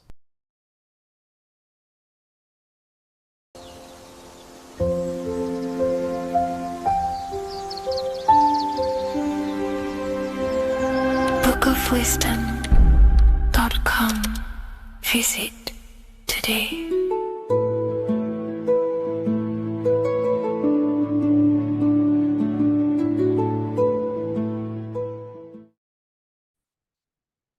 Hello and welcome to another lecture from Harry B. Joseph, also known as Revival of Wisdom, the author of the Book of Wisdom series from revivalofwisdom.com. In this lecture, you will learn how to decode Freemasonic symbolism, gain a deeper understanding of yourself, expand your awareness of consciousness and reality, and receive guidance to navigate life with greater clarity.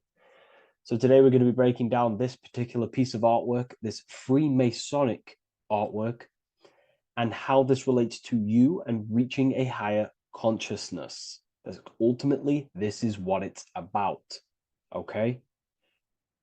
Freemasonry is considered a craft, and this craft is crafting a better brain and heart, crafting a higher consciousness, crafting a better self.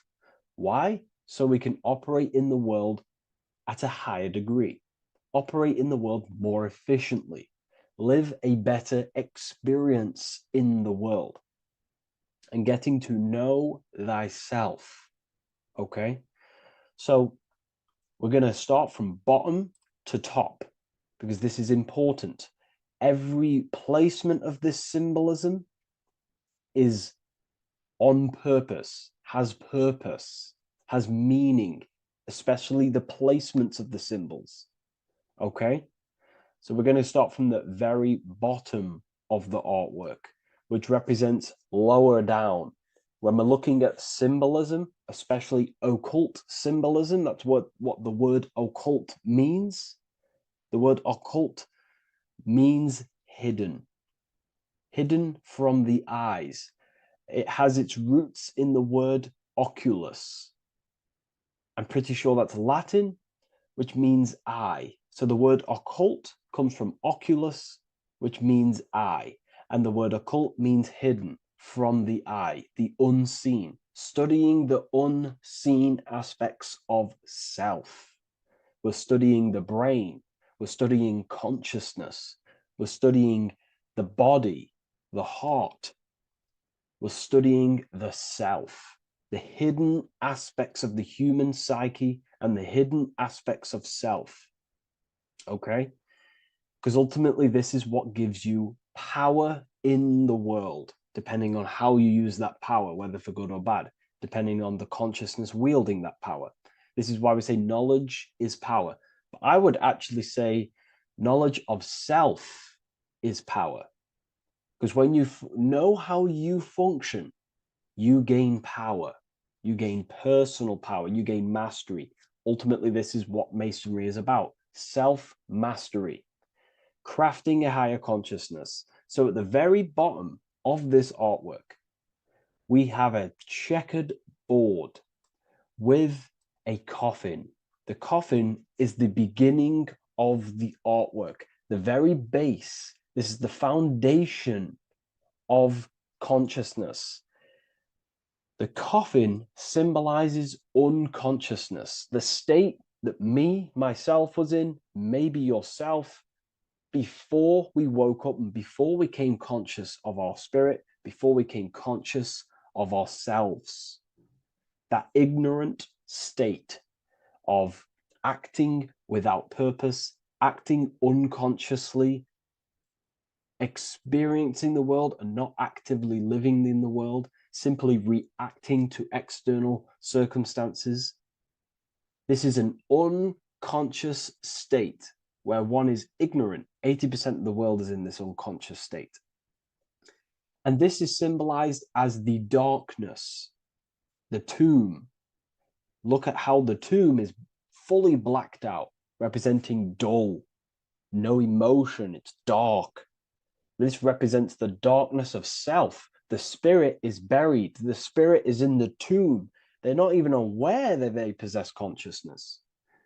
They think they're the material body flying on a ball millions of miles per hour through space, and the sun is, they think they're a monkey evoluted. They've never questioned themselves. They stay in ignorance. They're in the spiritual darkness, okay? And they're furthest away from the light. Look at the top. This is the light sources. They're in the darkness, okay? They're in spiritual darkness. They're in ignorance.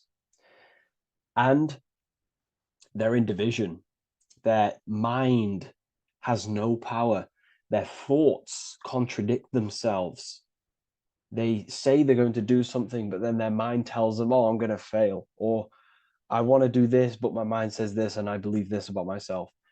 They want to, they want to write a book, but their actions are scrolling on TikTok, and their emotions about, feeling about their past person in their life. That's division between the self, that's divided consciousness. They also have a divided brain hemisphere.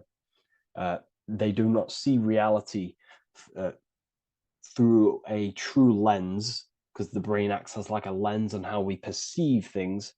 And if the brain hemispheres are not aligned, then we cannot see reality the way it actually is and truly presents itself, neutral. If we're left hemisphere dominated, we see everything as divided. Nothing's interconnected, nothing's a whole. But if they're, right hemisphere dominated, they see everything as a whole. We need to look in the middle of that, okay? So we'll go into that a bit later. But ultimately, they're in a divided state of consciousness. They're in ignorance. But the tomb, the tomb is symbolic of that. The tomb is, you're not even aware they are divided. They think everything's right in that state. I was like that. My family is like that.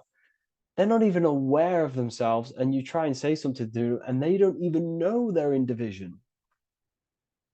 They don't even recognize that they're in a bad, low, earth base consciousness. Okay? So when we get out of the tomb, which is representing by a spiritual awakening, we get out of the tomb, we realize, wow, I possess consciousness. I've woken up. You're waking up to the things in the world, and you wake up and start to see the world for what it truly is. When you become aware and you rise out the tomb, you're born again, you start to actually start looking within. You start to become conscious of your thoughts. You start to become conscious of your actions. You start to become conscious of the evil in the world. You start to become conscious of the things. You rise out the tomb. You start to become conscious of your intuition. You then step on the checkered board. The checkered board is now you realizing you're in a divided state.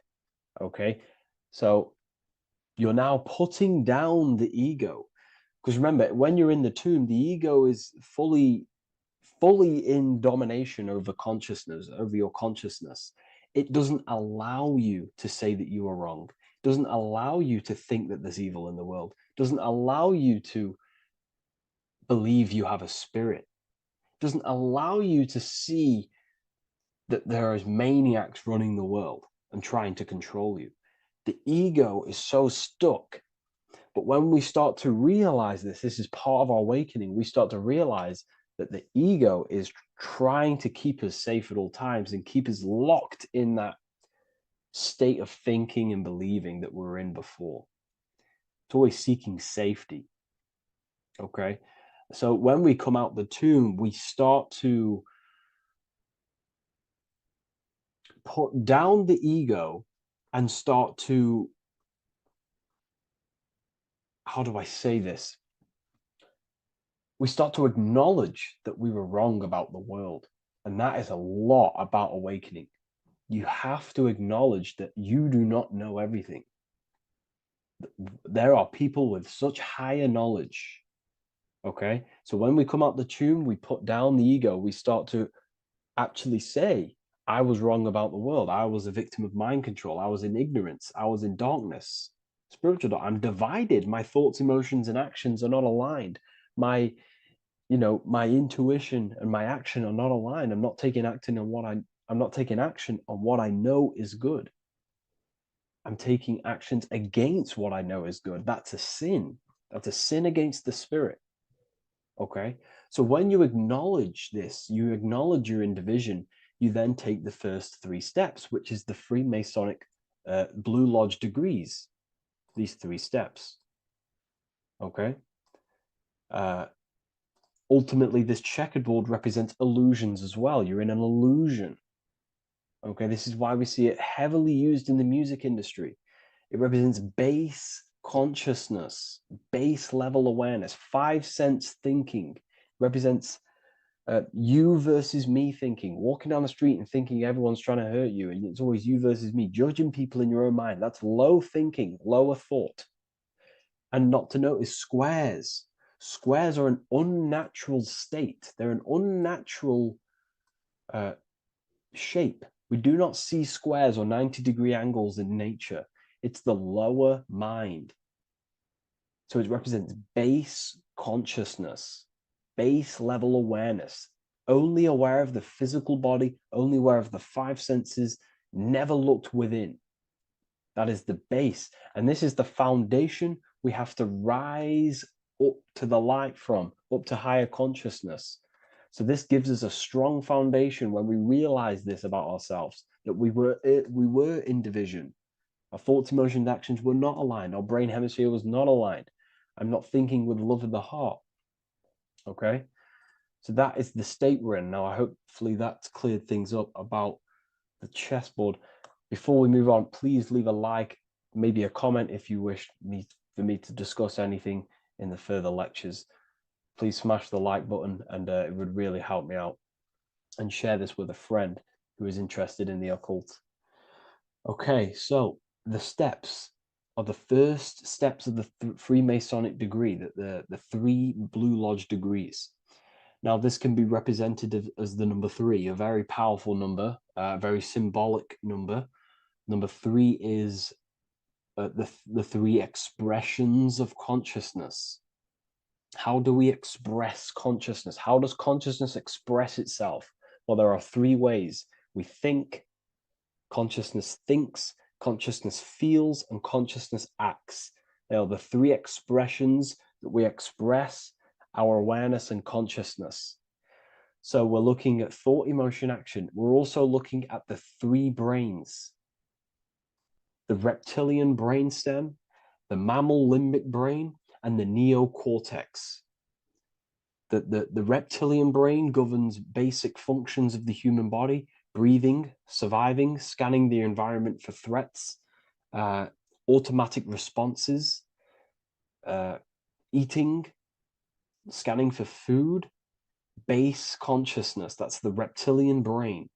That's what most people operate their lives in, including myself before I woke up. I'm not trying to sound big-headed, but this is the truth. Ignore my tone of voice, ignore my voice, focus on the words I'm saying. If you're judging, that means you have divided thinking. It's always you versus me. So we need to get out of that thinking of you versus me all the time. That's lower consciousness. That's animal thinking. That's earth thinking. We're unified. We need to reach a higher consciousness and do not waste our mind's potential on low-level earth divided thinking. Okay? So we're looking at the reptilian brain, the mammal brain, and the neocortex. Now, the neocortex is ultimately what makes us human. It allows consciousness to operate on a higher degree, okay? This is what makes you human, the neocortex. The neocortex. The reptilian brain, like I just said, governs natural survival instincts and the respiratory system, things along them lines of basic awareness, basic functions to operate and survive in the world, in the physical plane. And the neocortex is what allows us to critically think. Okay, it's what allows us to be human, be aware of ourselves. Okay, not. I don't think animals have neocortexes. Don't quote on me on that, but this is the part of the brain that makes us human, and it allows us to think deeply, to create masterpieces like we can. Humans have massive potential in creation. Look at the world we live in. This is because of the neocortex. It allows us to critically think and self-reflect. Now, when we start to operate from higher thought, we start to think with higher thoughts, the higher parts of the mental dimension, we ultimately start using this brain more.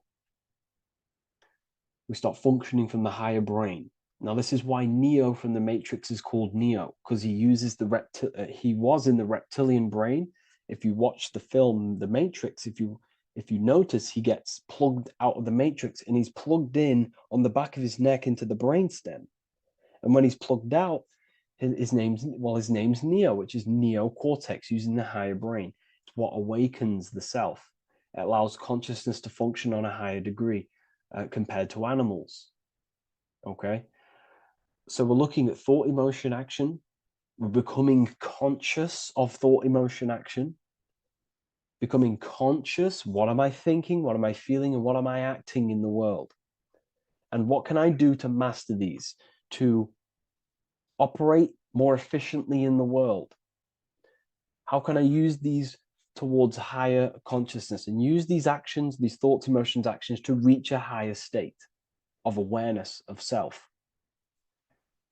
So when you go through the first 3 degrees, you enter the doorway. Now, this is symbolic of a doorway. Now, looking at this with a right hemisphere dominated view, you would see a doorway, right? The right hemisphere sees this as a holistic doorway, right? You see a door, you enter the stairs, you go through the door, right? But at the left hemisphere is now going to dissect and analyze each individual little part of this, right? So the right hemisphere sees the trees, the left hemisphere sees the woods. So to dissect this down on a right hemisphere, going back to the right hemisphere, we're entering the door. The door is symbolic of entering the unknown. You're entering a higher consciousness. You're entering the door. You're going beyond. See, this is the earth here in the background. This is the darkness. The darkness represents the abyss, the unknown. You're entering in the self. Okay? This door represents entering in the self, questioning internally. Most of us think externally. We have to, obviously, to operate in the world, but we never give time to think and question and reflect internally. What do I mean? Closing the eyes and questioning the self. Who am I? Where am I from? What's the voice in my head? If the voice in my head stopped using the language that I speak, what is it then? It's about going within, into the darkness, what you cannot see, and finding the light. Okay? It's about entering within the self. This is a doorway to higher knowledge, higher consciousness, higher self, and really digging deep for what you truly are beyond your human form. Okay? So we have, most importantly, I'm not going to go over every single one of these symbols here. I'm going to go over this on a basic, well, not a basic level, a very detailed level, but it's not going to go over every single symbol. We have a left pillar and a right pillar. The left pillar has the sun next to it. The sun is more electrical energy. It's very dominant. It's a very powerful masculine force. This represents the masculine quality of consciousness. The masculine qualities. We have many masculine qualities such as actions, physical actions with the body. We have thinking. Thinking is a very masculine force. We have the left brain, analyzing brain, the brain that's very logical, that's trying to figure things out. That's the masculine pillar. Okay. So this is the masculine qualities of consciousness. It also represents what we can see, the sun. The sun allows us to see, to visually see in the world. So the sun represents the external world, the world outside the self. When we close our eyes, we have a self, an internal dialogue, an inner voice. We have an inner world, outer world. This represents the world we take physical action in, the material external world outside you. Okay?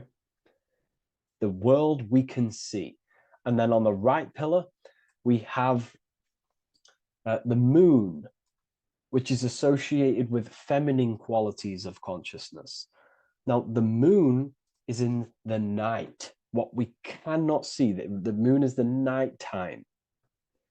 The darkness symbolizes what we can't see. So it's representing the internal world, the world of the self, the immortal world.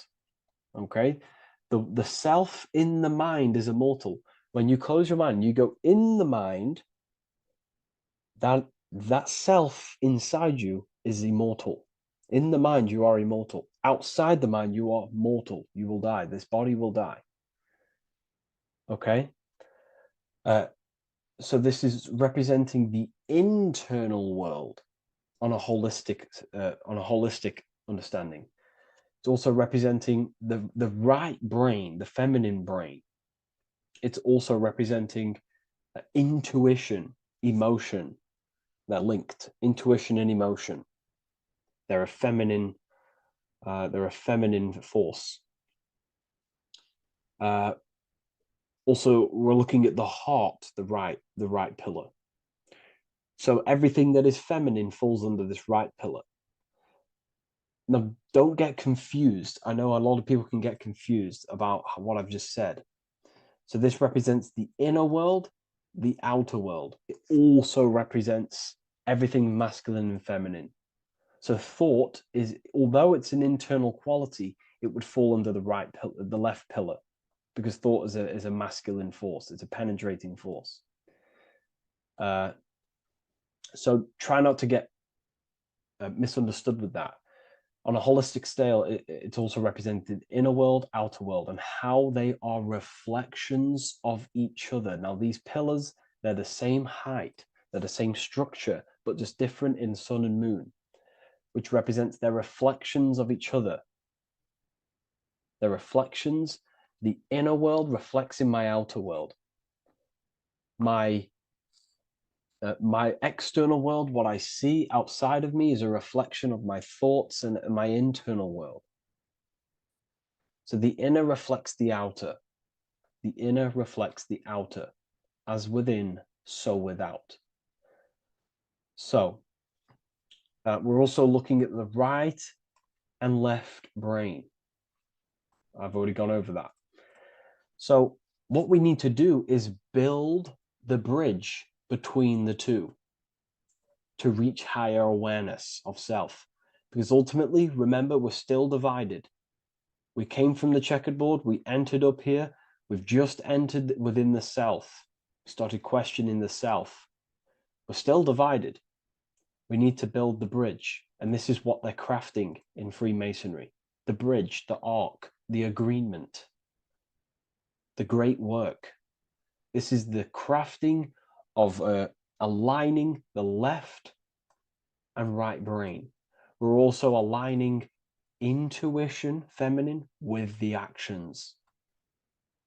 Because ultimately, the higher self is always guiding us.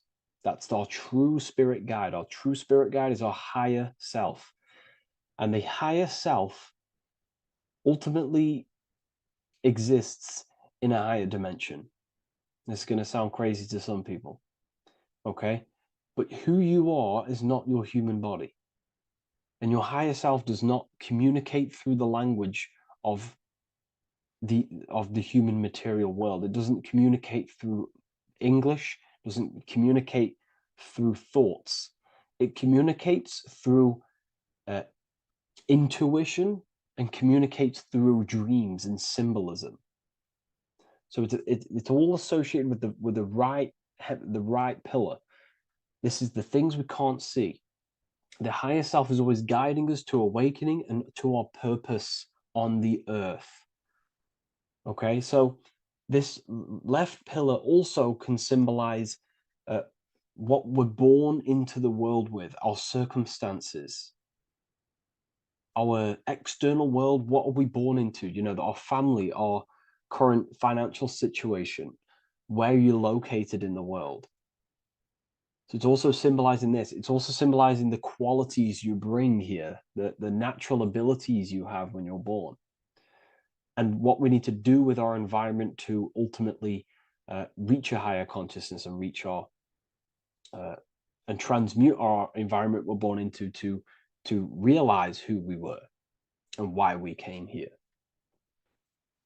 Okay, so we need to build the bridge between intuition and action, and always take action on what we know and feeling is right at all times. That's unity consciousness.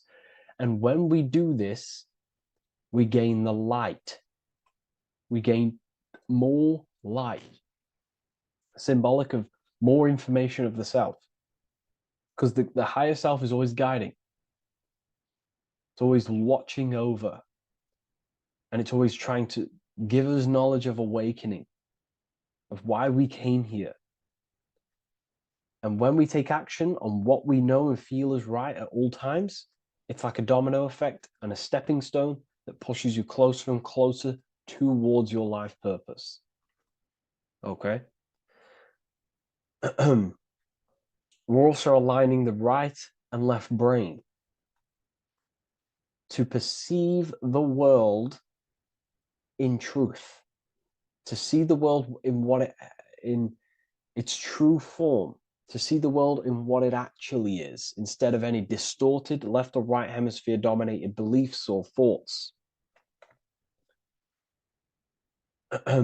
We ultimately do that by acknowledging that, yes, you have a self, you have, the left brain is more ego, this like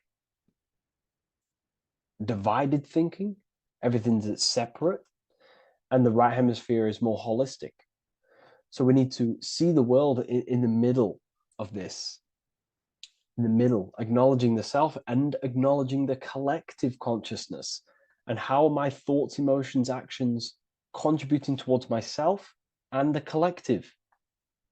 We always need to keep the collective in mind. Why? Because we are experiencing this world together. It's not just you. And your actions also have a ripple effect on the collective. We're experiencing the world as a whole as well. Yes, there's yourself and there's the collective. We need to think, feel, and act towards the collective and the self. So Aligning our brain hemispheres allows us to do this. It allows us to think holistically and individually and see reality in this. And when we do align the left and right brain, what do? We gain higher insight, the eye. We build the bridge between the left and right pillars. We gain the eye. The eye is what? Insight.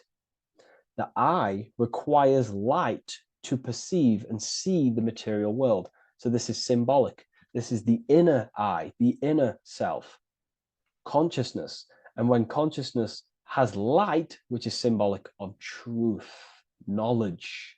Light is a massive symbol in Freemasonry. And light represents knowledge of self, information. And when we gain information and knowledge of self, when we align our left and right hemispheres, our actions take action on our intuition, we gain higher light, higher knowledge of self, ultimately. And this is why we also have the square and the compass. Okay? We have a square and compass here. The square and the bottom, base consciousness, also representing masculine qualities. This is the masculine qualities because squares are masculine. And the compass creates circles. So we have the circle on top of a square.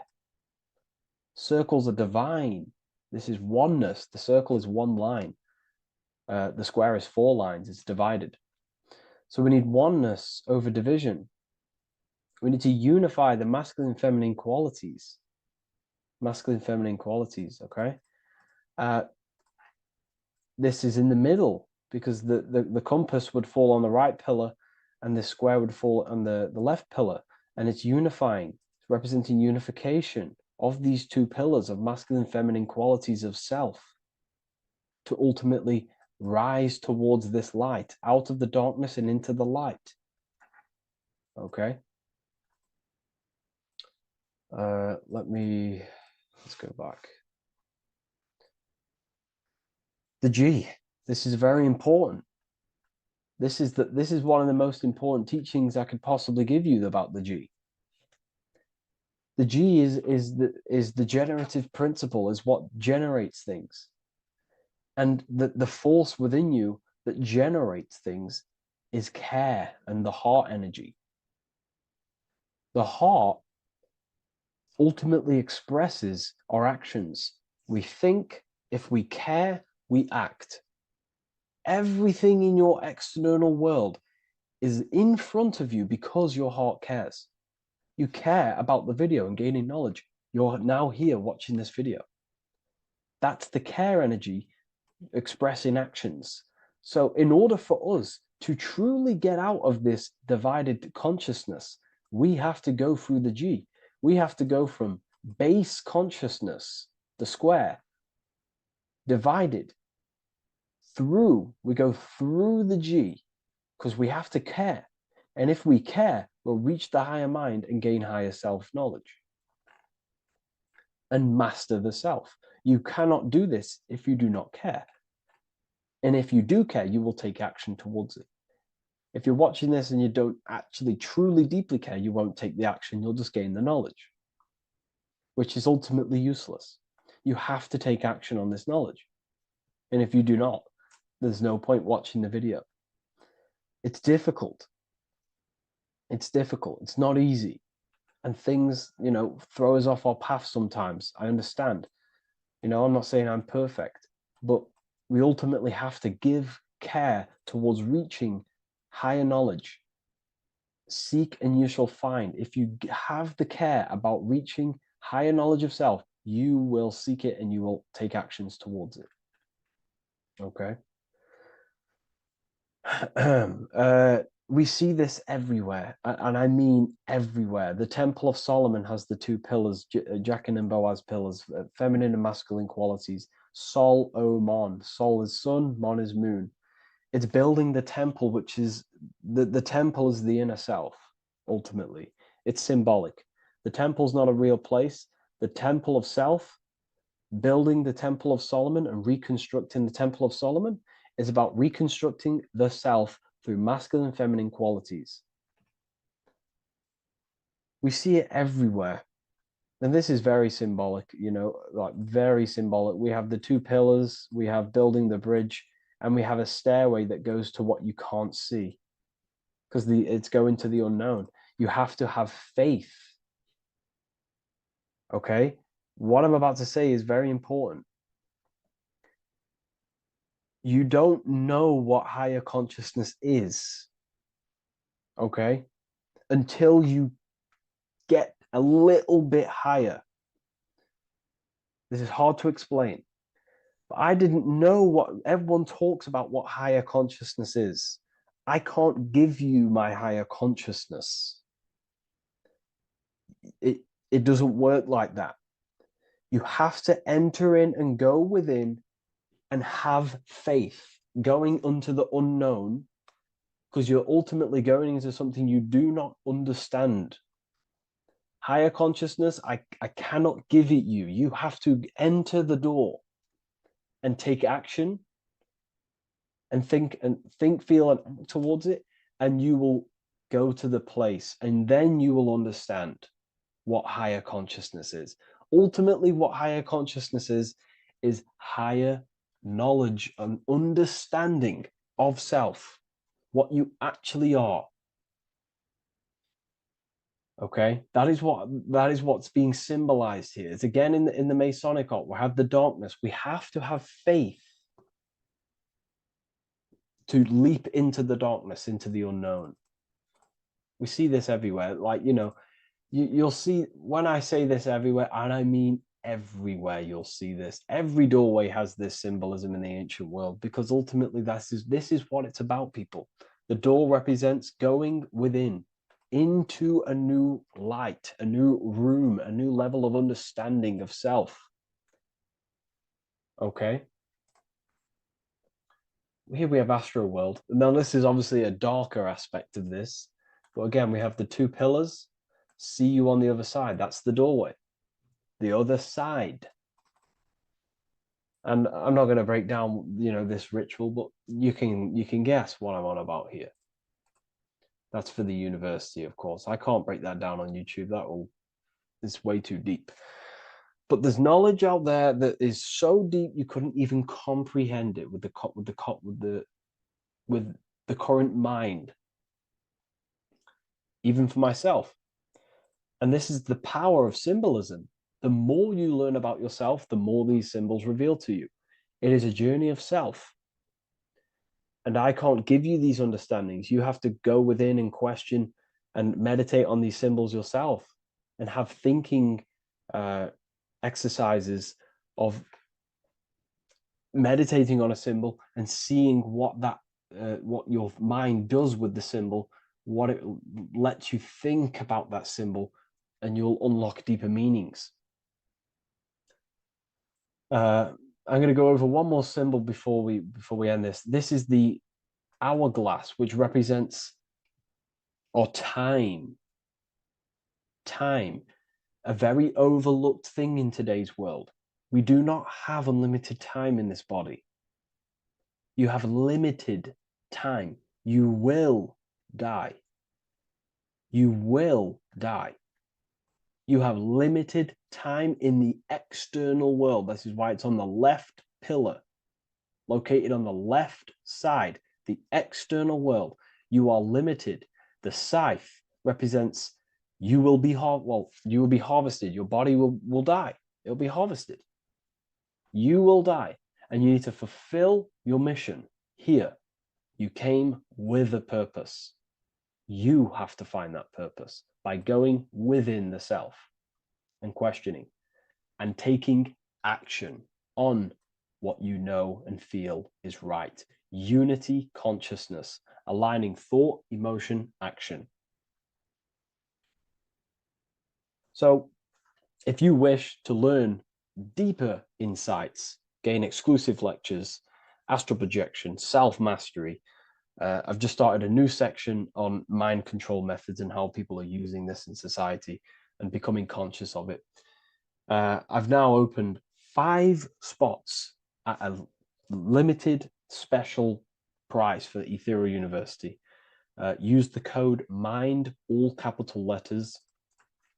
MIND, all capital letters at the checkout. And there's only 5 of these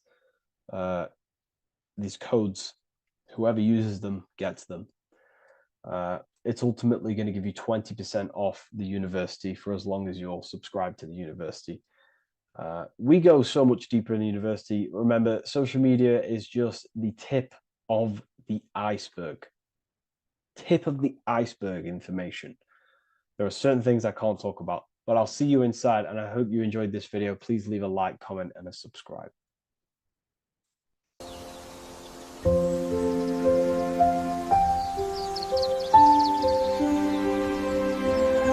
bookofwisdom.com.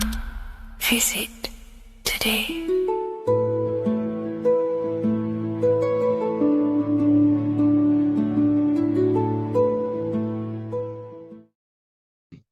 This one secret that is hidden and guarded within secret societies grants you profound power, which can fully transform your life and perspective on reality. Today, I'm going to reveal this one secret, which you probably already know, but never realized how deep it truly is. This has the power to change your life. It is the key to your potential. And if you stay with me, this power may be yours, and you could transform your life with this hidden secret that is guarded within secret societies and esoteric orders. And this secret is not really a secret, but something people overlook, that the universe is mental. Everything we experience and interact with and perceive originates within the mind. The universe is a boundless field of consciousness, a mental construct molded and shaped by thought. We do not just live in a physical world, as they want you to believe. There are hidden forces that mold the material world. They want you to believe that you are only a physical being inside of a physical universe. But this is completely wrong. You are the architecture of the universe. Your consciousness is the very fabric of reality, and you create your own universe. The universe is an infinite field of consciousness, a vast and limitless mental construct, intricately woven and shaped by the power of thought. It is a dynamic and ever-evolving field where the interplay of awareness and attention gives form to existence. Within the boundless realm, every idea, perception, and belief contributes to the creation and transformation of reality itself. Each thought holds the power to transform reality. Your consciousness is the very fabric of reality. And this is shown in the symbol of the flower of life. The flower of life is a symbol.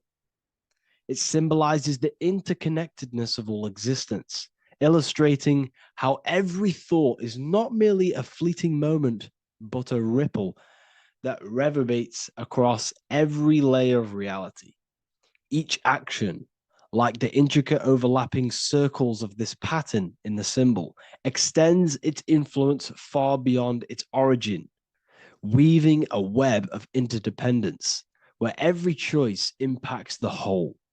It serves as a profound reminder that everything is connected, bound by an unseen field of consciousness. This symbol represents how one action, one thought is a ripple in the whole vastness of the ether of consciousness. To master your mind is to master the universe, because your mind is a miniature universe. The mind is the very fabric of reality. So if we gain the hook, if we gain the power and the mastery over our minds, we have now gained the power to create reality. to your will and intent. You see, most people live in a cycle, and this cycle is the outer world manipulating how they feel on the inner world. People's external circumstances are creating their thoughts and emotion in the inner world of consciousness, which is producing a constant cycle of negative manifestation. For example, let's say something negative happens to me in my external world. Then I start to think negative and feel negative. What that is actually doing is manifesting and projecting more negativity, because our thoughts hold the power to control and weave our own life. Your life is a direct correlation of every thought you thought in the past. What we need to do is stop and not let the mind control you in your reality. You need to control the mind so you can control reality. So what does this actually mean? Reality is an externalization of consciousness. Consciousness and matter are one. They're not separate. They are inseparable and interconnected. Everything we see, experience, and observe is a manifestation of thought, beliefs, and consciousness, shaping the world around us. Now, this ties in with the secret fifth element that they have hid from you. They've hid from you this sacred and very important symbol and pillar to reality. And this pillar, this sacred thing they've missed, is called the ether. And they've held this from you for a reason, a specific reason. This is the true fifth element. Why do they hide the ether? Because the ether has the power to shape and manifest whatever we imprint upon it. Every thought is a vibration interacting with the ether and actively shaping our reality. The ether, you could see it as the codes to physical reality. It's like an energetic blueprint which surrounds all physical objects. It is the life force that gives life to all things. All energy comes out of the ether and returns back to the ether. Energy, it's 0 point energy, and it is an infinite source of energy. So this is why they hide the ether, because whatever our mind can imprint onto the ether, we can create into a reality. And we imprint the ether through thought and imagination. The mind holds the power. The mind is the very source of reality. The material realm is not separate from the mental realm. Rather, it is intricately shaped and influenced by it through the ether. This subtle, all-pervasive medium bridges thought and matter, allowing consciousness to mold and manifest the physical reality. To transform our lives, we must first transform our minds. True change begins within, as our thoughts, beliefs, and perceptions shape the reality we experience. By shifting our mindset, we unlock the power to reshape our world and recreate the life we desire. This is the power of the mind, and this is the power that's been hidden from you. We're not taught these things in schools for a reason, because they don't want us all to be conscious creators. Instead, they feed you your beliefs. They feed you your thoughts through the music, through the entertainment, through the movies, through the news. They're controlling your thoughts with this information. They're installing beliefs and information into your mind. So you are producing their reality. But this is what we need to stop. We need to take control. We need to stop consuming their music, their movies, their information, their news, because all of this is contributing towards your reality. They have the collective consciousness at the tip of their fingers. They do not create the world. We create the world by believing their beliefs and their thoughts and installing their information into our minds. You see, it's mind over matter, and most people live in matter over their mind. Most people let matter, the external circumstances, dictate their mind. when it should be the other way around. It should be mind over matter. This is the mental plane. This is the astral. This is the etheric. This is the physical. The mind holds power over the emotions, over the imagination, over the physical, and over our spirit. It holds power over everything. It's mind over matter. It's the mental body that we must transmute and change. Most of us live in a chaotic state of mind, and this is what we must change. Turn chaos into order. So we need to be mind over matter. We need to install this belief into our subconscious. I, Harry B. Joseph, have created the ultimate esoteric school on the earth. As a member, you'll gain access to live mentoring calls twice a week, along with new lectures, books, and exclusive content released every week. Additionally, you'll have a full access to all my life-changing programs. If you're ready to transform your life and start your journey today with me, join Ethereal University. These are the campuses. We have the real lecture sections filled with lectures that you can watch. Manifestation Mastery, which teach you exactly how to reprogram your subconscious mind so you can live that reality. Sexual Alchemy, the path to empowerment of how you can transmute your sexual energy. The Real Library, where you gain access to powerful esoteric books, PDFs. Symbols of Secrets, an amazing course. The course that allows you to see beyond the veil that has been pulled over your eyes. The language of symbolism that secretly rules the world. I teach you how to read symbolism. Esoteric Exchange, live calls. You get to rewatch all of the old live calls. Mindwave Hub, this is a place of binaural beats where you can listen to infinite amounts of binaural beats. So you can meditate to them. Meditation section, numerology, health section, and electromagnetism. This is a life-changing place. And if you are serious, we only accept serious about changing your life and studying the occult and esoteric, this is the place for you. I've been there.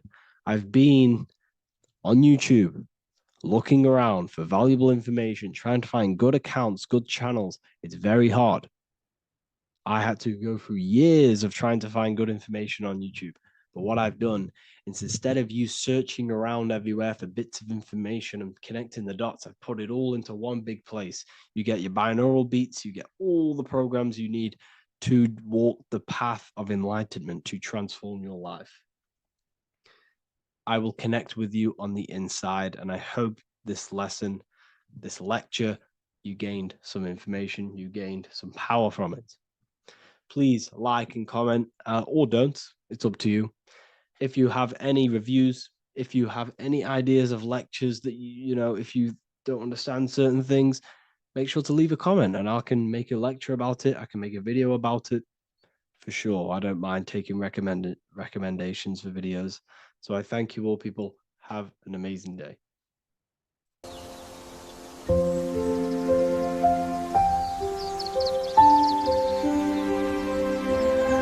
bookofwisdom.com.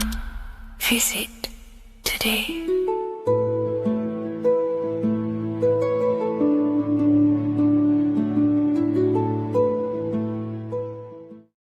What if I told you that the pentagram can unlock the secrets of creation and make you manifest any reality you want? Hence why the pentagram is used heavily in magic and witchcraft. We have to understand that the pentagram has been heavily demonized. Religions, churches claim that this symbol is associated with Satanism and witchcraft. I personally believe this was intentionally done so that people do not gain their personal power over reality and their life. The pentagram reveals so much about you, and it is one of the most important symbols to understand inside the occult studies. It is one of the most common symbols that you will see across all occult esoteric orders and different occult traditions, such as Freemasonry, Kabbalah, Rosicrucianism, alchemy. You will see this symbol everywhere. And in fact, you even see this symbol, the pentagram, on old church buildings, statues of Jesus next to church buildings.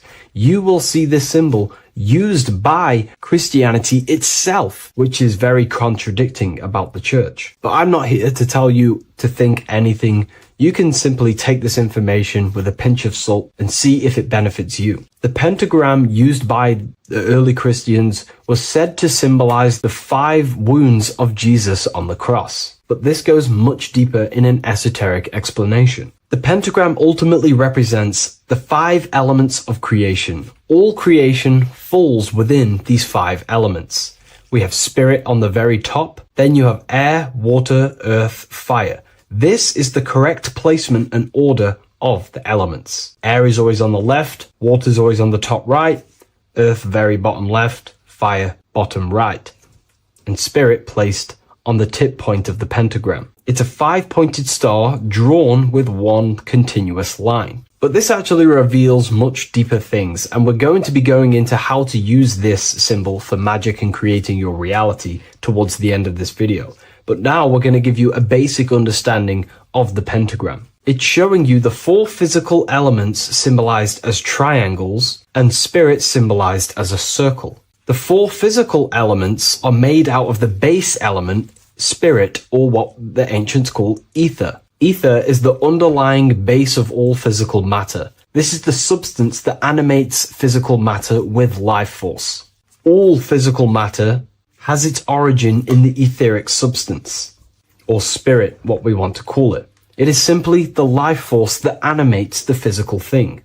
However, if we go deeper onto this symbol, it also represents something personal to the individual who wears this symbol. If you wear this symbol, you're basically saying you're putting your divine nature over your material nature. Your divine self is in control of your material self. You put your spiritual needs before your physical desires and needs. Hence why the spirit is on top, looking down over the 4 physical elements. The circle is continuous, one line, eternal, no beginning, no end. The triangle has beginning and end and points. You can see the beginning and the end when you draw it. On a deeper level, this is pretty much showing the process that symbolizes the structure of the macrocosm, the universe itself, showing how the invisible spiritual planes condense and crystallize into the visible physical world, spirit turning into physical reality. But if you wear this symbol, you're basically saying, I put my divine nature over my material nature, showing that your spiritual nature rules over your earthly existence. You put your spiritual needs first. If you see this inverted, it is now the opposite, placing spirit on the bottom, basically saying, I desire the physical things over the spiritual. But what exactly is your spiritual nature?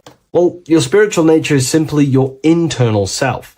You chase things that are immaterial, such as knowledge, love, experience, expansion, gnosis. These are the qualities of spiritual things that the spiritual person likes to chase and desire, instead of desiring the things that are temporary in the material world and never actually lead to fulfillment. True fulfillment is by chasing spiritual things. God, the nature of creation, the self, gnosis, knowledge. But if we go even deeper, this symbol ultimately represents how reality is created. Hence why this symbol is heavily used in Kabbalistic magic and so-called witchcraft. We are all magicians. Each one of us are creating reality. There are just certain ways you can actually create reality by becoming conscious of them. By becoming conscious of the elements and the qualities of the self that actually create your experience in your life in the present moment. If we look at the pentagram, we see that when you draw a pentagram, it is one continuous line. It is one expressed in 5. The order of the elements are very important. Spirit at the bottom, fire at the bottom right, and so on and so on. Because this is showing you the descent of the spiritual into the material, the invisible crystallizing into a material reality. As you can see when you start to draw the pentagram, you see spirit at the very top. You're descending down to fire. Fire is the closest element to spirit. Hence why in magic and witchcraft, people like to use candles. So you're descending first into fire, then into air, then into water, then into earth, then back into spirit. Because of course, the cycle of creation unfolds itself. When you die, you return back to spirit, and then you reincarnate yourself back into physical reality if you wish and desire to. Everything is under this process of matter spiritual. In the daytime you wake up, you're in your material body. When you go to sleep, you enter your astral spiritual body. Everything's in this continual process, renewing itself in spiritual, then material. But the reason why this is associated with magic so heavily is because each one of these elements corresponds to a different body of consciousness, a different vehicle of consciousness. Consciousness has many different vehicles it uses to create the tangible self, the physical reality. For example, consciousness has a spiritual nature. The spirit element in this case symbolizes the emanation, the descent of the one power, the one force that we are all using. Each one of us is using this one power, the power of the source consciousness, unfolding its creation in the present moment. This represents the source, the emanation, the descent of this continuous flow of energy through us that we are tapped into, like a live stream in the present moment. This descends first, the force descends into fire. Fire symbolizes the willpower, will. In this aspect or vehicle of consciousness, the will is the being that directs intention, initiates action, shapes reality through focus, determination. It sets direction, holds intention, projects a desire into form, and aligns your inner world with the outer creation. The will comes out of the force, spirit. Then the will goes with intention to air. Air symbolizes the mental vehicle of consciousness, the mind, the psychic man. The psychic aspects of your consciousness is thinking, imagination, mental images, logic, using the thought or the mental vehicle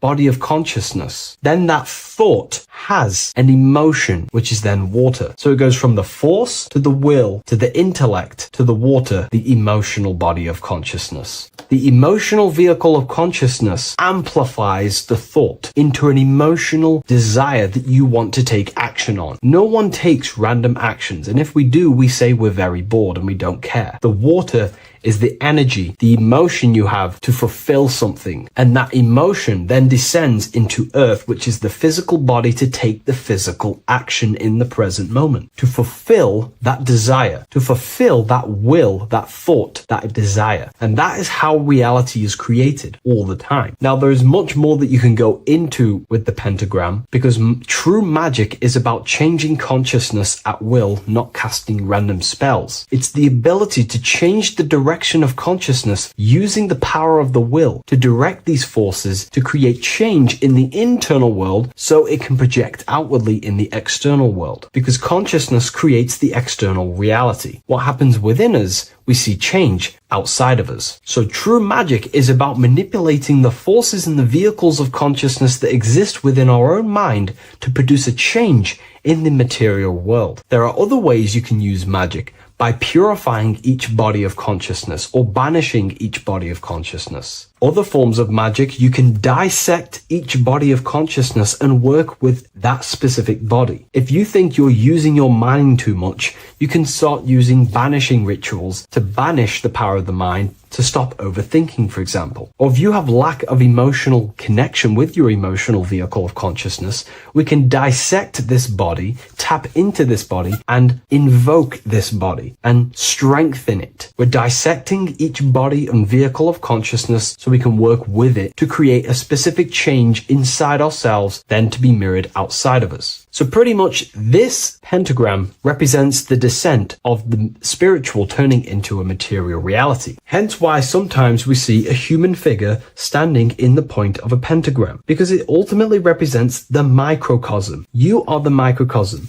You represent the entire process of spirit into matter, the invisible into the visible, the formless into form. The pentagram, drawn in one unbroken motion, captures this divine act of creation, showing how consciousness flows downward through the elements or the vehicles of consciousness to bring forth the material reality. The Book of Symbolism will teach you all about this. It was released November 17th. A lot of people have taken advantage of this. You also gain a free ebook with this copy. Every order comes with a free ebook. And if you wish to get your copy of the brand new Book of Symbolism, you can find it in the description or revivalofwisdom.com. Thank you, everyone. I'll see you in the next video.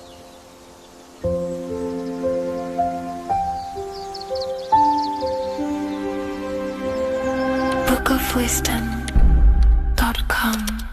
Visit today.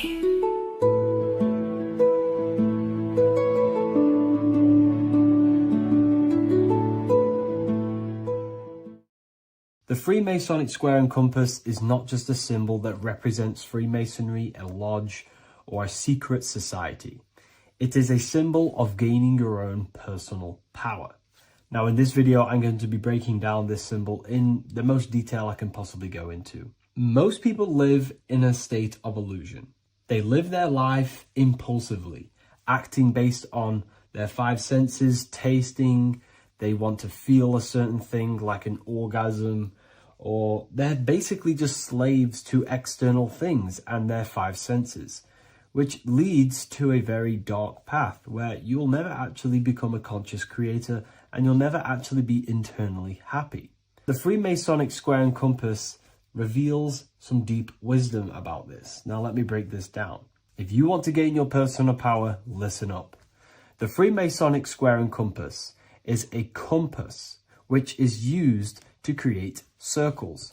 Now, if you notice something about the circle, they have no beginning, no end. You can't tell where it begins and ends. It's eternal, which means this represents consciousness.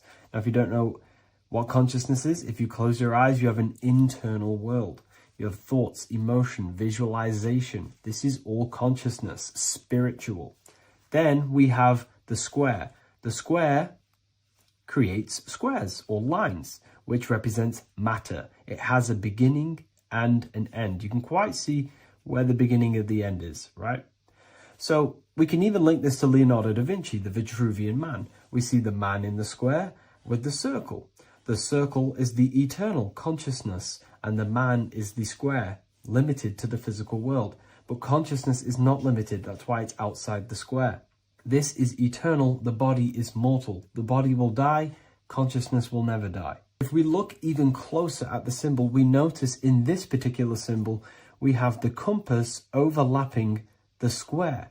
This is very, very symbolic. This represents spirit over matter, also known as mind over matter, consciousness over matter, the circle over the square. Like I mentioned earlier, most people are slaves to their senses. They go through their day and all they do is chase validation and feelings. They eat all day to feel good, which means they're a slave to their taste. They're slaves to their feeling. They masturbate, which means they're a slave to orgasms and external things. They're literally being governed by the external world controlling their internal world. They're literally living life on autopilot. And don't get me wrong, I was guilty of this too. We're all guilty of this when we join this world because we're not taught this sacred knowledge. Until you actually stop and recognize this, you'll be living life on autopilot, literally not even living. You'll be running off subconscious programs, seeking external validation and being ruled by these five senses. The square underneath the compass represents consciousness on top of matter, which means the internal world is controlling the external world. It is the mind controlling matter and not matter manipulating the mind. In the occult and esoteric world, it's very important that you are conscious of every action that you are taking in your day-to-day life. Never act subconsciously. Always be conscious.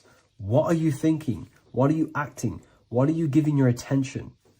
All of this is contributing towards creating because you are a creator. Consciousness is a creative force. You need to make sure that the compass is on top of the square, that your inner world is controlling the outer world and not the outer world controlling the inner. As I've mentioned in many videos before, the internal world of consciousness is what's producing the external world. Your life is just a result of every thought and emotion that you felt in the past. Everything you own, everything you possess, your friends are all reflections of your consciousness. They're all reflections of what you are thinking about. When you change your thinking, your external world starts to rearrange itself. On a basic level, this symbol represents the combination of spirit and matter. You are a spiritual being and a material being. You are heaven, the sky, and earth, the ground. You are heaven and earth, spirit and matter infused into one. You are a bridge between the divine and the earthly worlds. And you can bring down these higher realms of consciousness, thought, imagination, and emotions into a physical, tangible reality. To do this consciously, we need to make sure the external world is not manipulating the inner world. Because if your internal world is being controlled by external circumstances, for example, you have a circumstance happen in your reality, an emotion triggers inside of you, and that emotion is a command to create more of that. And the thoughts that you think are creating more of that negativity. So it's a constant cycle of negative manifestation if you let the external world control your internal world of consciousness. So we need to make sure the compass is on top of the square, that the internal world are commands and not reactions to create your external reality. And not only just to create, but to actually enjoy life. If we let the external world bother our internal world, this means that we have some sort of mental or emotional attachment to the external world. We need to detach from the external world. Why do I say that? Because it's temporary. It's an illusion. We are going to die one day, and none of this will matter. You need to understand that everything in this world is temporary. You have to be okay with losing things, losing family, losing things in this world, because it's guaranteed to be temporary. We need to make sure the internal world is order and not chaos, commands and not reactions. Now, at the back of the Book of Wisdom, Volume 2, the book that I've wrote here, I go over the different meanings of the different arrangements of the square and compass. Sometimes we see the square overlapping the compass, which is the opposite of what we've just broken down. Or sometimes we see one leg of the compass on top of the square and one leg of the square on top of the compass. These are all highly symbolic. When we see the square overlapping the compass, this pretty much represents the beginning of the Freemasons' journey, when their internal world is being controlled by the external. They have a lot of spiritual growth and a lot of learning and inner work to do. Now, when we see half and half, one leg of the square on top and one leg of the compass on top, this represents the Masons' gradual emergence from the material realm into the spiritual. This interplay of symbols reflects the process of gaining greater light and knowledge as the Masons ascend from material concerns towards spiritual enlightenment. And of course, we've just broken down what this means. This represents spirit over matter.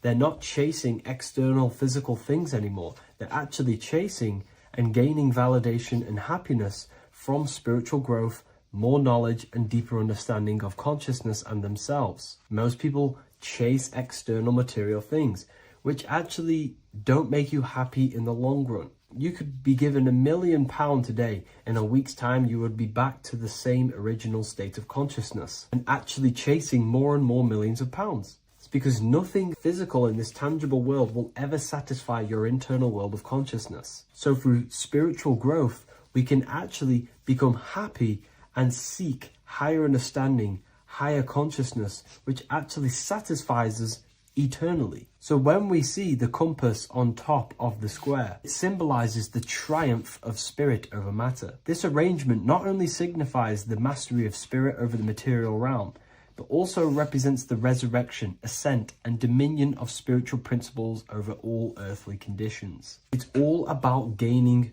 personal power and spiritual growth. It's all about spiritual evolution, going from matter to spirit. The external world controlling the internal world, to the internal world ruling over the external world, where the mind becomes a powerful tool to actually create and command reality. The mind cannot create and command reality if it's being governed and tossed all over the place by external circumstances and thoughts. Here's a quick tip on how to know if your mind is controlling you. If your phone notification goes off and you're working on something and you instantly go to reach and pick up the phone as soon as the notification goes off, that is an indication that your mind is controlling you and you are not controlling it. The mind is the direction of consciousness. The direction, it directs the flow of your attention, your energy, your consciousness. So to practice to gain mind over matter is simply just meditation, allowing the mind to sit still and focus on one thing for long periods of time. And over time, this will gain mastery over your attention and your mind. If you are on your spiritual path, this should be your goal, your internal world becoming the master. The mind becoming a vessel for you and not a vessel controlling you. It needs to become a command center and not a reaction. Please like, share this with a friend, and subscribe to the channel if you're new. Leave a link in the description for the Book of Wisdom Volume 2.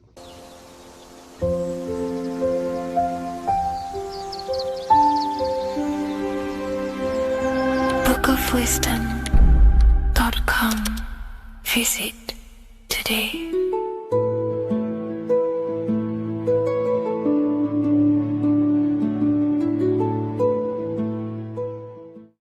Creation demands destruction. Every time you release your sexual fluids, you're destroying a part of yourself to create an extension of yourself. For example, if you want to create a business, you have to destroy your time, attention, and energy in order to create the effect of the business. All creation demands some sort of sacrifice or destruction. This falls under the law of polarity in the universe. It's the same with your sexual fluids. Your sexual fluids, especially as a man, contains minerals, all the minerals in your body. It contains your vitality. It contains your DNA. It contains the blueprint of you, and it can create a whole new human being. You are literally playing with the power of creation if you are releasing your sexual fluids too much. Sexual fluids also extend beyond the physical plane. They contain astral forces because all physical creation is a mental creation. We live in a mental universe. Everything begins as a thought in the mind, then the thought takes the form and the body of imagination, which is an astral force. Imagination turns into etheric emotional energy. Then the etheric emotional energy turns into the physical action and the physical manifestation. We live in a mental universe. Therefore, these dimensions do not exist separately. They are permeating and mixing in with all. Your physical body has an astral body. Everything physical has astral forces behind it. Semen is known as the astral fluid of the soul. It feeds nerves, the channels of life force and consciousness within the body. And every time you release it, you're destroying a part of your vitality, your brain, your nerves, your energy levels, your creativity, and your DNA to create an extension of you. Therefore, it is a sacred fluid within your body and not something to be played with and to be released too much. Think about it. This is a very creative energy, your sexual fluids. It can create a whole new human being. This is how powerful it actually is. It is the power of creation, and the misuse of this power can destroy your own vitality and your life of your body, because that life you are giving in order to create an extension or a child is the same life you could keep inside of you and not waste to recycle and regenerate the body. Sexual energy has been for thousands of years associated with regenerating the body, longevity of life, and maintaining youth.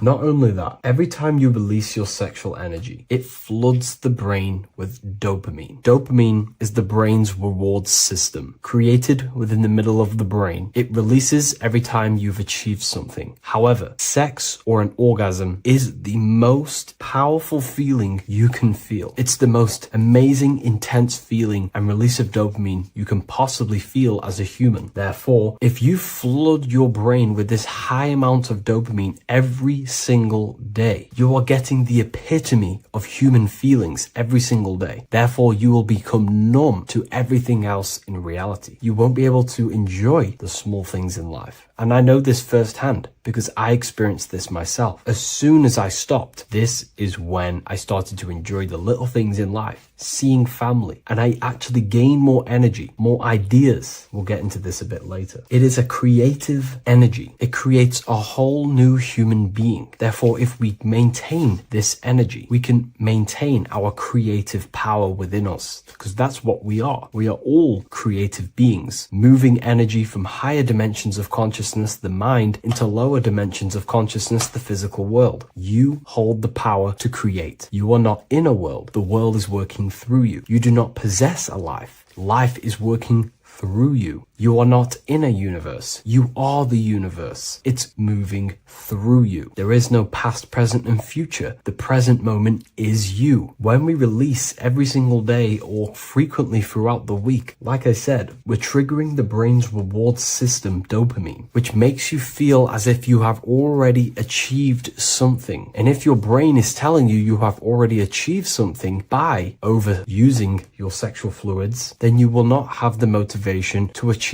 other things in your life. I know this firsthand. I became very lazy. I didn't want to work. I didn't want to do anything because subconsciously my brain felt as if I've already achieved. If we look at the symbol of the Baphomet, we notice the Baphomet has horns and a goat head. Now we look at the word horny. When you become sexually aroused, it's known as horny, which is the horns, representing the lower mind. The lower mind is the mind we use for our animal instincts. We have two parts of our mind. A higher mind, which is contained of higher thought, which chases spiritual things such as love, wisdom, knowledge, and God. Then we have a lower mind, which chases the things of the material world closely associated with the ego, chases validation, material gain, status, and physical sensation, physical pleasures. It is these physical pleasures that can keep you in an endless loop, making you feeling empty inside, because nothing material can ever satisfy our internal world. Nothing. You can achieve millions of dollars. You can achieve your dream house, your dream car, your dream watch. And if that is the only thing you are chasing, you will feel empty inside when you achieve it, because nothing of this material plane can satisfy you. Nothing of the lower mind can ever satisfy you. This is why we must sacrifice the lower mind and overcome the lower mind and the lower instincts. One thing I found amazing when I mastered my sexual urges and my lust is that my mind became a lot more clear. The thoughts and the time and the attention that I used in my mind to go towards lust, sex, and chasing these things was taking up a lot of mental space, time, and energy. But as soon as I removed it and mastered it, my mind became an open vessel for higher thoughts to be received from the higher mind. The mind is like a radio antenna. Whatever we attune it with, that's what we receive. If we're constantly thinking about lust and low-level pleasures, we're gonna just receive low-level thoughts. But once we remove all of the lower mind and we conquer our physical body and physical urges, our mind becomes an open channel for divine thoughts and spiritual thoughts. This is what most people call today as downloads. You receive wisdom from your higher self. Not only do you receive more wisdom, you just receive more power to create. The male and the female come together to create a child. That's how you were created. Now, the law of correspondence teaches as above, so below. It refers to everything in the universe. Therefore, in order for you to create a reality, to give birth to something, you have to bring together the masculine and the feminine. Your masculine forces are willpower and actions. Your feminine forces are emotions and imagination. When you combine the willpower, action, emotions, and imagination and combine them together, you can give birth to reality. But it's important to only give birth to things that are spiritual, that are good, that are for the benefit of yourself and humanity, and not for the ego and the lower mind. Killing our lower mind is essential for spiritual ascension when we die. The thoughts that we give the most attention and energy to when we die are pretty much the same thoughts that we're going to think when we die. When you die, your physical body and external world is stripped and you're left with your internal world of consciousness, more than likely be resonating within the lower astral plane before you move on to any higher dimensions of the astral. It's important that we kill any addictions such as sex, food, attachments, emotional attachments to people, any desire for material things before we physically die. The Hindus taught this, Buddhism taught this, the ancient Egyptians taught this. We have to remove the desires in our heart for material and things before we physically die. Because when we die, we cannot fulfill physical pleasure. Therefore, we will create our own suffering within the astral dimension. So sex is the biggest part of this.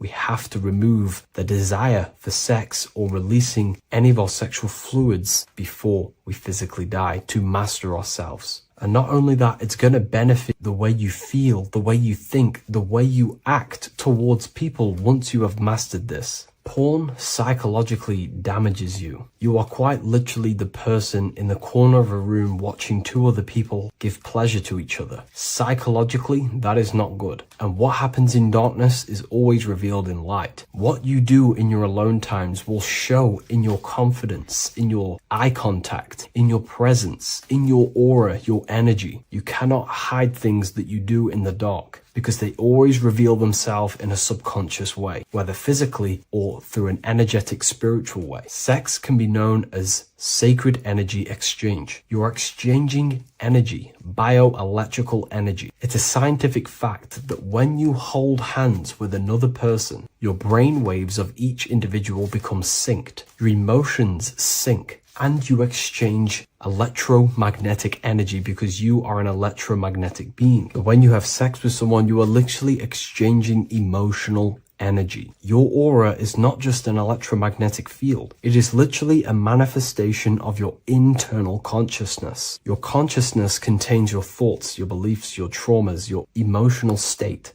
And this manifests externally through the vortex of your heart into an energy presence around your body. This is why you can feel sad when someone else is sad next to you, because their energy is merging with yours. When you have sex with someone, you are quite literally exchanging consciousness, beliefs, traumas, emotions, feelings, vibrations, and your consciousness merges with their consciousness. So be careful with just having casual sex. Now, I'm not here trying to say never release, never have sex with your partner. I'm not saying that. I'm saying take caution with these things. Take my teachings with a pinch of salt. If it benefits you, that's great. I'm not here to tell you how to live. I'm simply giving you my research and the things that have helped me in my life on my esoteric research, awakening, or spiritual path. I don't like calling it a spiritual path, because it's not spiritual. It's simply just life, the knowledge of consciousness and the self. So I hope this video helps. If you'd love to read this book, I'll leave a link in the description. This book I wrote myself called The Book of Wisdom, Volume 2.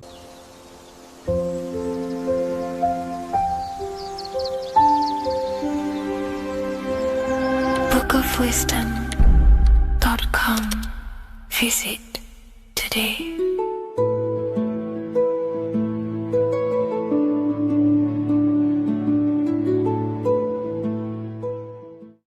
The Freemasonic square and compass is not just a symbol that represents Freemasonry, a lodge, or a secret society. It is a symbol of gaining your own personal power. Now, in this video, I'm going to be breaking down this symbol in the most detail I can possibly go into. Most people live in a state of illusion. They live their life impulsively, acting based on their five senses, tasting. They want to feel a certain thing like an orgasm, or they're basically just slaves to external things and their five senses, which leads to a very dark path where you'll never actually become a conscious creator and you'll never actually be internally happy. The Freemasonic square and compass reveals some deep wisdom about this. Now let me break this down. If you want to gain your personal power, listen up. The Freemasonic square and compass is a compass which is used to create circles. Now, if you notice something about the circle, they have no beginning, no end. You can't tell where it begins and ends. It's eternal, which means this represents consciousness. Now, if you don't know what consciousness is, if you close your eyes, you have an internal world. You have thoughts, emotion, visualization. This is all consciousness, spiritual. Then we have the square. The square creates squares or lines, which represents matter. It has a beginning and an end. You can quite see where the beginning of the end is, right? So We can even link this to Leonardo da Vinci, the Vitruvian Man. We see the man in the square with the circle. The circle is the eternal consciousness, and the man is the square, limited to the physical world. But consciousness is not limited, that's why it's outside the square.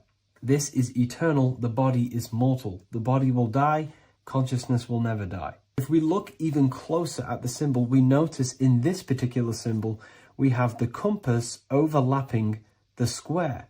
This is very, very symbolic. This represents spirit over matter, also known as mind over matter, consciousness over matter, the circle over the square. Like I mentioned earlier, most people are slaves to their senses. They go through their day and all they do is chase validation and feelings. They eat all day to feel good, which means they're slaves to their taste. They're slaves to their feeling. They masturbate, which means they're a slave to orgasms and external things.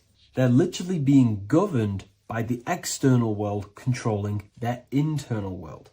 They're literally living life on autopilot. And don't get me wrong, I was guilty of this too. We're all guilty of this when we join this world because we're not taught this sacred knowledge.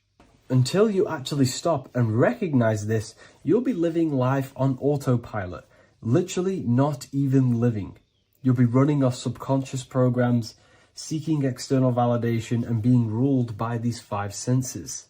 The square underneath the compass represents consciousness on top of matter, which means the internal world is controlling the external world. It is the mind controlling matter and not matter manipulating the mind. In the occult and esoteric world, it's very important that you are conscious of every action that you are taking in your day-to-day life. Never act subconsciously. Always be conscious. What are you thinking? What are you acting? What are you giving your attention?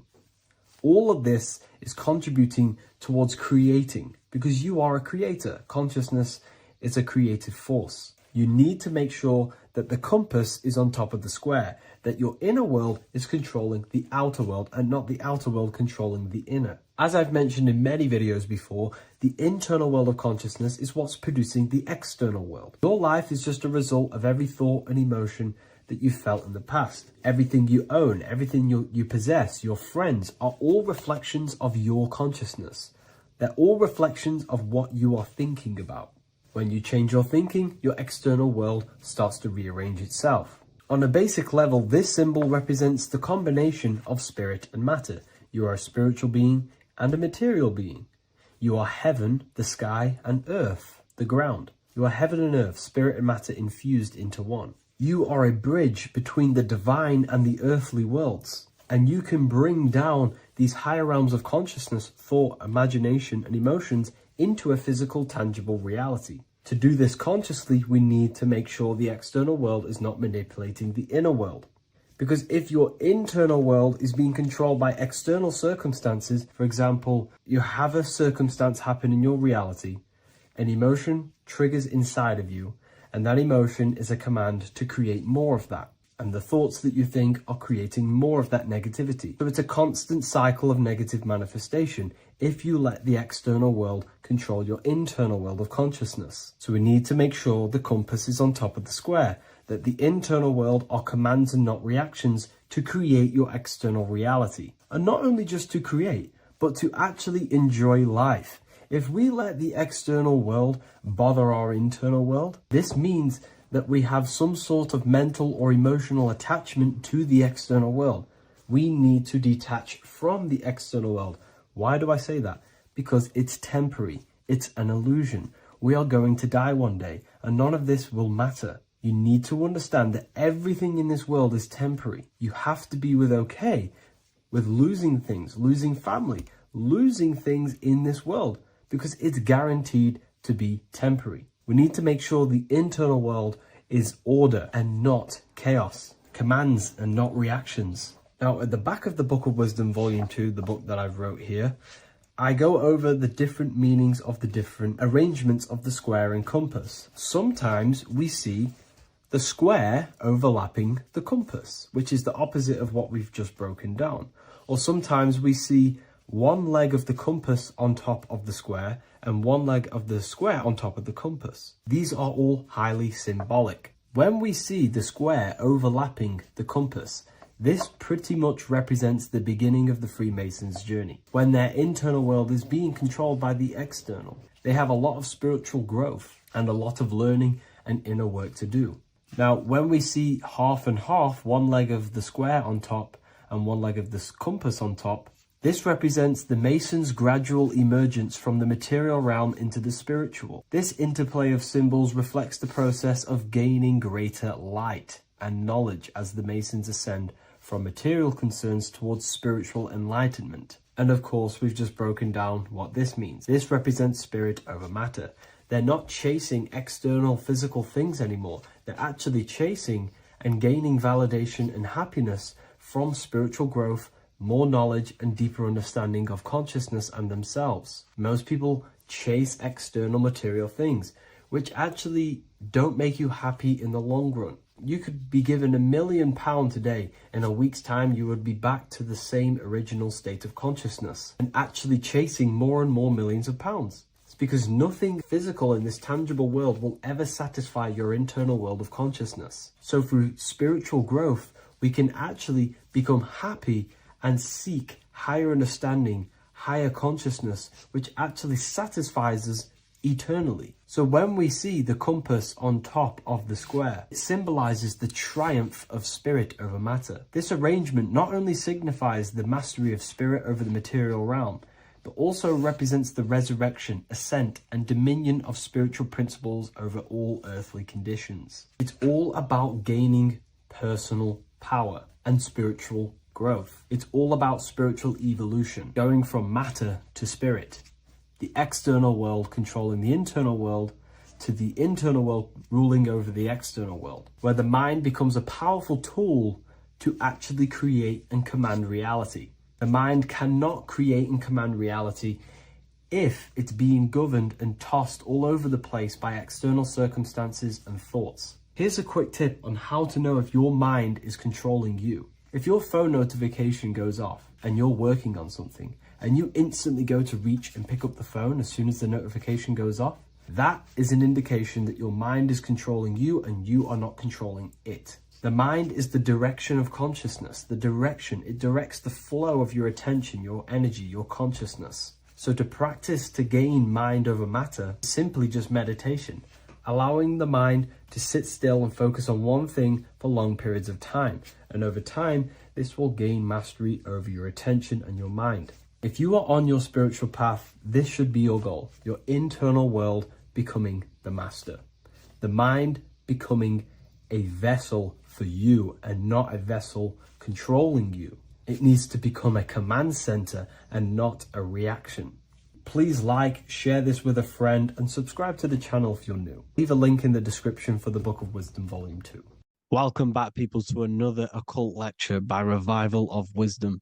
Today we're going to be talking about magic and how it's being used on us for the New World Order. Magic has the word mag within it, which is magnetism.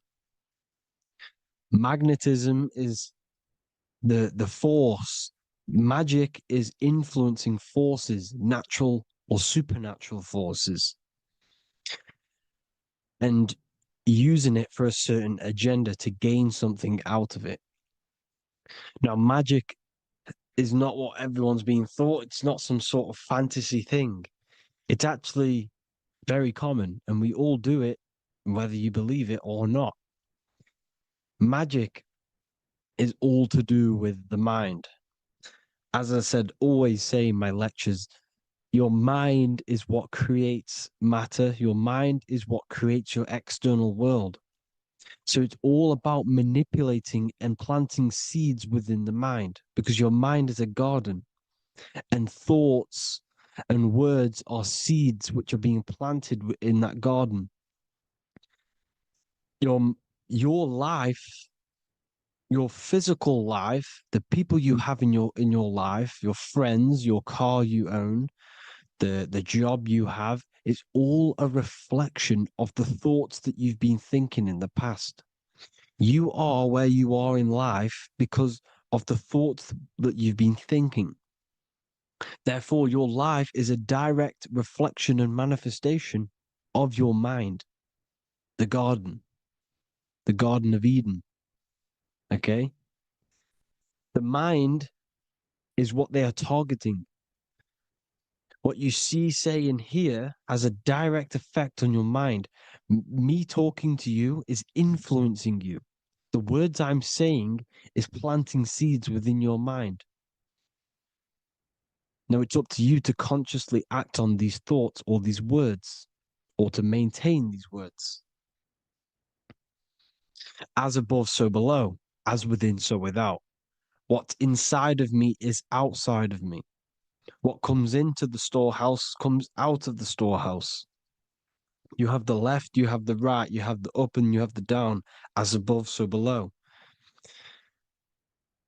Whatever is in your mind will be expressed in some sort of way, consciously or subconsciously, spiritually or physically.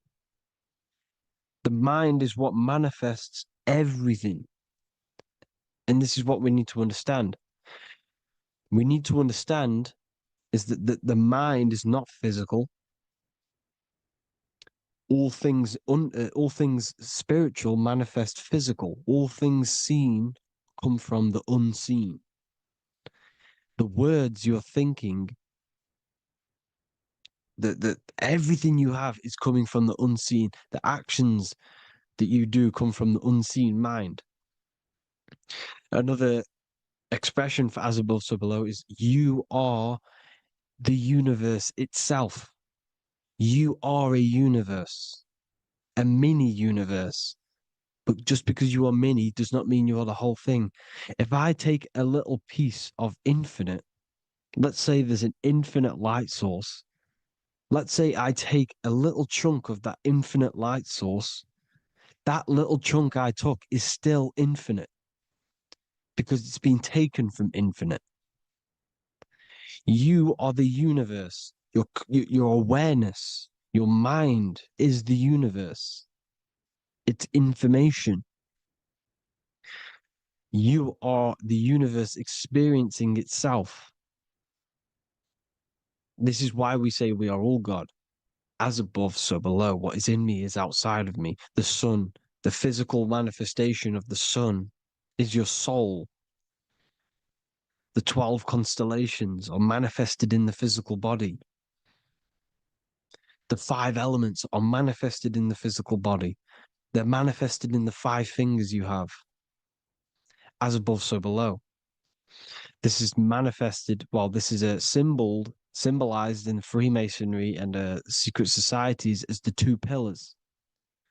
The mirroring reflection, the reflection of reality, the mirror, as above, so below. What happens in the mind, what happens in the astral, happens in the physical.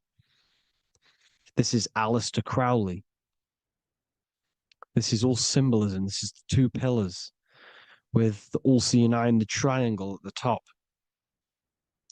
Aleister Crowley was a master magician, very powerful dark magician, black magician. There's 2 types of magic. You have white and black, just like the checkered board, the Masonic checkerboard. You have white and black. You have good and evil.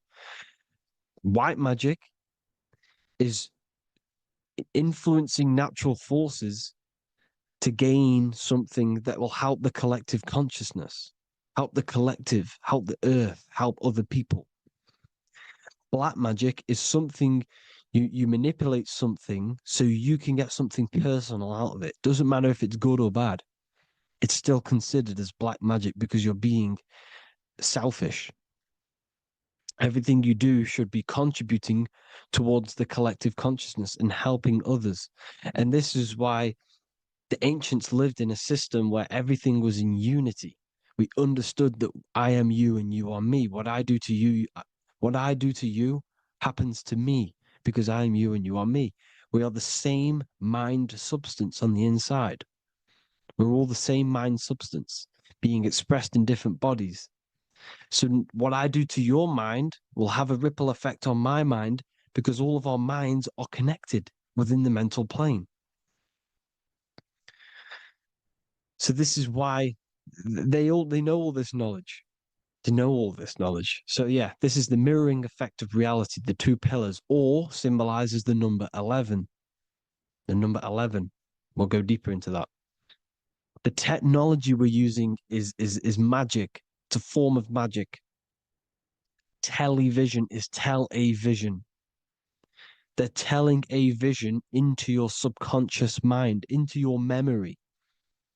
And when you turn on the television, you get a program because they're telling a vision to create a program within your subconscious mind.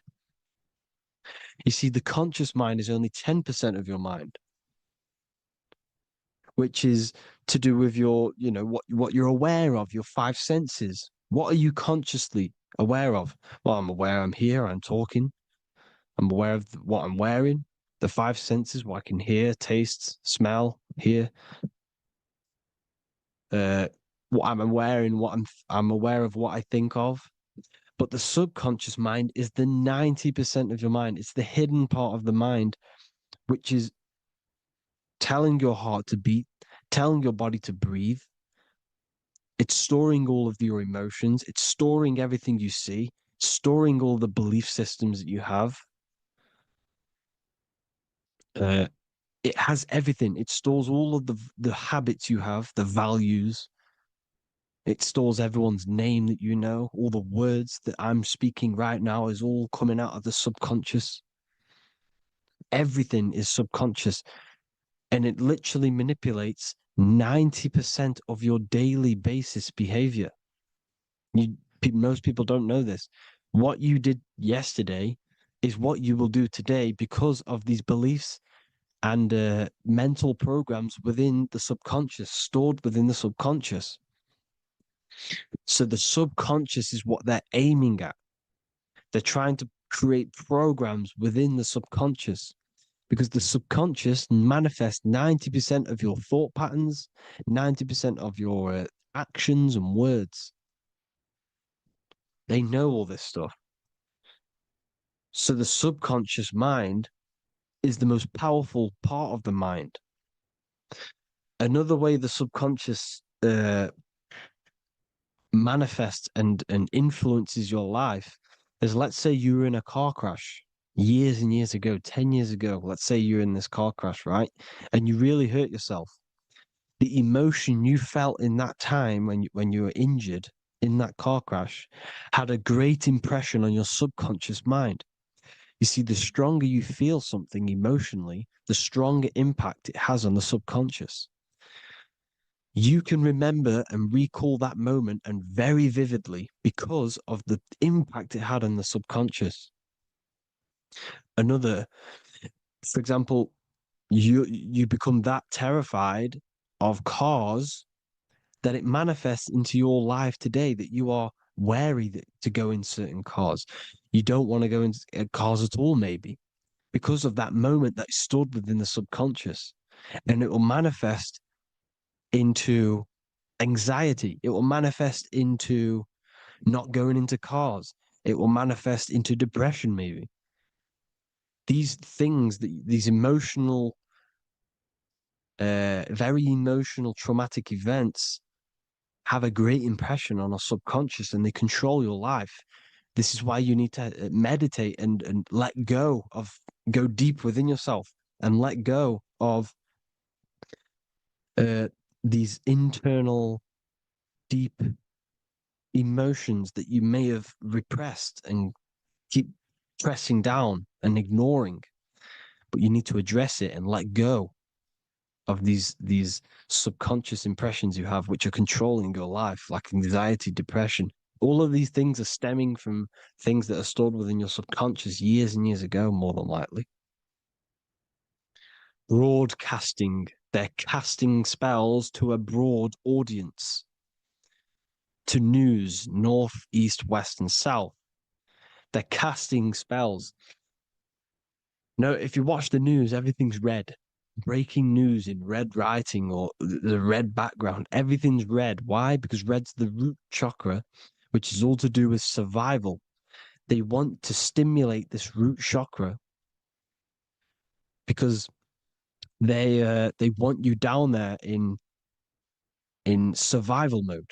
They want you in survival mode because you're easier to control. They control out of fear. And not only they're casting these spells as if, because most of the things they cast in the news hasn't already happened. They're constantly bombarding you with there might be a war breaking out, war this, war that, kill here, kill there, murders. It's impressing, it's casting spells on your subconscious mind. So when the event does turn up in real reality, in physical reality, you're less emotional, you're less surprised. You're not as surprised because you've already heard it before. Your subconscious has already heard it all before. If you never heard of a war and then a war broke out, you'd be going crazy. So they subtly program your subconscious mind through the words, because the words they say is impressing your mind, has an effect on your mind, which will have an effect on your behavior, your words, your conversations you have with people. They're casting spells to north, east, west, and south on the tell a vision. They're telling a vision by broadcasting, by saying spells. This is why we call it spelling. Even the word, listen, the words we say cast spells. Bless. Oh, bless you. That's be less. The subconscious mind only picks up literal things.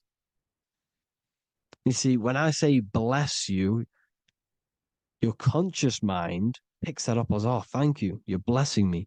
But your subconscious picks up as be less. You see? Because the subconscious it has no filter. It's just, it is what it is. Everything is factual in the subconscious. Therefore, if I call you an idiot, your subconscious, my subconscious will think I'm talking to myself and calling myself an idiot, and it will take that as true. That is truth. Everything is truth within the subconscious. And the subconscious manifests your behavior. The devices this is the biggest one. Black scrying mirrors, device, the devil's vice, the device. Okay? Black scrying mirrors, black screen is scrying. Black scrying mirrors were used to communicate with spirits within the astral plane in the medieval times. They're still being used now by black obsidian mirrors. And look at your phone, it's a black mirror. And there's some sort of, I'm not saying this is fact, but personally, I believe these are portals for spirits and ethereal entities to come into your life, to come into your surroundings. So this is the next big thing: the TVs, your iPhone, your iPod, all black mirrors. And mirrors are very, very powerful. Even just a normal mirror. Mirrors have an effect. Whatever you say into a mirror, what you say is energy. And when you say something into a mirror, you're saying it into yourself. It's an infinite cycle of words of energy because it's being reflected infinite times. When you say something into a mirror, it has a massive effect. You're saying it directly into your eyes, into your mind. So what you say in a mirror should be said with precaution. Never say anything negative into a mirror, because mirrors are very, very powerful ways for you to reprogram your subconscious mind for the good. You can say very positive things into mirrors and it will reprogram your subconscious mind. Okay? Manifesting is all magic. It's all magic. Everything is magic.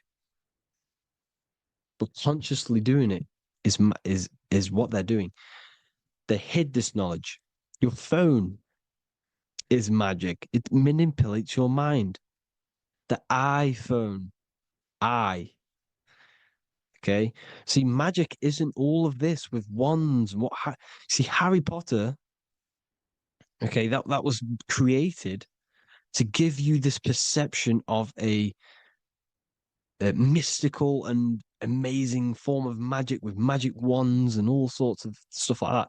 Yes, that stuff was true when the collective conscious minds were on a higher level and our belief systems believed in these things, because the universal mind, all of our minds contribute to reality.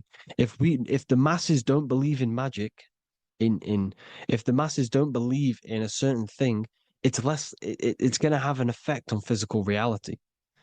So when the collective minds are higher and have more open minds, things like Harry Potter can come true. See, it's all in the mind. The iPhone, the eye is the symbol for the mind, the invisible intelligence. The triangle is the ethereal plane. Okay. So the eye in the triangle is the eye that sees into the beyond the ethereal planes. The square is the physical plane. So the iPhone, your phone, is a black box, just like the Saturn black cube.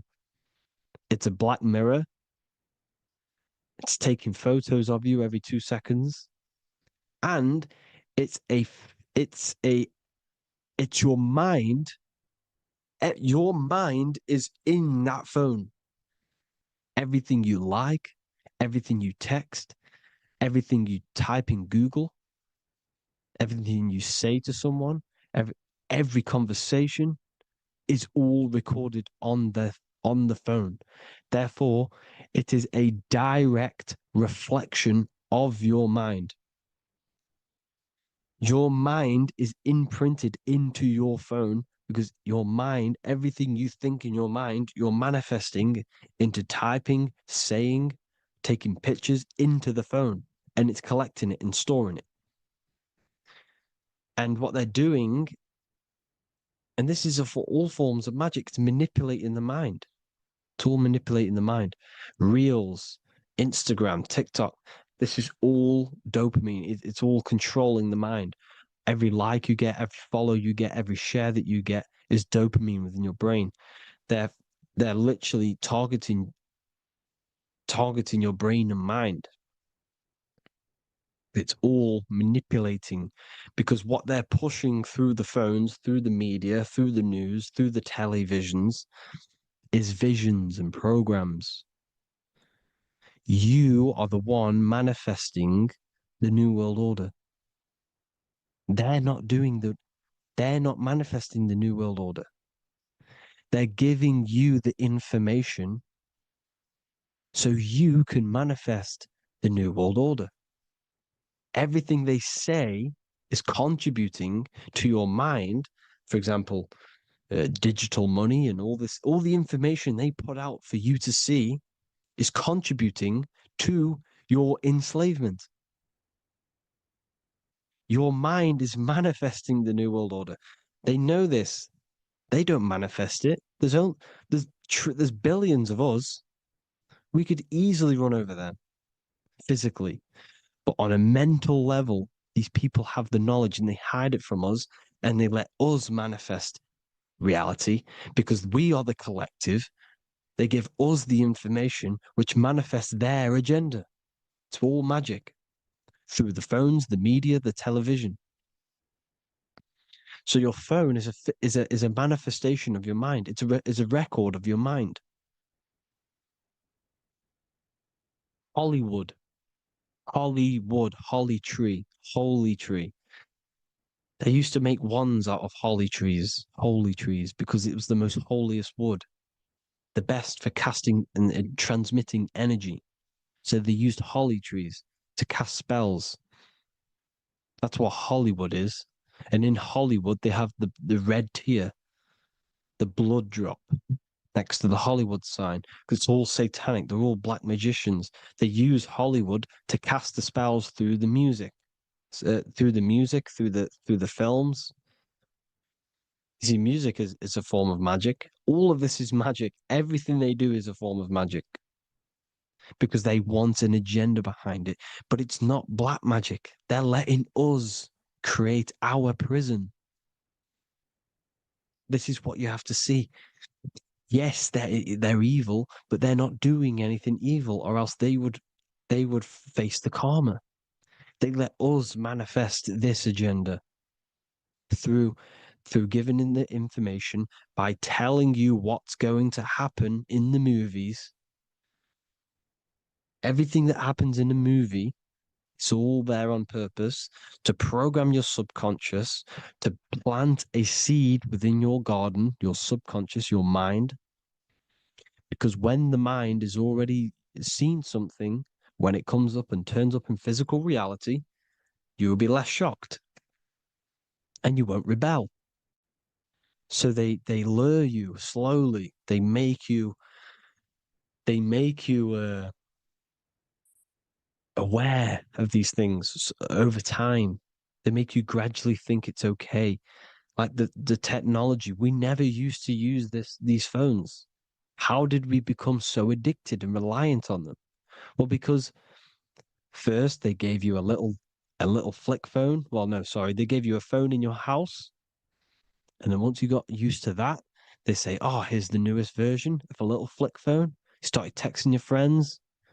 Everyone was loving it in high school. They could now meet up without saying, "Let's meet on the weekend at this point at this time," like your parents probably did, or maybe some of you watching this, you probably had to tell your friend to meet on the weekend at a certain time because you had no way of communicating. So everyone got these phones and got addicted to them. Then they slowly got addicted to the new iPod with the touch screen. Now they invented touch screen.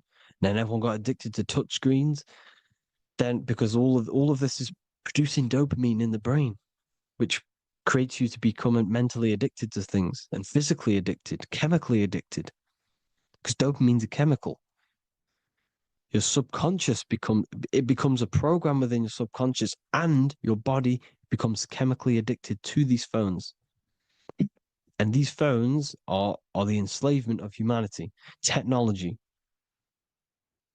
Without this, we wouldn't be in this mess without technology. Because they're creating a hive mind. We're creating a hive mind. So back on track anyways, they program you. Look at the films, 9/11, 9/11, all produced by Hollywood. Here's the 11, like I said at the beginning, the two pillars which reflect reality. What happens in the mind happens in the physical. What happens in the astral happens in the physical. Okay, what happens in the physical happens in the mind. It's the two pillars, the mirrors. 9/11. 9 plus 1 plus 1 is 11. Flight 11 was hijacked. New York is the 11th state. New York adds up to 111. This is not a coincidence. It's all a form of magic. It's a ritual, energy harvesting ritual, because your mind produces energy. Your mental attention produces energy. And they're feeding off this energy in the astral plane, these demons. Music is the most powerful. Personally, I think the music is one of the most powerful forms of magic they're using. Okay. Music is hypnosis. It puts your brain in a hypnotic state. It influences your electromagnetic field through vibrational energy. It reprograms your subconscious mind. Why do you think you remember the lyrics? You see, your subconscious stores all of the memories. Remember, the subconscious manifests 90% of your behavior. So therefore, the music you're listening to is manifesting your behavior. You wondered why some people wonder why they have drug addictions and they can't get out of violence and they can't get out of all this negative mind space. It's because the music they're listening to is creating a negative mind space. The words you listen to have plant seeds within your mind.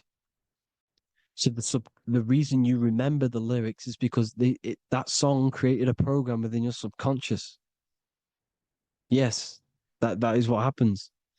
You can use magic to reprogram your mind, but you can use music to reprogram your mind because it's all forms of magic. It's using natural mental energy forces to manipulate the physical reality. You manipulate your mind, you manipulate reality, physical reality. Okay? So the music, another very, very big one. When you turn on the radio, it's just all talks about alcohol, drugs, and sex because they want you down in the lower three chakras. They want your mind attached to matter when it's mind over matter. Your mind's not physical. You see, the word spirituality is the new trend. It's not about your spirit. It's not about your spirit. It's about your mind. It's not about, you know, uh, spirituality and looking after your spirit. And they've got you focused on your spirit. Why? Because they hide your mind from you. You see, a lot of people think their mind is their brain, but the mind is everything. There is no physical reality without mind. You can have a brain. Imagine if you had no mind but a brain. It wouldn't work. The mind is everything. The mind controls your avatar. It begins in the mind before it happens in the brain. Then the brain manifests through the body. The brain's just an electrical computer. So that they've got people scared. Or do I have a soul or not? And all this stuff. Listen, if you have a mind, you have a soul, because you are not the mind. This is why everything is sort of an illusion, because beyond the mind is your soul. But what is the soul without a mind? You can't have a soul without the mind. But if the mind didn't exist, the soul doesn't exist. You are the person listening to your mind. I shouldn't say person because you're not the body. You're the entity behind the mind. But if you didn't have that mind, you couldn't understand what you even were. You would just be an observer who couldn't think. So yes, we all have a soul. If you have a mind, you have a soul. Everything is mind. Everything has mind. Mind creates everything. God is mind. And they're manipulating your mind through TV, your phone, every little thing. The school, it's all about the mind, people.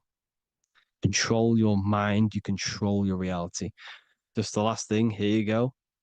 Aleister Crowley, the dark magician, Kanye West doing the exact same thing because they're implementing magic in the music. Here's the Beatles with Aleister Crowley in the background. Bet you never noticed that. Aleister Crowley was influencing music and placing magic within the music to influence the subconscious. This is what Baal worship was. This is why they kill children. They sacrifice these children. Why? Well, because in order to ascend, in order to raise your consciousness internally, godly, by being good, God, or being in order to be good and raise your consciousness and to get something in the physical world, you have to sacrifice yourself. And what do I mean by that? In order to raise your consciousness and ascend, you have to sacrifice the lower nature of yourself. You've got to abstain from having sex to retain your sexual energy, to transmute it, or staying away from negative, some poisonous foods like meat. So, staying away from blood. We shouldn't be consuming other animals' blood. We should be keeping our blood pure. We are humans. We shouldn't consume chicken blood, chicken germs. We are the most divine creatures on this creation. We are the most intellectual creatures in this creation. Therefore, we should keep our temples pure. We are not animals. If you want to associate yourself with an animal and go out in the wild, go and find a wild boar and go and try rip its guts out with your bare teeth, because you can't do it. You're not a carnivore. Okay? So in order to ascend, you have to kill and sacrifice your lower part of yourself to ascend up to your spirit self, your mind self, the highest version. And the elites don't want to do this.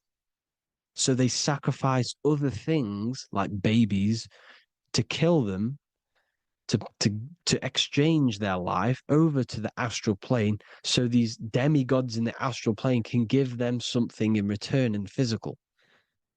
They don't want to sacrifice their lower self, so they sacrifice other things for exchange, for physical pleasure.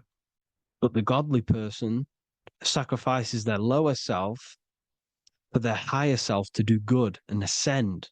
So this is what all the Baal worship is, people, and this is why they're doing it. Hope you all had an amazing lecture. If you haven't already, go and get the Book of Wisdom for more information. You know, I don't go into dark stuff in this book, because all I do is enlighten people in this book. You can get it in Spanish, English, German, Italian, and French. Worldwide shipping. You can get the PDF or paperback. Or there is also a new one called the Human Health Guide 2.0.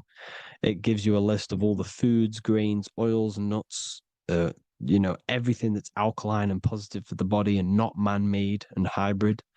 It tells you all the products to stay away from, how to fast, how to improve vision, how to improve everything, literally. So the Human Health Guide has been released. If you want that, I'll put all the links in the bottom in the description.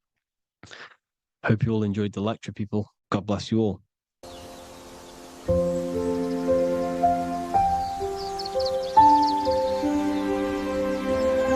bookofwisdom.com. Visit today.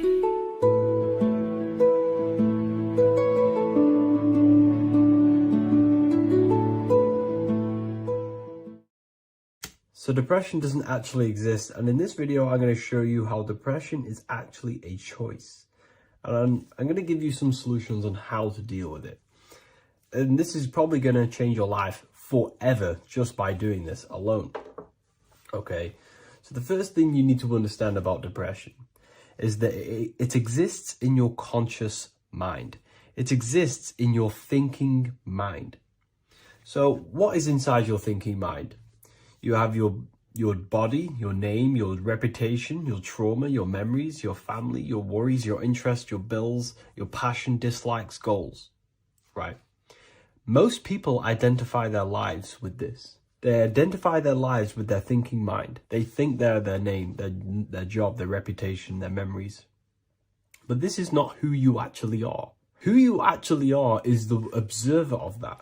What happens if you stop thinking? What is left? You're left with unconditioned consciousness. You're left with the self, which is what we refer to as I. We are the consciousness, not the thinking consciousness. You are not these labels. You are not your thoughts. You are not your job, your name, your reputation. Okay? And the reason why I'm telling you this is because it's very important, is that we are something beyond this body, beyond this name, beyond our thoughts. We are the consciousness. So depression exists inside of the thinking mind, the conscious mind.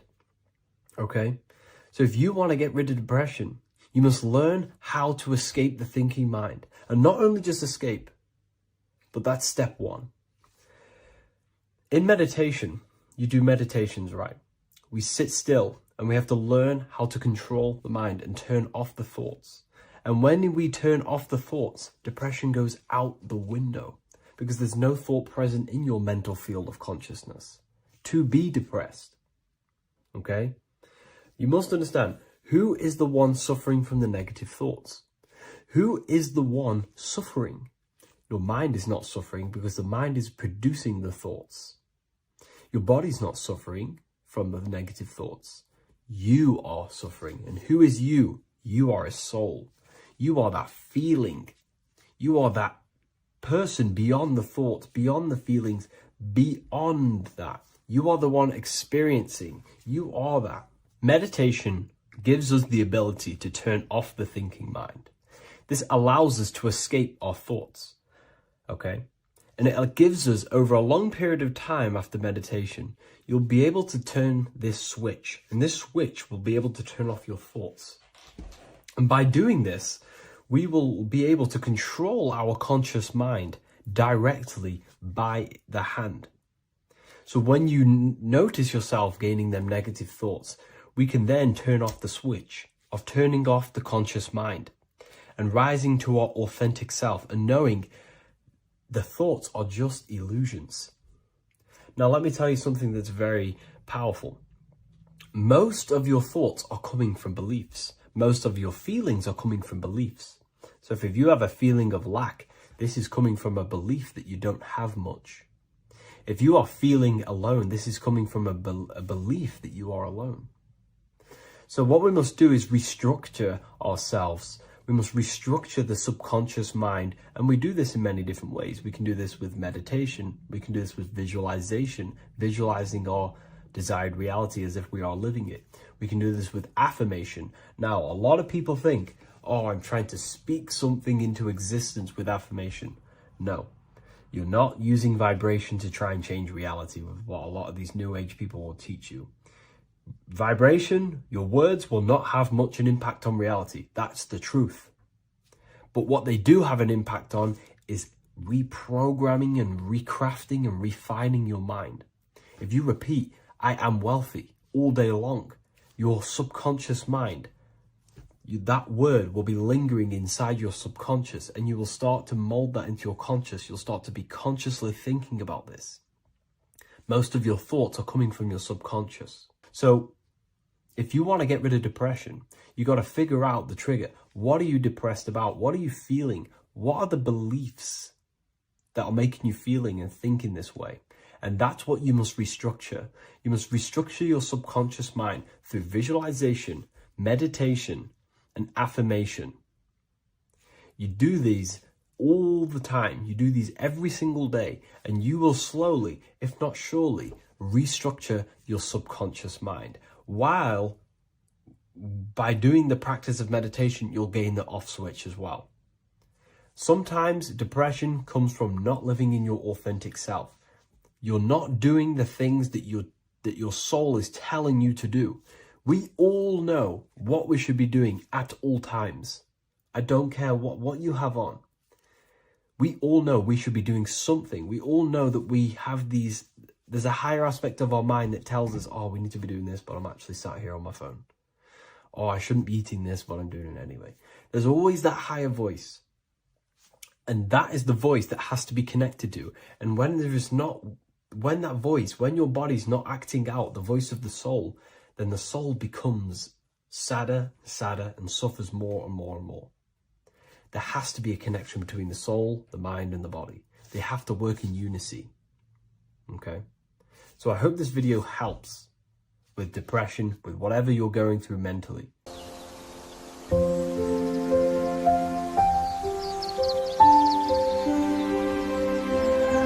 bookofwisdom.com. Visit today.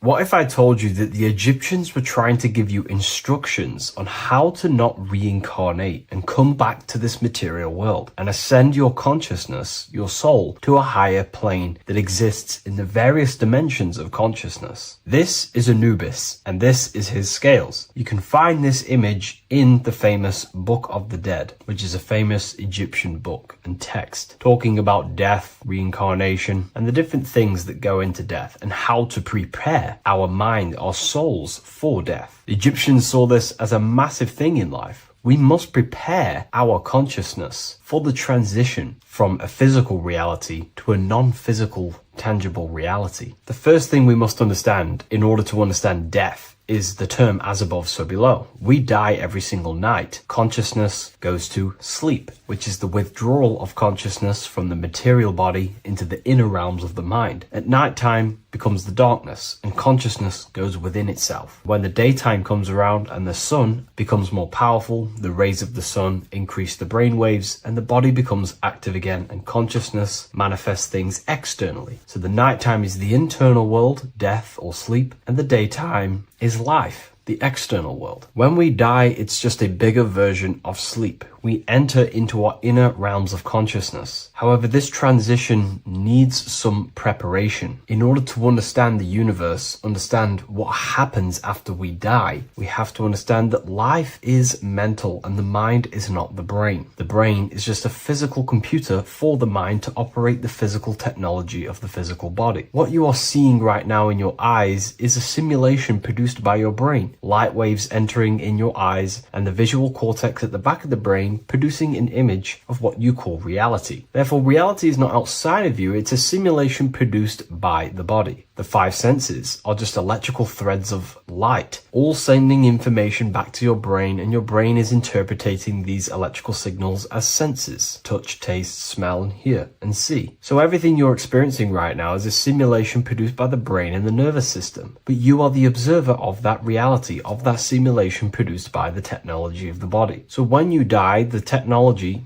the simulation produced by the electrical system called the human body, is no longer running. Therefore, we don't actually leave anywhere, but the simulation stops running and we are dissolving one layer of ourself. So most people think they leave the body when they die, but we're not. We're simply just removing an aspect of ourself, a different dimension of ourself, and casting off that dimension, removing a veil or a layer. And we're seeing what is behind that layer. And what behind the layer of the physical reality is simply the world of imagination, the astral plane. At the moment of physical death, consciousness withdraws from the physical brain, yet the awareness does not cease. For a short period, the individual may experience a condition of peaceful unconsciousness, similar to deep sleep. Then, once the individual becomes conscious again after death, once the physical body, the etheric body, has fully been split up and consciousness is now operating in the astral plane. This is what the ancients called karma loka.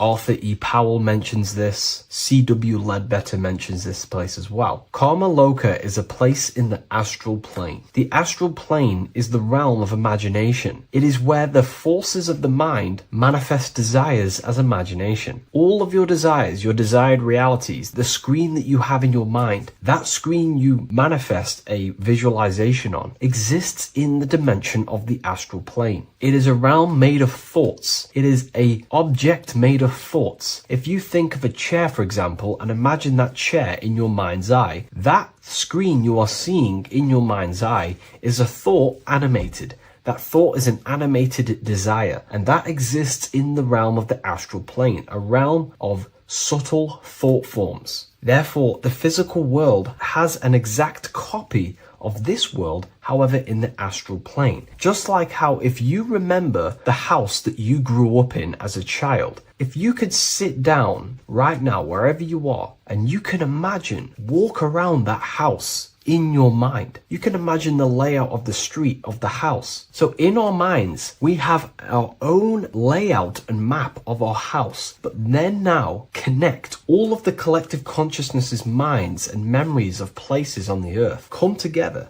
to create a collective astral plane, a world made of thought forms, but it's an exact copy of the material world. To go into a bit more detail, this would exist on the lower astral plane. On the lower astral plane, there is an exact copy of the earth, made of everyone's memories, imaginations, and things along them lines. Karma loka is where the word karma comes from. This is the region of desire and emotion and imagination. This place is not a place of reward or punishment, but a state of consciousness corresponding to the emotional nature of the person who passed on, who transitioned from the physical to the astral. Your state of consciousness, the thoughts you think every day, the fears that you face every day, the belief systems you have in your mind every day, still is passed on from the physical into the astral. The astral plane, you will go into an astral plane that directly corresponds to your state of thought, just like a dream. In your dreams, you will see materializations of your fears, belief systems, and things going on in your subconscious mind. You will go into an environment and a landscape when you die in the astral plane that match your desires, habits, and your state of mind. If you believe in Jesus, you will go to a place where then thought forms manifest in the astral plane. If you believe in Buddha, you will go to a place where then thought forms manifest. That is the environment. It's mental. Reality is your level of realization. You are seeing through the lens of your mind, of your beliefs, and you see the world tinged with your belief systems. Karma Loka is a place where you balance out your desires, sensual cravings, ambitions, jealousies, fears, emotional fixations continue to assert themselves in your mind when you die. Yet because there is no physical instrument through which they may be gratified,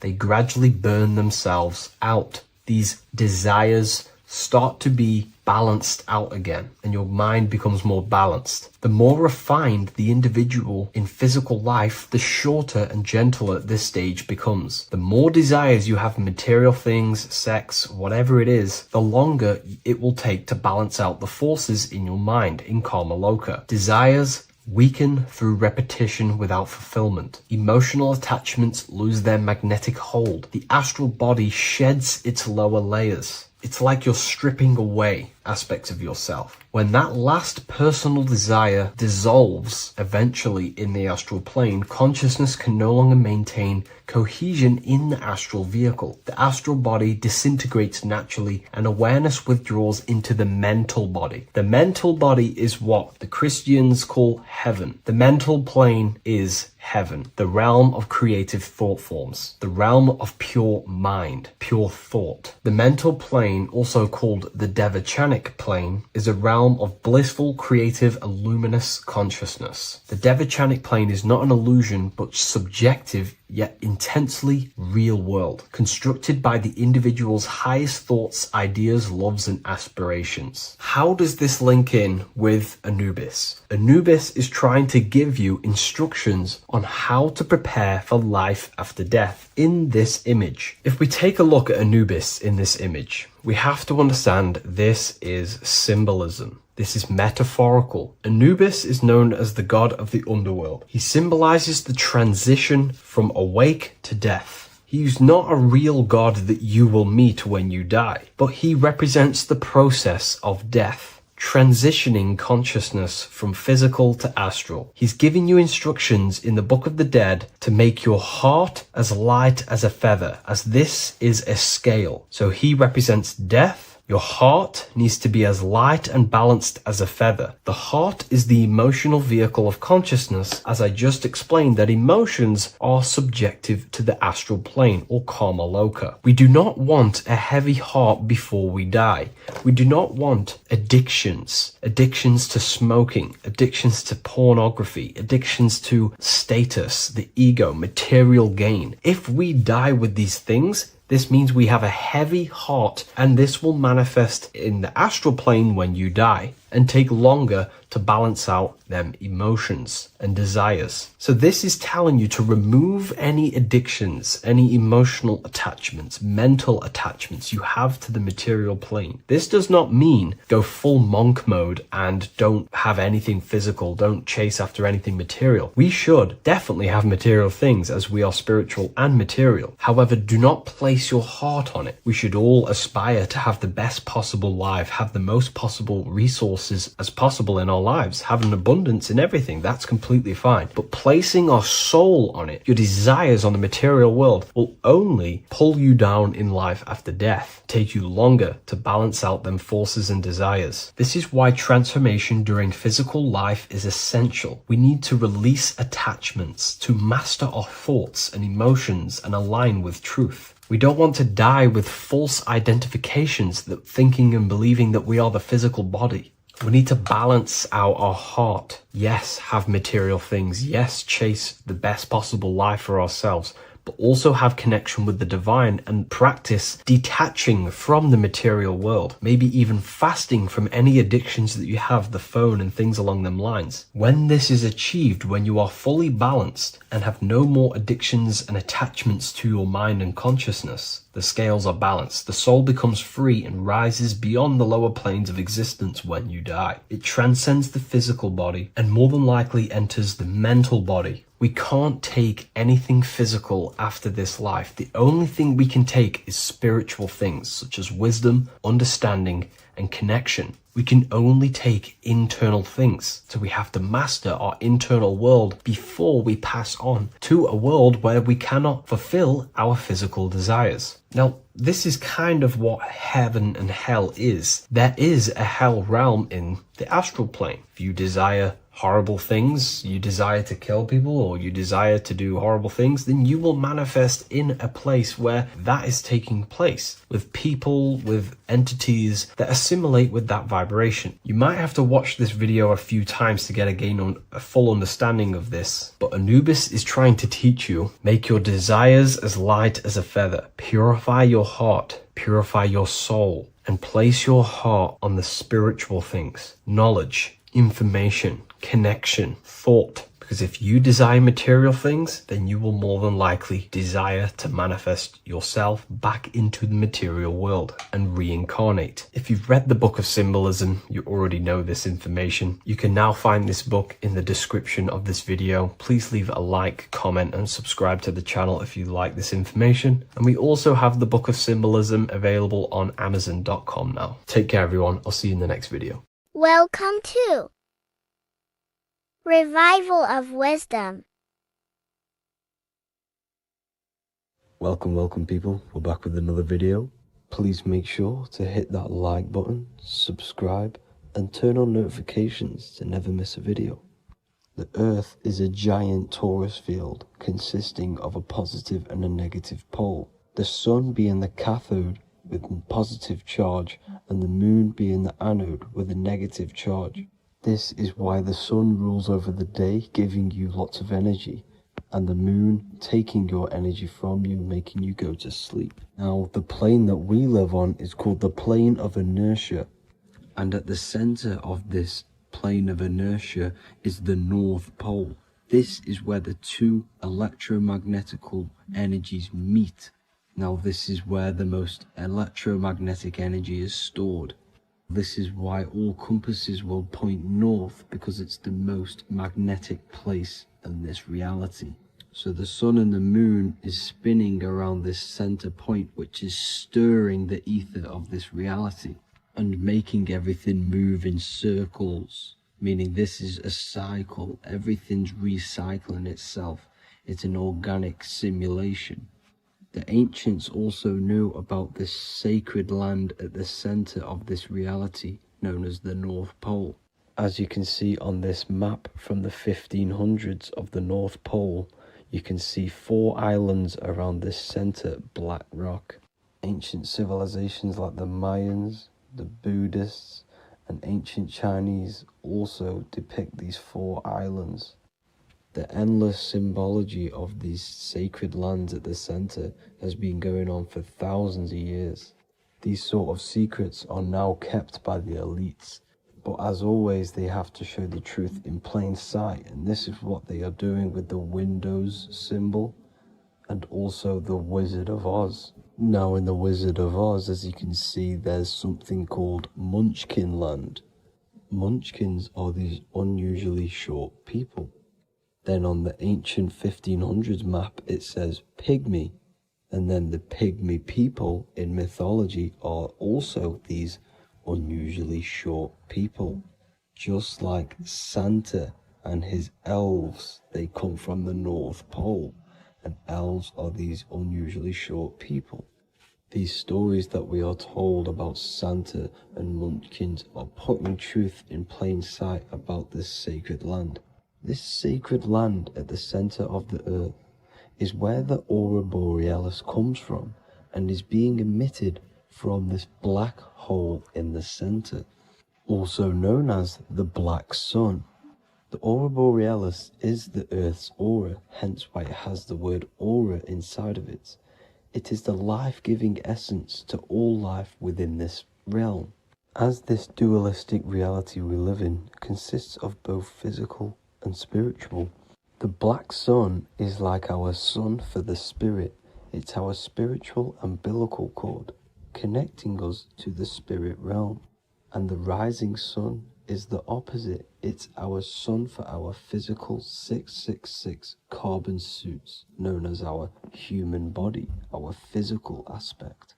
As it states in the 40,000-year-old emerald tablets, deep in Earth's heart lies the flower, the source of the spirit. The flower of life is as thine own place of spirit, and streams through the earth as thine flows through thy form, giving off life to the earth and its children. So the North Pole is the core of this spiritual reality, and the closer you get to it, the more spiritual and lucid it becomes. So the elites have covered this up in order for us to forget the true nature of this reality. And they did this cover-up by introducing the globe model. Nicholas Copernicus was around in the 1400s, and he introduced the globe model. As you can see, he is a Freemason. He depicts himself with a globe and a Masonic compass in all of his paintings and portraits. Galileo was also a Freemason, as you could see in all of his portraits with a globe and a Masonic compass. He was also a massive part of introducing the globe model after Nicholas Copernicus. So yes, the globe model was a spiritual and political move to gain more control over the masses. After the globe model was then introduced, they introduced the theory of evolution by another Freemason, Charles Darwin. See how these two theories go hand in hand? They both degrade humanity, and they make you confused of where we actually came from. By hiding the true form of this divine creation and hiding the true power of each and every one of us, they maintain control over the masses. Now this is order out of chaos, known to be the 33rd degree slogan of Freemasonry. Now this is the Masonic cosmology, and as you can see, you have the checkered board for the duality, the 5-pointed star for the 5 elements, the 4 corners for the 4 pillars, the all-seeing eye, which is Polaris, the sun, the moon, and the 7 stars. So even Freemasons are taught the flat earth cosmology and the true form of this reality. Now the true nature of the sun, the moon, and the earth is shown and reflected through the Masonic compass.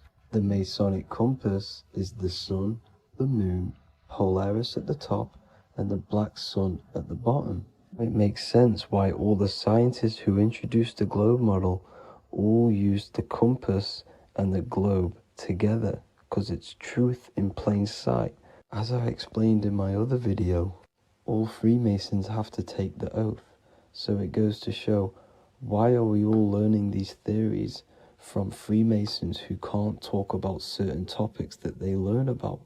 Why should we believe their theories when they're holding back the real truth about this reality? Now going on to NASA. NASA means to deceive in Hebrew, and they are also funded by the government. They are not a private company. The old owner of NASA, Werner von Braun, on his grave has the Bible verse Psalms 91. The heavens declare the glory of God, and the firmament showeth his handiwork. Now why would the owner of NASA put this on his grave? Seems a bit suspicious to me, alongside with the NASA astronauts are all Freemasons. And not to mention the countless mistakes they've made on their live videos in space stations, the moon landing, and the CGI footage of the Earth, which is obviously photoshopped. Just by tricking the masses that they live on a spinning ball, the elites gain the perception of the masses. Not only does it hide the divine creation we're inside of, it hides the divine spark within you. It hides the creator, the source. And by believing in space and we live on a spinning ball, it makes people come to the interpretation of that we are a coincidence and we do not have any purpose. And of course this is false.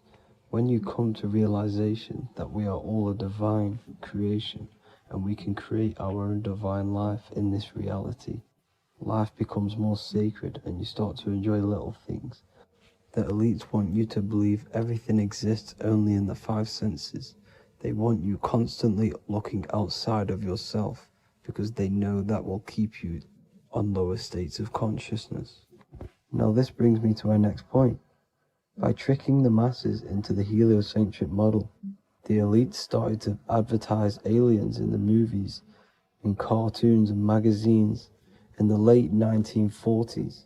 Now this is subconsciously programming us about aliens and extraterrestrial threats, which then they can use to their advantage. And this is something called Project Bluebeam. They are more than likely going to fake an alien invasion to push this 2040 agenda, which is for one government and one ruling currency. That's it for this video, guys and girls. Hope you all enjoyed. Please make sure to leave a like and a comment. God bless you all.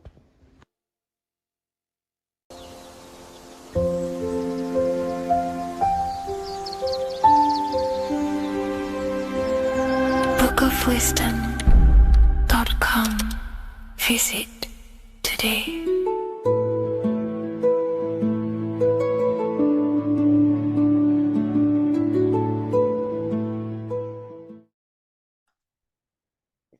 In this video, you're going to learn exactly what Christ consciousness truly is and how to cultivate this into your life so you can live a better life, create the things that benefit yourself and humanity, and ultimately to bring heaven on earth.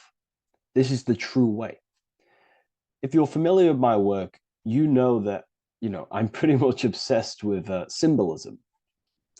Symbolism is such a massive topic, and it unlocks profound ancient wisdom that is hidden behind these layers of symbolism of the ancient paintings, symbols, and texts. So I was going through some Christian artwork and I came across this painting. It's a well-known painting called The Sacred Heart of Jesus. And it just blew my mind. What this is revealing about human consciousness and Christ consciousness, which is what Jesus represents. If you're not familiar with Christ consciousness, you should definitely do a bit of research on that. But I'm going to explain it today in detail. So when we look at this painting, we are looking at symbolism. We're looking at consciousness, a state of being, a state of living, a way of thinking, a way of feeling, and a way of acting in the world. As I've said this many times, we're all creators. We all create and generate reality. And you don't just have your personal reality, you have a collective reality. Your reality is affected by the collective consciousness. Depending on the collective consciousness's understanding of reality will also affect your life. We have a collective life and a collective experience. So Jesus in this depiction here is in a way showing us instructions to reach Christ consciousness, whether you see it yet or not. But I'm going to decode this for you. And your mind might be blown after watching this. Okay, so what is the meaning of Christ consciousness? What's the whole purpose of this? Very simple. Like I mentioned before, we have a collective experience on this world. And Christ consciousness is the natural consciousness that we all need to be functioning on to generate peace, love, and unity on the earth in this experience we call life. That's what Christ consciousness truly is. It's a state of being that we need to cultivate within our own self, within myself, others, and everyone in this life and experience, so that we can all live in peace and heaven on earth, what they like to call it, so that we can generate the best experience possible together on this thing we call earth, on this material world, this material dimension. The material dimension is simply just a physical dimension of thought. It's a physical outcome of thought, but that's a whole of a lecture. So please leave a like, leave a comment if you have any topics to talk about that you wish for me to cover, and definitely leave a subscribe if you like my content and channel. So to go deeper into this, right, we've explained what Christ consciousness is and what it actually, will do to the earth and what it will do to reality and our collective experience. And it's also representing a profound understanding of self, a deep understanding of the true nature of self, the true source of self, what the self is, pure consciousness, pure God. We are all Jesus. Jesus is you, a physical manifestation of the divine made manifested physically. A physical manifestation of consciousness, okay, of spirit descended into matter. However, Jesus is a symbol that should not be worshipped, but something that we need to cultivate, maybe look up to, and cultivate within our own mind and hearts and actions. So he is someone that we should embody into our own very own being. We need to reach a level of intellect, the mind, a level of emotional understanding, and ultimately this creates Christ consciousness. Okay, and now I know that was very, very vague what I just said, but I'm going to explain a bit more. I don't want to give it fully away yet because you need some more information, more keys. So let's observe the top end of this painting. Jesus with this circular light emanating around his head is symbolic of the mind, of the our thinking aspects of consciousness, the way we generate thoughts, ideas. The mind is also good at also ruling communication. It also rules what we give attention to. Okay, so this is symbolizing the mind of every human being. The mind is a very powerful center of consciousness located in the head, of course. This is why Jesus is the head at the top with the circle around it, representing the mind. Now, to reach Christ consciousness, we need to purify our minds. Purification of the subconscious mind. The subconscious mind is the hidden aspect of our mind with all of our memories, belief systems, and everything we've ever experienced is stored within there. We have traumas there. We have bad belief systems that hold us back. So it's about reprogramming the subconscious and aligning the subconscious with higher consciousness, with higher understanding of self, removing any mental blockages from the mind. Because in today's world, most people's minds, including myself, before I, purified myself, and I'm still continually purifying myself. That's not to say I'm perfect, because I'm definitely not. But what I was saying was purifying the mind so we can have a powerful mind. Because like I was saying, most people's minds are not their own friend. They let their mind control them. They let their thoughts create negative influence on them, negative emotions. They let their mind destroy their confidence, destroy themselves. We do not want a mind like this. We need a mind that is our best friend, that receives powerful thoughts, that gives someone power. We do not want our mind taking away our power.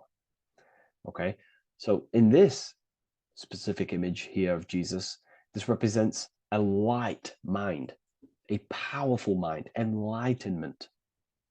The word enlightenment means light and meant coming from mental or mind. light in the ment. This means a powerful mind. Light is also symbolic of knowledge, information. When someone's very intelligent, you call them a bright person. It's a bright mind. It's knowledge of self. So the mind is conscious of self. That's another thing. We need to be conscious. A lot of people are not conscious, including myself before I did this, before I woke up. Most people are not conscious of their actions. They're not conscious when they're actually awake in the day. They do things unknowingly. Are we conscious of our thoughts, emotions, and actions, what we're giving attention to in our mind? Because ultimately this shapes our experience. There's a great quote, I think it's Julius Caesar or one of the Roman emperors, who says the quality of your life is dependent on the quality of your thoughts. Something along them lines. I don't know if I'm 100% correct there, but it's very true. Our thoughts dictate our happiness. So to cultivate Christ consciousness, we need to be conscious of our actions, conscious of our thoughts that we're giving attention to. There is a level of mastery that we can achieve within ourselves where we become conscious of every single thought that enters our mind. That sounds easy, but it's definitely not. But that's a high level of mastery that we can achieve and cultivate within ourselves. So we're looking at a powerful mind here from Jesus, a powerful mind, a purified mind. And we purify the mind through, affirmations, meditations, ritual work. Rituals are things we do every single day with an intent in our mind and an emotion in our heart to impress that state of consciousness into our subconscious, so we can slowly rewrite our consciousness and align our consciousness and sync it with higher thoughts and higher emotions with love. We can sync our consciousness with love, which is ultimately what Christ consciousness truly is. Well, now we're going to go on to that now. So we've gone over the mind. Now we go over the heart. Now notice, before we go into the heart, Jesus is revealing. He's pulling back the robe, symbolizing opening the heart, revealing the heart, revealing the soul, the light of the heart. Our authentic self lies in the heart. Our pure intentions, our love, our soul needs to be shining through our heart. And our soul is unconditional love. Now, that's not to say that we can get corrupted hearts. We surely can have corrupted hearts, for sure. We can love sick and twisted things, and that's evident in today's world. People love killing people. People love hurting people, manipulating people. People love power. Now, that's obviously an inversion of the natural state of consciousness for humans. When we're born with a natural state of love, of unconditional love for the self, for everyone else, for animals, insects, the earth. We love everything as a child. And not only do we love everything, we actually act upon this. As a child, we do not act on anything we know is not good. And I'm talking early stages of being a child, before we're indoctrinated, before the mind and heart become corrupted. We are pure. This is symbolizing this. Light represents also purification and truth, because when you shine light on something, it's the truth. You see it. You shine it through the darkness. It reveals. So light, this is symbolizing revealing the light of the soul, of love consciousness, holding love in the heart, true love, not love for sick and twisted things, but true love for the self, the body, and for everyone else and all things. Holding love in the heart. There's a famous saying of keeping the sun in your heart. Keep the sun in your heart. It's a very famous saying. What the sun is a symbol of love. What does the sun do? It gives abundantly. All it does is give light, give energy, power, light to the earth, and everything is feeding off this source. The sun expects nothing back. It just abundantly gives. It's a symbol of love. This is the love principle of creation. Now, the heart is also governing our actions. what we think about, okay, in our mental field of consciousness is directly corresponded and observed in our hearts. What we think about directly corresponds with what's going on and what we feel in our hearts. Okay? Thoughts produce emotions. So if we give attention to negative thoughts, there's no wonder we're having negative emotions in our hearts. So purification of the mind is also having an effect in purification on the heart. Because when we purify our thoughts and only give attention to powerful thoughts and positive thoughts that uplift yourself and humanity, then we're going to also see this change in the heart, see this emotional change in our consciousness. Okay, so this represents the purification of, a purified heart, the light emanating around the heart. Love for the self, love for one another. And you're revealing this, you're shining the heart on others. This represents, revealing your true self to everyone without suppressing aspects of self. Revealing the light, not holding back the light. Because people in darkness will look at people who are spiritual and say, oh, he's into the woo-woo stuff. It's about revealing that and not caring about others. Because when you shine a light, you're also planting seeds in other people. Now, I'm going to tie this together with the hand gesture. Now, what we're looking at here, we're looking at a hand gesture with two fingers up. We have the middle finger and the index finger upwards. And notice how they're crossed over. They're crossed. They're not separate. They're crossed, representing unification. Unification here. This is a unified two fingers. Two represents division. Crossed over represents oneness. It's the unification of the mind and the heart. A lot of people talk about this, but not many people go into detail about it because, for many reasons. But this is the unification of thought with emotion. This is how we truly reach Christ consciousness. And ultimately, when we do gain the love in our hearts and we do slow, it's a gradual process of cultivating love for the self and everyone else in the world, because we're so programmed to be divided, but it's a slow progress. But when we do cultivate love in our hearts for the self and one another, love is a very, very nurturing and growing force. Like I said, the sun earlier, that is pure love energy. It makes everything grow on the earth. While love in your heart grows connections with people. It grows care. You go out your way to do things to people and do give people things. It's a very nurturing and growing energetic force. And me personally, I think the whole universe is built upon love. The whole thing. Without love, without the love, there is nothing. Nothing is, love is the only true emotion that truly exists. Everything else is either an opposition of love or a different degree and branch of love. Love is the only true emotion, and everything is built upon that principle. Okay, love is what guides us to a higher consciousness. When we cultivate love in our hearts, we become a vessel for light, more energy, more vibration. Our electromagnetic field expands, our biofield, when we hold love in our hearts. It's a very powerful force. And when we do cultivate a strong spiritual compass within our heart, because that's what our heart truly is, it's a spiritual compass. It tells us, well, it doesn't tell us, it knows what is right at all times. If you think something, your heart tells you whether that is right or that is wrong, whether you should act upon it or whether you should not. The heart knows what's good and evil. No one told you this as a child. As a child, you already knew this. You came into the world, you knew what was right and wrong.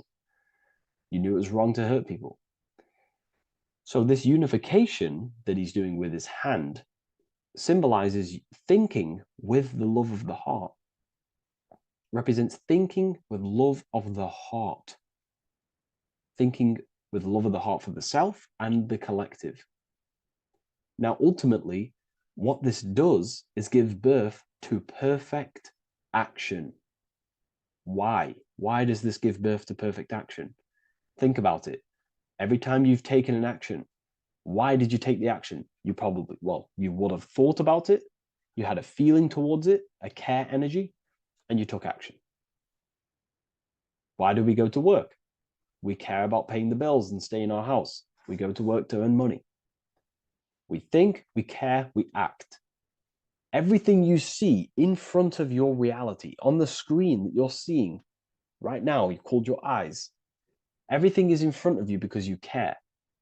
It's the heart energy that leads the body. Okay? And that's even present in the body. Have a look at the body. We have the head, thought, then emotion, then our feet is at the bottom, and our feet take action. Thought, emotion, action. Thought, emotion, action. So even the body is basically a blueprint of how creation is manifested. So we receive thoughts from the divine planes, from the higher planes of consciousness. We receive them. That's another thing that I missed. If we purify our minds, we're basically attuning our mind to a higher part of the mental plane, and we will receive higher thoughts. We will receive thoughts that are more genius, what we like to call today, or better quality thoughts. We receive good ideas when we attune our mind to a higher consciousness. Okay, so we are like a radio. We receive thoughts based on what our mind is set to. That's why we call it a mindset. So, like I was saying, we receive thoughts through the head. We feel the emotion, then our feet take action. Thought, emotion, action. So the body's a blueprint of creation. It's beautiful when you really notice this. So this unification is about thinking with the love of the heart, which gives birth to perfect action in the world. And this is the state that we need to cultivate within myself and everyone in the world so we can give birth to heaven on earth through action. Because ultimately the world is molded through action, physical action. And them actions are molded from thoughts and emotions. Now,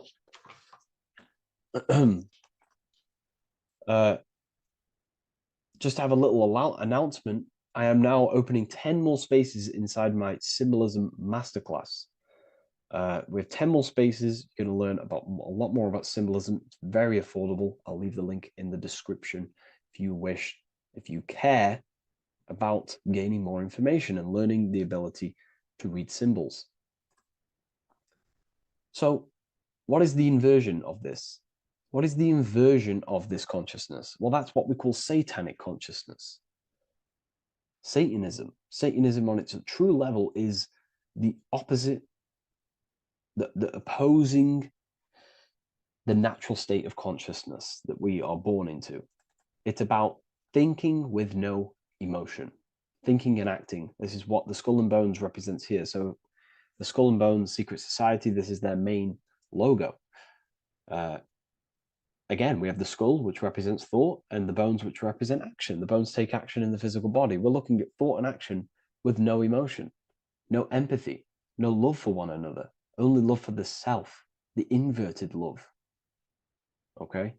We're looking at gray. Gray is a symbol of dullness, death. There's no emotion in gray because colors provoke emotion. When we look at a color, it invokes an emotion. Gray has no emotion. So we're looking at dullness of the emotions. I'm not going to go too deep on this subject. I'm going to create a whole new lecture for that. In fact, I think we have a great lecture inside Ethereal University on Satanism. We're going very into depth of what Satanism is and what Satanism consciousness truly is. And again, it's just the cross inverted. Satanism is just it's the invertation of, I don't know if that's a word, but it's the inverse of natural law, natural consciousness, of love consciousness that we are born into. Okay, so ultimately the message in this video was to create love in our minds, love in our hearts, think with the love of the heart, think with the care for one another, and that gives birth to perfect action. And when we align, when we do truly act out what our heart is telling us, and I know this from first-hand experience. This is what happened to me. I woke up, I started to follow my inner guidance. I always took action on it. I was saying yes to it every single time. And it led me, I'm getting goosebumps actually saying this. It led me to where I am. Like that action, me saying yes to my heart, to that knowingness of goodness within me, was like a domino effect. And that domino effect, every time I did it, it was just opening more and more doors, not physically, but mentally. I was receiving more information. I was receiving more opportunity physically. My work started to explode on social media. Like, when you follow your heart and truly take action on what you know is good, it's like a domino effect that leads you step by step to where you're meant to be. And it's so profound and it's so, beautiful. And I'm telling you this from firsthand experience. This is ultimately how you kind of unlock your purpose in this physical world as well. So not only is it going to create a better world, it's also unlocking your true soul form and soul purpose while you're here. It's very beautiful. So I thank you, everyone. Please leave a like, comment, and share, and subscribe to the channel. And I'll see you all inside Ethereal University if you decide to take your studies to the next level. Take care.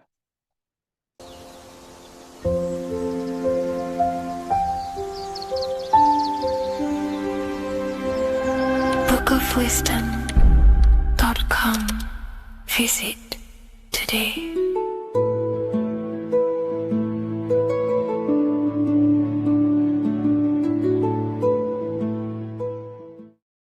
Before you call the Baphomet evil, make sure that you watch this video until the end so you gain a full understanding on what the Baphomet truly is. No, I am not a Satanist. I am simply an esoteric and occult researcher. I've been looking into symbolism for a very long time, and I can reassure you that this symbol does not represent the devil, does not represent any negative figure. It's a very deep, occult, esoteric symbol. What we first need to understand about the Baphomet, it is indeed a symbol. Every symbol we see around us is neutral. The pentagram, the Baphomet, is neutral. It depends how you use it, whether it is used in a good or bad way. Everything is neutral. It's your mind's perception that gives it a positive or a negative charge. First of all, let's break down the Baphomet symbol. Let's look very closely at the Baphomet. We have clearly the 4 physical elements corresponding to the Baphomet. Here we clearly have the fire element. The wings represents the air, the flapping in the air. The fish scales, which is the water. And this dome figure representing the earth. The soul is incarnated into 4 bodies. We have a mental body of consciousness, intellect. We have an emotional body of consciousness, which is all to do with intuition and energy. We have a spiritual body of consciousness, our astral body, and a physical body of consciousness for the physical earth. Earth corresponds with your body, air corresponds with your mind, fire corresponds with your spirit, water corresponds with your emotions. So the Baphomet is showing you the 4 elements of the soul, the 4 bodies of the soul that we are incarnated in. Now, let's look at this moon figure. We have the moon. The moon represents the internal world. It represents what we cannot see. The sun represents our conscious mind, what we can see, what we're aware of, the physical world. The moon represents what we are not aware of. It represents our internal world. Remember, we have 2 worlds. You're an individual. You have a dual nature. Individual. You have an internal world. When you close your eyes, you have an internal voice, an internal world of thought and emotion, and an external world of this material body. The moon represents the internal. The moon on top represents The moon controlling the mind represents the inner world controlling you. Now this is very symbolic in the occult world. If the inner world is controlling you, then you have no control over reality.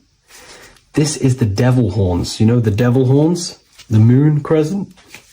This represents you are the devil. You're being controlled by your thoughts, by your emotions, by your psyche. Then we have the moon below, which represents control over the inner world. We have control over our thoughts, our emotions, our impulses. So you're either being controlled by thought and emotions, or you're controlling them and having self-mastery. In alchemy, we always see this symbol of the man or woman on top of the moon, representing emotional control and self-mastery of the internal world. The journey of the occultist is to gain full mastery over their consciousness. They want to be conscious of every single thought that enters their mental field of consciousness. We get over 7,000 thoughts a day. It is possible to achieve a certain level of mastery where you are conscious of every single thought that enters your mind. This is one of the end goals of self-mastery and occultism, as this gains your personal power. When one achieves this, they are then able to direct the mind in one place and one place only, becoming more effective in manifestation and creation, because we are microcosms of the divine. We are creators. This is the gesture of as above, so below. The inner world and the outer world are mirrors of each other. The inner produces the outer. Your physical life circumstances are a result of every thought you thought in the past. The inner projects the outer. If you want to produce a change in the outside world, you got to produce change in the inner world of consciousness first. As above, so below. As within, so without. This corresponds with absolutely everything in the universe. Now we have the goat head, which represents the animal self. This represents the lower carnal mind. Lower carnal mind, which is earthbound, because a goat is on the ground. It's not a bird, it's on the ground. It represents the lower self, the beastie nature, the one that tells us to hate, to steal, to eat all the time, to consume. It's the beast within us, the beastly side of our consciousness. It has a human body resembling this, the human in the beastie nature, or we have the spiritual nature, the higher self. In essence, this symbol of the Baphomet represents the higher and the lower self of human consciousness. It represents the higher and the lower. To conclude all of this, the Baphomet is a symbol that represents the two paths that one can take. We can take the beastie path and become an instinctual animal, our body, or we can take the divine path of reaching our higher self. It is a symbol that represents the higher and lower self and the four different bodies of consciousness. In essence, this does not represent Satan or the devil. The devil represents the lower aspect of our human psyche. The war between Jesus and Satan is symbolic and allegorical for the war that happens within our mental field of consciousness. The internal war between good thoughts and bad thoughts, positive emotions and negative emotions. It is the constant war inside the battlefield of your own mind. Jesus, Satan are symbols, characters that are symbolic of aspects of your own consciousness, because the universe is mental. The only thing that truly exists is your mind. Therefore, all of these ancient spiritual texts like the Bible, the Bhagavad Gita, the Quran are all symbolic of what's happening inside of our mental body. It is the inner chaos that can destroy our life, or when we create structure and restructure our inner world, we can live a peaceful life. If you are struggling from the internal world and you want to gain mastery of yourself while learning the occult secrets, join Ethereal University, a community of like-minded individuals who are all striving for the best versions of themselves. We host live calls and we have an abundance of lectures that you can watch. Or check out the Book of Wisdom. This is volume 2. I'll leave all the links in the description. Have an amazing day.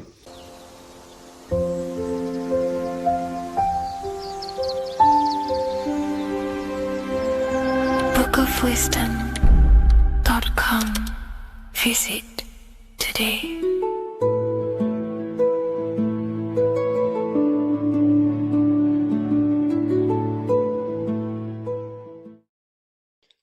What if I told you you don't have one body? You in fact have 4. There's a secret hidden right in front of you. and most of you overlook it. And by learning these teachings today, this will change your perspective on life, on yourself, and completely change the conception of yourself. This is the key to your highest potential. If you stay with me today, you will find secrets about yourself that will change your life. But I warn you, once you step this path of esoteric knowledge, there's no going back. Once you see, you can't unsee. So stay with me, and we will discuss the 4 bodies of your soul and how you can master yourself to reach your highest potential. The first thing we must understand is that there is a sun. And just like the sun gives life to the earth, there is this life force within the sun that gives life to all matter. We must understand that that matter itself is dead. It has no life potential. It has no ability to create or destruct anything. All of the life comes from above, from the sun, from the life-giving power of this infinite energy source we call the sun. No matter what model you believe, the sun still gives power to this physical realm, giving life to all of the crops, giving life to animals, giving life and growth to all things that the rays come in contact with. This is a macrocosm process.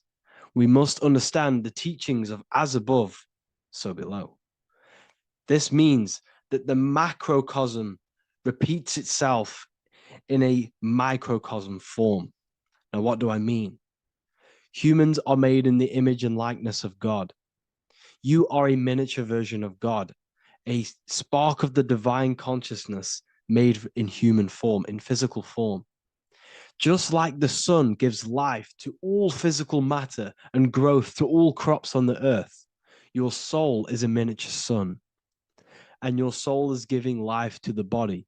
Your body is a miniature earth, which also goes through the cycles of the 4 seasons of the sun. We feel different in each one of these seasons. It's because our body does not only go through these cycles externally, but these cycles happen within ourselves, within consciousness. Your soul is the sun. The sun you see in the sky is an externalization of your soul. Your soul is the life force. You are the soul, not the body. And like the sun gives power to the earth, the soul gives power to your body. So first, let's look at the etymology of the word sun. The word sun comes from it's a Latin word solis or sol, which means the sun. Sol then became soul, sun, soul. And in fact, S-O-N and S-U-N in the old etymology dictionary mean the exact same thing. They are interchangeable. So when we look at the symbol of the sun, we look at a circle and a cross, which represent the 4 aspects of the sun, the 4 seasons of the sun: summer, winter, spring, and autumn. These are the 4 states of the sun. Like we said, this is where we get this symbol. You have the 4 states of the sun, which represent the 4 bodies of the soul. Now, this is where we get deep. Like I said, the sun you see in the sky is a macrocosm of your soul, an externalization of your soul. Just like your sun has 4 seasons, the 4 seasons within us are the 4 bodies. Our soul is incarnated and split into 4 sections. We have a mind, we have a physical body, emotions, and spirit. These are all interchangeable and they are all linked. In ancient alchemy, we have the exact same symbolism of the 4 stages of alchemy.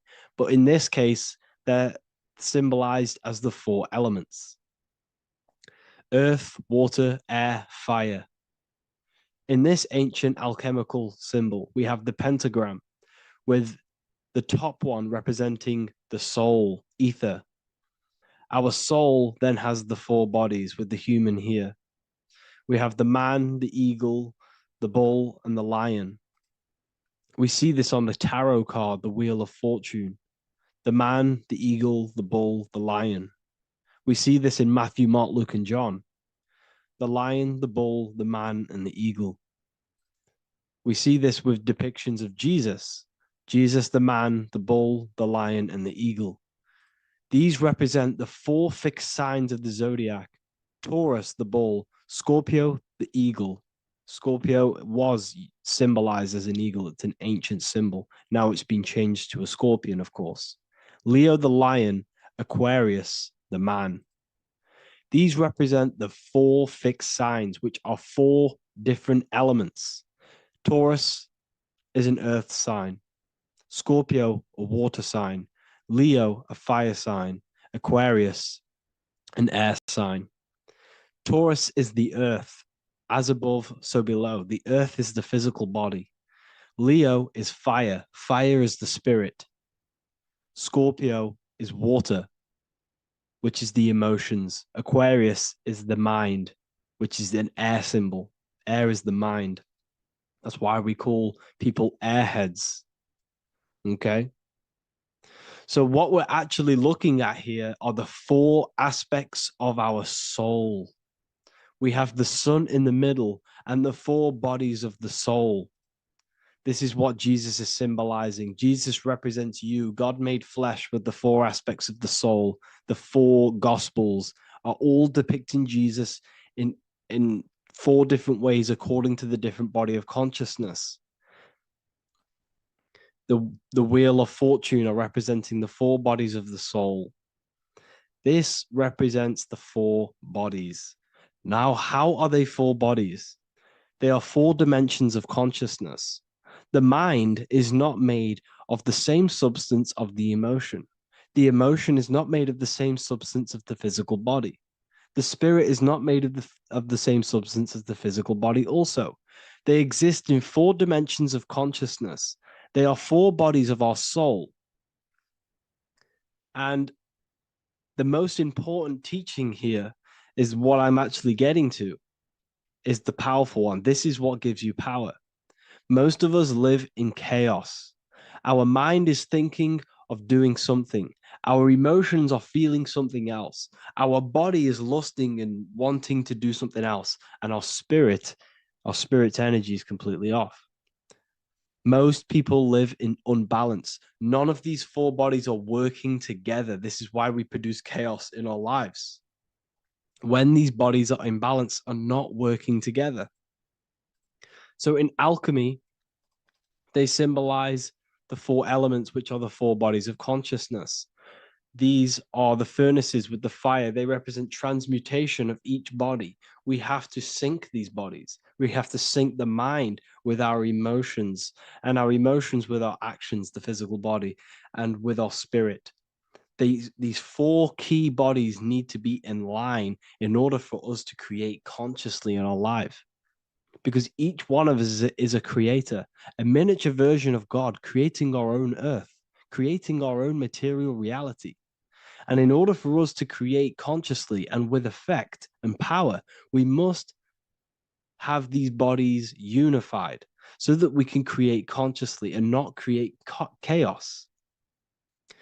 So this is very, very important. And this is a secret teaching found in all ancient societies.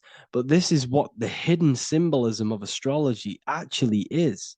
The sun is our soul, and the 12 zodiacs are 12 aspects of our soul. And we have the 4 aspects of the 4 main bodies. This is what we're looking at. We're not looking at the sky. We're actually looking at aspects of ourselves, aspects of our soul that we must master and transmute in order to become our highest potential. So I hope this makes sense.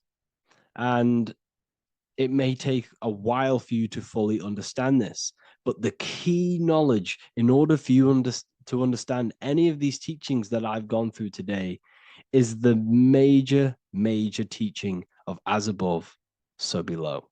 What is above is below. What is within is without. Your inner reality projects the outer reality. What is inside of you is outside of you in some form or way. Whatever trees, whatever roots that go down will always shoot up. When you throw a bouncing ball, you shoot it down, it will go up. As above, so below. As within, so without. God did not make a creation separate from himself. We are all extensions of the divine made in physical form, and we are incarnated into 4 sections. Our soul is separated into 4 sections. These are the 4 corners of reality. These are the 4 pillars of reality that we must control. So in order to access our soul in meditation, we must turn off these 4 things. Turn off the mind, the emotion, the spirit, and the body. And then we access the soul. So I hope this video helps today. And you can learn all about this in the Book of Wisdom, Volume 2.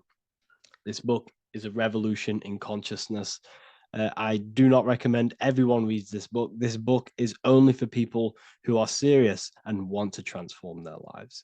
This book is a book that will change the scope you see reality. It will change your perspective on yourself because you will resonate with this. This book does not just give you information. It gives you a sense of well-being. It gives you truth, and you will find your power from this information. This information is not just information, it's a key to your path of enlightenment and transformation. So you can find this book in the description of this video. And if you are part of the university, I will see you on the live calls. Thank you, everyone. Please leave a like, subscribe, and a comment, and let me know whatever videos you want me to make next. Anything that you fail to understand or have any confusion with, I can make a video on it. So let me know in the comment section any reviews or anything I should do. Thank you all, people. Have a great day.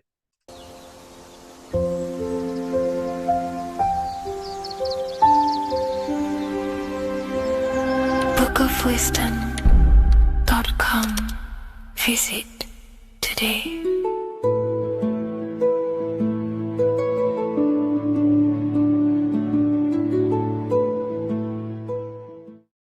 Welcome to Revival of Wisdom.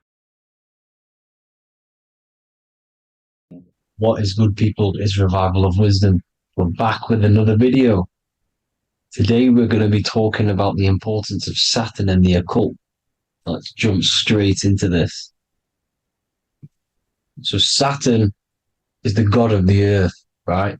It's the time of God, change, destruction, physical matter.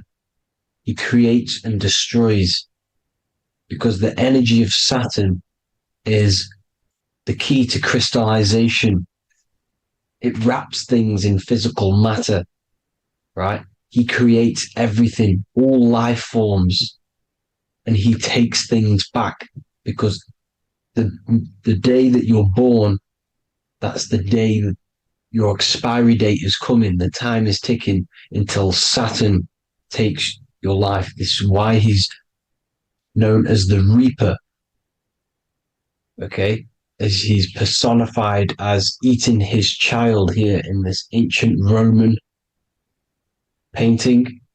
As you can see, he's eating the child. We are all children of Saturn, right? He creates physical matter, our physical bodies, right? He's the god of time because he's the slowest moving celestial body. He's the Lord of the Rings, as you can see here. He's the last one on the ring. He's the slowest one moving, okay? So he is the Lord of time, destruction and creation, okay? This is why his name is Saturn, Satan. He's the devil, okay? But I'm not saying Saturn's evil, guys. It's a part of life. Everything lives and dies, right? He's the key to crystallization. Now, as we have the clock here, our god Saturn, or Chronos in Greek, just means time. He's also the god of time, as I've already said.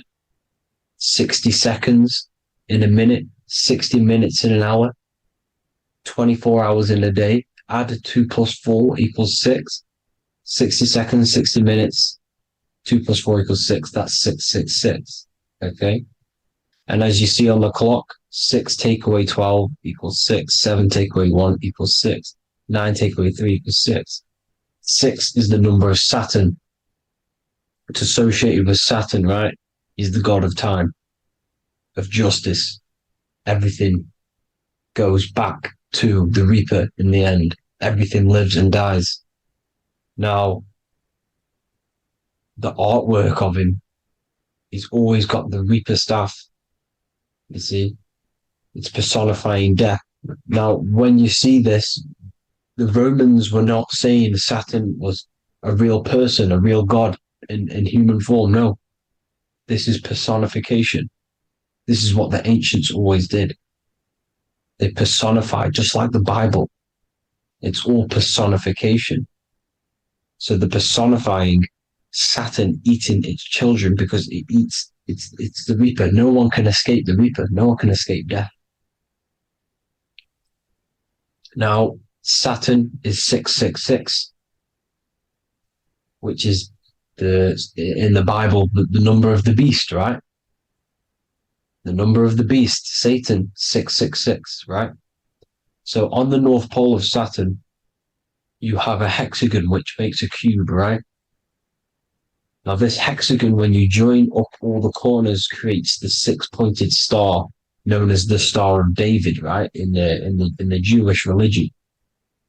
Now, as you can see, the 6-pointed star has 6 points, 6 mini triangles, and a 6-sided hexagon.